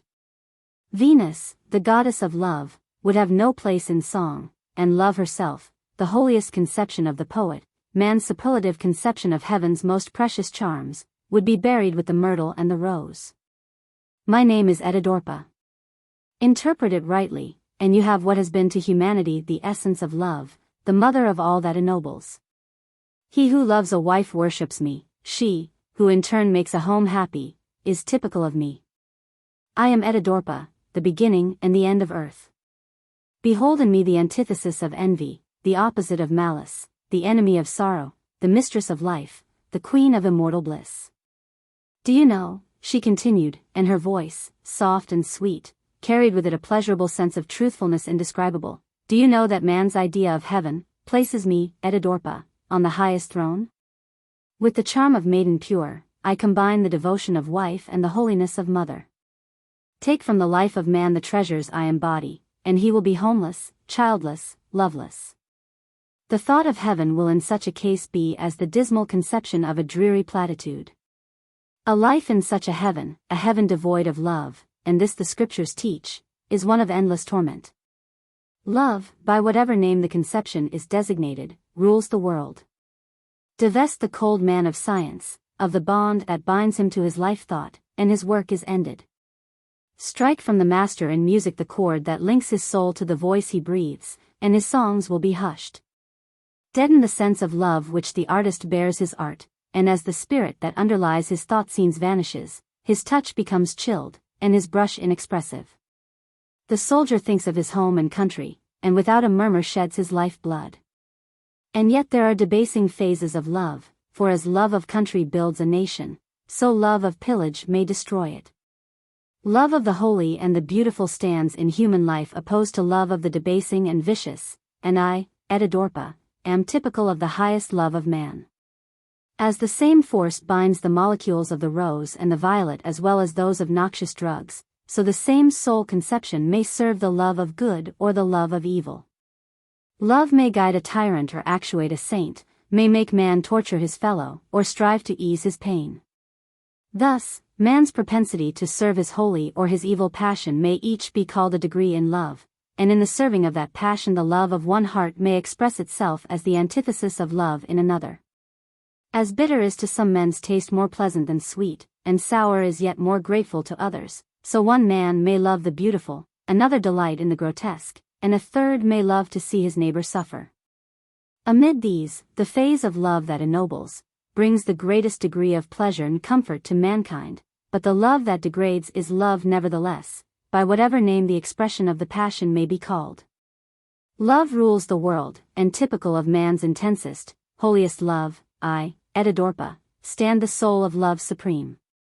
She hesitated. Go on.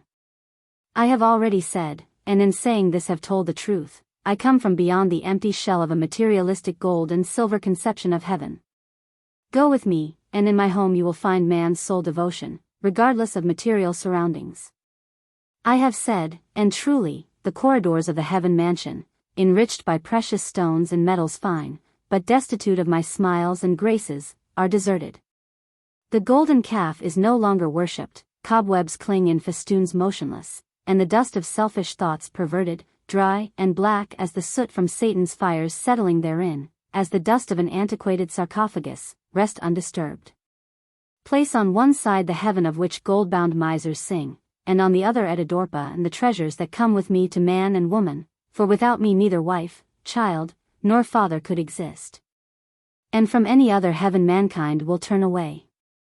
The noblest gift of heaven to humanity is the highest sense of love, and I, Etidorhpa, am the soul of love.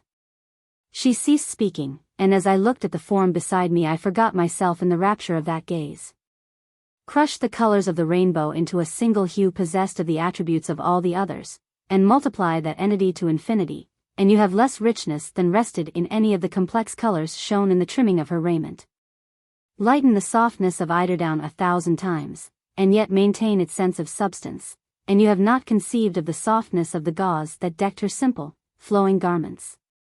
Gather the shadows cast by a troop of radiant angels, then sprinkle the resultant shade with star dust, and color therewith a garment brighter than satin, softer than silk, and more ethereal than light itself.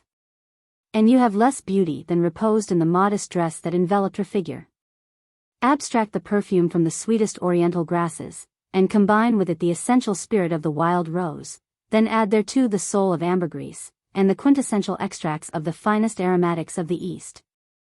And you have not approached the exquisite fragrance that penetrated my very being at her approach. She stood before me, slender, lithe, symmetrical, radiant. Her hair was more beautiful than pen can depict. It was colorless because it cannot be described by colors known to mortals. Her face paled the beauty of all who had preceded her. She could not be a fairy, for no conception of a fairy can approach such loveliness. She was not a spirit, for surely material substance was a part of her form. She was not an angel, for no abnormal, irrational wing protruded from her shoulder to blemish her seraphic figure. No, I said musingly, she is a creature of other climes, the scriptures tell of no such being. She is neither human nor angelic, but... But what? She said. I do not know, I answered. Then I will tell you, she replied. Yes, I will tell you of myself and of my companions. I will show you our home, carrying you through the shadows of heaven to exhibit that fair land, for heaven without Etidorhpa casts a shadow in comparison therewith. See, she said, as with her dainty fingers she removed from her garment a fragment of transparent film that I had not previously observed. See, this is a cobweb that clung to my skirt, as, on my way to meet you, I passed through the dismal corridors of the materialist's loveless heaven. She dropped it on the floor, and I stooped to pick it up, but vainly, my fingers passed through it as through a mist. You must be an angel, I stammered. She smiled. Come, she said, do not consume your time with thoughts of materialistic heaven. Come with me to that brighter land beyond, and in those indescribable scenes we, you and I, will wander together forever. She held out her hand, I hesitatingly touched it, and then raised it to my lips. She made no resistance. I dropped upon my knees. Are you to be mine? I cried. Mine forever? Yes, she answered, if you will it, for he who loves will be loved in turn. I will do it, I said. I give myself to you, be you what you may, be your home where it may, I give up the earth behind me, and the hope of heaven before me, the here and the hereafter I will sacrifice. Let us hasten, I said, for she made no movement. She shook her head. You must yet be tempted as never before, and you must resist the tempter. You cannot pass into the land of Etidorhpa until you have suffered as only the damned can suffer, until you have withstood the pangs of thirst, and have experienced heat and cold indescribable. Remember the warning of your former guide, mark well the words of Etidorhpa, you must not yield. 'Twas to serve you that I came before you now, 'twas to preserve you from the drunkard's cavern that I have given you this vision of the land beyond the end of earth where, if you will serve yourself, we will meet again. She held aloft 2 tiny cups, I sprung to my feet and grasped one of them, and as I glanced at the throng in front of me, every radiant figure held aloft in the left hand a similar cup. All were gazing in my face.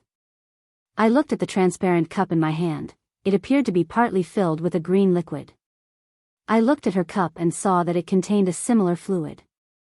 Forgetting the warning she had so recently given, I raised the cup to my lips, and just before touching it glanced again at her face. The fair creature stood with bowed head, her face covered with her hand. Her very form and attitude spoke of sorrow and disappointment, and she trembled in distress. She held one hand as though to thrust back a form that seemed about to force itself beyond her figure, for peering exultingly from behind, leered the same satanic face that met my gaze on the preceding occasion. When in the presence of the troop of demons, I had been tempted by the perfect man. Dashing the cup to the floor I shouted. No, I will not drink.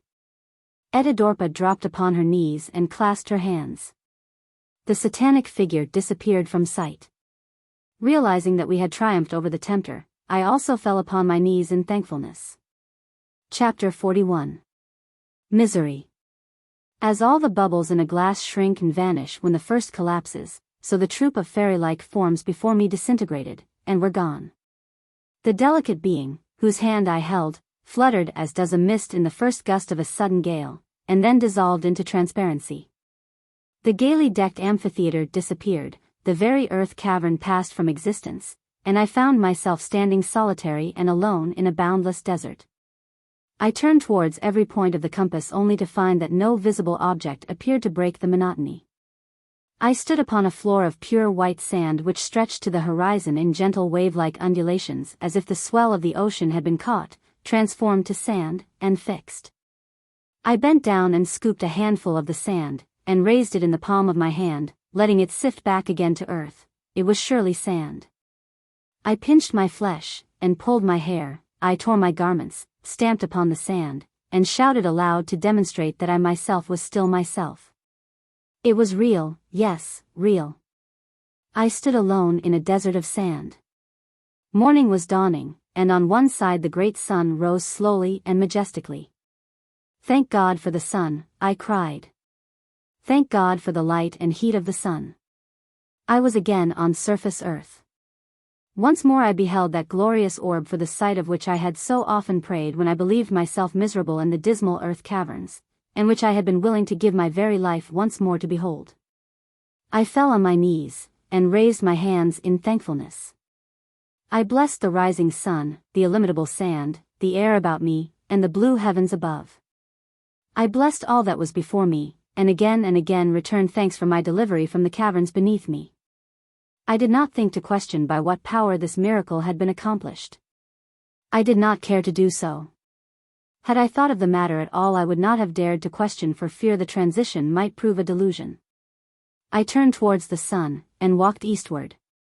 As the day progressed and the sun rose into the heavens, I maintained my journey, aiming as best I could to keep the same direction. The heat increased, and when the sun reached the zenith it seemed as though it would melt the marrow in my bones. The sand, as white as snow and hot as lava, dazzled my eyes, and I covered them with my hands.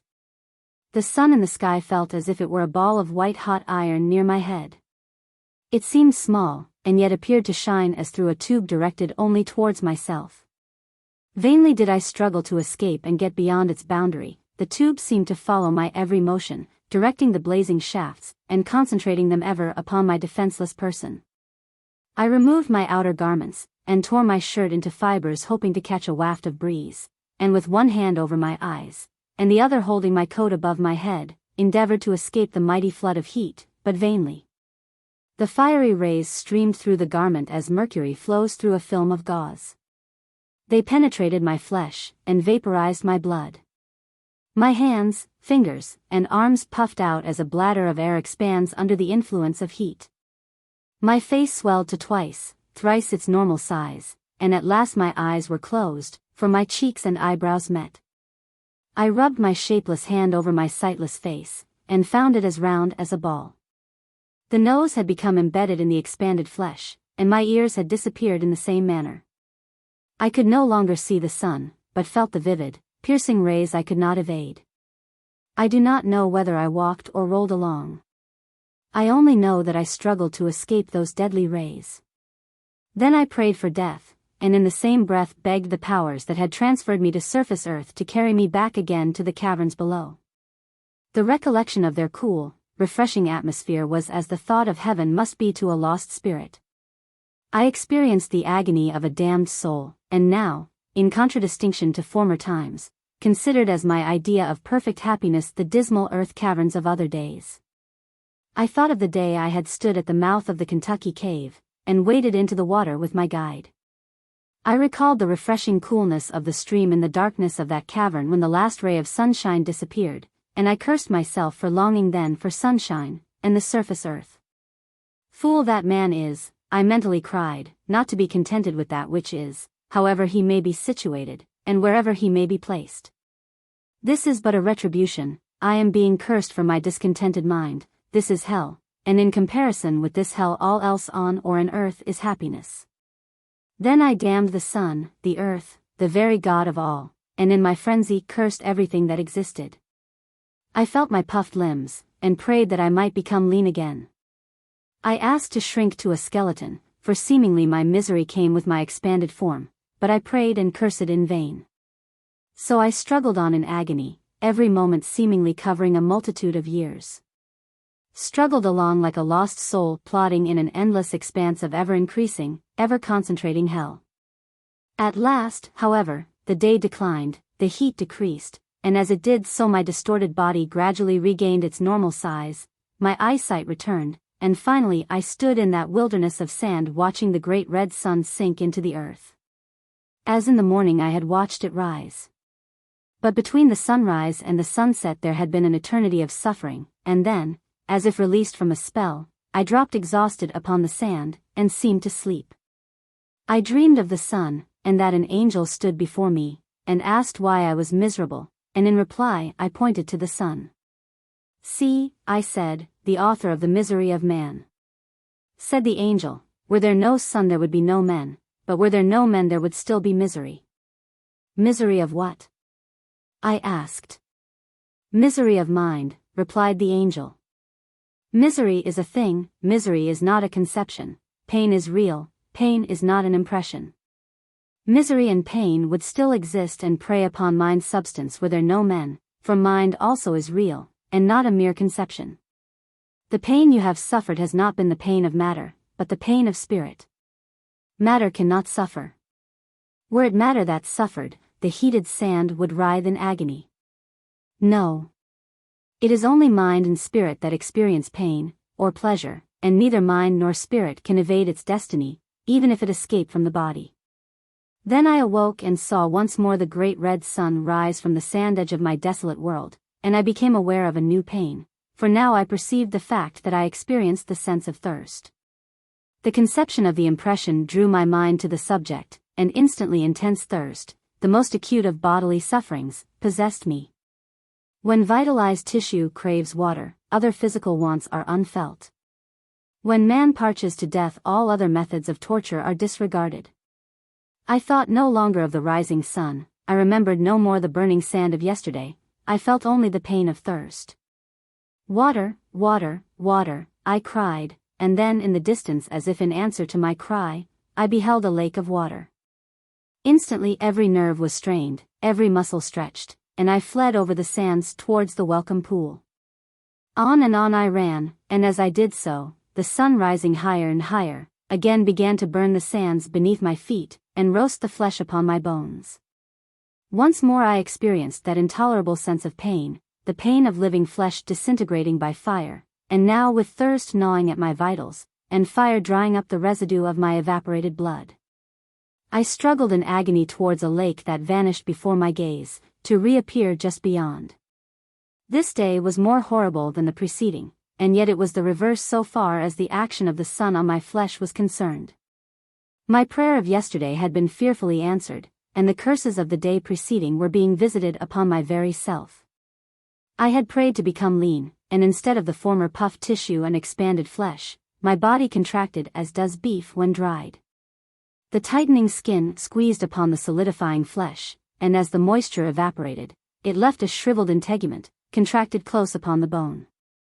My joints stood out as great protuberances, my skin turned to a dark amber color, and my flesh became transparent as does wetted horn. I saw my very vitals throb, I saw the empty blood vessels, the shriveled nerves and vacant arteries of my frame. I could not close my eyes. I could not shield them from the burning sun. I was a mummy, yet living, a dried corpse walking over the sand, dead to all save pain. I tried to fall, but could not, and I felt that, while the sun was visible, I must stand upright, I could not stop, and could not stoop. Then at last the malevolent sun sank beneath the horizon, and as the last ray disappeared again, I fell upon the sand. I did not sleep, I did not rest, I did not breathe nor live a human. I only existed as a living pain, the conception of pain realized into a conscious nucleus, and so the night passed. Again the sun arose, and with the light of her first ray I saw near at hand a caravan, camels, men, horses, a great cavalcade. They approached rapidly and surrounded me. The leader of the band alighted and raised me to my feet, for no longer had I the power of motion. He spoke to me kindly, and strange as it may seem to you, but not at all strange did it seem to me, called me by name. "We came across your tracks in the desert," he said, "we are your deliverers." I motioned for water, I could not speak. "Yes," he said, "water you shall have." Then from one of the skins that hung across the hump of a camel he filled a crystal goblet with sparkling water, and held it towards me. But just before the goblet touched my lips he withdrew it and said, "I forgot to first extend the greetings of our people." And then I noticed in his other hand a tiny glass containing a green liquid, which he placed to my lips, pronouncing the single word, "drink." I fastened my gaze upon the water, and opened my lips. I smelled the aroma of the powerful narcotic liquid within the glass, and hastened to obey, but glanced first at my deliverer, and in his stead saw the familiar face of the satanic figure that twice before had tempted me. Instantly, without a thought as to the consequences, without a fear as to the result, I dashed the glass to the sand, and my voice returning, I cried for the third time, "No, I will not drink." The troop of camels instantly disappeared, as had the figures in the scenes before. The tempter resolved into clear air, the sand beneath my feet became natural again, and I became myself as I had been before passing through the hideous ordeal. The fact of my deliverance from the earth caverns had, I now realized, been followed by temporary aberration of my mind, but at last I saw clearly again, the painful fancy had passed, the delirium was over. I fell upon my knees in thankfulness. The misery through which I had passed had proven to be illusory, the earth caverns were beneath me, the mirage and temptations were not real, the horrors I had experienced were imaginary, thank God for all this, and that the sand was really sand. Solitary, alone, I kneeled in the desert barren, from horizon to horizon desolation only surrounded, and yet the scene of that illimitable waste, a fearful reality, it is true, was sweet in comparison with the misery of body and soul about which I had dreamed so vividly. 'Tis no wonder, I said to myself, that in the moment of transition from the underground caverns to the sunshine above, the shock should have disturbed my mental equilibrium. And in the moment of reaction I should have dreamed fantastic and horrible imaginings. A cool and refreshing breeze sprung now, from I know not where. I did not care to ask, it was too welcome a gift to question, and contrasted pleasantly with the misery of my past hallucination. The sun was shining hot above me, the sand was glowing, parched beneath me, and yet the grateful breeze fanned my brow, and refreshed my spirit. Thank God, I cried, for the breeze, for the coolness that it brings. Only those who have experienced the silence of the cavern solitudes through which I have passed, and added thereto, have sensed the horrors of the more recent nightmare scenes, can appreciate the delights of a gust of air. The incongruity of surrounding conditions, as connected with affairs rational, did not appeal at all to my questioning senses. It seemed as though the cool breeze, coming from out the illimitable desolation of a heated waste, was natural. I arose and walked on, refreshed. From out that breeze my physical self drew refreshment and strength. 'Tis the cold, I said, the blessed antithesis of heat, that supports life. Heat enervates, cold stimulates, heat depresses, cold animates. Thank God for breezes, winds, waters, cold. I turned and faced the gladsome breeze. 'Tis the source of life, I will trace it to its origin, I will leave the accursed desert, the hateful sunshine, and seek the blissful regions that give birth to cool breezes. I walked rapidly, and the breeze became more energetic and cooler. With each increase of momentum on my part, corresponding strength seemed to be added to the breeze, both strength and coolness. Is not this delightful? I murmured, my God at last has come to be a just God. Knowing what I wanted, he sent the breeze. In answer to my prayer the cool, refreshing breeze arose. Damn the heat, I cried aloud, as I thought of the horrid day before. Blessed be the cold, and as though in answer to my cry the breeze stiffened and the cold strengthened itself, and I again returned thanks to my Creator. With ragged coat wrapped about my form I faced the breeze and strode onward towards the home of the gelid wind that now dashed in gusts against my person. Then I heard my footstep crunch, and perceived that the sand was hard beneath my feet. I stooped over to examine it and found it frozen. Strange, I reflected, strange that dry sand can freeze, and then I noticed, for the first time, that spurts of snow surrounded me. 'Twas a sleety mixture upon which I trod, a crust of snow and sand.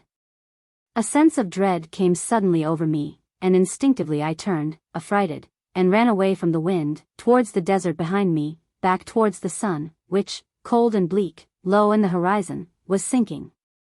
The sense of dread grew upon me, and I shivered as I ran. With my back towards the breeze I had blessed, I now fled towards the sinking sun I had cursed. I stretched out my arms in supplication towards that orb, for from behind overhanging blackness spread, and about me roared a fearful hurricane. Vainly. As I thought in mockery the heartless sun disappeared before my gaze, the hurricane surrounded me, and the wind about me became intensely cold, and raved furiously. It seemed as though the sun had fled from my presence, and with the disappearance of that orb, the outline of the earth was blotted from existence. It was an awful blackness, and the universe was now to me a blank. The cold strengthened and froze my body to the marrow of my bones. First came the sting of frost, then the pain of cold, then insensibility of flesh. My feet were benumbed, my limbs motionless. I stood a statue, quiescent in the midst of the roaring tempest. The earth, the sun, the heavens themselves, my very person now had disappeared. Dead to the sense of pain or touch, sightless, amid a blank, only the noise of the raging winds was to me a reality.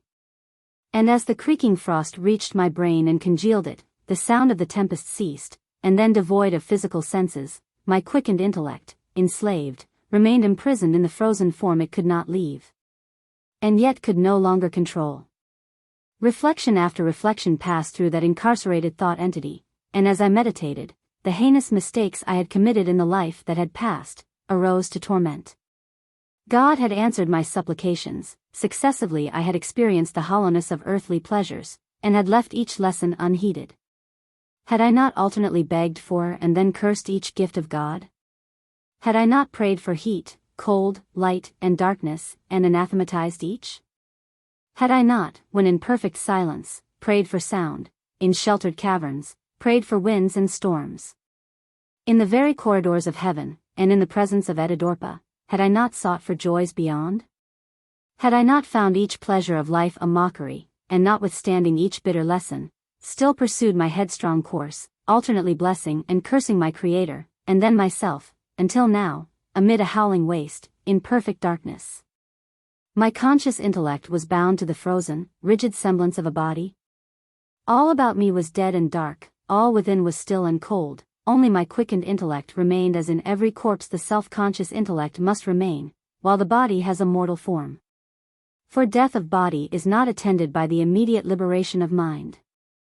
The consciousness of the dead man is still acute, and he who thinks the dead are mindless will realize his fearful error when devoid of motion he lies a corpse, conscious of all that passes on around him, waiting the liberation that can only come by disintegration and destruction of the flesh. So, unconscious of pain, unconscious of any physical sense, I existed on and on, enthralled. Age after age passed and piled upon one another, for time was to me unchangeable, no more an entity. I now prayed for change of any kind, and envied the very devils in hell their pleasures, for were they not gifted with the power of motion, could they not hear, and see, and realize the pains they suffered? I prayed for death, death absolute, death eternal. Then, at last, the darkness seemed to lessen, and I saw the frozen earth beneath, the monstrous crags of ice above, the raging tempest about, for I now had learned by reflection to perceive by pure intellect, to see by the light within. My body, solid as stone, was fixed and preserved in a waste of ice. The world was frozen. I perceived that the sun, and moon, and stars, nearly stilled, dim and motionless, had paled in the cold depths of space. The universe itself was freezing, and amid the desolation only my deserted intellect remained. Age after age had passed, eons of ages had fled, nation after nation had grown and perished, and in the uncounted epochs behind, humanity had disappeared. Unable to free itself from the frozen body, my own intellect remained the solitary spectator of the dead silence about.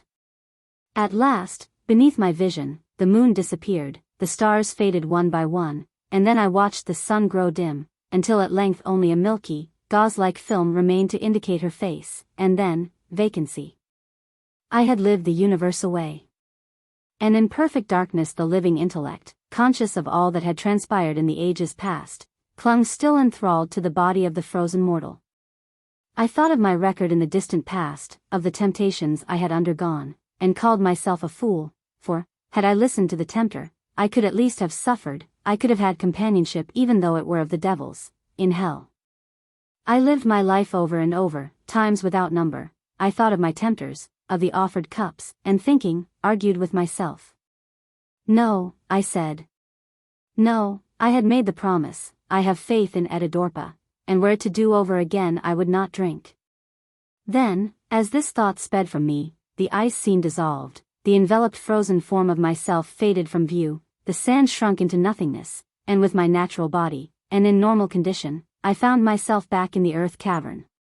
On my knees, beside the curious inverted fungus, of which fruit I had eaten in obedience to my guide's directions. Before me the familiar figure of my guide stood, with folded arms, and as my gaze fell upon him he reached out his hand and raised me to my feet. Where have you been during the wretched epochs that have passed since I last saw you? I asked. I have been here, he replied, and you have been there. You lie, you villainous sorcerer, I cried, you lie again as you have lied to me before. I followed you to the edge of demon land, to the caverns of the drunkards, and then you deserted me. Since last we met I have spent 1,000,000,000,000 years of agony inexpressible, and have had that agony made doubly horrible by contrast with the thought, yes, the very sight and touch of heaven. I passed into a double eternity, and have experienced the ecstasies of the blessed, and suffered the torments of the damned, and now you dare boldly tell me that I have been here, and that you have been there. Since last I saw you stand by this cursed fungus bowl. Yes, he said, taking no offense at my violence, yes, neither of us has left this spot. You have sipped of the drink of an earth-damned drunkard, you have experienced part of the curses of intemperance, the delirium of narcotics.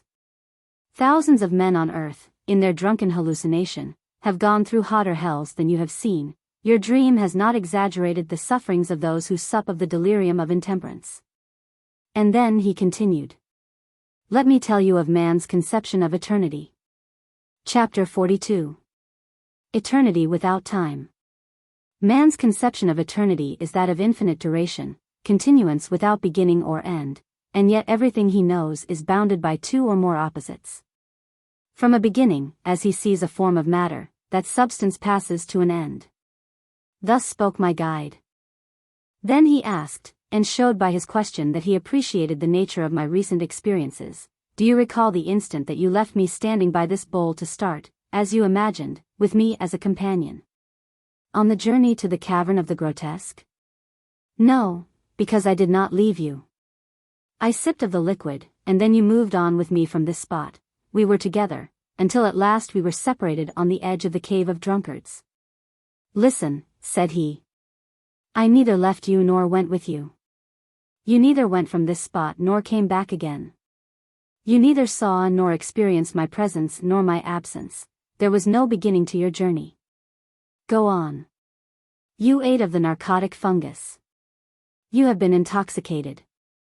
I have not, I retorted. I have been through your accursed caverns, and into hell beyond.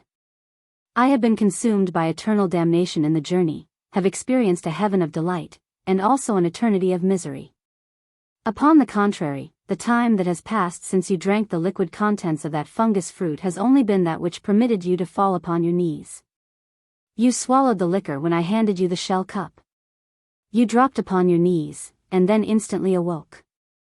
See, he said, in corroboration of my assertion, the shell of the fungus fruit at your feet is still dripping with the liquid you did not drink.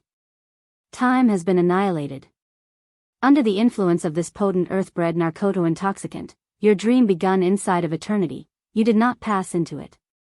You say, I interrupted, that I dropped upon my knees, that I have experienced the hallucination of intoxication, that the experiences of my vision occurred during the second of time that was required for me to drop upon my knees. Yes.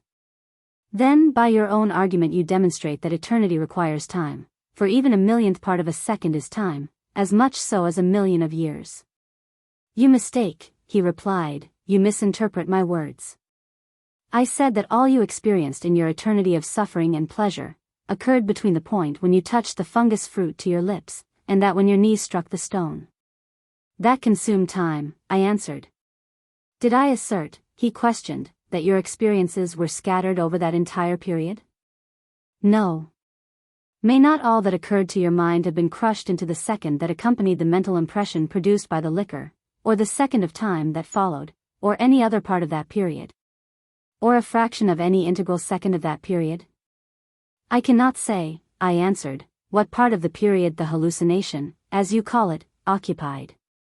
You admit that so far as your conception of time is concerned, the occurrences to which you refer may have existed in either an inestimable fraction of the first, the second, or the third part of the period. Yes, I replied, yes. If you are correct in that, they were illusions. Let me ask you furthermore, he said, are you sure that the flash that bred your hallucination was not instantaneous, and a part of neither the first, second, nor third second? Continue your argument. I will repeat a preceding question with a slight modification. May not all that occurred to your mind have been crushed into the space between the second of time that preceded the mental impression produced by the liquor, and the second that followed it? Need it have been a part of either second, or of time at all? Indeed, could it have been a part of time if it were instantaneous? Go on. Suppose the entity that men call the soul of man were in process of separation from the body. The process, you will admit, would occupy time, until the point of liberation was reached. Would not dissolution, so far as the separation of matter and spirit is concerned at its critical point, be instantaneous? I made no reply. If the critical point is instantaneous, there would be no beginning, there could be no end. Therein rests an eternity greater than man can otherwise conceive of, for as there is neither beginning nor end, time and space are annihilated. The line that separates the soul that is in the body from the soul that is out of the body is outside of all things. It is a between, neither a part of the nether side nor of the upper side, it is outside the here and the hereafter. Let us carry this thought a little further, said he. Suppose a good man were to undergo this change, could not all that an eternity of happiness might offer be crushed into this boundless conception, the critical point? All that a mother craves in children dead, could reappear again in their once loved forms. All that a good life earns, would rest in the soul's experience in that eternity, but not as an illusion, although no mental pleasure, no physical pain is equal to that of hallucinations. Suppose that a vicious life were ended, could it escape the inevitable critical point? Would not that life in its previous journey create its own sad eternity? You have seen the working of an eternity with an end but not a beginning to it, for you cannot sense the commencement of your vision. You have been in the cavern of the grotesque, the realms of the beautiful, and have walked over the boundless sands that bring misery to the soul, and have, as a statue, seen the frozen universe dissolve. You are thankful that it was all an illusion as you deem it now. What would you think had only the heavenly part been spread before you? I would have cursed the man who dispelled the illusion, I answered. Then, he said, you are willing to admit that men who so live as to gain such an eternity, be it mental illusion, hallucination or real, make no mistake in life. I do, I replied. But you confound me when you argue in so cool a manner that eternity may be everlasting to the soul, and yet without the conception of time. Did I not teach you in the beginning of this journey, he interjected, that time is not as men conceive it? Men cannot grasp an idea of eternity and retain their sun-bred, morning and evening, conception of time. Therein lies their error. As the tip of the whiplash passes with the lash, so through life the soul of man proceeds with the body. As there is a point just when the tip of the whiplash is on the edge of its return, where all motion of the line that bounds the tip ends, so there is a motionless point when the soul starts onward from the body of man. As the tip of the whiplash sends its cry through space, not while it is in motion either way, but from the point where motion ceases, the spaceless, timeless point that lies between the backward and the forward. So the soul of man leaves a cry, eternity, at the critical point. It is the death echo, and thus each snap of the life thread throws an eternity, its own eternity, into eternity's seas, and each eternity is made up of the entities thus cast from the critical point. With the end of each soul's earth journey, a new eternity springs into existence, occupying no space, consuming no time, and not conflicting with any other, each being exactly what the soul-earth record makes it, an eternity of joy, heaven. Or an eternity of anguish, hell. There can be no neutral ground. Then he continued. The drunkard is destined to suffer in the drunkard's eternity, as you have suffered, the enticement of drink is evanescent, the agony to follow is eternal. You have seen that the subregions of earth supply an intoxicant. Taste not again of any intoxicant, let your recent lesson be your last. Any stimulant is an enemy to man, any narcotic is a fiend. It destroys its victim, and corrupts the mind, entices it into pastures grotesque, and even pleasant at first, but destined to eternal misery in the end. Beware of the eternity that follows the snapping of the life thread of a drunkard. Come, he abruptly said, we will pursue our journey. Note. Morphine, belladonna, hyoscyamus and cannabis indica are narcotics, and yet each differs in its action from the others. Alcohol and methyl alcohol are intoxicants. Ether, chloroform and chloral are anesthetics, and yet no two are possessed of the same qualities. Is there any good reason to doubt that combinations of the elements as yet hidden from man cannot cause hallucinations that combine and intensify the most virulent of narcotics, intoxicants, and anesthetics? And pall the effects of hashish or of opium? If, in the course of experimentation, a chemist should strike upon a compound that in traces only would subject his mind and drive his pen to record such seemingly extravagant ideas as are found in the hallucinations herein pictured, would it not be his duty to bury the discovery from others, to cover from mankind the existence of such a noxious fruit of the chemist's or pharmacist's art? Introduce such an intoxicant, and start it to ferment in humanity's blood, and before the world were advised of its possible results, might not the ever-increasing potency gain such headway as to destroy or debase our civilization? And even to exterminate mankind? J.U.L. Interlude. Chapter 43. The Last Contest. Llewellyn Drury, had been so absorbed in the fantastic story the old man read so fluently from the execrably written manuscript, and in the metaphysical argument which followed his account of the vision he had introduced so artfully as to lead me to think it was a part of his narrative, that I scarcely noted the passage of time. Upon seeing him suspend his reading, fold the manuscript, and place it in his pocket, I reverted to material things, and glancing at the clock, perceived that the hands pointed to bedtime. "Tomorrow evening," said he, "I will return at 9 o'clock.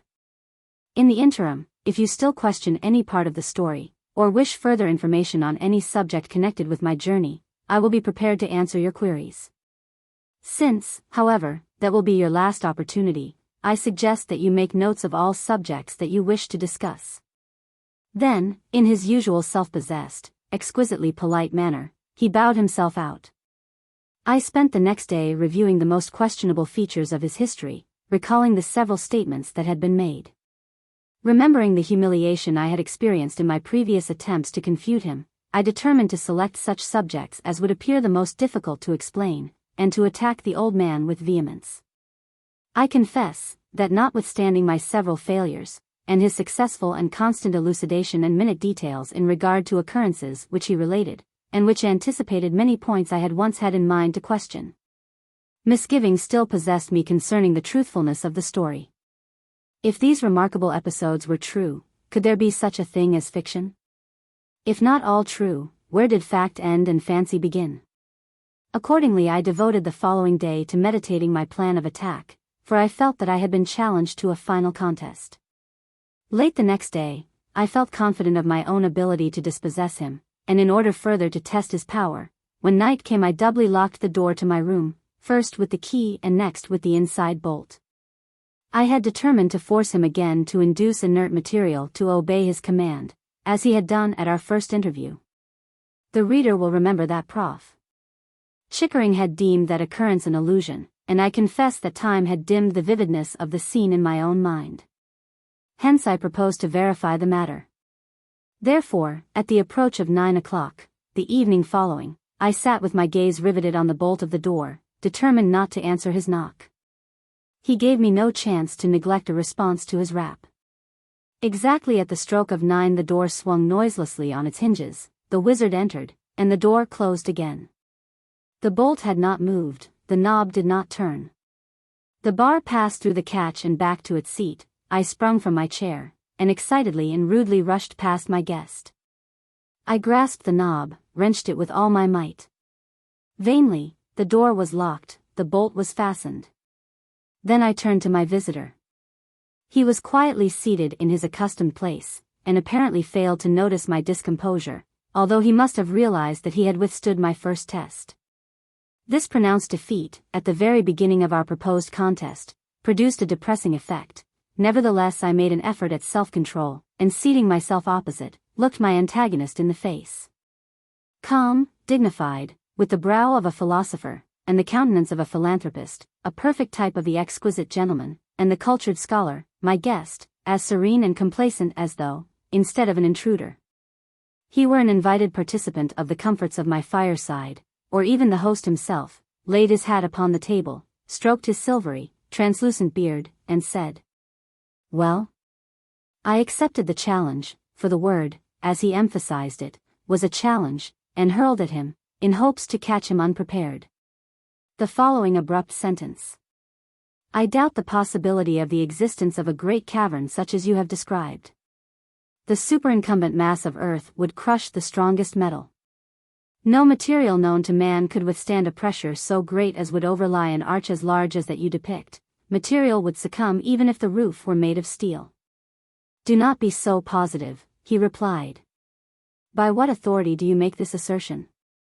"By the authority of common sense as opposed to an unreasonable hypothesis. You should know that there is a limit to the strength of all things, and that no substance is capable of making an arch of thousands of miles, which, according to your assertion, must have been the diameter of the roof of your inland sea. Ah, he replied, and so you again crush my facts with your theory. Well, let me ask a question. Proceed. Did you ever observe a bubble resting on a bubble? Yes. Did you ever place a pipe stem in a partly filled bowl of soap water, and by blowing through it fill the bowl with bubbles? Yes. Did you ever calculate the tensile strength of the material from which you blew the bubble? No. For soap water has no appreciable strength. And yet you know that a bubble made of suds has not only strength, but elasticity. Suppose a bubble of energy floating in space were to be covered to the depth of the thickness of a sheet of tissue paper with the dust of space, would that surprise you? No. Suppose two such globes of energy, covered with dust, were to be telescoped or attached together, would you marvel at the fact? No. He drew a picture on a piece of paper, in which one line was enclosed by another, and remarked, "The pencil mark on this paper is proportionately thicker than the crust of the earth over the earth cavern I have described. Even if it were made of soap suds, it could revolve through space and maintain its contour." "But the earth is a globe," I interjected. "You do not mean an exact globe?" "No, it is flattened at the poles." He took from his pocket two thin rubber balls, one slightly larger than the other. With his knife he divided the larger ball, cutting it into halves. He then placed one of the sections upon the perfect ball, and held the arrangement between the gas light and the wall. Figure 33. A. Telescoped energy spheres. C. Is not the shadow flattened, as your Earth is, at the poles? Yes. But the Earth is not a shadow. We will not argue that point now, he replied, and then asked, suppose such a compound shell as this were to revolve through space and continuously collect dust, most of it of the Earth's temperature, forming a fluid, water. Would not that dust be propelled naturally from the poles? Yes, according to our theory. Perhaps, said he, the contact edge of the invisible spheres of energy which compose your Earth bubbles, for planets are bubbles, that have been covered with water and soil during the time the energy bubble, which is the real bone of the globe, has been revolving through space. Perhaps, could you reach the foundation of the Earth dust, you would find it not a perfect sphere, but a compound skeleton, as of two bubbles locked, or rather telescoped together. See figure 34. Are you sure that my guide did not lead me through the space between the bubbles? Then he continued. Do not be shocked at what I am about to assert, for, as a member of materialistic humanity, you will surely consider me irrational when I say that matter, materials, ponderous substances, one and all, so far as the ponderous part is concerned, have no strength. What? No strength? None whatever. I grasped the poker. Is not this matter? Yes. I cannot break it. No. Have not I strength? Confine your argument now to the poker, we will consider you next. You cannot break it. I can break this pencil, though, and I snapped it in his face. Yes. I curled my lip in disdain. You carry this argument too far. Why? I can break the pencil, I cannot break the poker. Had these materials not different strengths, there could be no distinction. Had I no strength, I could not have broken either. Are you ready to listen? He replied. Yes, but do not exasperate me. I did not say that the combination you call a poker had no strength, neither did I assert that you could not break a pencil. A distinction without a difference, you play upon words. I said that matter, the ponderous side of material substances, has no strength. And I say differently. He thrust the end of the poker into the fire, and soon drew it forth red hot. Is it as strong as before? No. Heat it to whiteness and it becomes plastic. Yes. Figure 34. BB, telescoped energy spheres covered with space dirt, enclosing space between. Heat it still more and it changes to a liquid. Yes. Has liquid iron strength? Very little, if any. Is it still matter? Yes. Is it the material of the iron, or is it the energy called heat that qualifies the strength of the metal? It seems to me that were I in your place I would now argue that absence of heat constitutes strength, he sarcastically continued. Go on. Cool this red-hot poker by thrusting it into a pail of cold water, and it becomes very hard and brittle. Yes. Cool it slowly, and it is comparatively soft and plastic. Yes. The material is the same, is it not? Go on. What strength has charcoal? Scarcely any. Crystallize it, and the diamond results. I did not speak of diamond. Ah. And is not the same amount of the same material present in each, a grain of diamond and a grain of charcoal? What is present in a grain of diamond that is not present in a grain of charcoal? Go on. Answer my question. I cannot. Why does brittle, cold zinc, when heated, become first ductile, and then, at an increased temperature, become brittle again? In each case the same material is present. I do not know. But this I do know, I am an organized being, and I have strength of body. The old man grasped the heavy iron poker with both hands, and suddenly rising to his full height, swung it about his head, then with a motion so menacing that I shrunk back into my chair and cried out in alarm, seemed about to strike. With full force, my defenseless brow. My God, I shouted, what have I done that you should murder me? He lowered the weapon, and calmly asked. Suppose that I had crushed your skull, where then would be your vaunted strength?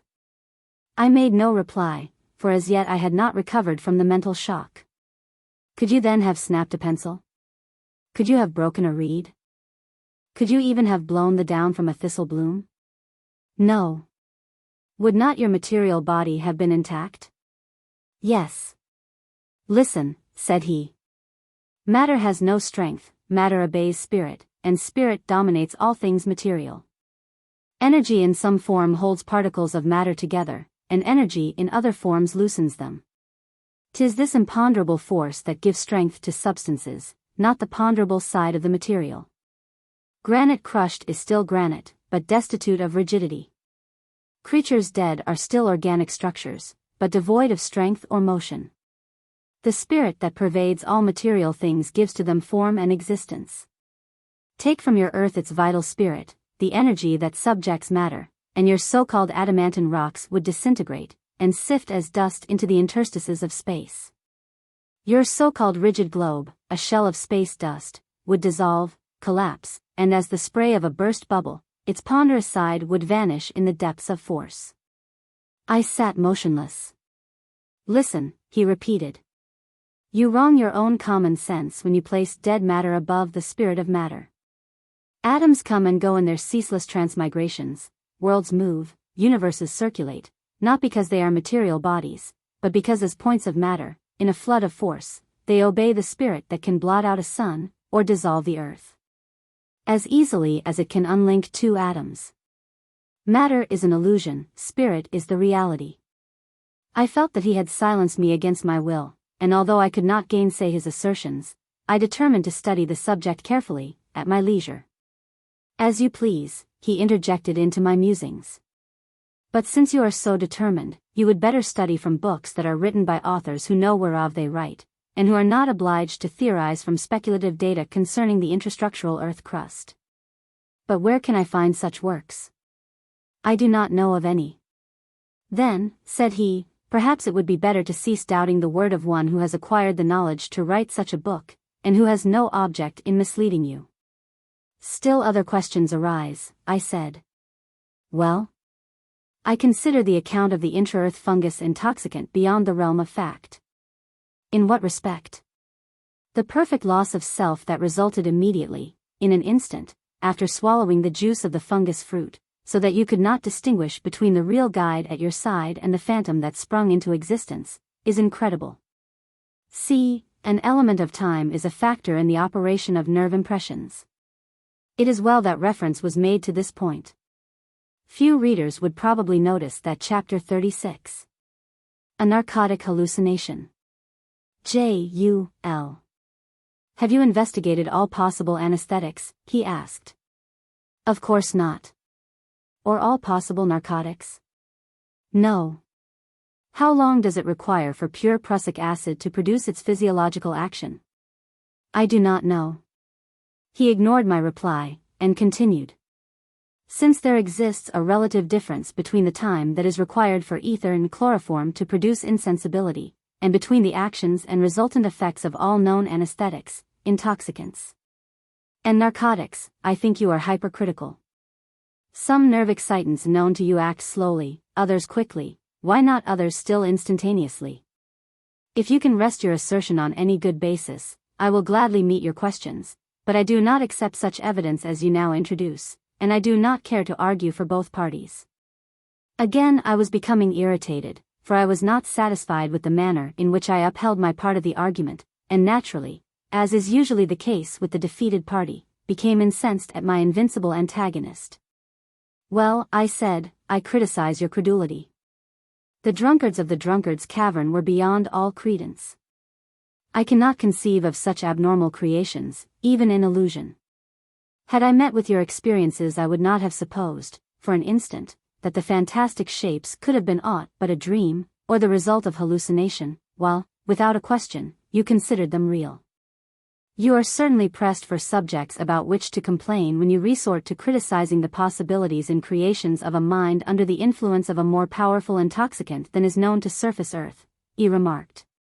However, I will show you that nature fashions animals in forms more fantastic than I saw, and that even these figures were not overdrawn. Without heeding his remark, I interrupted his discourse, determined to have my say. And I furthermore question the uncouth personage you describe as your guide. Would you have me believe that such a being has an existence outside an abnormal thought creation? Ah, he replied, you have done well to ask these two questions in succession, for you permit me to answer both at once. Listen, the monkey, of all animals, seems to approach closest to man in figure, the siamang gibbon of Asia, the bald-headed saki of South America, with its stub of a tail, being nearest.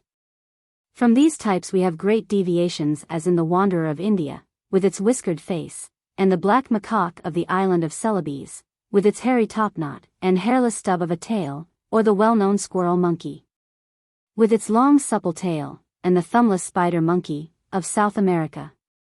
Between these types we have among monkeys, nearly every conceivable shape of limb and figure, and in color of their faces and bodies, all the shades of the rainbow.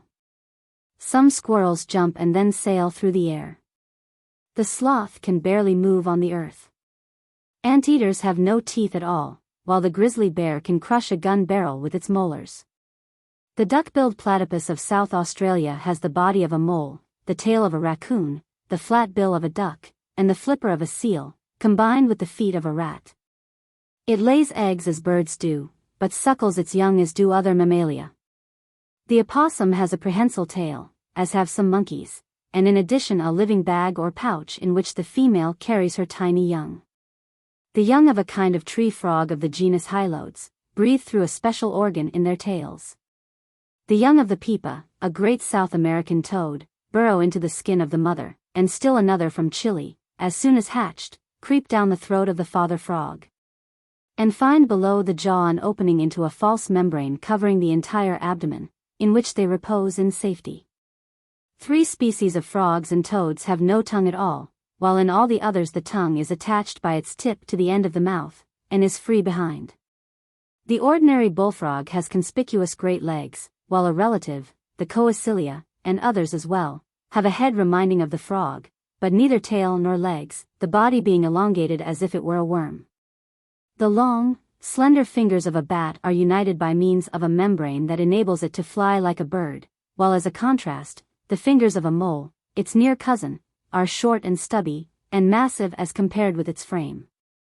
The former flies through the air, the latter burrows, almost flies, through the earth.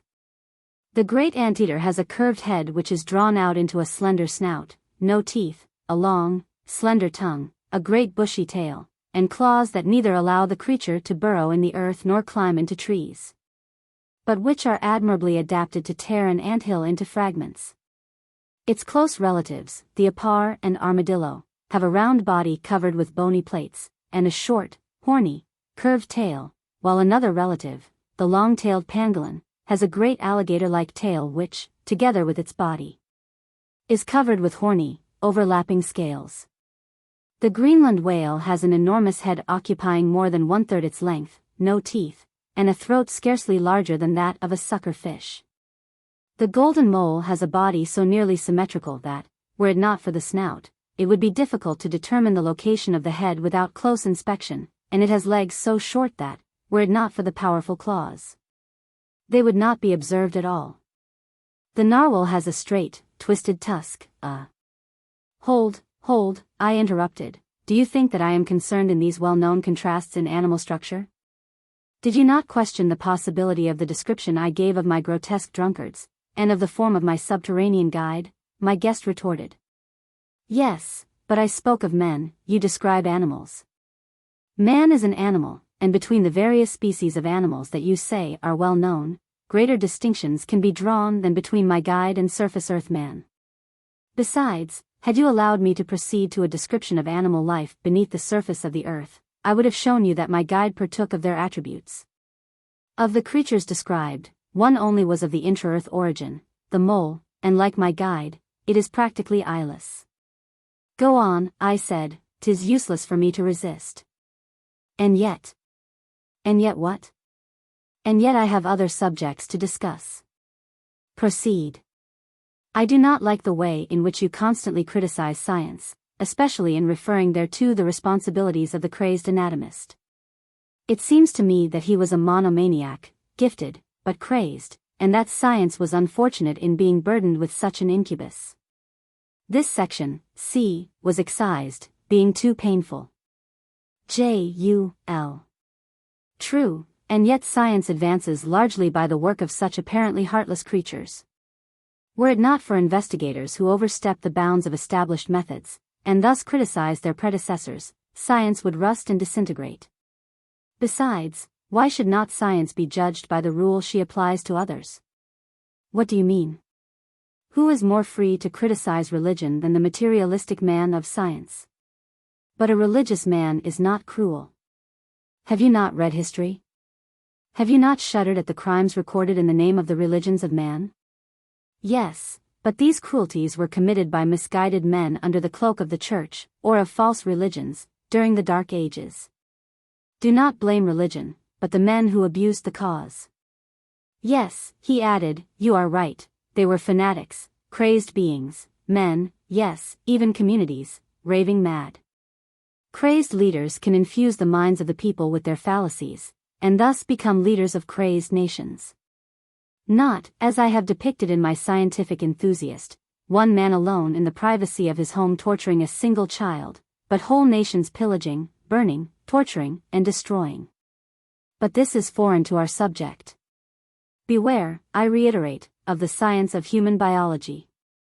The man who enters the field cannot foresee the end. The man who studies the science of life, and records his experiments, cannot know the extremes to which a fanatical follower may carry the thought current of his leader.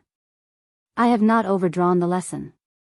Besides, science is now really torturing, burning, maiming, and destroying humanity.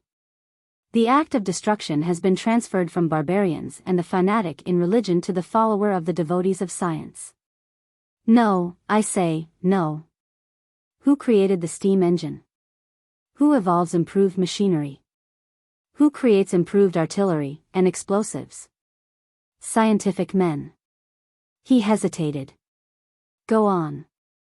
Accumulate the maimed and destroyed each year. Add together the miseries and sorrows that result from the explosions, accidents, and catastrophes resulting from science improvements, and the Dark Ages scarcely offer a parallel. Add thereto the fearful destruction that follows a war among nations scientific, and it will be seen that the scientific enthusiast of the present has taken the place of the misguided fanatic of the past. Let us be just. Place to the credit of religion the good that religion has done, place to the credit of science the good that science is doing, and yet do not mistake, both leave in their wake an atmosphere saturated with misery. A road whitened with humanity's bones. Neither the young nor the old are spared, and so far as the sufferer is concerned it matters not whether the person has been racked by the tortures of an inquisition, or the sword of an infidel. is shrieking in the agony of a scald by superheated steam, or is mangled by an explosion of nitroglycerin. Again he hesitated. Go on. One of science's most serious responsibilities, from which religion has nearly escaped, is that of supplying thought food to fanatics, and from this science cannot escape. Explain yourself. Who places the infidel in possession of arguments to combat sacred teachings? Who deliberately tortures animals, and suggests that biological experimentation in the name of science, before cultured audiences even, is legitimate, such as making public dissections of living creatures? Enough, enough, I cried, thinking of his crazed anatomist, and covering my face with my hands. You make my blood creep. Yes, he added sarcastically.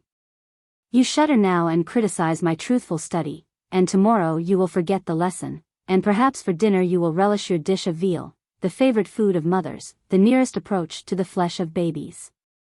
Then his manner changed, and in his usual mild, pleasant way, he said, Take what I have said kindly. I wish only to induce your religious part to have more charity for your scientific self, and the reverse. Both religion and science are working towards the good of man, although their devotees are human, and by human errors bring privations, sufferings, and sorrows to men. Neither can fill the place of the other.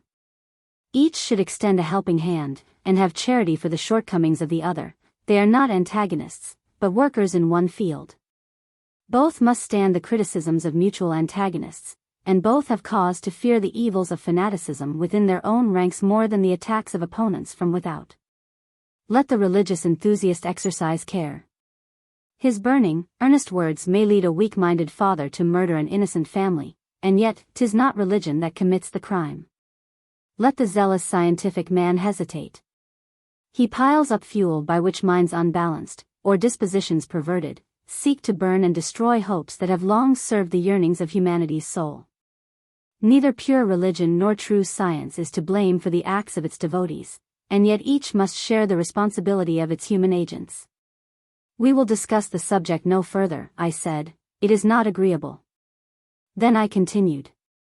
The idea of eternity without time is not quite clear to me, although I catch an imperfect conception of the argument advanced. Do you mean to say that when a soul leaves the body, the earth life of the individual, dominated by the soul, is thrown off from it as is the snap of a whiplash, and that into the point between life and death? The hereafter of that mortal may be concentrated? I simply give you the words of my guide, he replied, but you have expressed the idea about as well as your word language will admit. Such a conception of eternity is more rational to one who, like myself, has lived through an instant that covered, so far as mind is concerned, 1,000,000 years of time, than is an attempt to grasp a conception of an eternity without beginning or end, by basing an argument on conditions governing material substances, as these substances are known to man. You have the germ of the idea, which may be simply a thought for you to ponder over. You can study the problem at your leisure. Do not, however, I warn you, attempt to comprehend the notion of eternity by throwing into it the conception of time as men accept that term, for the very word time, as men define it, demands that there be both a beginning and an end. With the sense of time in one's mind, there can be no conception of the term eternity. Then, as I had so often done before, I unwarily gave him an opportunity to enlarge on his theme, to my disadvantage. I had determined not to ask any questions concerning his replies to my criticism, for whenever I had previously done so, the result had been disastrous to me.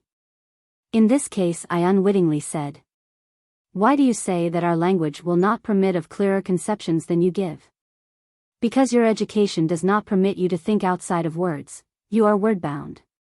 You astonish me by making such an arrogant assertion.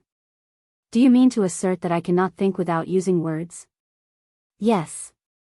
Every thought you indulge in is circumscribed. You presumably attempt to throw a thought line forward, and yet you step backward and spin it in words that have been handed you from the past, and, struggle as you may, you cannot liberate yourself from the dead incubus. Attempt to originate an idea, and see if you can escape your wordmaster.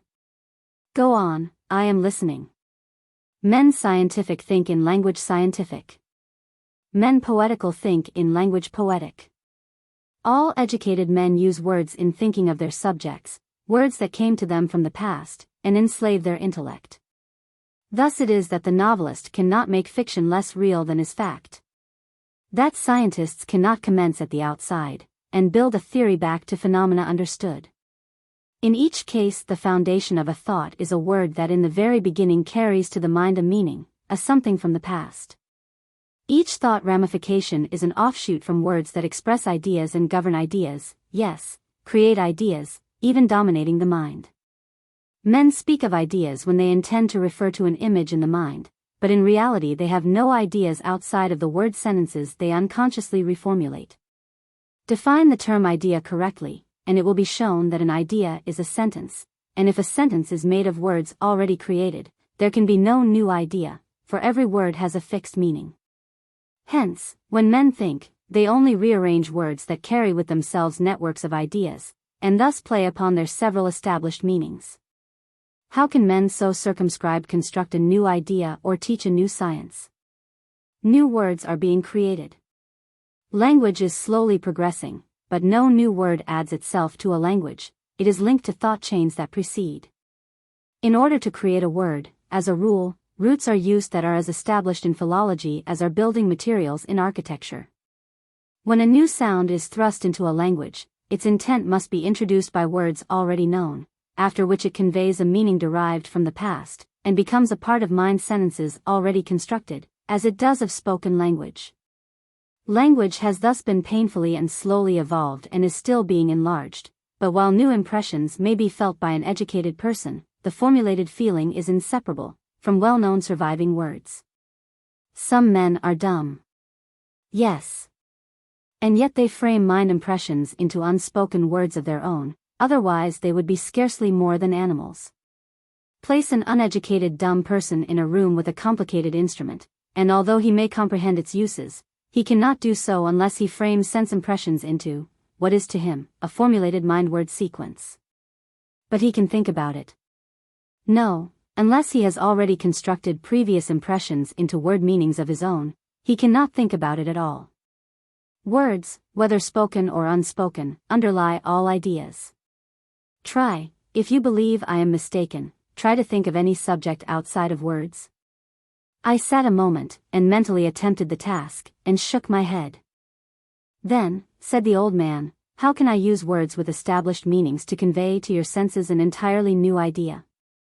If I use new sounds, strung together, they are not words to you, and convey no meaning.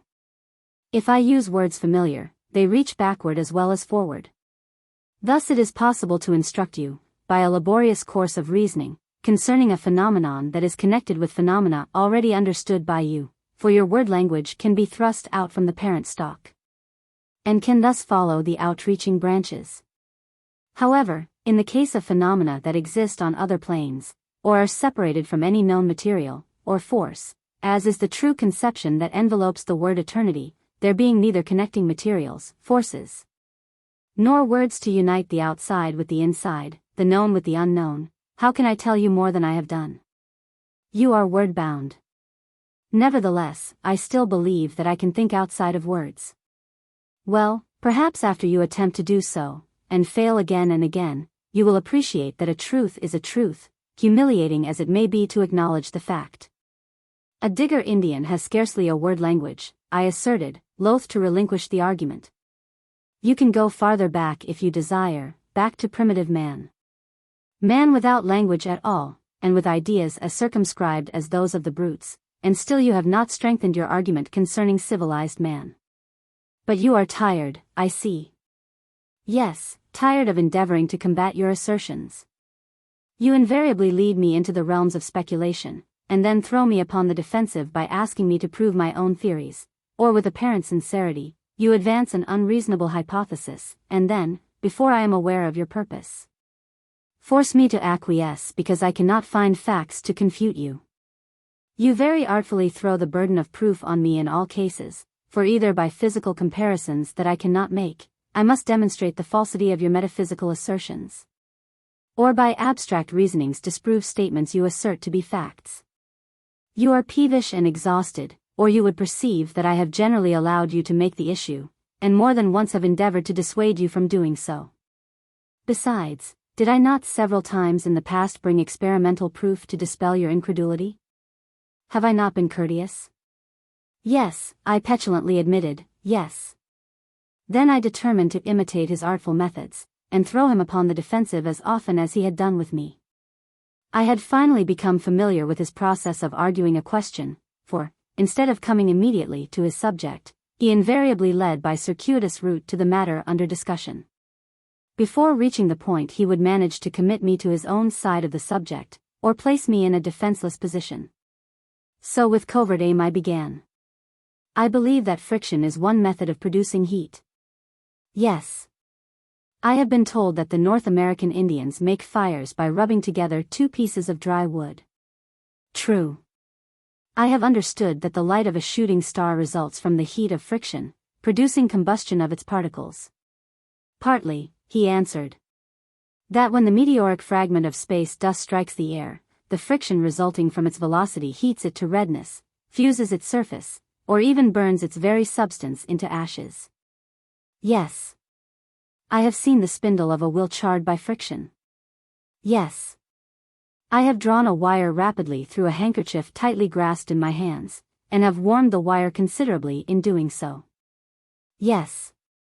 I felt that I had him committed to my side of the question, and I prepared to force him to disprove the possibility of one assertion that he had made concerning his journey.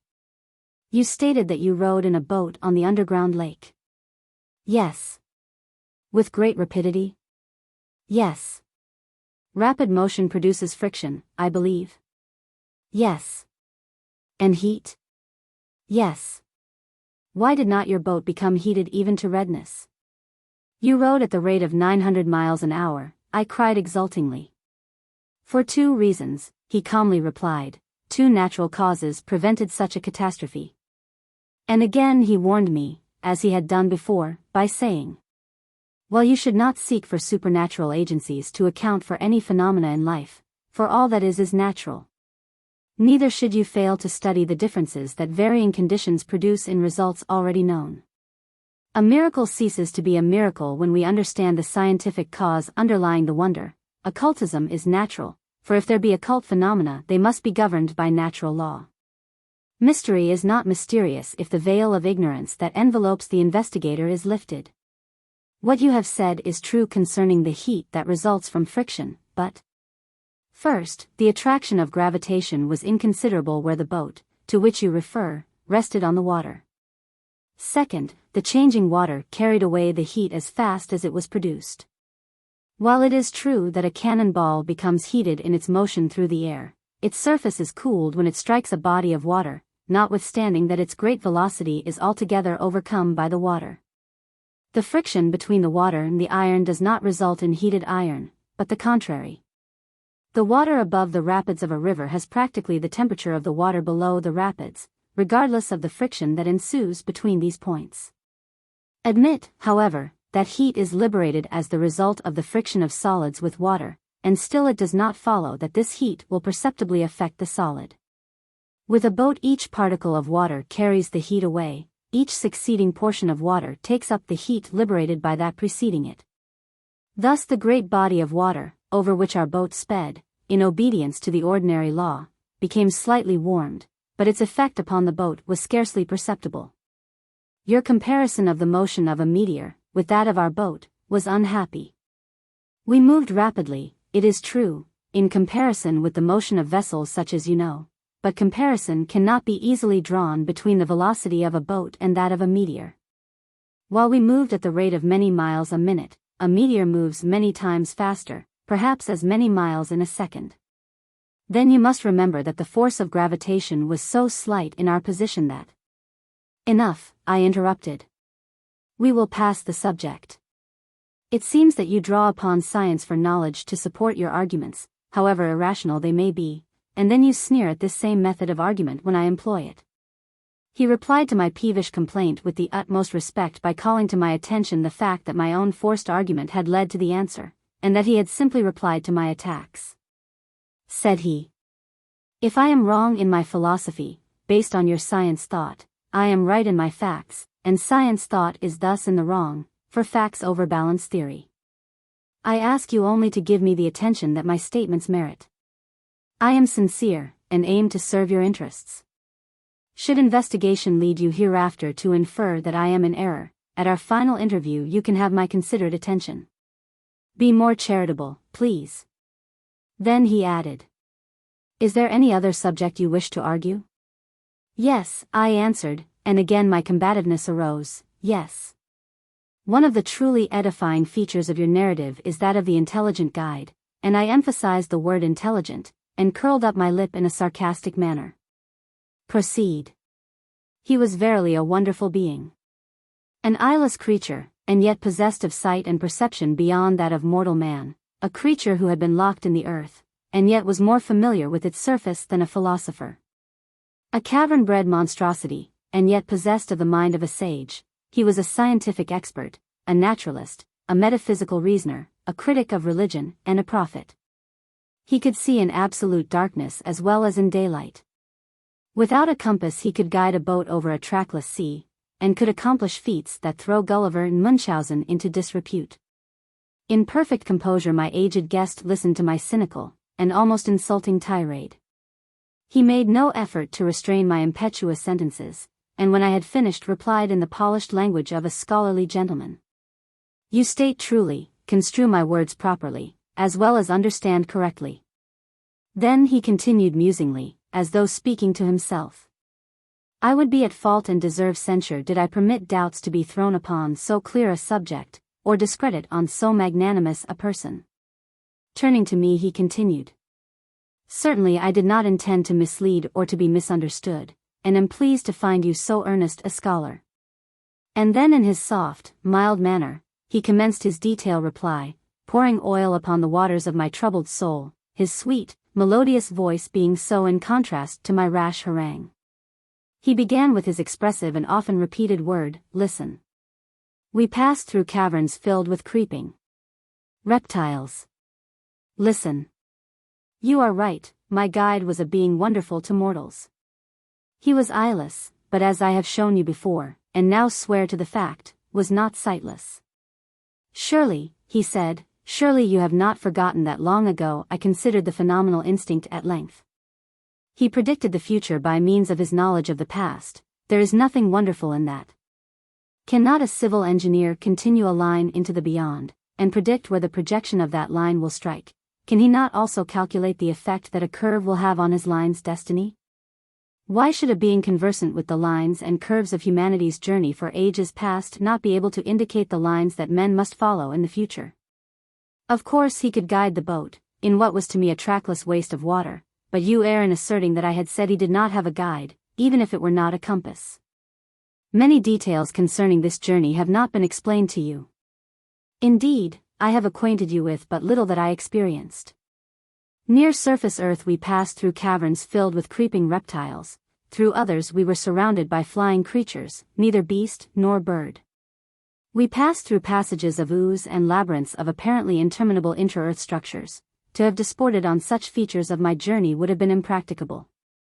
From time to time I experienced strains of melody, such as never before had I conceived, seemingly choruses of angels were singing in and to my very soul. From empty space about me, from out the crevices beyond and behind me, from the depths of my spirit within me, came these strains in notes clear and distinct, but yet indescribable. Did I fancy, or was it real? I will not pretend to say. Flowers and structures beautiful, insects gorgeous and inexplicable were spread before me. Figures and forms I cannot attempt to indicate in word descriptions, ever and anon surrounded, accompanied, and passed me by. The canvas conceptions of earth-bred artists bring to mind no forms so strange and weird and yet so beautiful as were these compound beings. Restful beyond description was it to drink in the indescribable strains of poetry of motion that I appreciated in the movements of fair creatures I have not mentioned. And it was no less soothing to experience the soul relief wrought by the sounds about me, for musicians know no notes so sweet and entrancing. There were also, inside caverns to which I was led, combinations of sounds and scenes in which floating strains and fleeting figures were interwoven and interlaced so closely that the senses of both sight and hearing became blended into a single sense, new, weird, strange, and inexpressible. As flavor is the combination of odor and taste, and is neither taste nor odor, so these sounds and scenes combined were neither scenes nor sounds, but a complex sensation, new, delicious. Sometimes I beg to be permitted to stop and live forever mid those heavenly charms, but with as firm a hand as when helping me through the chambers of mire, ooze, and creeping reptiles, my guide drew me onward. But to return to the subject. As to my guide being a cavern-bred monstrosity, I do not remember to have said that he was cavern-bred, and if I have forgotten a fact, I regret my short memory. Did I say that he was always a cavern being? Did I assert that he had never lived among mortals of upper earth? If so, I do not remember our conversation on that subject. He was surely a sage in knowledge, as you have experienced from my feeble efforts in explaining the nature of phenomena that were to you unknown, and yet have been gained by me largely through his instruction. He was a metaphysician, as you assert. You are surely right, he was a sincere, earnest reasoner and teacher. He was a conscientious student, and did not by any word lead me to feel that he did not respect all religions, and bow to the Creator of the universe, its sciences, and its religions. His demeanor was most considerate, his methods faultless, his love of nature deep, his patience inexhaustible, his sincerity unimpeachable. Yes, the old man said. You are right in your admiration of this lovely personage, and when you come to meet this being as you are destined yet to do, for know now that you too will some day pass from surface earth. And leave only your name in connection with this story of myself, you will surely then form a still greater love and a deeper respect for one so gifted, and yet so self-sacrificing. Old man, I cried, you mock me.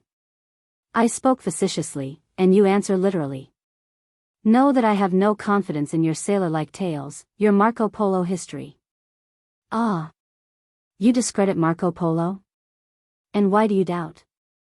Because I have never seen such phenomena, I have never witnessed such occurrences.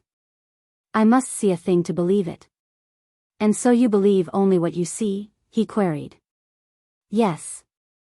Now answer promptly, he commanded, and his manner changed as by magic to that of a master. Did you ever see Greenland? No. Iceland? No. A geyser? No. A whale? No. England? No. France? No. A walrus? No. Then you do not believe that these conditions, countries, and animals have an existence? Of course they have. Why? Others have seen them. Ah, he said, then you wish to modify your assertion, you only believe what others have seen. Excepting one person, I retorted. Then he continued, seemingly not having noticed my personal allusion. Have you ever seen your heart? I hesitated. Answer, he commanded. No. Your stomach? No. Have you seen the stomach of any of your friends? No. The back of your head? I became irritated, and made no reply. Answer, he again commanded. I have seen its reflection in a glass. I say no, he replied, you have not. You are impudent, I exclaimed. Not at all, he said, good-humoredly, how easy it is to make a mistake. I venture to say that you have never seen the reflection of the back of your head in a mirror. Your presumption astounds me. I will leave it to yourself. He took a hand glass from the table and held it behind my head. Now, do you see the reflection? No, the glass is behind me. Ah, yes, and so is the back of your head. Look, I said, pointing to the great mirror on the bureau, look, there is the reflection of the back of my head. No, it is the reflection of the reflection in my hand glass. You have tricked me, you quibble. Well, he said, ignoring my remark, what do you believe? I believe what others have seen, and what I can do. Excluding myself as to what others have seen, he said facetiously. Perhaps, I answered, relenting somewhat. Has any man of your acquaintance seen the middle of Africa? No. The center of the earth? No. The opposite side of the moon? No. The soul of man? No. Heat, light, electricity? No. Then you do not believe that Africa has a midland, the earth a center, the moon an opposite side, man a soul, force an existence? You distort my meaning. Well, I ask questions in accord with your suggestions, and you defeat yourself. You have now only one point left. You believe only what you can do? Flowers and structures beautiful, insects gorgeous. Yes. I will rest this case on one statement, then, and you may be the judge. Agreed. You cannot do what any child in Cincinnati can accomplish. I assert that any other man, any other woman in the city can do more than you can. No cripple is so helpless, no invalid so feeble as not, in this respect, to be your superior. You insult me, I again retorted, almost viciously. Do you dispute the assertion seriously? Yes. Well, let me see you kiss your elbow. Involuntarily I twisted my arm so as to bring the elbow towards my mouth, then, as I caught the full force of his meaning, the ridiculous result of my passionate wager came over me, and I laughed aloud. It was a change of thought from the sublime to the ludicrous. The white-haired guest smiled in return, and kindly said, "It pleases me to find you in good humor at last. I will return tomorrow evening and resume the reading of my manuscript. In the meantime take good exercise, eat heartily, and become more cheerful." He rose and bowed himself out. The old man continues his manuscript. Chapter 44. The Fathomless Abyss. The Edge of the Earth's Shell. Promptly at 8 o'clock the next evening the old man entered my room. He did not allude to the occurrences of the previous evening, and for this considerate treatment I felt thankful, as my part in those episodes had not been enviable. He placed his hat on the table, and in his usual cool and deliberate manner, commenced reading as follows. For a long time thereafter we journeyed on in silence, now amid stately stone pillars, then through great cliff openings or among gigantic formations that often stretched away like cities or towns dotted over a plain, to vanish in the distance. Then the scene changed, and we traversed magnificent avenues, bounded by solid walls which expanded into lofty caverns of illimitable extent, from whence we found ourselves creeping through narrow crevices and threading winding passages barely sufficient to admit our bodies. For a considerable period I had noted the absence of water, and as we passed from grotto to temple reared without hands, it occurred to me that I could not now observe evidence of water erosion in the stony surface over which we trod, and which had been so abundant before we reached the lake. My guide explained by saying in reply to my thought question, that we were beneath the waterline. He said that liquids were impelled back towards the earth's surface from a point unnoticed by me, but long since past. Neither did I now experience hunger nor thirst, in the slightest degree, a circumstance which my guide assured me was perfectly natural in view of the fact that there was neither waste of tissue nor consumption of heat in my present organism. With fear and trembling I crept on my knees to his side. At last I observed far in the distance a slanting sheet of light that, fan-shaped, stood as a barrier across the way. Beyond it neither earth nor earth's surface appeared. As we approached, the distinctness of its outline disappeared, and when we came nearer, I found that it streamed into the space above, from what appeared to be a crevice or break in the earth that stretched across our pathway, and was apparently limitless and bottomless. Is this another hallucination? I queried. No, it is a reality. Let us advance to the brink. Slowly we pursued our way, for I hesitated and held back. I had really begun to distrust my own senses, and my guide in the lead was even forced to demonstrate the feasibility of the way, step by step, before I could be induced to follow. At length we neared the edge of the chasm, and while he stood boldly upright by the brink, with fear and trembling I crept on my knees to his side, and together we faced a magnificent but fearful void that stretched beneath and beyond us, into a profundity of space.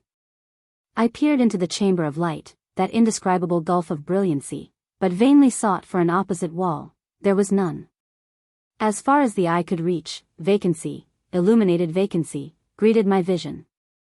The light that sprung from that void was not dazzling, but was possessed of a beauty that no words can suggest.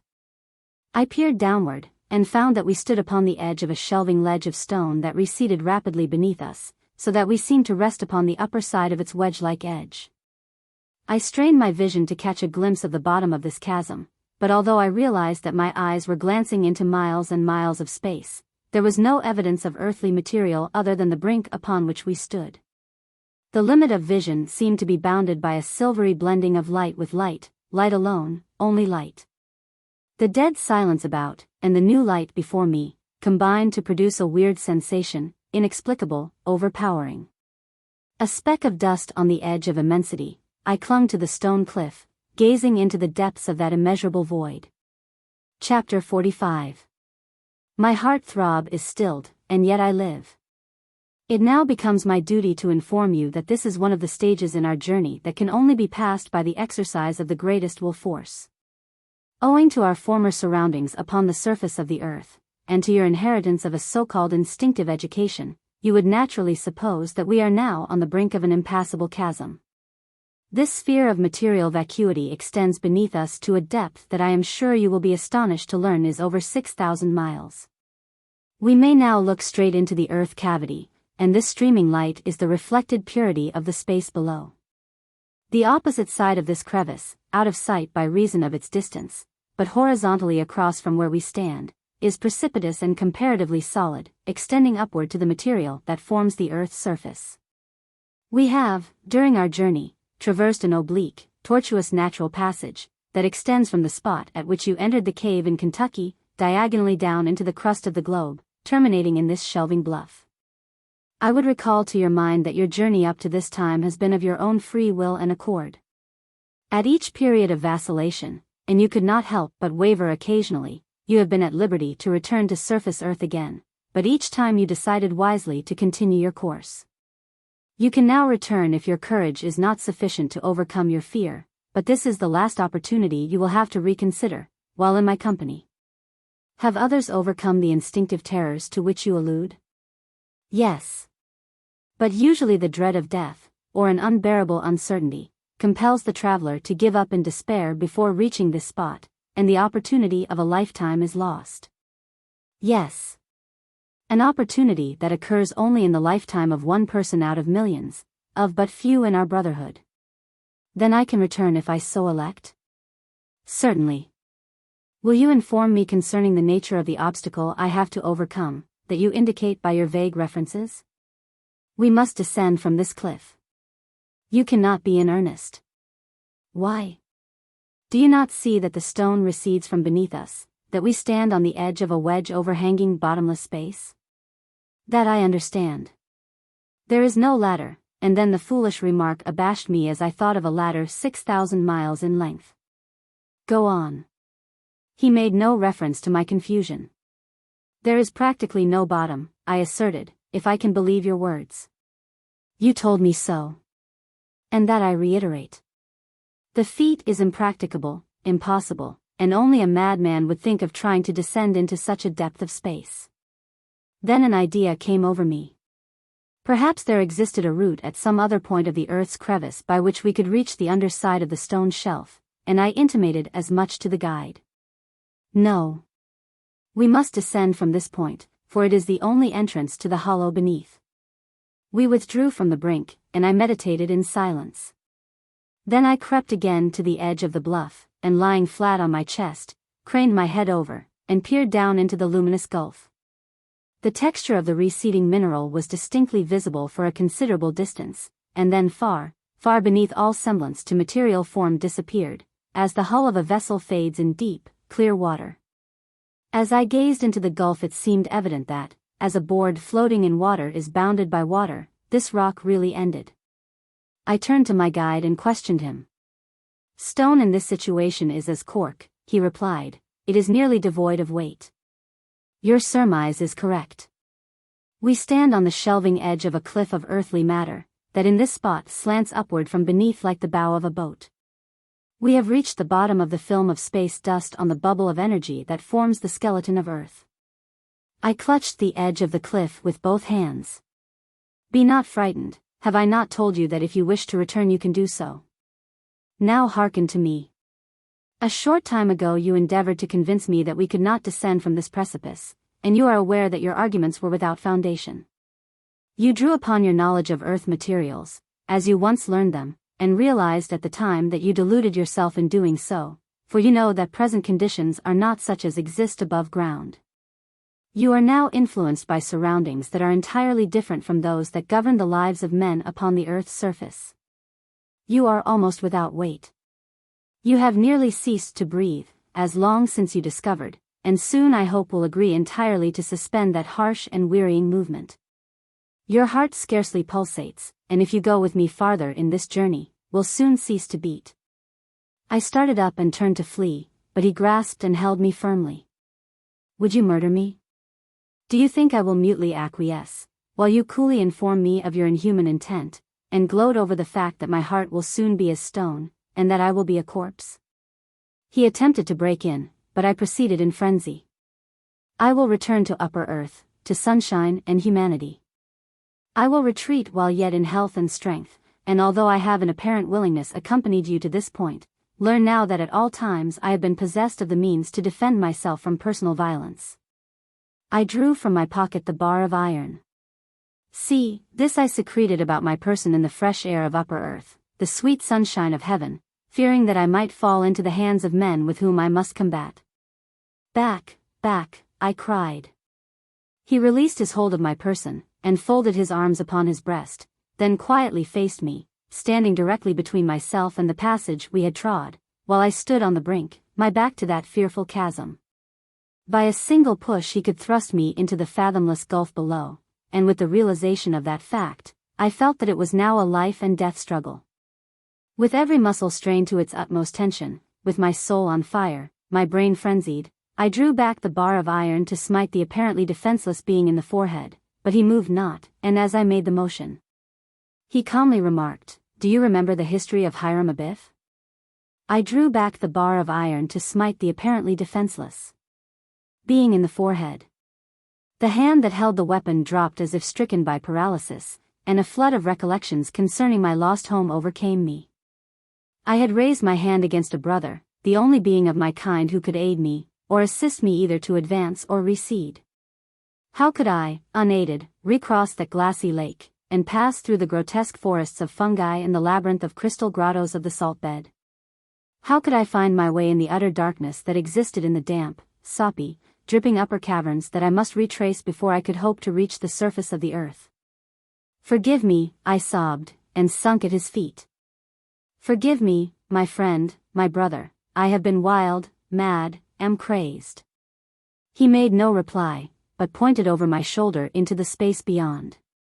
I turned, and in the direction indicated, saw, in amazement, floating in the distant space a snow and ice-clad vessel in full sail. She was headed diagonally from us, and was moving rapidly across the field of vision.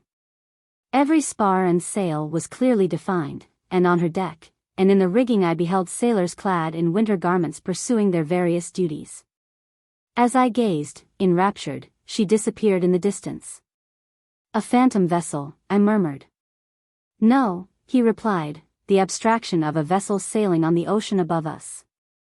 Every object on earth is the second to an imprint in another place. There is an apparent reproduction of matter in so-called vacancy, and on unseen pages a recording of all events. As that ship sailed over the ocean above us, she disturbed a current of energy, and it left its impress as an outline on a certain zone beneath, which is parallel with that upon which we now chance to stand." "I cannot comprehend," I muttered. "No," he answered, "to you it seems miraculous. As to all men an unexplained phenomenon approaches the supernatural. All that is natural.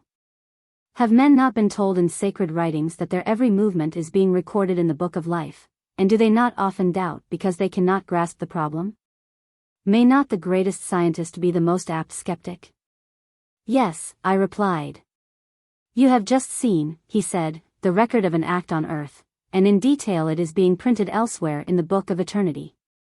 If you should return to Earth's surface you could not by stating these facts convince even the persons on that same ship of your sanity. You could not make them believe that hundreds of miles beneath, both their vessel and its crew had been reproduced in facsimile, could you? No.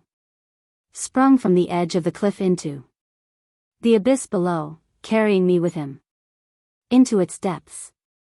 Were you to return to earth, you could not convince men that you had existed without breath, with a heart dead within you. If you should try to impress on mankind the facts that you have learned in this journey, what would be the result? I would probably be considered mentally deranged. This I have before admitted. Would it not be better then, he continued, to go with me, by your own free will, into the unknown future, which you need fear less than a return to the scoffing multitude amid the storms of upper earth? You know that I have not at any time deceived you. I have, as yet, only opened before you a part of one rare page out of the boundless book of nature. You have tasted of the sweets of which few persons in the flesh have sipped, and I now promise you a further store of knowledge that is rich beyond conception, if you wish to continue your journey. What if I decide to return? I will retrace my footsteps and liberate you upon the surface of the earth, as I have others, for few persons have courage enough to pass this spot. Binding me to an oath of secrecy? No, he answered. For if you relate these events, men will consider you a madman, and the more clearly you attempt to explain the facts that you have witnessed, the less they will listen to you. Such has been the fate of others. It is, indeed, better for me to go with you, I said musingly. To that effect my mind is now made up, my course is clear, I am ready. With a motion so quick in conception, and rapid in execution that I was taken altogether by surprise, with a grasp so powerful that I could not have repelled him, had I expected the movement and tried to protect myself, the strange man, or being beside me, threw his arms around my body. Then, as a part of the same movement, he raised me bodily from the stone, and before I could realize the nature of his intention, sprung from the edge of the cliff into the abyss below, carrying me with him into its depths. Chapter 46. The Inner Circle, or the End of Gravitation. In the Bottomless Gulf. I recall a whirling sensation, and an involuntary attempt at self-preservation, in which I threw my arms wildly about with a vain endeavor to clutch some form of solid body, which movement naturally ended by a tight clasping of my guide in my arms. And locked together we continued to speed down into the 7,000 miles of vacancy. Instinctively I murmured a prayer of supplication, and awaited the approaching hereafter, which, as I believed, would quickly witness the extinction of my unhappy life, the end of my material existence. But the moments, if time can be so divided when no sun marks the division, multiplied without bodily shock or physical pain of any description, I retained my consciousness. Open your eyes, said my guide, you have no cause for fear. I acquiesced in an incredulous, dazed manner.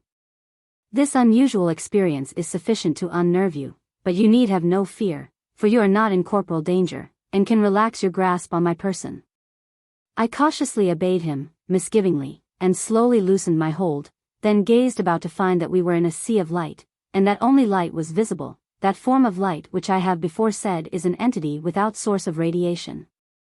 In one direction, however, a great grey cloud hung suspended and gloomy, dark in the center, and shading therefrom in a circle, to disappear entirely at an angle of about 45 degrees. This is the earth's shelf from which we sprung, said the guide. It will soon disappear. Wherever I glanced this radiant exhalation, a peaceful, luminous envelope, this rich, soft, beautiful white light appeared. The power of bodily motion I found still a factor in my frame, obedient, as before, to my will. I could move my limbs freely, and my intellect seemed to be intact. Finally I became impressed with the idea that I must be at perfect rest, but if so, what could be the nature of the substance, or material, upon which I was resting so complacently? No, this could not be true. Then I thought, I have been instantly killed by a painless shock, and my spirit is in heaven, but my earthly body and coarse, ragged garments were palpable realities.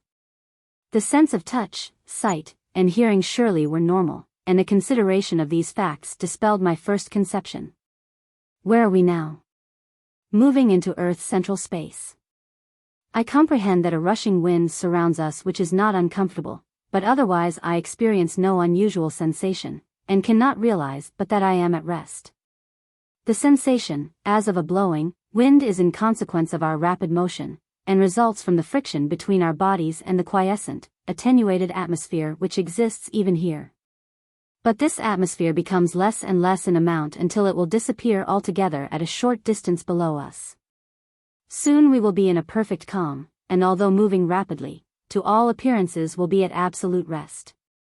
Naturally, perhaps, my mind attempted, as it so often had done, to urge objections to his statements, and at first it occurred to me that I did not experience the peculiar sinking away sensation in the chest that I remembered follows, on earth, the downward motion of a person falling from a great height, or moving rapidly in a swing, and I questioned him on the absence of that phenomenon.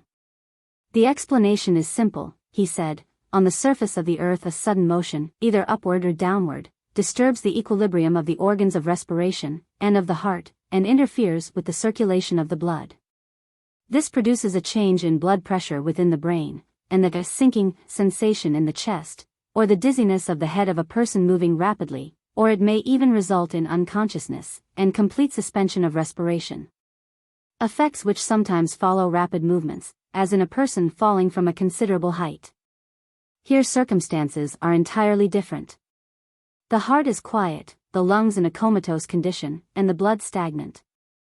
Mental sensations, therefore, that result from a disturbed condition of these organs are wanting, and, although we are experiencing rapid motion, we are in the full possession of our physical selves, and maintain our mental faculties unimpaired.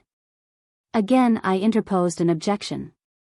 If, as you say, we are really passing through an attenuated atmosphere with increasing velocity, according to the law that governs falling bodies that are acted upon by gravity which continually accelerates their motion, the friction between ourselves and the air will ultimately become so intense as to wear away our bodies. Upon the contrary, said he, this attenuated atmosphere is decreasing in density more rapidly than our velocity increases, and before long it will have altogether disappeared.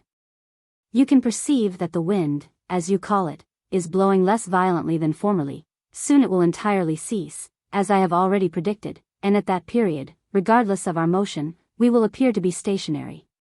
Pondering over the final result of this strange experience, I became again alarmed, for accepting the facts to be as he stated, such motion would ultimately carry us against the opposite crust of the earth. And without a doubt the shock would end our existence. I inquired about this, to me, self-evident fact, and he replied, long before we reach the opposite crust of the earth, our motion will be arrested. I had begun now to feel a self-confidence that is surprising as I recall that remarkable position in connection with my narrow experience in true science, and can say that instead of despondency, I really enjoyed an elated sensation. A curious exhilaration, a feeling of delight, which I have no words to describe. Life disturbances and mental worry seemed to have completely vanished, and it appeared as if, with mental perception lucid, I were under the influence of a powerful soporific. The cares of mortals had disappeared. After a while the wind ceased to blow, as my guide had predicted, and with the suspension of that factor, all that remained to remind me of earth phenomena had vanished. There was no motion of material, nothing to mar or disturb the most perfect peace imaginable. I was so exquisitely happy that I now actually feared some change might occur to interrupt that quiescent existence. It was as a deep, sweet sleep in which, with faculties alive, unconsciousness was self-conscious, peaceful, restful, blissful. I listlessly turned my eyes, searching space in all directions, to meet vacancy everywhere, absolute vacancy. I took from my pocket, into which I had hastily thrust it, the bar of iron, and released it.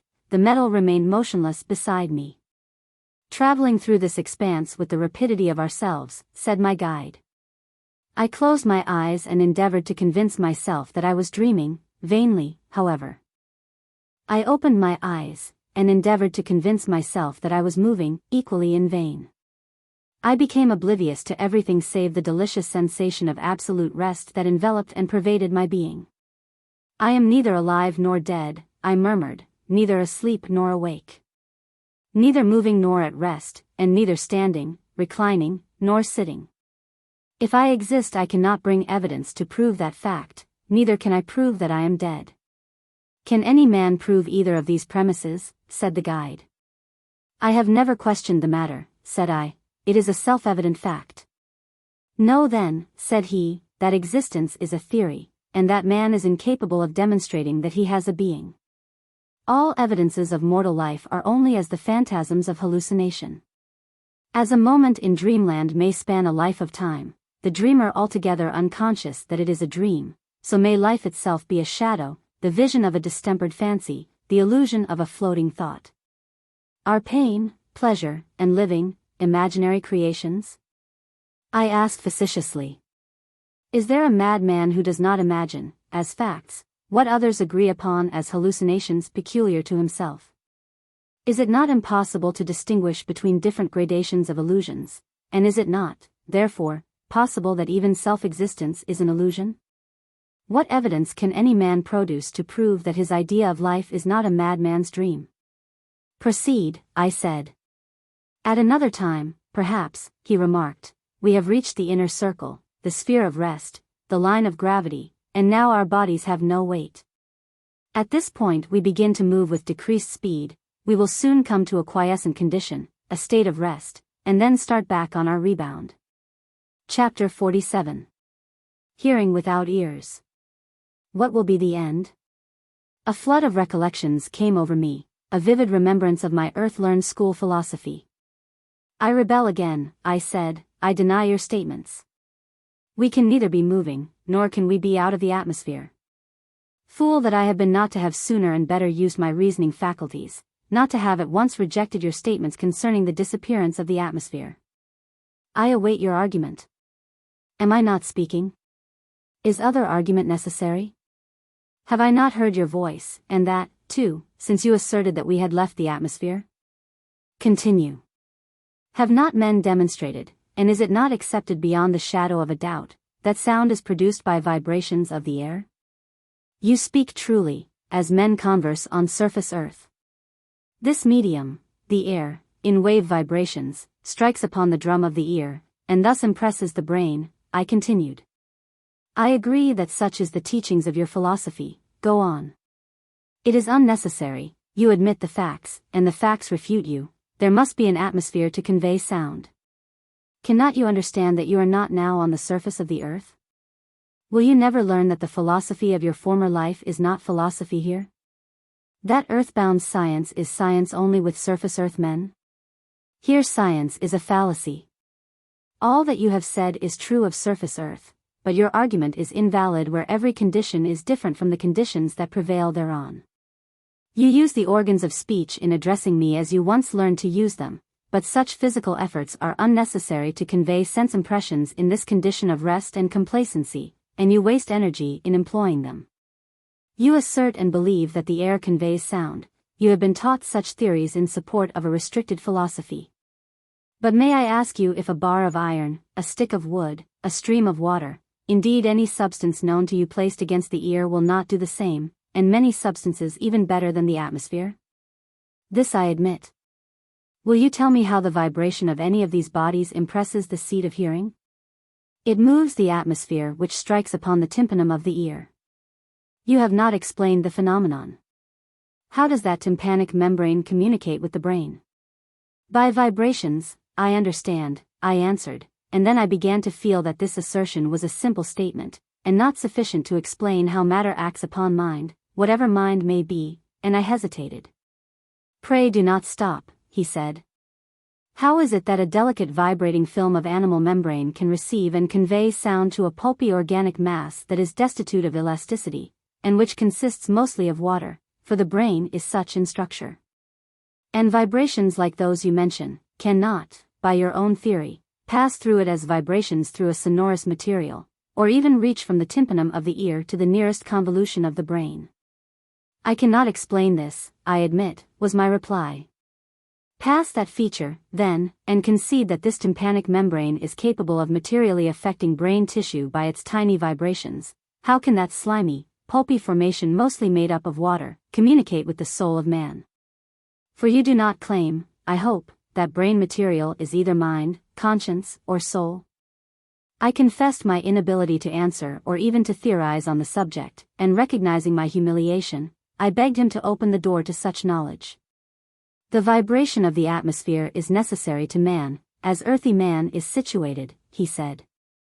The coarser attributes known as matter formations are the crudities of nature, dust swept from space. Man's organism is made up of the roughest and lowest kind of space materials. He is surrounded by a turbulent medium, the air, and these various conditions obscure or destroy the finer attributes of his ethereal nature, and prevent a higher spiritual evolution. His spiritual self is enveloped in earth, and everywhere thwarted by earthy materials. He is insensible to the finer influences of surrounding media by reason of the overwhelming necessity of a war for existence with the grossly antagonistic materialistic confusion that everywhere confronts, surrounds, and pervades him. Such a conflict with extraneous matter is necessary in order that he may retain his earthy being, for, to remain immortal, he must work to keep body and soul together. His organs of communication and perception are of earth, earthy. His nature is cast in a mold of clay, and the blood within him gurgles and struggles in his brain, a whirlpool of madly rushing liquid substances, creating disorder in the primal realms of consciousness. He is ignorant of this inward turmoil because he has never been without it, as ignorant as he is of the rank odors of the gases of the atmosphere that he has always breathed, and cannot perceive because of the benumbed olfactory nerves.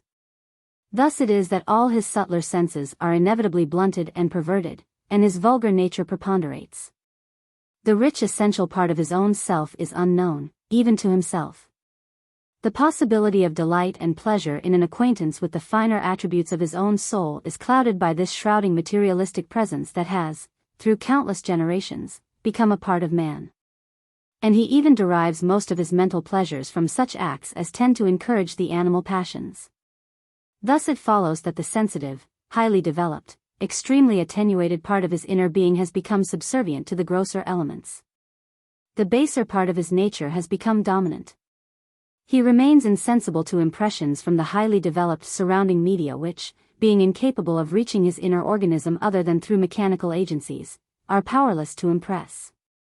Alas, only the coarser conditions of celestial phenomena can affect him, and the finer expressions of the universe of life and force are lost to his spiritual apprehension.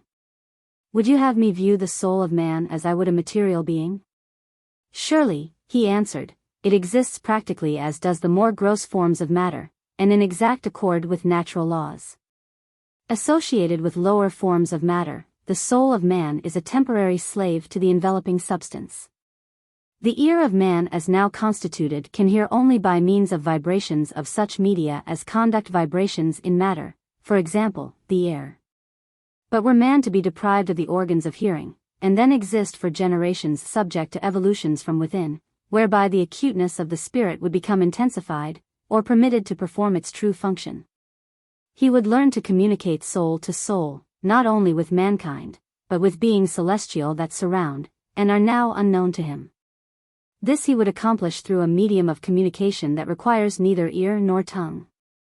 To an extent your present condition is what men call supernatural, although in reality you have been divested of only a part of your former material grossness, which object has been accomplished under perfectly natural conditions. Your mind no longer requires the material medium by which to converse with the spiritual. We are conversing now by thought contact, there is no atmosphere here, your tongue moves merely from habit, and not from necessity.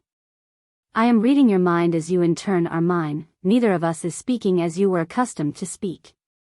I cannot accept that assertion, I said, it is to me impossible to realize the existence of such conditions. As it is for any man to explain any phenomenon in life, he said. Do you not remember that you ceased to respire, and were not conscious of the fact? Yes. That your heart had stopped beating, your blood no longer circulated, while you were in ignorance of the change? That is also true. Now I will prove my last assertion. Close your mouth, and think of a question you wish to propound. I did so, and to my perfect understanding and comprehension he answered me with closed mouth. What will be the end? I exclaimed, or thought aloud. I am possessed of nearly all the attributes that I once supposed inherent only in a corpse, yet I live, I see clearly, I hear plainly, I have a quickened being, and a mental perception intensified and exquisite. Why and how has this been accomplished? What will be the result of this eventful journey? Restful, you should say, he remarked, the present is restful, the end will be peace. Now I will give you a lesson concerning the words why and how that you have just used. Chapter 48. Why and how. The struggling ray of light from those farthermost outreaches. Confronting mankind there stands a sphinx, the vast unknown. However well a man may be informed concerning a special subject, his farthermost outlook concerning that subject is bounded by an impenetrable infinity. Granted, I interrupted, that mankind has not by any means attained a condition of perfection, yet you must admit that questions once regarded as inscrutable problems are now illuminated by the discoveries of science. And that it discovered, as I will show, has only transferred ignorance to other places, he replied. Science has confined its labors to superficial descriptions, not the elucidation of the fundamental causes of phenomena. I cannot believe you, and question if you can prove what you say. It needs no argument to illustrate the fact. Science boldly heralds her descriptive discoveries, and as carefully ignores her explanatory failures. She dare not attempt to explain the why even of the simplest things. Why does the robin hop, and the snipe walk? Do not tell me this is beneath the notice of men of science, for science claims that no subject is outside her realm. Search your works on natural history and see if your man of science, who describes the habits of these birds, explains the reason for this evident fact. How does the tree frog change its color? Do not answer me in the usual superficial manner concerning the reflection of light, but tell me why the skin of that creature is enabled to perform this function. How does the maple tree secrete a sweet, wholesome sap, and deadly nightshade, growing in the same soil and living on the same elements, a poison? What is it that your scientific men find in the cells of root, or rootlet, to indicate that one may produce a food, and the other a noxious secretion that can destroy life? Your microscopist will discuss cell tissues learnedly, will speak fluently of physiological structure, will describe organic intercellular appearances, but ignore all that lies beyond. Why does the nerve in the tongue respond to a sensation, and produce on the mind the sense of taste? What is it that enables the nerve in the nose to perform its discriminative function? You do not answer. Silver is sonorous, lead is not. Why these intrinsic differences? Aluminum is a light metal, gold a heavy one. What reason can you offer to explain the facts other than the inadequate term density? Mercury at ordinary temperature is a liquid. Can your scientist tell why it is not a solid? Of course anyone can say because its molecules move freely on each other. Such an answer evades the issue. Why do they so readily exert this action? Copper produces green or blue salts. Nickel produces green salts. Have you ever been told why they observe these rules? Water solidifies at about 32 degrees above your so-called zero. Have you ever asked an explanation of your scientific authority why it selects that temperature? Alcohol dissolves resins, water dissolves gums. Have you any explanation to offer why either liquid should dissolve anything, much less exercise a preference? One species of turtle has a soft shell, another a hard shell. Has your authority in natural history told you why this is so? The albumin of the egg of the hen hardens at 180 degrees Fahrenheit. The albumin of the eggs of some turtles cannot be easily coagulated by boiling the egg in pure water. Why these differences? Iceland spar and dogtooth spar are identical, both are crystallized carbonate of lime. Has your mineralogist explained why this one substance selects these different forms of crystallization, or why any crystal of any substance is ever produced? Why is common salt white and charcoal black? Why does the dog lap and the calf drink? One child has black hair, another brown, a third red. Why? Search your physiology for the answer and see if your learned authority can tell you why the life current makes these distinctions. Why do the cells of the liver secrete bile, and those of the mouth saliva? Why does any cell secrete anything? A parrot can speak. What has your anatomist found in the structure of the brain, tongue, or larynx of that bird to explain why this accomplishment is not as much the birthright of the turkey? The elements that form morphine and strychnine also make bread, one a food, the other a poison. Can your chemist offer any reason for the fact that morphine and bread possess such opposite characters? The Earth has one satellite, Saturn is encompassed by a ring. It is not sufficient to attempt to refer to these familiar facts. Tell me, does your earthbound astronomer explain why the ring of Saturn was selected for that planet? Why are the salts of aluminum astringent, the salts of magnesium cathartic, and the salts of arsenicum deadly poison? Ask your toxicologist, and silence will be your answer. Why will some substances absorb moisture from the air, and liquefy, while others become as dry as dust under like conditions? Why does the vapor of sulfuric ether inflame, while the vapor of chloroform is not combustible, under ordinary conditions. Oil of turpentine, oil of lemon, and oil of bergamot differ in odor, yet they are composed of the same elements, united in the same proportion. Why should they possess such distinctive, individual characteristics? Further search of the chemist will explain only to shove the word why into another space, as ripples play with and toss a cork about. Why does the newly born babe cry for food before its intellect has a chance for worldly education? Why? Stop, I interrupted, these questions are absurd. So some of your scientific experts would assert, he replied. Perhaps they would even become indignant at my presumption in asking them, and call them childish. Nevertheless, these men cannot satisfy their own cravings in attempting to search the illimitable, and in humiliation, or irritation, they must ignore the word why. That word why to man dominates the universe. It covers all phenomena, and thrusts inquiry back from every depth. Science may trace a line of thought into the infinitely little, down, beyond that which is tangible, and at last in that far distant intermicroscopical infinity, monstrous by reason of its very minuteness, must rest its labors against the word why. Man may carry his superficial investigation into the immeasurably great, beyond our sun and his family of satellites, into the outer depths of the solar system, of which our sun is a part, past his sister stars, and out again into the depths of the cold space channels beyond, into other systems and out again, until at last the nebulae shrink and disappear in the gloom of thought conjecture, and as the straggling ray of light from those farthermost outreaches, too feeble to tell of its origin, or carry a story of nativity, enters his eye, he covers his face and rests his intellect against the word why. From the remote space caverns of the human intellect, beyond the field of perception, whether we appeal to conceptions of the unknowable and the infinitely little, or the immeasurably great, we meet a circle of adamant, as impenetrable as the frozen cliffs of the Antarctic, that incomprehensible word, why. Why did the light wave spring into his field of perception by reflection from the microscopic speck in the depths of littleness, on the one hand? And how did this sliver of the sun's ray originate in the depths of interstellar space, on the other? I bowed my head. Description of journey from K, Kentucky, to P, the end of Earth. A, B, diameter of Earth, 8,000 miles. A, D, thickness of Earth crust, 800 miles. C, D, distance from inner Earth crust to energy sphere, 100 miles. E, underground lake. E, F, distance from surface of lake to Earth's surface. G, inner circle, the unknown country. H, middle circle, sphere of energy, or circle of rest. L to M, height of atmosphere, 200 miles.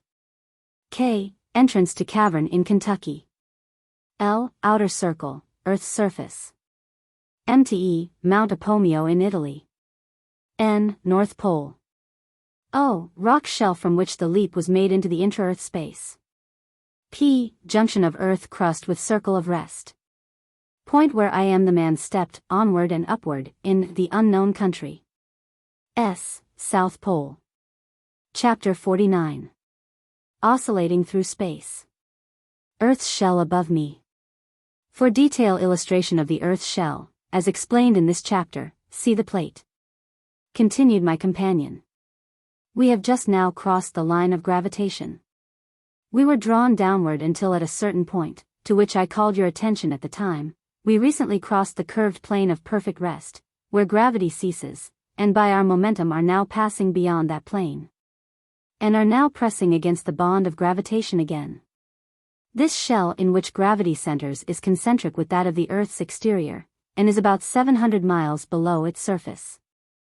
Each moment of time will now behold us carried farther from this sphere of attraction, and thus the increasing distance increases the force of the restraining influence. Our momentum is thus retarded, and consequently the rapidity of our motion is continually decreasing. At last, when the forces of gravitation and mass motion neutralize each other, we will come to a state of rest again. When our motion in this direction ceases, however, gravitation, imperishable, continues to exert its equalizing influence, the result being a start in the opposite direction, and we will then reverse our course, and retrace our path.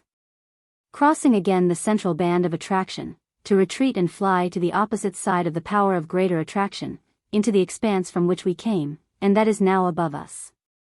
Can this oscillation ever end? Are we to remain thus, as an unceasing pendulum, traversing space, to and fro across this invisible shell of attraction from now until the end of time? No, there are influences to prevent such an experience.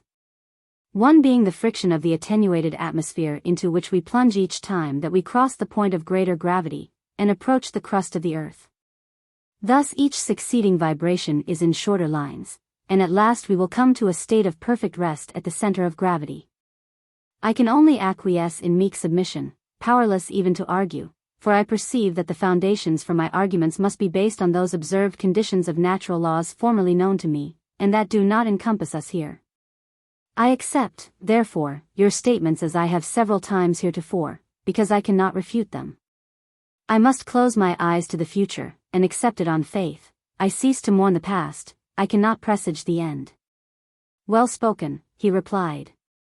And while we are undergoing this necessary delay, this oscillating motion, to which we must both submit before we can again continue our journey, I will describe some conditions inherent in the three spheres of which the rind of the earth is composed, for I believe that you are now ready to receive and profit by facts that heretofore you would have rejected in incredulity.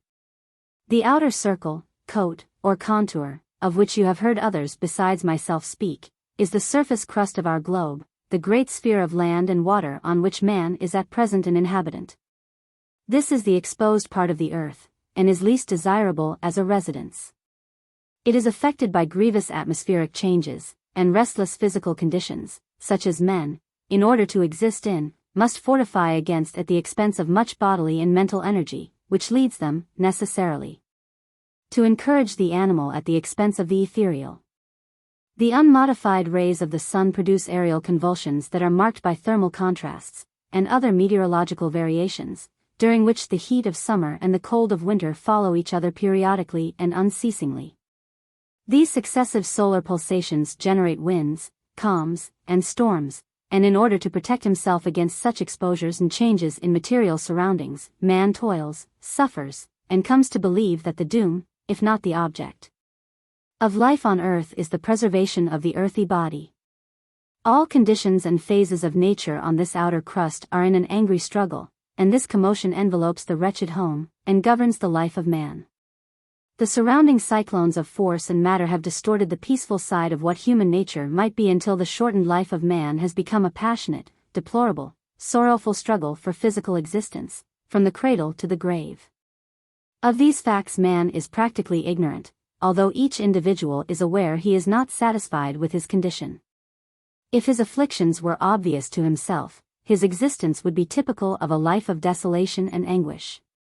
You know full well that the condition of the outer sphere is, as I have described it, a bleak, turbulent surface, the roof of the earth on which man exists, as a creeping parasite does on a rind of fruit, exposed to the fury of the ever-present earth storms. The central circle, or medial sphere, the shell, or layer of gravitation, lies conformably to the outer configuration of the globe, about 700 miles towards its center. It stretches beneath the outer circle, sphere, as a transparent sheet, a shell of energy, the center of gravitation. The material crust of the earth rests on this placid sphere of vigor, excepting in a few places, where, as in the crevice we have entered, gaps, or crevices, in matter exist. Beginning from near the outer surface and extending diagonally through the medial and inner spheres into the inter-earth space beyond. This medial sphere is a form of pure force, a disturbance of motion, and although without weight it induces, or conserves, gravity. It is invisible to mortal eyes, and is frictionless, but really is the bone of the earth. On it matter, the retarded energy of space dust, has arranged itself as dust collects on a bubble of water. This we call matter. The material portion of the earth is altogether a surface film, an insignificant skin over the sphere of purity, the center of gravitation. Although men naturally imagine that the density and stability of the earth is dependent on the earthy particles, of which his own body is a part, such is not the case. Earth, as man upon the outer surface, can now know it, is an aggregation of material particles, a shell resting on this globular sphere of medial force, which attracts solid matter from both the outer and inner surfaces of Earth, forming thereby the middle of the three concentric spheres. This middle sphere is the reverse of the outer, or surface, layer in one respect, for, while it attracts solids, gases are repelled by it, and thus the atmosphere becomes less dense as we descend from the outer surfaces of the Earth. The greater degree of attraction for gases belongs, therefore, to the Earth's exterior surface. Exactly at the Earth's exterior surface? I asked. Practically so. The greatest density of the air is found a few miles below the surface of the ocean. The air becomes more attenuated as we proceed in either direction from that point. Were this not the case, the atmosphere that surrounds the Earth would be quickly absorbed into its substance, or expand into space and disappear. Scientific men claim that the atmosphere is 45 geographical miles in depth over the Earth's surface, I said. If the Earth is 8,000 miles in diameter, how long would such an atmosphere, a skin only, over a great ball, resist such attraction, and remain above the globe? Were it really attracted towards its center, it would disappear as a film of water sinks into a sponge. Do you know, I interrupted, that if these statements were made to men they would not be credited? Scientific men have calculated the weights of the planets, and have estimated therefrom the density of the Earth, showing it to be solid, and knowing its density, they would, on this consideration alone, discredit your story concerning the Earth's shell. The Earth and its atmosphere. The space between the inner and the outer lines represents the atmosphere upon the Earth. The depth to which man has penetrated the Earth is less than the thickness of either line, as compared with the diameter of the inner circle. You mistake, as you will presently see. It is true that man's ingenuity has enabled him to ascertain the weights and densities of the planets, but do you mean to say that these scientific results preclude the possibility of a hollow interior of the heavenly bodies? I confess, I do. You should know then, that what men define as density of the Earth, is but an average value, which is much higher than that exhibited by materials in the surface layers of the Earth crust, such as come within the scrutiny of man. This fact allows mortals of upper Earth but a vague conjecture as to the nature of the seemingly much heavier substances that exist in the interior of the Earth. Have men any data on hand to show exactly how matter is distributed below the limited zone that is accessible to their investigations? I think not. You may safely accept, then, that the Earth's shell I have described to you embraces in a compact form the total weight of the Earth. Even though men take for granted that matter fills out the whole interior of our planet, such material would not, if distributed as on Earth's surface, give the Earth the density he has determined for it. I must acquiesce in your explanations. Let us now go a step further in this argument. What do you imagine is the nature of those heavier substances whose existence deep within the Earth is suggested by the exceedingly high total density observed by man on upper Earth? I am unable to explain, especially as the materials surrounding us here, seemingly, do not differ much from those with which my former life experience has made me acquainted. Your observation is correct, there is no essential difference in this regard. But as we are descending into the interior of this globe, and are approaching the central seat of the shell of energy, the opposing force into which we plunge becomes correspondingly stronger, and as a consequence, matter pressed within it becomes really lighter. Your own experience about your weight gradually disappearing during this journey should convince you of the correctness of this fact. Indeed, it does, I admitted. You will then readily understand that the heavy material to which surface-bred mortals allude as probably constituting the interior of the Earth, is, in fact, nothing but the manifestation of a matter-supporting force, as exemplified in the sphere of attractive energy, the seat of which we are soon to encounter on our journey. Likewise, the mutual attraction of the heavenly bodies is not a property solely of their material part, but an expression in which both the force spheres and the matter collected thereon take part. Tell me more of the sphere in which gravitation is intensest. Of that you are yet to judge, he replied. When we come to a state of rest in the stratum of greater gravity, we will then traverse this crevice in the sheet of energy until we reach the edge of the Earth crust, after which we will ascend towards the interior of the Earth. Until we reach the inner crust, which is, as before explained, a surface of matter that lies with the external crust of the Earth, and which is the interior surface of the solid part of the earth. There is a concave world beneath the outer convex world. I cannot comprehend you. You speak of continuing our journey towards the center of the earth, and at the same time you say that after leaving the median circle, we will then ascend, which seems contradictory. I have endeavored to show you that matter is resting in or on a central sphere of energy, which attracts solid bodies towards its central plane. From this fundamental and permanent seat of gravity we may regard our progress as uphill, whether we proceed towards the hollow center or towards the outer surface of the globe. If a stick weighted on one end is floated upright in water, an insect on the top of the stick above the water will fall to the surface of the liquid. And yet the same insect will rise to the surface of the water if liberated beneath the water at the bottom of the stick. This comparison is not precisely applicable to our present position, for there is no change in medium here. But it may serve as an aid to thought and may indicate to you that which I wish to convey when I say, we ascend in both directions as we pull against gravity. The terms up and down are not absolute, but relative. Thus we continued an undefined period in mind conversation. And of the information gained in my experience of that delightful condition, I have the privilege now to record but a small portion, and even this statement of facts appears, as I glance backward into my human existence, as if it may seem to others to border on the incredible.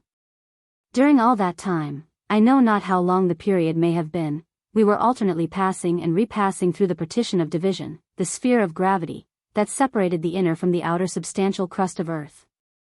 With each vibration our line of travel became shorter and shorter, like the decreasing oscillations of a pendulum, and at last I could no longer perceive the rushing motion of a medium like the air.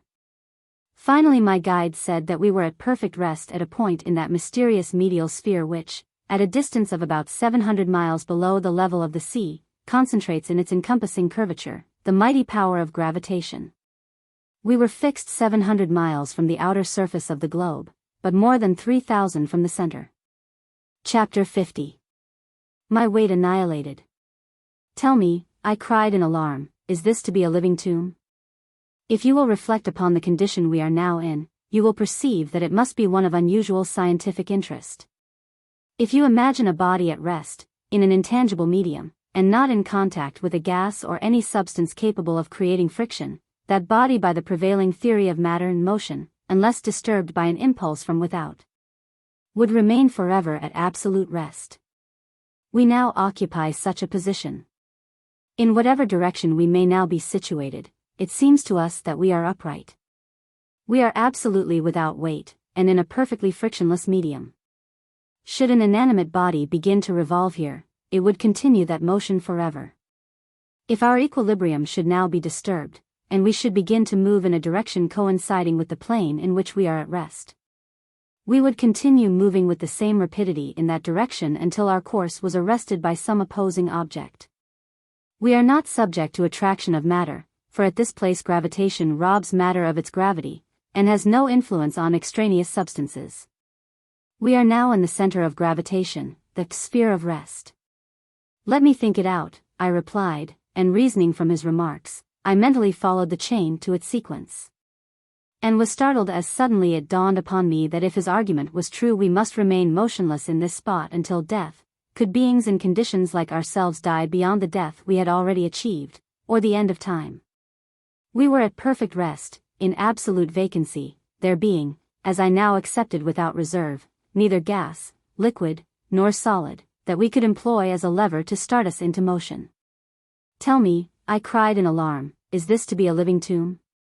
Are we to remain suspended here forever, and if not, by what method can we hope to extricate ourselves from this state of perfect quiescence? He again took the bar of iron from my hand, and cautiously gave it a whirling motion, releasing it as he did so. It revolved silently and rapidly in space without support or pivot. So it would continue, he remarked, until the end of time, were it not for the fact that I could not possibly release it in a condition of absolute horizontal rest. There is a slight, slow, lateral motion that will carry the object parallel with this sheet of energy to the material side of this crevice, when its motion will be arrested by the earth it strikes. That I can understand, I replied, and then a ray of light broke upon me. Had not Cavendish demonstrated that, when a small ball of lead is suspended on a film of silk, near a mass of iron or lead, it is drawn towards the greater body? We will be drawn by gravity to the nearest cliff, I cried. You mistake, he answered. Cavendish performed his experiments on the surface of the earth, and their gravity is always ready to start an object into motion. Here objects have no weight, and neither attract nor repel each other. The force of cohesion holds together substances that are in contact, but as gravitation cannot now affect matter out of molecular contact with other forms of matter, because of the equilibrium of all objects, so it may be likewise said that bodies out of contact have at this point no attraction for one another. If they possessed this attribute, long ago we would have been drawn towards the earth cliff with inconceivable velocity. However, if by any method our bodies should receive an impulse sufficient to start them into motion, ever so gently though it be, we in like manner would continue to move in this frictionless medium, until we would strike the material boundary of this crevice, I interrupted. Yes, but can you conceive of any method by which such voluntary motion can now be acquired? No. Does it not seem to you, he continued, that when skillful mechanics on the earth's surface are able to adjust balances so delicately that in the face of friction of metal, friction of air, inertia of mass, the thousandth part of a grain can produce motion of the great beams and pans of such balances, we, in this location where there is no friction and no opposing medium, none at all, should be able to induce mass motion? I cannot imagine how it is possible, unless we shove each other apart. There is no other object to push against, but why do you continue to hold me so tightly? I interrupted myself to ask, for he was clasping me firmly again. In order that you may not leave me, he replied. Come, you trifle, I said somewhat irritated. You have just argued that we are immovably suspended in a frictionless medium, and fixed in our present position. You ask me to suggest some method by which we can create motion, and I fail to devise it, and almost in the same sentence you say that you fear that I will leave you. Cease your incongruities, and advise with me rationally. Where is the bar of iron? He asked. I turned towards its former location. It had disappeared. Have you not occasionally felt, he asked, that in your former life your mind was a slave in an earthly prison? Have you never, especially in your dreams, experienced a sensation of mental confinement? Yes. Know then, he replied, that there is a connection between the mind and the body of mortal beings, in which matter confines mind, and yet mind governs matter. How else could the will of men and animals impart voluntary motion to earthy bodies? With beings situated as are the animals on the surface of the earth, mind alone cannot overcome the friction of matter. A person could suspend himself accurately on a string, or balance himself on a pivot, and wish with the entire force of his mind that his body would revolve, and still he would remain at perfect rest. Certainly. A man would be considered crazy who attempted it, I answered. Notwithstanding your opinion, in time to come, human beings on the surface of the earth will investigate in this very direction, he replied, and in the proper time mental evolution will, by experimentation, prove the fact of this mind and matter connection, and demonstrate that even extraneous matter may be made subservient to mind influences. On earth, mind acts on the matter of one's body to produce motion of matter, and the spirit within, which is a slave to matter, moves with it. Contraries rule here. Mind force acts on pure space motion, moving itself and matter with it, and that, too, without any exertion of the material body which now is a nonentity, mind here being the master. How can I believe you? I replied. Know, then, he said, that we are in motion now, propelled by my will power. Prove it. You may prove it yourself, he said, but be careful, or we will separate forever. Releasing his grasp, he directed me to wish that I were moving directly to the right. I did so. The distance widened between us. Wish intensely that you would move in a circle about me. I acquiesced, and at once my body began to circle around him. Call for the bar of iron. I did as directed, and soon it came floating out of space into my very hand. I am amazed, I ejaculated, yes, more surprised at these phenomena than at anything that has preceded. You need not be. You move now under the influences of natural laws that are no more obscure or wonderful than those under which you have always existed. Instead of exercising its influence on a brain, and thence indirectly on a material body, your mind force is exerting its action through energy on matter itself. Matter is here subservient. It is nearly the same as vacuity, mind being a comprehensive reality. The positions we have heretofore occupied have been reversed, and mind now dominates. Know that as your body is now absolutely without weight, and is suspended in a frictionless medium, the most delicate balance of a chemist cannot approach in sensitiveness the adjustment herein exemplified. Your body does not weigh the fraction of the millionth part of a grain, and where there is neither material weight nor possible friction. Even the attrition that on surface earth results from a needle point that rests on an agate plate is immeasurably greater in comparison. Pure mind energy is capable of disturbing the equilibrium of matter in our situation, as you have seen exemplified by our movements and extraneous materials. Dead matter obeys the spiritual. The bar of iron obeyed your call, the spiritless metal is subservient to the demands of intelligence. But, come, we must continue our journey. Grasping me again, he exclaimed, wish with all intensity that we may move forward, and I will do the same. I did so. We are now uniting our energies in the creation of motion, he said. We are moving rapidly, and with continually accelerated speed. Before long we will perceive the earthy border of this chasm.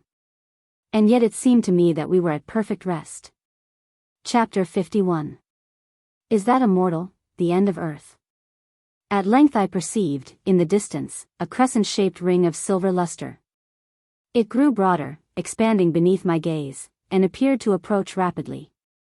Hold, cease your desire for onward motion, said the guide, we approach too rapidly.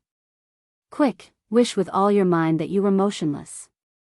I did so, and we rested in front of a ridge of brilliant material, that in one direction, towards the earth's outer circle, broadened until it extended upward as far as the eye could reach in the form of a bold precipice.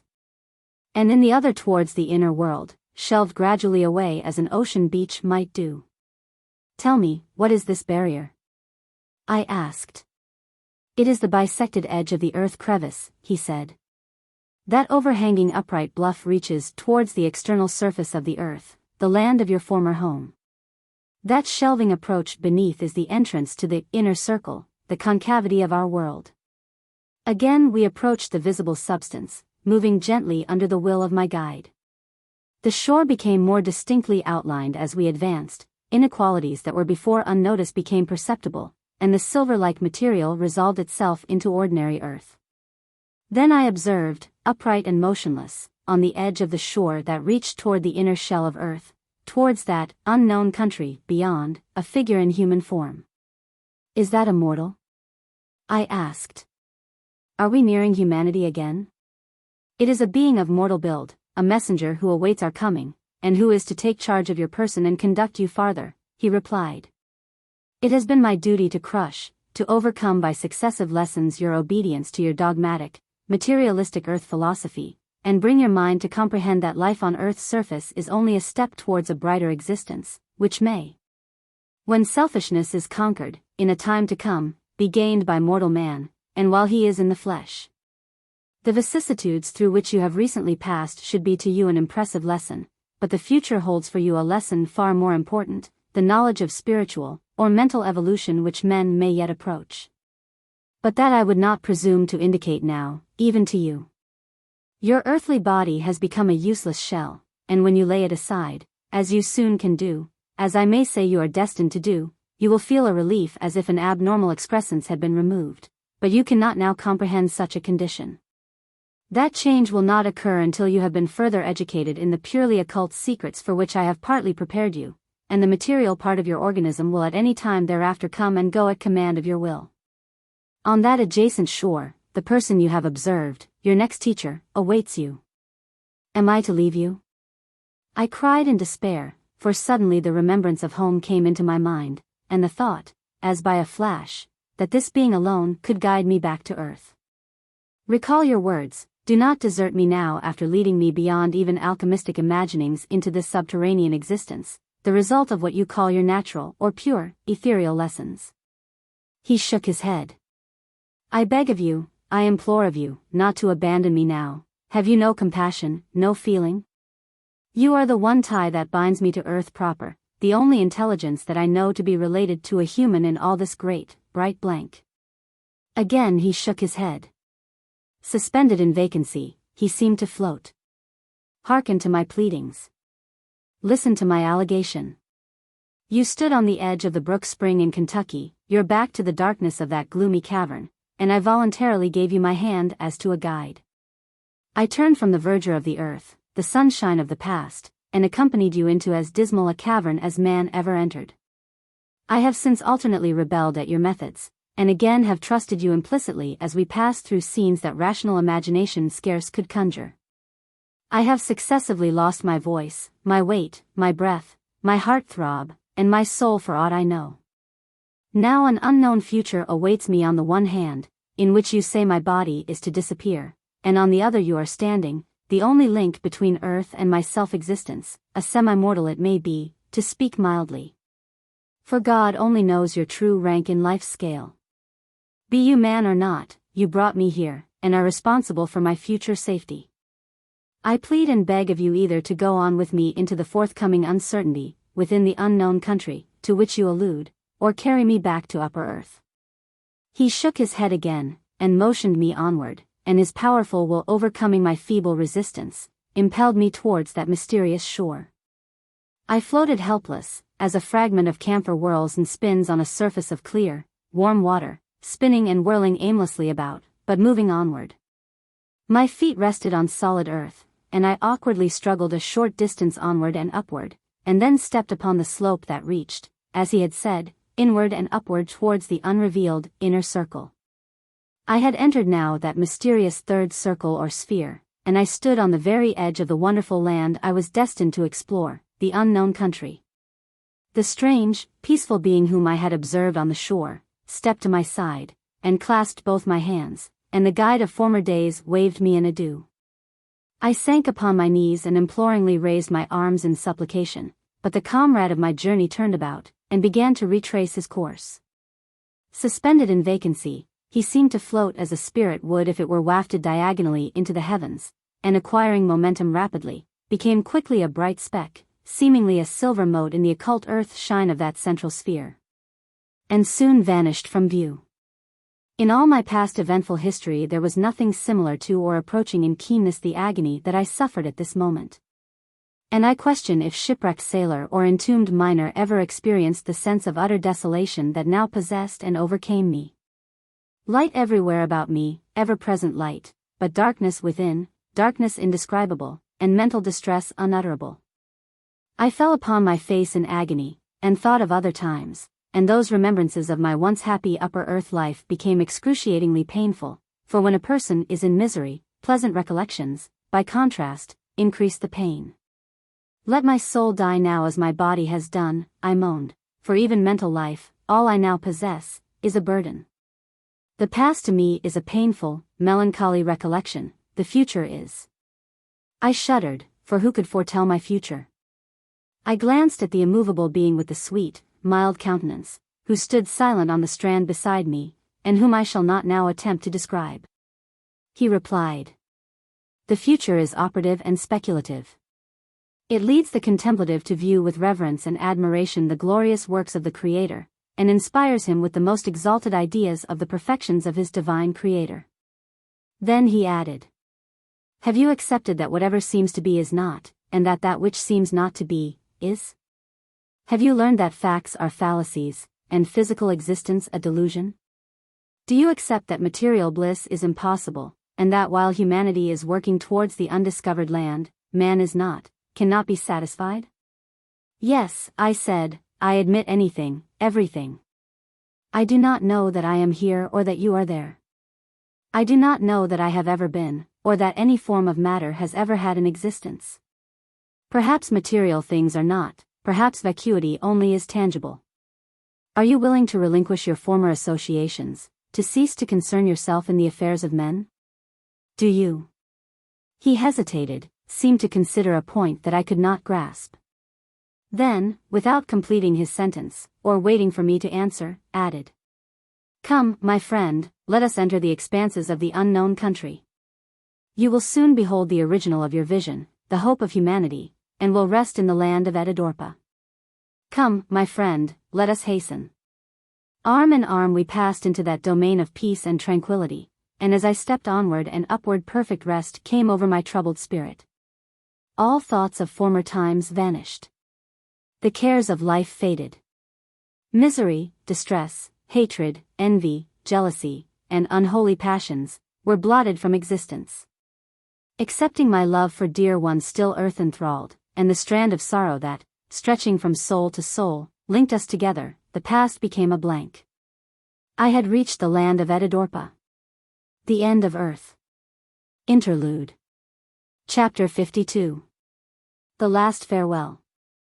My mysterious guest, he of the silver, flowing beard, read the last word of the foregoing manuscript, and then laid the sheet of paper on the table, and rested his head upon his hand, gazing thoughtfully at the open fire. Thus he sat for a considerable period in silence. Then he said, "You have heard part of my story, that portion which I am commanded to make known now, and you have learned how, by natural methods, I passed by successive steps while in the body, to the door that death only, as yet, opens to humanity. You understand also that, although of human form, I am not as other men, for with me matter is subservient to mind, and as you have promised, so you must act, and do my bidding concerning the manuscript. But there is surely more to follow. You will tell me of what you saw and experienced beyond the end of earth, within the possessions of Etidorhpa. Tell me of that unknown country." "No," he answered, "this is the end, at least so far as my connection with you is concerned. You still question certain portions of my narrative, I perceive, notwithstanding the provings I have given you, and yet as time passes investigation will show that every word I have read or uttered is true, historically, philosophically, and spiritually, which you now doubt, and men will yet readily understand how the seemingly profound, unfathomable phenomena I have encountered may be verified. I have studied and learned by bitter experience in a school that teaches from the outgoings of a deeper philosophy than human science has reached, especially modern materialistic science which, however, step by step it is destined to reach. And yet I have recorded but a small part of the experiences that I have undergone. What I have related is only a foretaste of the inexhaustible feast which, in the wisdom expanse of the future, will yet be spread before man, and which tempts him onward and upward. This narrative, which rests against the beginning of my real story, the unknown country and its possibilities should therefore incite to renewed exertions, both mental and experimental, those permitted to review it. I have carried my history to the point at which I can say to you, very soon afterward I gave up my body temporarily, by a perfectly natural process, a method that man can yet employ, and passed as a spiritual being into the ethereal spaces. Through those many mansions which I am not permitted to describe at this time, and from which I have been forced unwillingly to return and take up the semblance of my body, in order to meet you and record these events. I must await the development and expansion of mind that will permit men to accept this faithful record of my history before completing the narrative, for men are yet unprepared. Men must seriously consider those truths which, under inflexible natural laws, govern the destiny of man, but which, if mentioned at this day, can only be viewed as the hallucinations of a disordered mind. To many this manuscript will prove a passing romance, to others an enigma, to others still it will be a pleasing study. Men are not now in a condition to receive even this paper. That fact I know full well, and I have accordingly arranged that 30 years shall pass before it is made public. Then they will have begun to study more deeply into force disturbances, exhibitions of energy that are now known and called imponderable bodies. Perhaps some of my statements will then even be verified. And to reflect over the connection of matter therewith. A few minds will then be capable of vaguely conceiving possibilities, which this paper will serve to foretell, for a true solution of the great problems of the ethereal unknown is herein suggested. The study of which will lead to a final elevation of humanity, such as I dare not prophesy. Much of the paper is obscure to me, I said, and there are occasional phrases and repetitions that appear to be interjected, possibly, with an object, and which are yet disconnected from the narrative proper. That is true. The paper often contains statements that are emblematical, and which you cannot understand, but yet such portions carry to others a hidden meaning.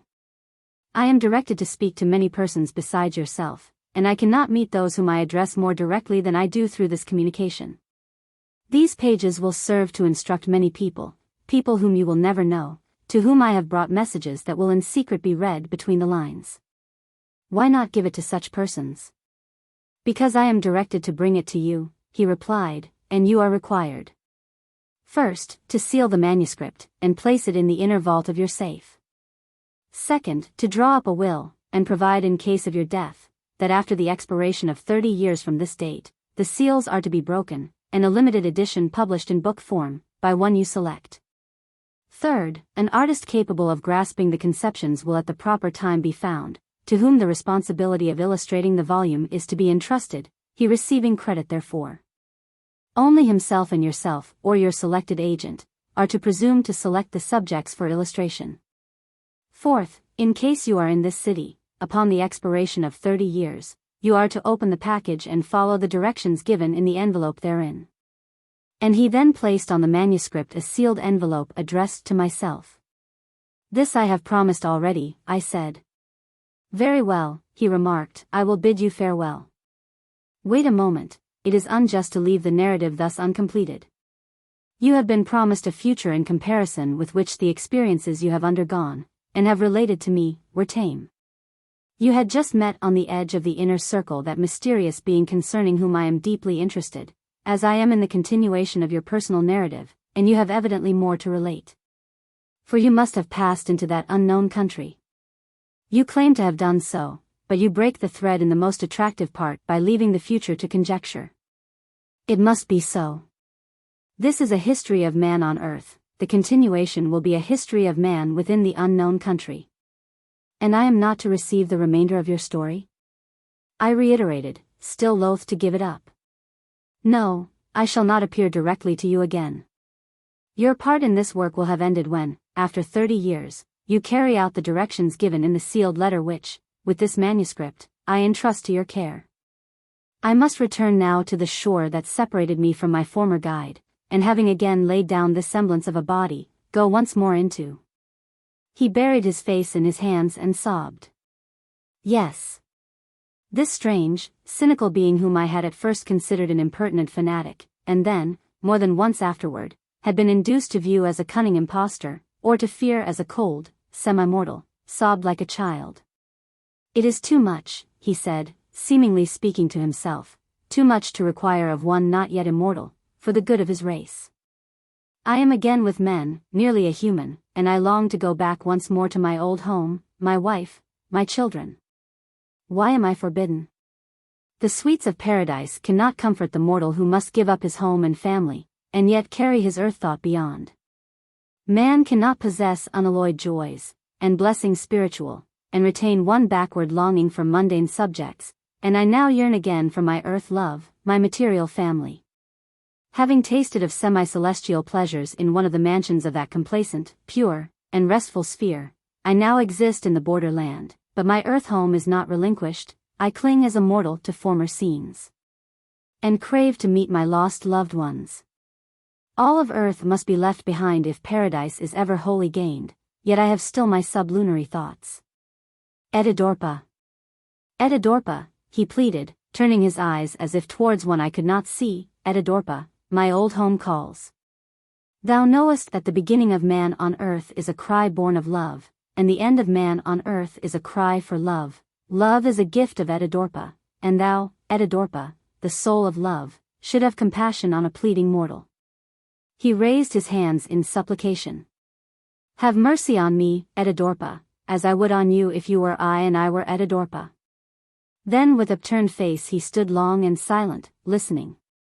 Ah, he murmured at last, as if in reply to a voice I could not catch, a voice that carried to his ear an answer of deep disappointment. Thou spokest truly in the vision, Etidorhpa. It is love that enslaves mankind, love that commands. Love that ensnares and rules mankind, and thou, Etidorhpa, art the soul of love. True it is that were there no Etidorhpa, there would still be tears on earth, but the cold, meaningless tears of pain only. No mourning people, no sorrowful partings, no sobbing mothers kneeling with upturned faces, no planting of the myrtle and the rose on sacred graves. There would be no child love, no home, no tomb, no sorrow, no beyond. He hesitated, sank upon his knees, pleadingly raised his clasped hands and seemed to listen to that far-off voice, then bowed his head, and answered. Yes. Thou art right, Etidorhpa, although thou bringest sorrow to mortals, without thee and this sorrow gift there could be no bright hereafter.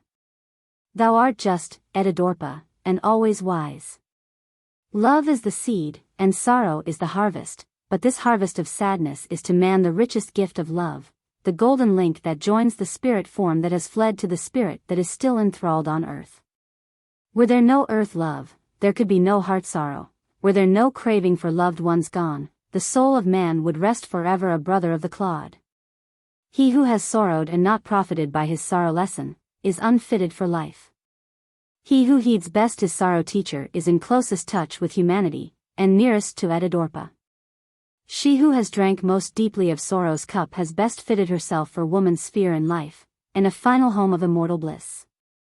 I will return to thy realms, Etidorhpa, and this silken strand of sorrow wrapped around my heart, reaching from earth to paradise and back to earth, will guide at last my loved ones to the realms beyond, the home of Etidorhpa. Rising, turning to me, and subduing his emotion, ignoring this outburst, he said. If time should convince you that I have related a faithful history, if in after years you come to learn my name, I have been forbidden to speak it, and are convinced of my identity, promise me that you will do your unbidden guest a favor. I stood alone in my room holding the mysterious manuscript. This I will surely do. What shall it be? I left a wife, a little babe, and a 2-year-old child when I was taken away, abducted in the manner that I have faithfully recorded. In my subsequent experience I have not been able to cast them from my memory. I know that through my error they have been lost to me, and will be until they change to the spirit, after which we will meet again in one of the waiting mansions of the great beyond. I beg you to ascertain, if possible, if either my children, or my children's children live, and should they be in want, present them with a substantial testimonial. Now, farewell. He held out his hand, I grasped it, and as I did so, his form became indistinct, and gradually disappeared from my gaze. The fingers of my hand met the palm in vacancy, and with extended arms I stood alone in my room, holding the mysterious manuscript, on the back of which I find plainly engrossed. There are more things in heaven and earth, Horatio, than are dreamt of in your philosophy. Epilogue. Letter accompanying the mysterious manuscript. The allotted 30 years have passed, and as directed, Llewellyn Drury, now break the seals, and open the envelope accompanying the mysterious package which was left in my hand, and read as follows. Herein find the epilogue to your manuscript. Also a picture of your unwelcome guest, I am, the man, which you are directed to have engraved, and to use as a frontispiece to the volume. There are men yet living to bear witness to my identity, who will need but this picture to convince them of the authenticity of the statements in the manuscript, as it is the face of one they knew when he was a young man, and will recognize now that he is in age. Do not concern yourself about the reception of the work, for you are in no wise responsible for its statements. Interested persons, if living, will not care to appear in public in connection therewith, and those who grasp and appreciate, who can see the pertinence of its truths, who can read between the lines and have the key to connected conditions, will assuredly keep their knowledge of these facts locked in their own bosoms, or insidiously oppose them, and by their silence or their attacks cover from men outside the fraternity their connection with the unfortunate author. They dare not speak. Revise the sentences. Secure the services of an editor if you desire, and induce another to publish the book if you shrink from the responsibility, but in your revision do not in any way alter the meaning of the statements made in the manuscript. Have it copied for the printer, and take no part in comments that may arise among men concerning its reception. Those who are best informed regarding certain portions thereof, will seemingly be least interested in the book, and those who realize most fully these truths, will persistently evade the endorsement of them. The scientific enthusiast, like the fraternity to which I belong, if appealed to, will obstruct the mind of the student either by criticism or ridicule, for many of these revelations are not recorded in his books. From a review of the facsimile, c, it will be seen that an exact print word for word could not be expected. In more than one instance subsequent study demonstrated that the first conception was erroneous, and in the interview with Etidorhpa, c. after the page had been plated. It was discovered that the conveyed meaning was exactly the reverse of the original. Luckily the error was discovered in time to change the verse, and leave the spirit of this fair creature unblemished. J.U.L. You are at liberty to give in your own language as a prologue the history of your connection with the author, reserving, however, if you desire to do so, your personality, adding an introduction to the manuscript, and, as interludes, every detail of our several conversations, and of your experience. Introduce such illustrations as the selected artist and yourself think proper in order to illuminate the statements. Do not question the advisability of stating all that you know to have occurred. Write the whole truth, for although mankind will not now accept as fact all that you and I have experienced, strange phases of life phenomena are revealing themselves, and humanity will yet surely be led to a higher plane.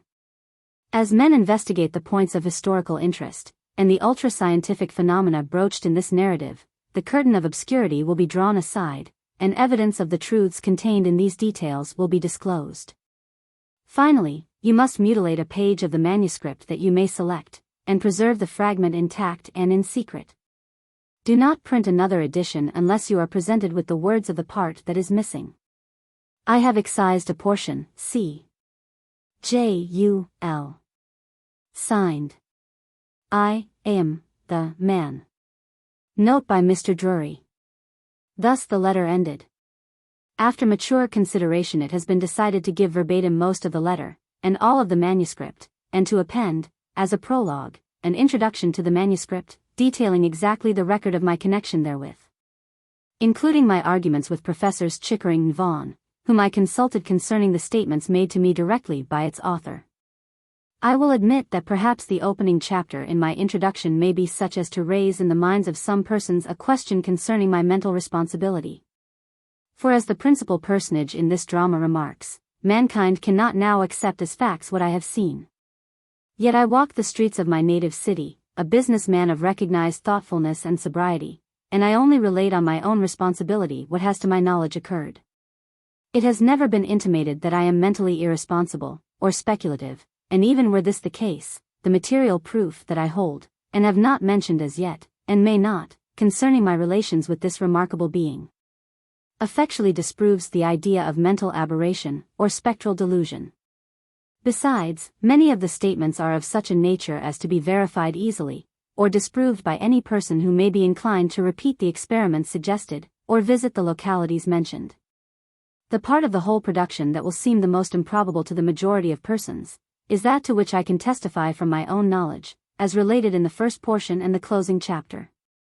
This approaches necromancy, seemingly, and yet in my opinion, as I now see the matter, such unexplained and recondite occurrences appear unscientific, because of the shortcomings of students of science.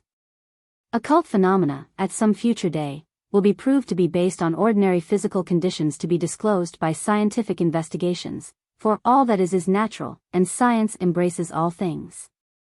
But at present they are beyond our perception. Yes, beyond our conception.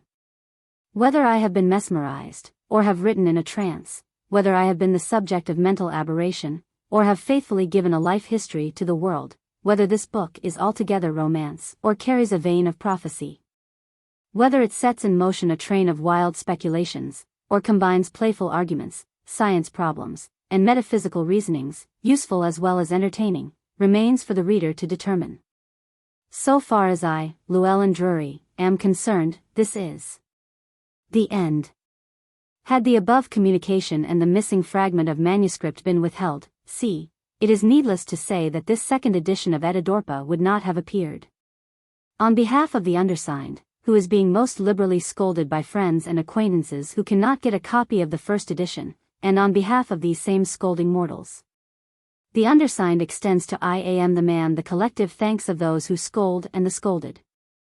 J.U.L. This introduction, which in the author's edition was signed by the writer, is here reprinted in order that my views of the book be not misconstrued. J.U.L. The Life of Prof. Daniel Vaughan. By Prof. Richard Nelson. To which is added an account of his death. By Father Eugene Brady, S.J. Prof. Daniel Vaughan. Story of the Life of Professor Daniel Vaughan. By Prof. Richard Nelson. His valuable library showing marks of much study. 12 years record in the chair of chemistry at the Cincinnati College of Medicine. Reprinted from the Cincinnati Tribune. A paper read before the Literary Club by Professor Richard Nelson. Few men, if any, so eminent in science and philosophy have been known to live and die in such obscurity as the subject of this paper. A mathematician whose knowledge has never been fathomed, an original investigator in terrestrial and celestial chemistry, most of whose speculations are now accepted as law. A contributor to the philosophical journals of Europe, whose papers were received with distinguished favor. An astronomer, who, in those papers, ventured to differ with Laplace, and, too, as will be shown, a man skilled in classical scholarship, yet unknown to his nearest neighbors and recognized by only a few in his own city. He lived and died in obscurity and poverty in a city distinguished for its schools of science and art, and the liberality and public spirit of its men of wealth, who, if any, were to blame. One object of this paper is to unravel the mystery. His birthplace and parentage. Daniel Vaughan was born in the year 1818 at Glenamra, 4 miles from Killaloe, County Clare, Ireland. His father's name was John, who had 2 brothers, Daniel and Patrick. John, like Daniel, was educated for the church, but, being the eldest son, remained on the farm. Daniel became, subsequently, the parish priest of Killaloe, and in 1845 was ordained bishop. John Vaughan had 3 children, Daniel, the subject of this paper, Owen and Margaret, afterward Mrs. Kent.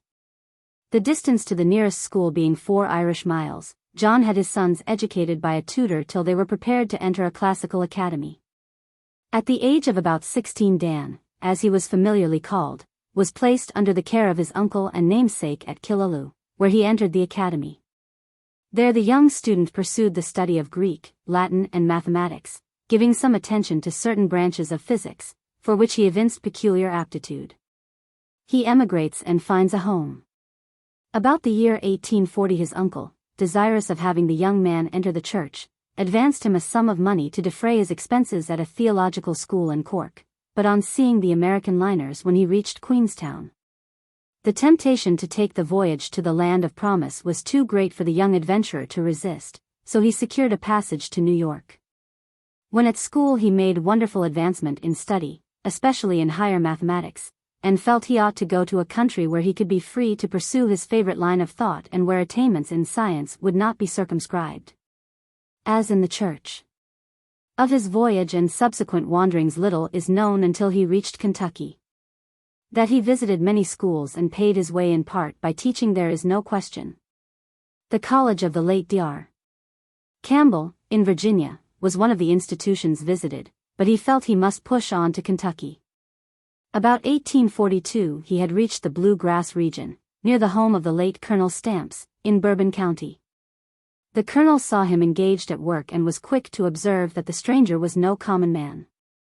Taking him to his house and supplying his wants, the colonel soon installed him as his guest, and eventually made him instructor of his children. Access to the colonel's library was a boon to the stranger, developing in him traits of genius of which his host was very proud. It was only a short time till the neighboring farmers heard of the distinguished young scholar, and desired to have the more mature members of their families under his care. A school was opened in the colonel's house for instruction in the higher mathematics, the classics, geology, physical geography, and astronomy. The young people were pleased with their teacher and made commendable progress, but the curriculum was too varied and comprehensive for an instructor, who, though far advanced in scholarship, had not yet studied the art of teaching. Accepts a professorship. In 1845 he accepted the chair of Greek in a neighboring college, which afforded him leisure for his scientific pursuits. After an absence of 7 years the professor returned to his old friend, Colonel Stamps and family, where he remained some 2 years, leaving them to settle in Cincinnati. During his stay at the colonel's, 1851, he became a member of the American Association for the Advancement of Science, and in 1852 contributed to it his first article, entitled On the Motions of Numerous Small Bodies and the Phenomena Resulting Therefrom. Having accumulated a valuable collection of books on science and philosophy and obtained access to several libraries, public and private, in the city, he was now in a condition to devote most of his time and energies to his favorite sciences. For subsistence he delivered lectures before teachers' institutes and colleges till 1856, when an affection of the lungs compelled him to abandon the lecture field. In the meantime he had offered papers for publication to Silliman's Journal, the principal scientific magazine of America at that time, but, receiving no response to his communications and being denied publication, he took the advice of a friend and sent his subsequent articles to the British Association for the Advancement of Science and to the Philosophic Magazine, where they were received with favor. He was much gratified to find his article on a meteoric astronomy published in the report of the Liverpool meeting of the association in 1854. 6 papers, which he subsequently sent in 1857, 1859 and 1861, met with similar favor. For several years he visited schools, colleges and teachers' institutes in Oxford, Lebanon, Cleveland and other cities, lecturing on his favorite branches of science. It had been his intention to popularize the science of physical astronomy by the publication of tracts or pamphlets. Publishes pamphlets. In the year 1856, at the request of teachers before whom he had lectured at the institutes, and with a view to popularize scientific knowledge, the professor commenced the publication of pamphlets. The first number treated of the geological agency of water and subterranean forces. Only 2 of these pamphlets came into the possession of the administrator. One of them was a good-sized volume, as may be inferred from the following articles it contained. The influence of magnitude on stability. The doctrine of gravitation. Theory of tides. Effects of tides. Cases of excessive tidal action and planetary instability. The rings of Saturn. The supposed influence of satellites in preserving planetary rings. Movements of comets. The tails of comets. Mass and density of comets. Cometary catastrophes. Phenomena attending the fall of meteors. The origin of solar and meteoric light. Variable stars and the sun's spots. Temporary stars. Electrical light and the aurora borealis. Proof of the stability of the solar system, with an appendix. Some of these subjects had been treated of at greater length and published by American and British associations for the advancement of science. He sent to the British Association for the Advancement of Science. Cases of planetary instability indicated by the appearance of temporary stars. Appearance of temporary stars. Other papers appeared. Note on the sunspots, Philosophical Magazine for December, 1858. On the solar spots and variable stars, Idem, Volume 15. Changes in the Conditions of Celestial Bodies, an essay. The Origin of Worlds, Popular Science Monthly, May, 1879. Planetary Rings and New Stars, Popular Science Monthly, February, 1879. Astronomical History of Worlds, Idem, September, 1878. On the Stability of Satellites in Small Orbits and the Theory of Saturns. Rings, Philosophical Magazine, May, 1861.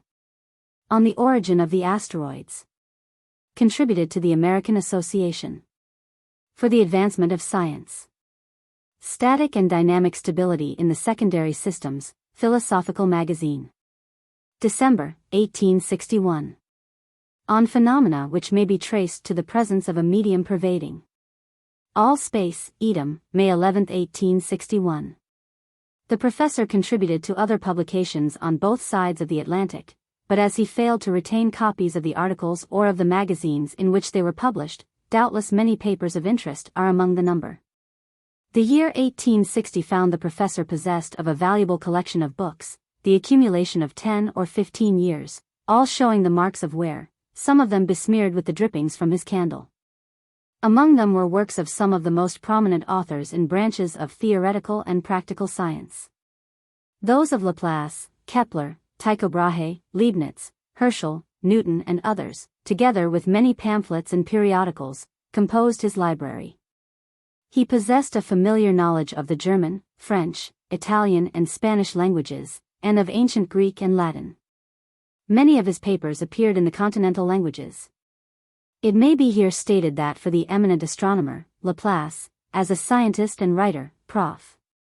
Vaughan entertained great respect, though he could not accept his nebular hypothesis, because important parts of it would not bear mathematical investigation. The proof is in the papers in my possession. N. In an article of the professor to the Popular Science Monthly, February, 1879, is a case of the kind, showing that the distinguished astronomer ignored his own famous theory. The article reads, "In endeavoring to account for the direct motion in secondary systems, Laplace contends that, in consequence of friction, the supposed primitive solar rings would have a greater velocity in their outer than in their inner zones. Now, if friction is to counteract to such an extent the normal effects of gravitation, it must be an eternal bar against the origin of worlds by nebulous dismemberment. And if the ring of attenuated matter were placed under the circumstances suggested by the eminent astronomer, it would be ultimately doomed, not to form a planet, but to coalesce with the immense spheroid of fiery vapor it was supposed to have environed." It is interesting to know that the theory of our professor was the correct one, as proved by a recent discovery of Professor James E. Keeler, astronomer of the Allegheny Observatory. As announced in a daily paper, Professor James E. Keeler, of the Allegheny Observatory, has made a wonderful discovery.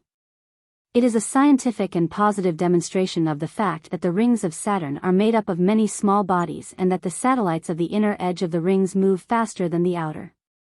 As to satellites, Prof. Vaughan, in the paper quoted, page 466, states, "The matter spread over the wide annular fields is ever urged by its own attraction to collect together and form satellites, which are ever destroyed by attractive disturbance of the primary, and have their parts scattered once more over a wide space." Installed as professor of chemistry.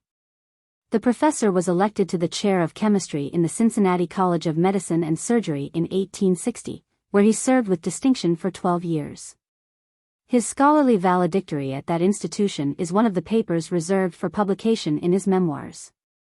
While in the college he continued his investigations in science, applying his knowledge of terrestrial chemistry to the chemistry of the heavens, as shown in nearly all his writings. Besides the position held in the college, he gave lessons in schools and seminaries in geology, astronomy, chemistry, Latin and Greek. In 1873 he visited Lexington, where he met his old friend, Dr. J. C. Darby, and delivered lectures in public, at the Sayre Institute and the Baptist School, returning to Cincinnati the following spring. Except from his writings, he seemed to have no source of revenue for several years. How he managed to exist his most intimate friends could only conjecture. True, he contributed papers to monthly publications, but they appeared at such long intervals they could not be relied on for support, so, in the autumn of 1878 his friends organized for him a course of lectures, which were well patronized by physicians and others versed in science. In the meantime, negotiations were opened with prominent citizens of suburban towns for other lectures, and efforts were made to retire the professor on an annuity. His end drawing near. Enfeebled health, which confined him to his room for several weeks, prevented him from entering on the suburban course, so a second course was projected for the city and one of the lectures delivered. From what transpired after that lecture his friends were again anxious regarding his health, and, as the time approached for the delivery of the second, determined to see him. For reasons stated elsewhere it was with some difficulty he was found. Prostrated on a couch, he was suffering from a hemorrhage of the lungs of a few days previous, with evidences all around of a state of extreme destitution. No time was lost in having him removed to comfortable quarters in the Good Samaritan Hospital, where his friends arranged for his care as a private patient. Next day, April 3rd, he expressed himself as greatly benefited by the change and talked cheerfully and hopefully of the future. Next day, Friday, he continued to improve, but on Saturday proof of his forthcoming article in the Popular Science Monthly reached him, and, feeling that he ought to return it promptly, he sat up to do the work. The effort was too great. Overcome with exhaustion after its completion, he sank to sleep and a little after 2 o'clock next morning, April 6th, his weary spirit peacefully took its flight. Born in 1818, the professor was then in the 61st year of his age. His obsequies. A committee of the more intimate friends of the deceased was formed, consisting of the late Jacob Traber, his nephew, J. C. Sproul, Doctors J. J. and William Taft and the writer. Funeral services were held in the chapel of the hospital, where, considering the suddenness of the professor's demise, many mourners were present. The interest evinced was profound, while the floral tributes that covered the casket were eloquent of affection and esteem. The remains were interred in a burial lot of Jacob Traber, who generously tendered its use until a separate place of interment and a monument could be procured. The remains of the two friends now lie side by side. His effects. After the funeral, the committee referred to visited the room occupied by the professor prior to his decease, and had the writer, as his nearest friend, procure letters of administration, so that papers of value, if any, would be cared for. A few letters, some private relics, unsaleable remnants of books and pamphlets and scraps of manuscript constituted the effects. The scarcity of manuscript was easily accounted for, as it was the habit of the deceased for years to print articles designed for publication and have them mailed to magazines and to savants in different parts of Europe and America. Characteristics and habits of study. A prominent characteristic of Professor Vaughan was shyness, a shrinking from familiarity or conspicuousness. He never was the first to salute a casual acquaintance on the street, and when introduced to a stranger would extend his hand with apparent diffidence or reserve, not with the warmth of a hearty shake, but rather with a cautious presentation of the finger-tips. Undemonstrative in manner, and inexperienced in the customs of social life, his diffidence was taken for coldness, yet he was kind and tender-hearted almost to a fault, and a most grateful recipient of a favor. In his poverty he would part with money or personal property to people whom he considered more necessitous than himself.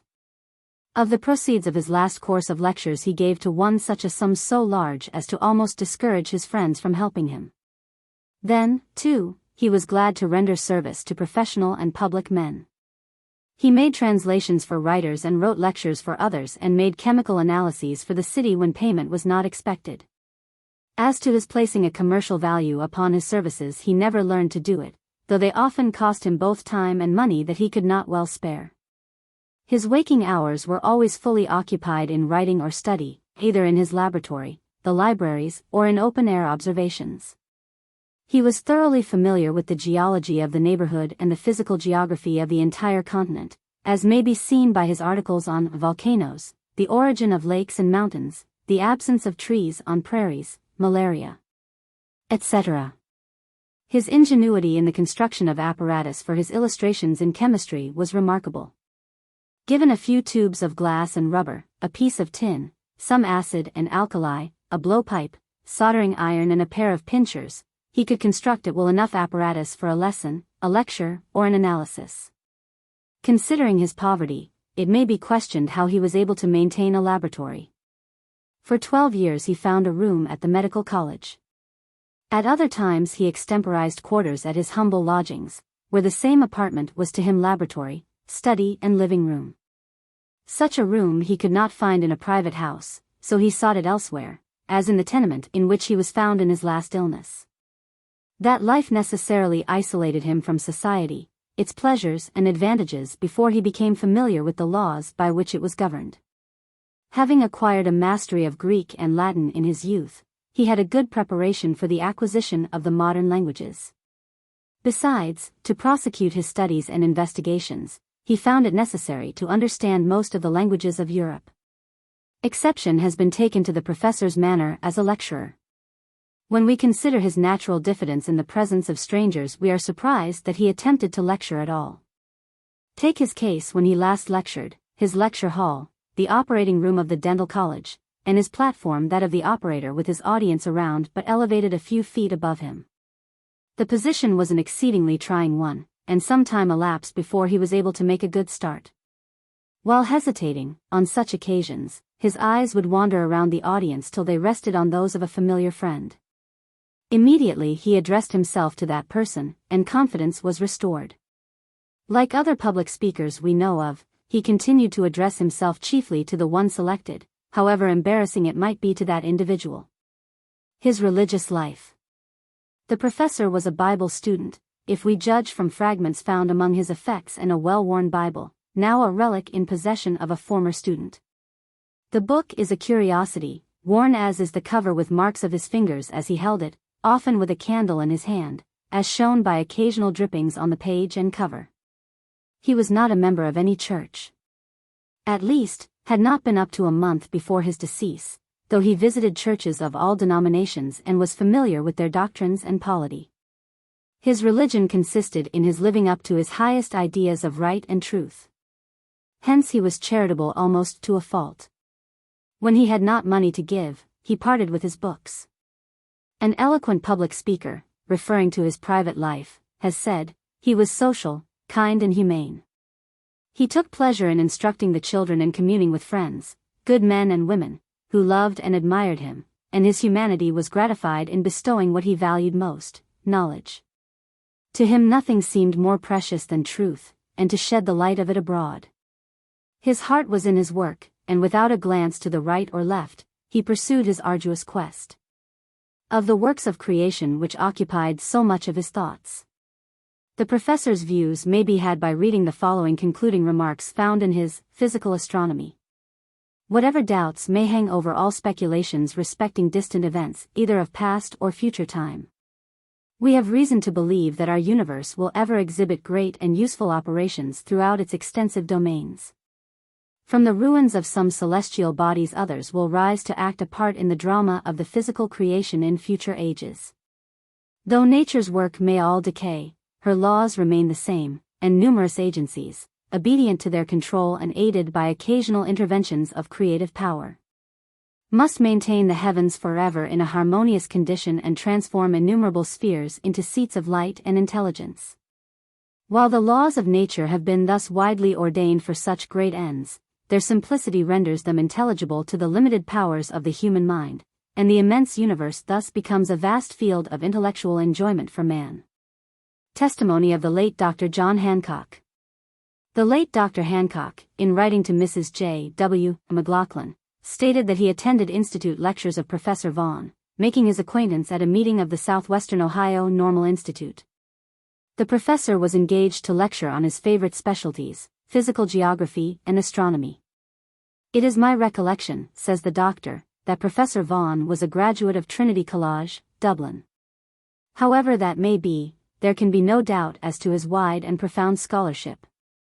He was not only deeply versed in the physical sciences, but was equally proficient in the classics and mathematics. It is said by competent judges that he read Greek and Latin as he would English, as though he thought in those languages, and he was one of the few Americans who read through Laplace's Mécanique Céleste. He had a prodigious memory.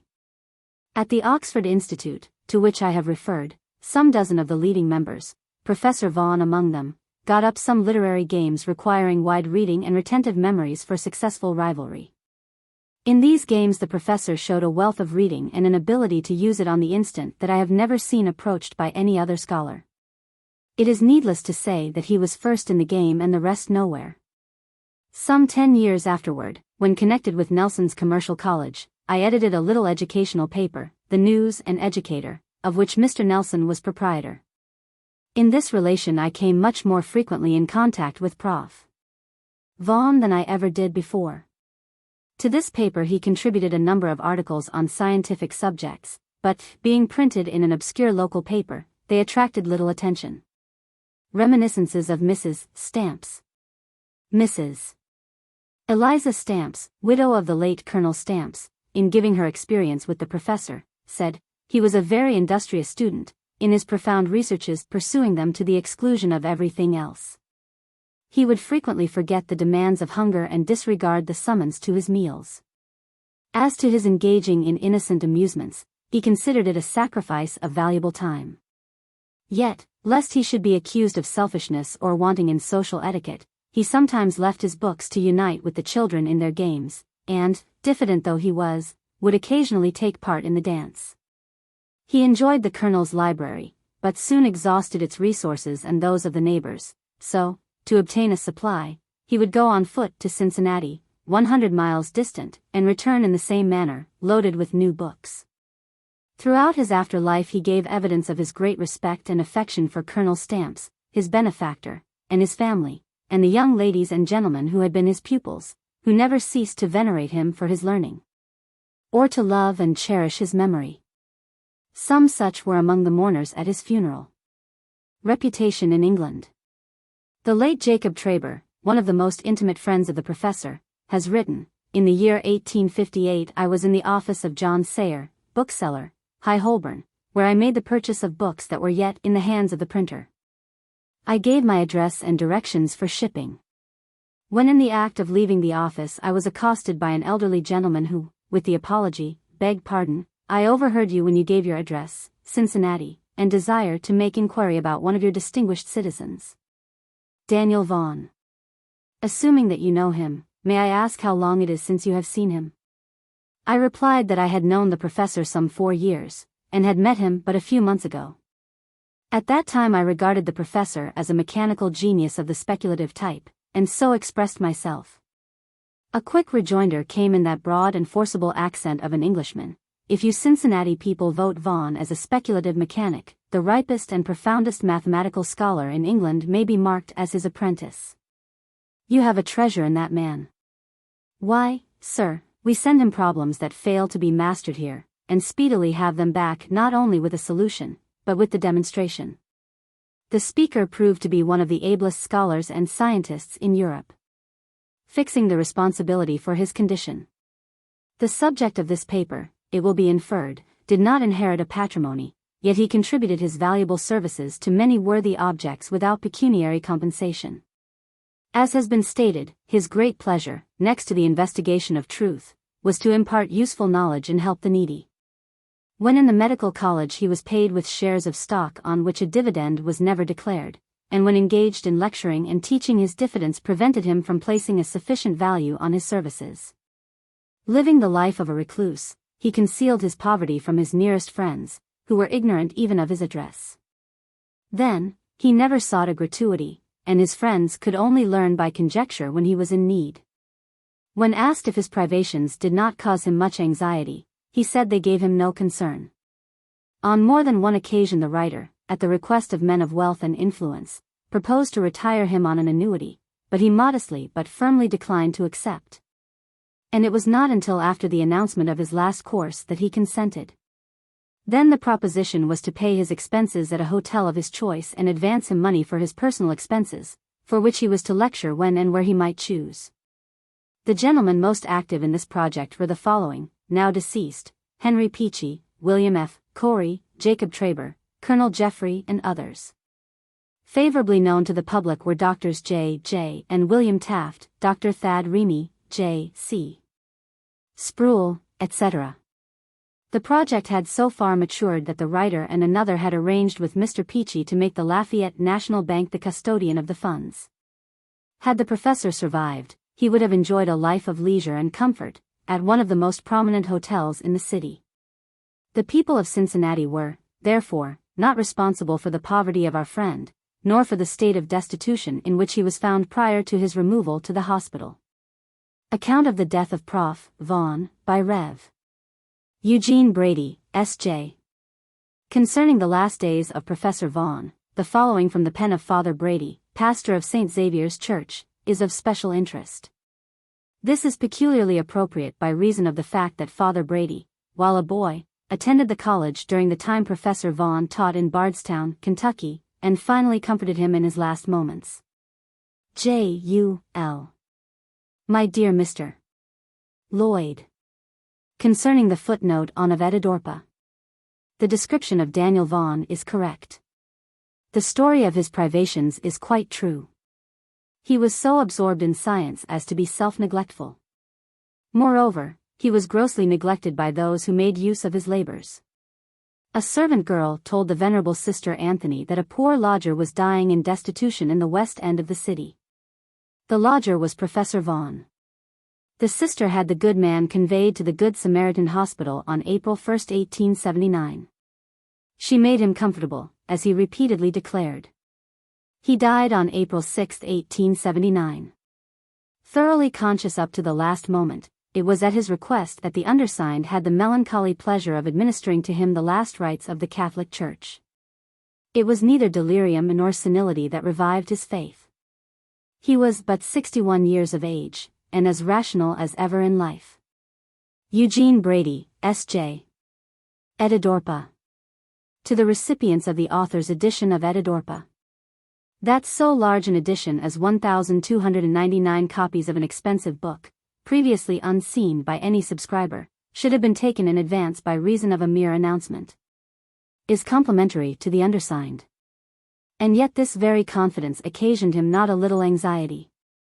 Under such circumstances to have failed to give, either in workmanship or subject matter, more than was promised in the announcement of Etidorhpa, would have been painfully embarrassing. Not without deep concern, then, were the returns awaited. For, while neither pains nor expense were spared to make the book artistically a prize, still, beautiful workmanship and attractive illustrations may serve but to make more conspicuous other failings. Humiliating indeed would it have been had the recipients, in a spirit of charity, spoken only of artistic merit and neat bookwork. When one not a bookman publishes a book, he treads the danger line. When such a person, without a great publishing house behind him, issues a book like Etidorhpa, a book that, spanning space, seemingly embraces wild imaginings and speculation, and intrudes on science and religion, he invites personal disaster. That in the case of the author's edition of Etidorhpa the reverse happily followed, is evidenced by hundreds of complimentary letters, written by men versed in this or that section wherein the book intrudes. And in a general way the undersigned herein gratefully extends his thanks to all correspondents, thanks for the cordial expressions of approval, and for the graceful oversights by critics and correspondents. That none better than he realizes have been extended towards blemishes that must, to others, be not less apparent than they are to himself. Since general interest has been awakened in the strange book Etidorhpa, and as many readers are soliciting information concerning its reception, it is not only as a duty, but as a pleasure, that the undersigned reproduces the following abstracts from public print concerning the author's edition, adding, that as in most cases the reviews were of great length and made by men specially selected for the purpose. The brief notes are but fragments and simply characteristic of their general tenor. The personal references indulged by the critics could not be excised without destroying the value of the criticisms. And the undersigned can offer no other apology for their introduction than to say that to have excluded them would have done an injustice to the writers. Respectfully, John Uri Lloyd. Etidorhpa as a Work of Art. Professor S. W. Williams, Wyoming, Ohio. If a fine statue or a stately cathedral is a poem in marble, a masterpiece of the printer's art may be called a poem in typography. Such is Etidorhpa. In its paper, composition, presswork, illustrations, and binding, it is the perfection of beauty.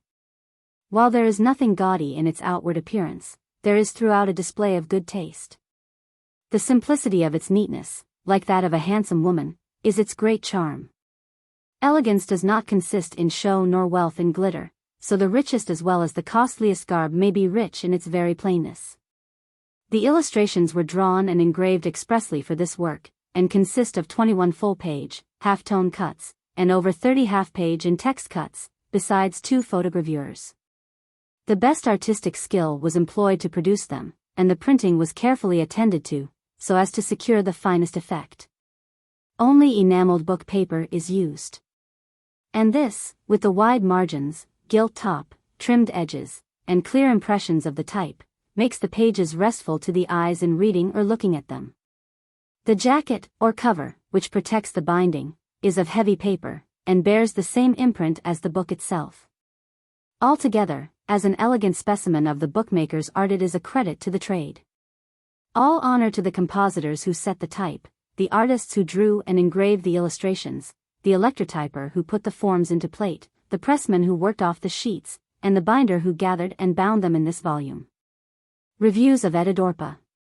B. O. Flower, editor of The Arena, Boston. The present is an age of expectancy, of anticipation, and of prophecy.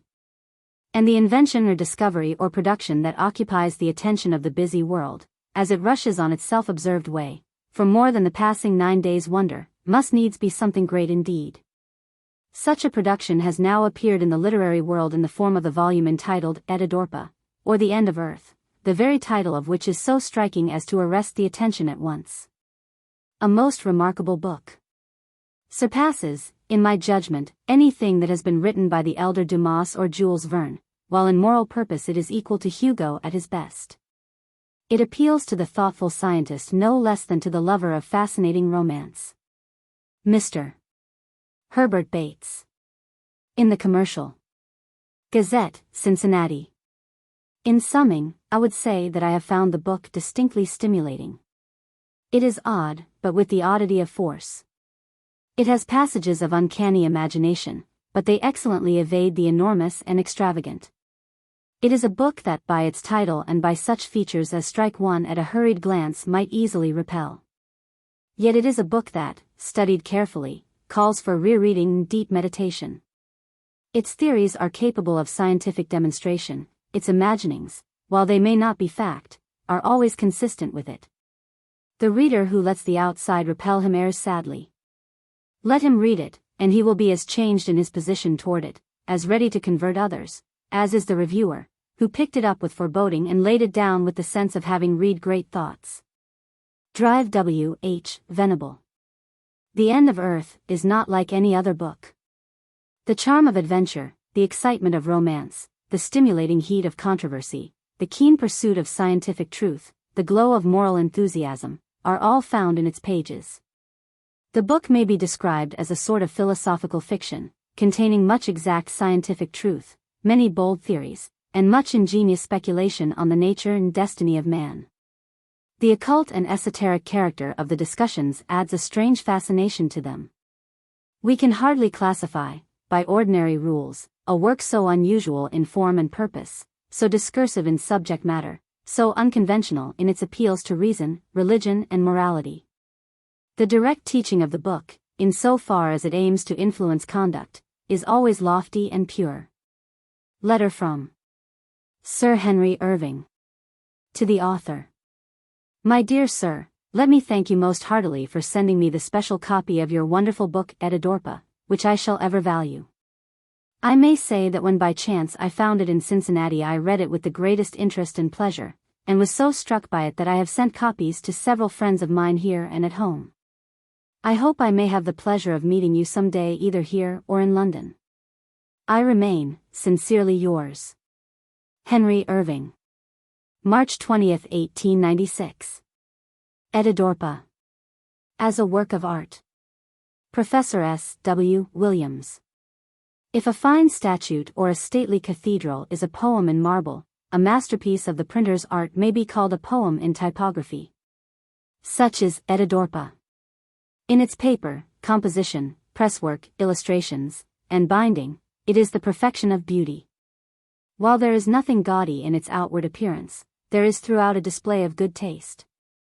The illustrations were drawn and engraved expressly for this work, and consist of 21 full-page, half-tone cuts, and over 30 half-page and text cuts, besides 2 photogravures. The best artistic skill was employed to produce them, and the printing was carefully attended to, so as to secure the finest effect.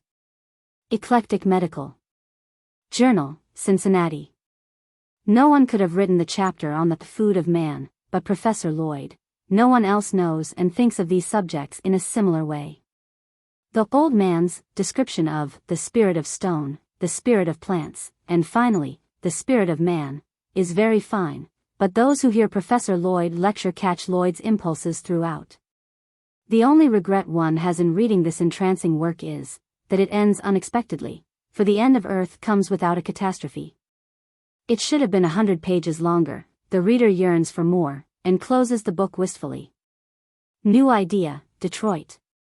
One of the great charms of the book is the space between the lines, which only the initiated can thoroughly comprehend.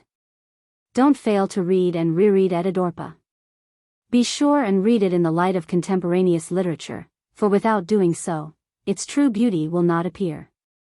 Aside from its subject matter, the excellency of the workmanship displayed by the printer, and artistic beauty of the illustrations, will make Etidorhpa an ornament to any library. Cincinnati Student. This book, to use the words of the editor of the Chicago Inter-Ocean, is the literary novelty of the year.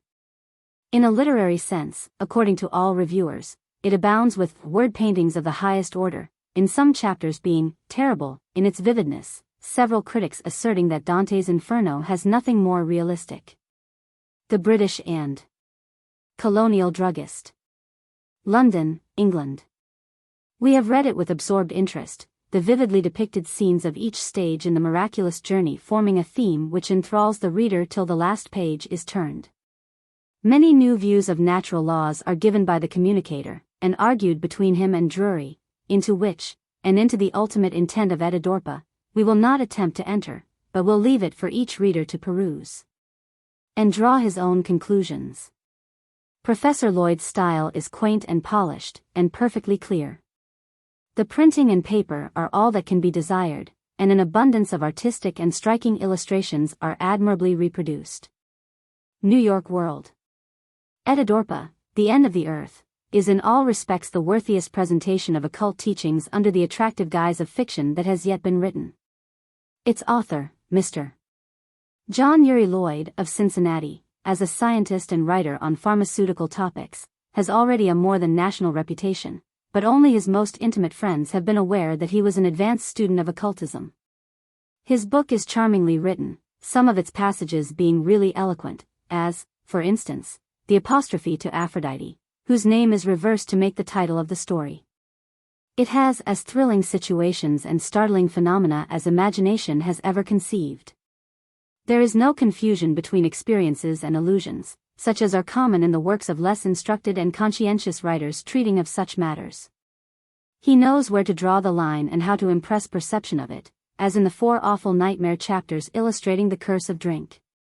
Etidorhpa will be best appreciated by those who have traveled east in search of light and knowledge. John Clark Ridpath, LL.D. We are disposed to think Etidorhpa the most unique, original, and suggestive new book that we have seen in this the last decade of a not unfruitful century.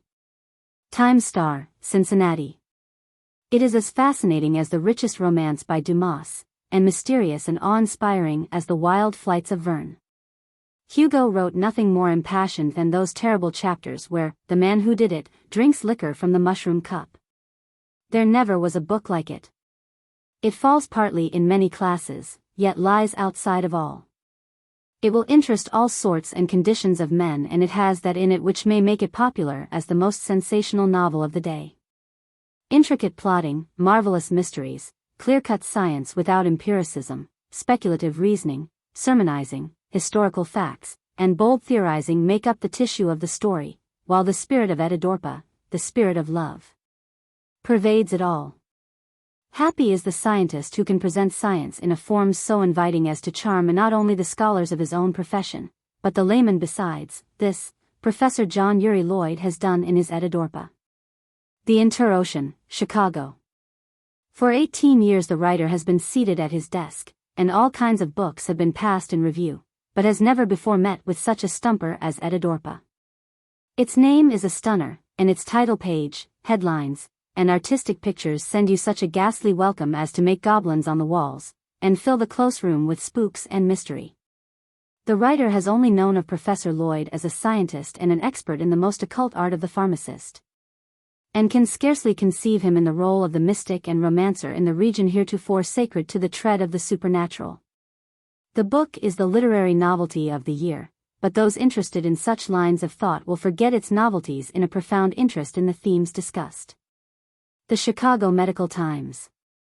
The work stands so entirely alone in literature, and possesses such a marvelous versatility of thought and idea, that, in describing it, we are at a loss for comparison. In its scope it comprises alchemy, chemistry, science in general, philosophy, metaphysics, morals, biology, sociology, theosophy, materialism, and theism, the natural and supernatural. It is almost impossible to describe the character of the work. It is realistic in expression, and weird beyond Hawthorne's utmost flights. It excels Bulwer Lytton's coming race and Jules Verne's most extreme fancy. It equals Dante in vividness and eccentricity of plot. The entire tone of the work is elevating.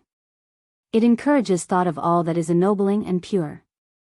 It teaches a belief and a faith in God and holy things, and shows God's supervision over all his works. It is an allegory of the life of one who desires to separate himself from the debasing influences of earth, and aspires to a pure and noble existence, as beautiful and as true to the existing conditions of human life as Bunyan's Pilgrim's Progress.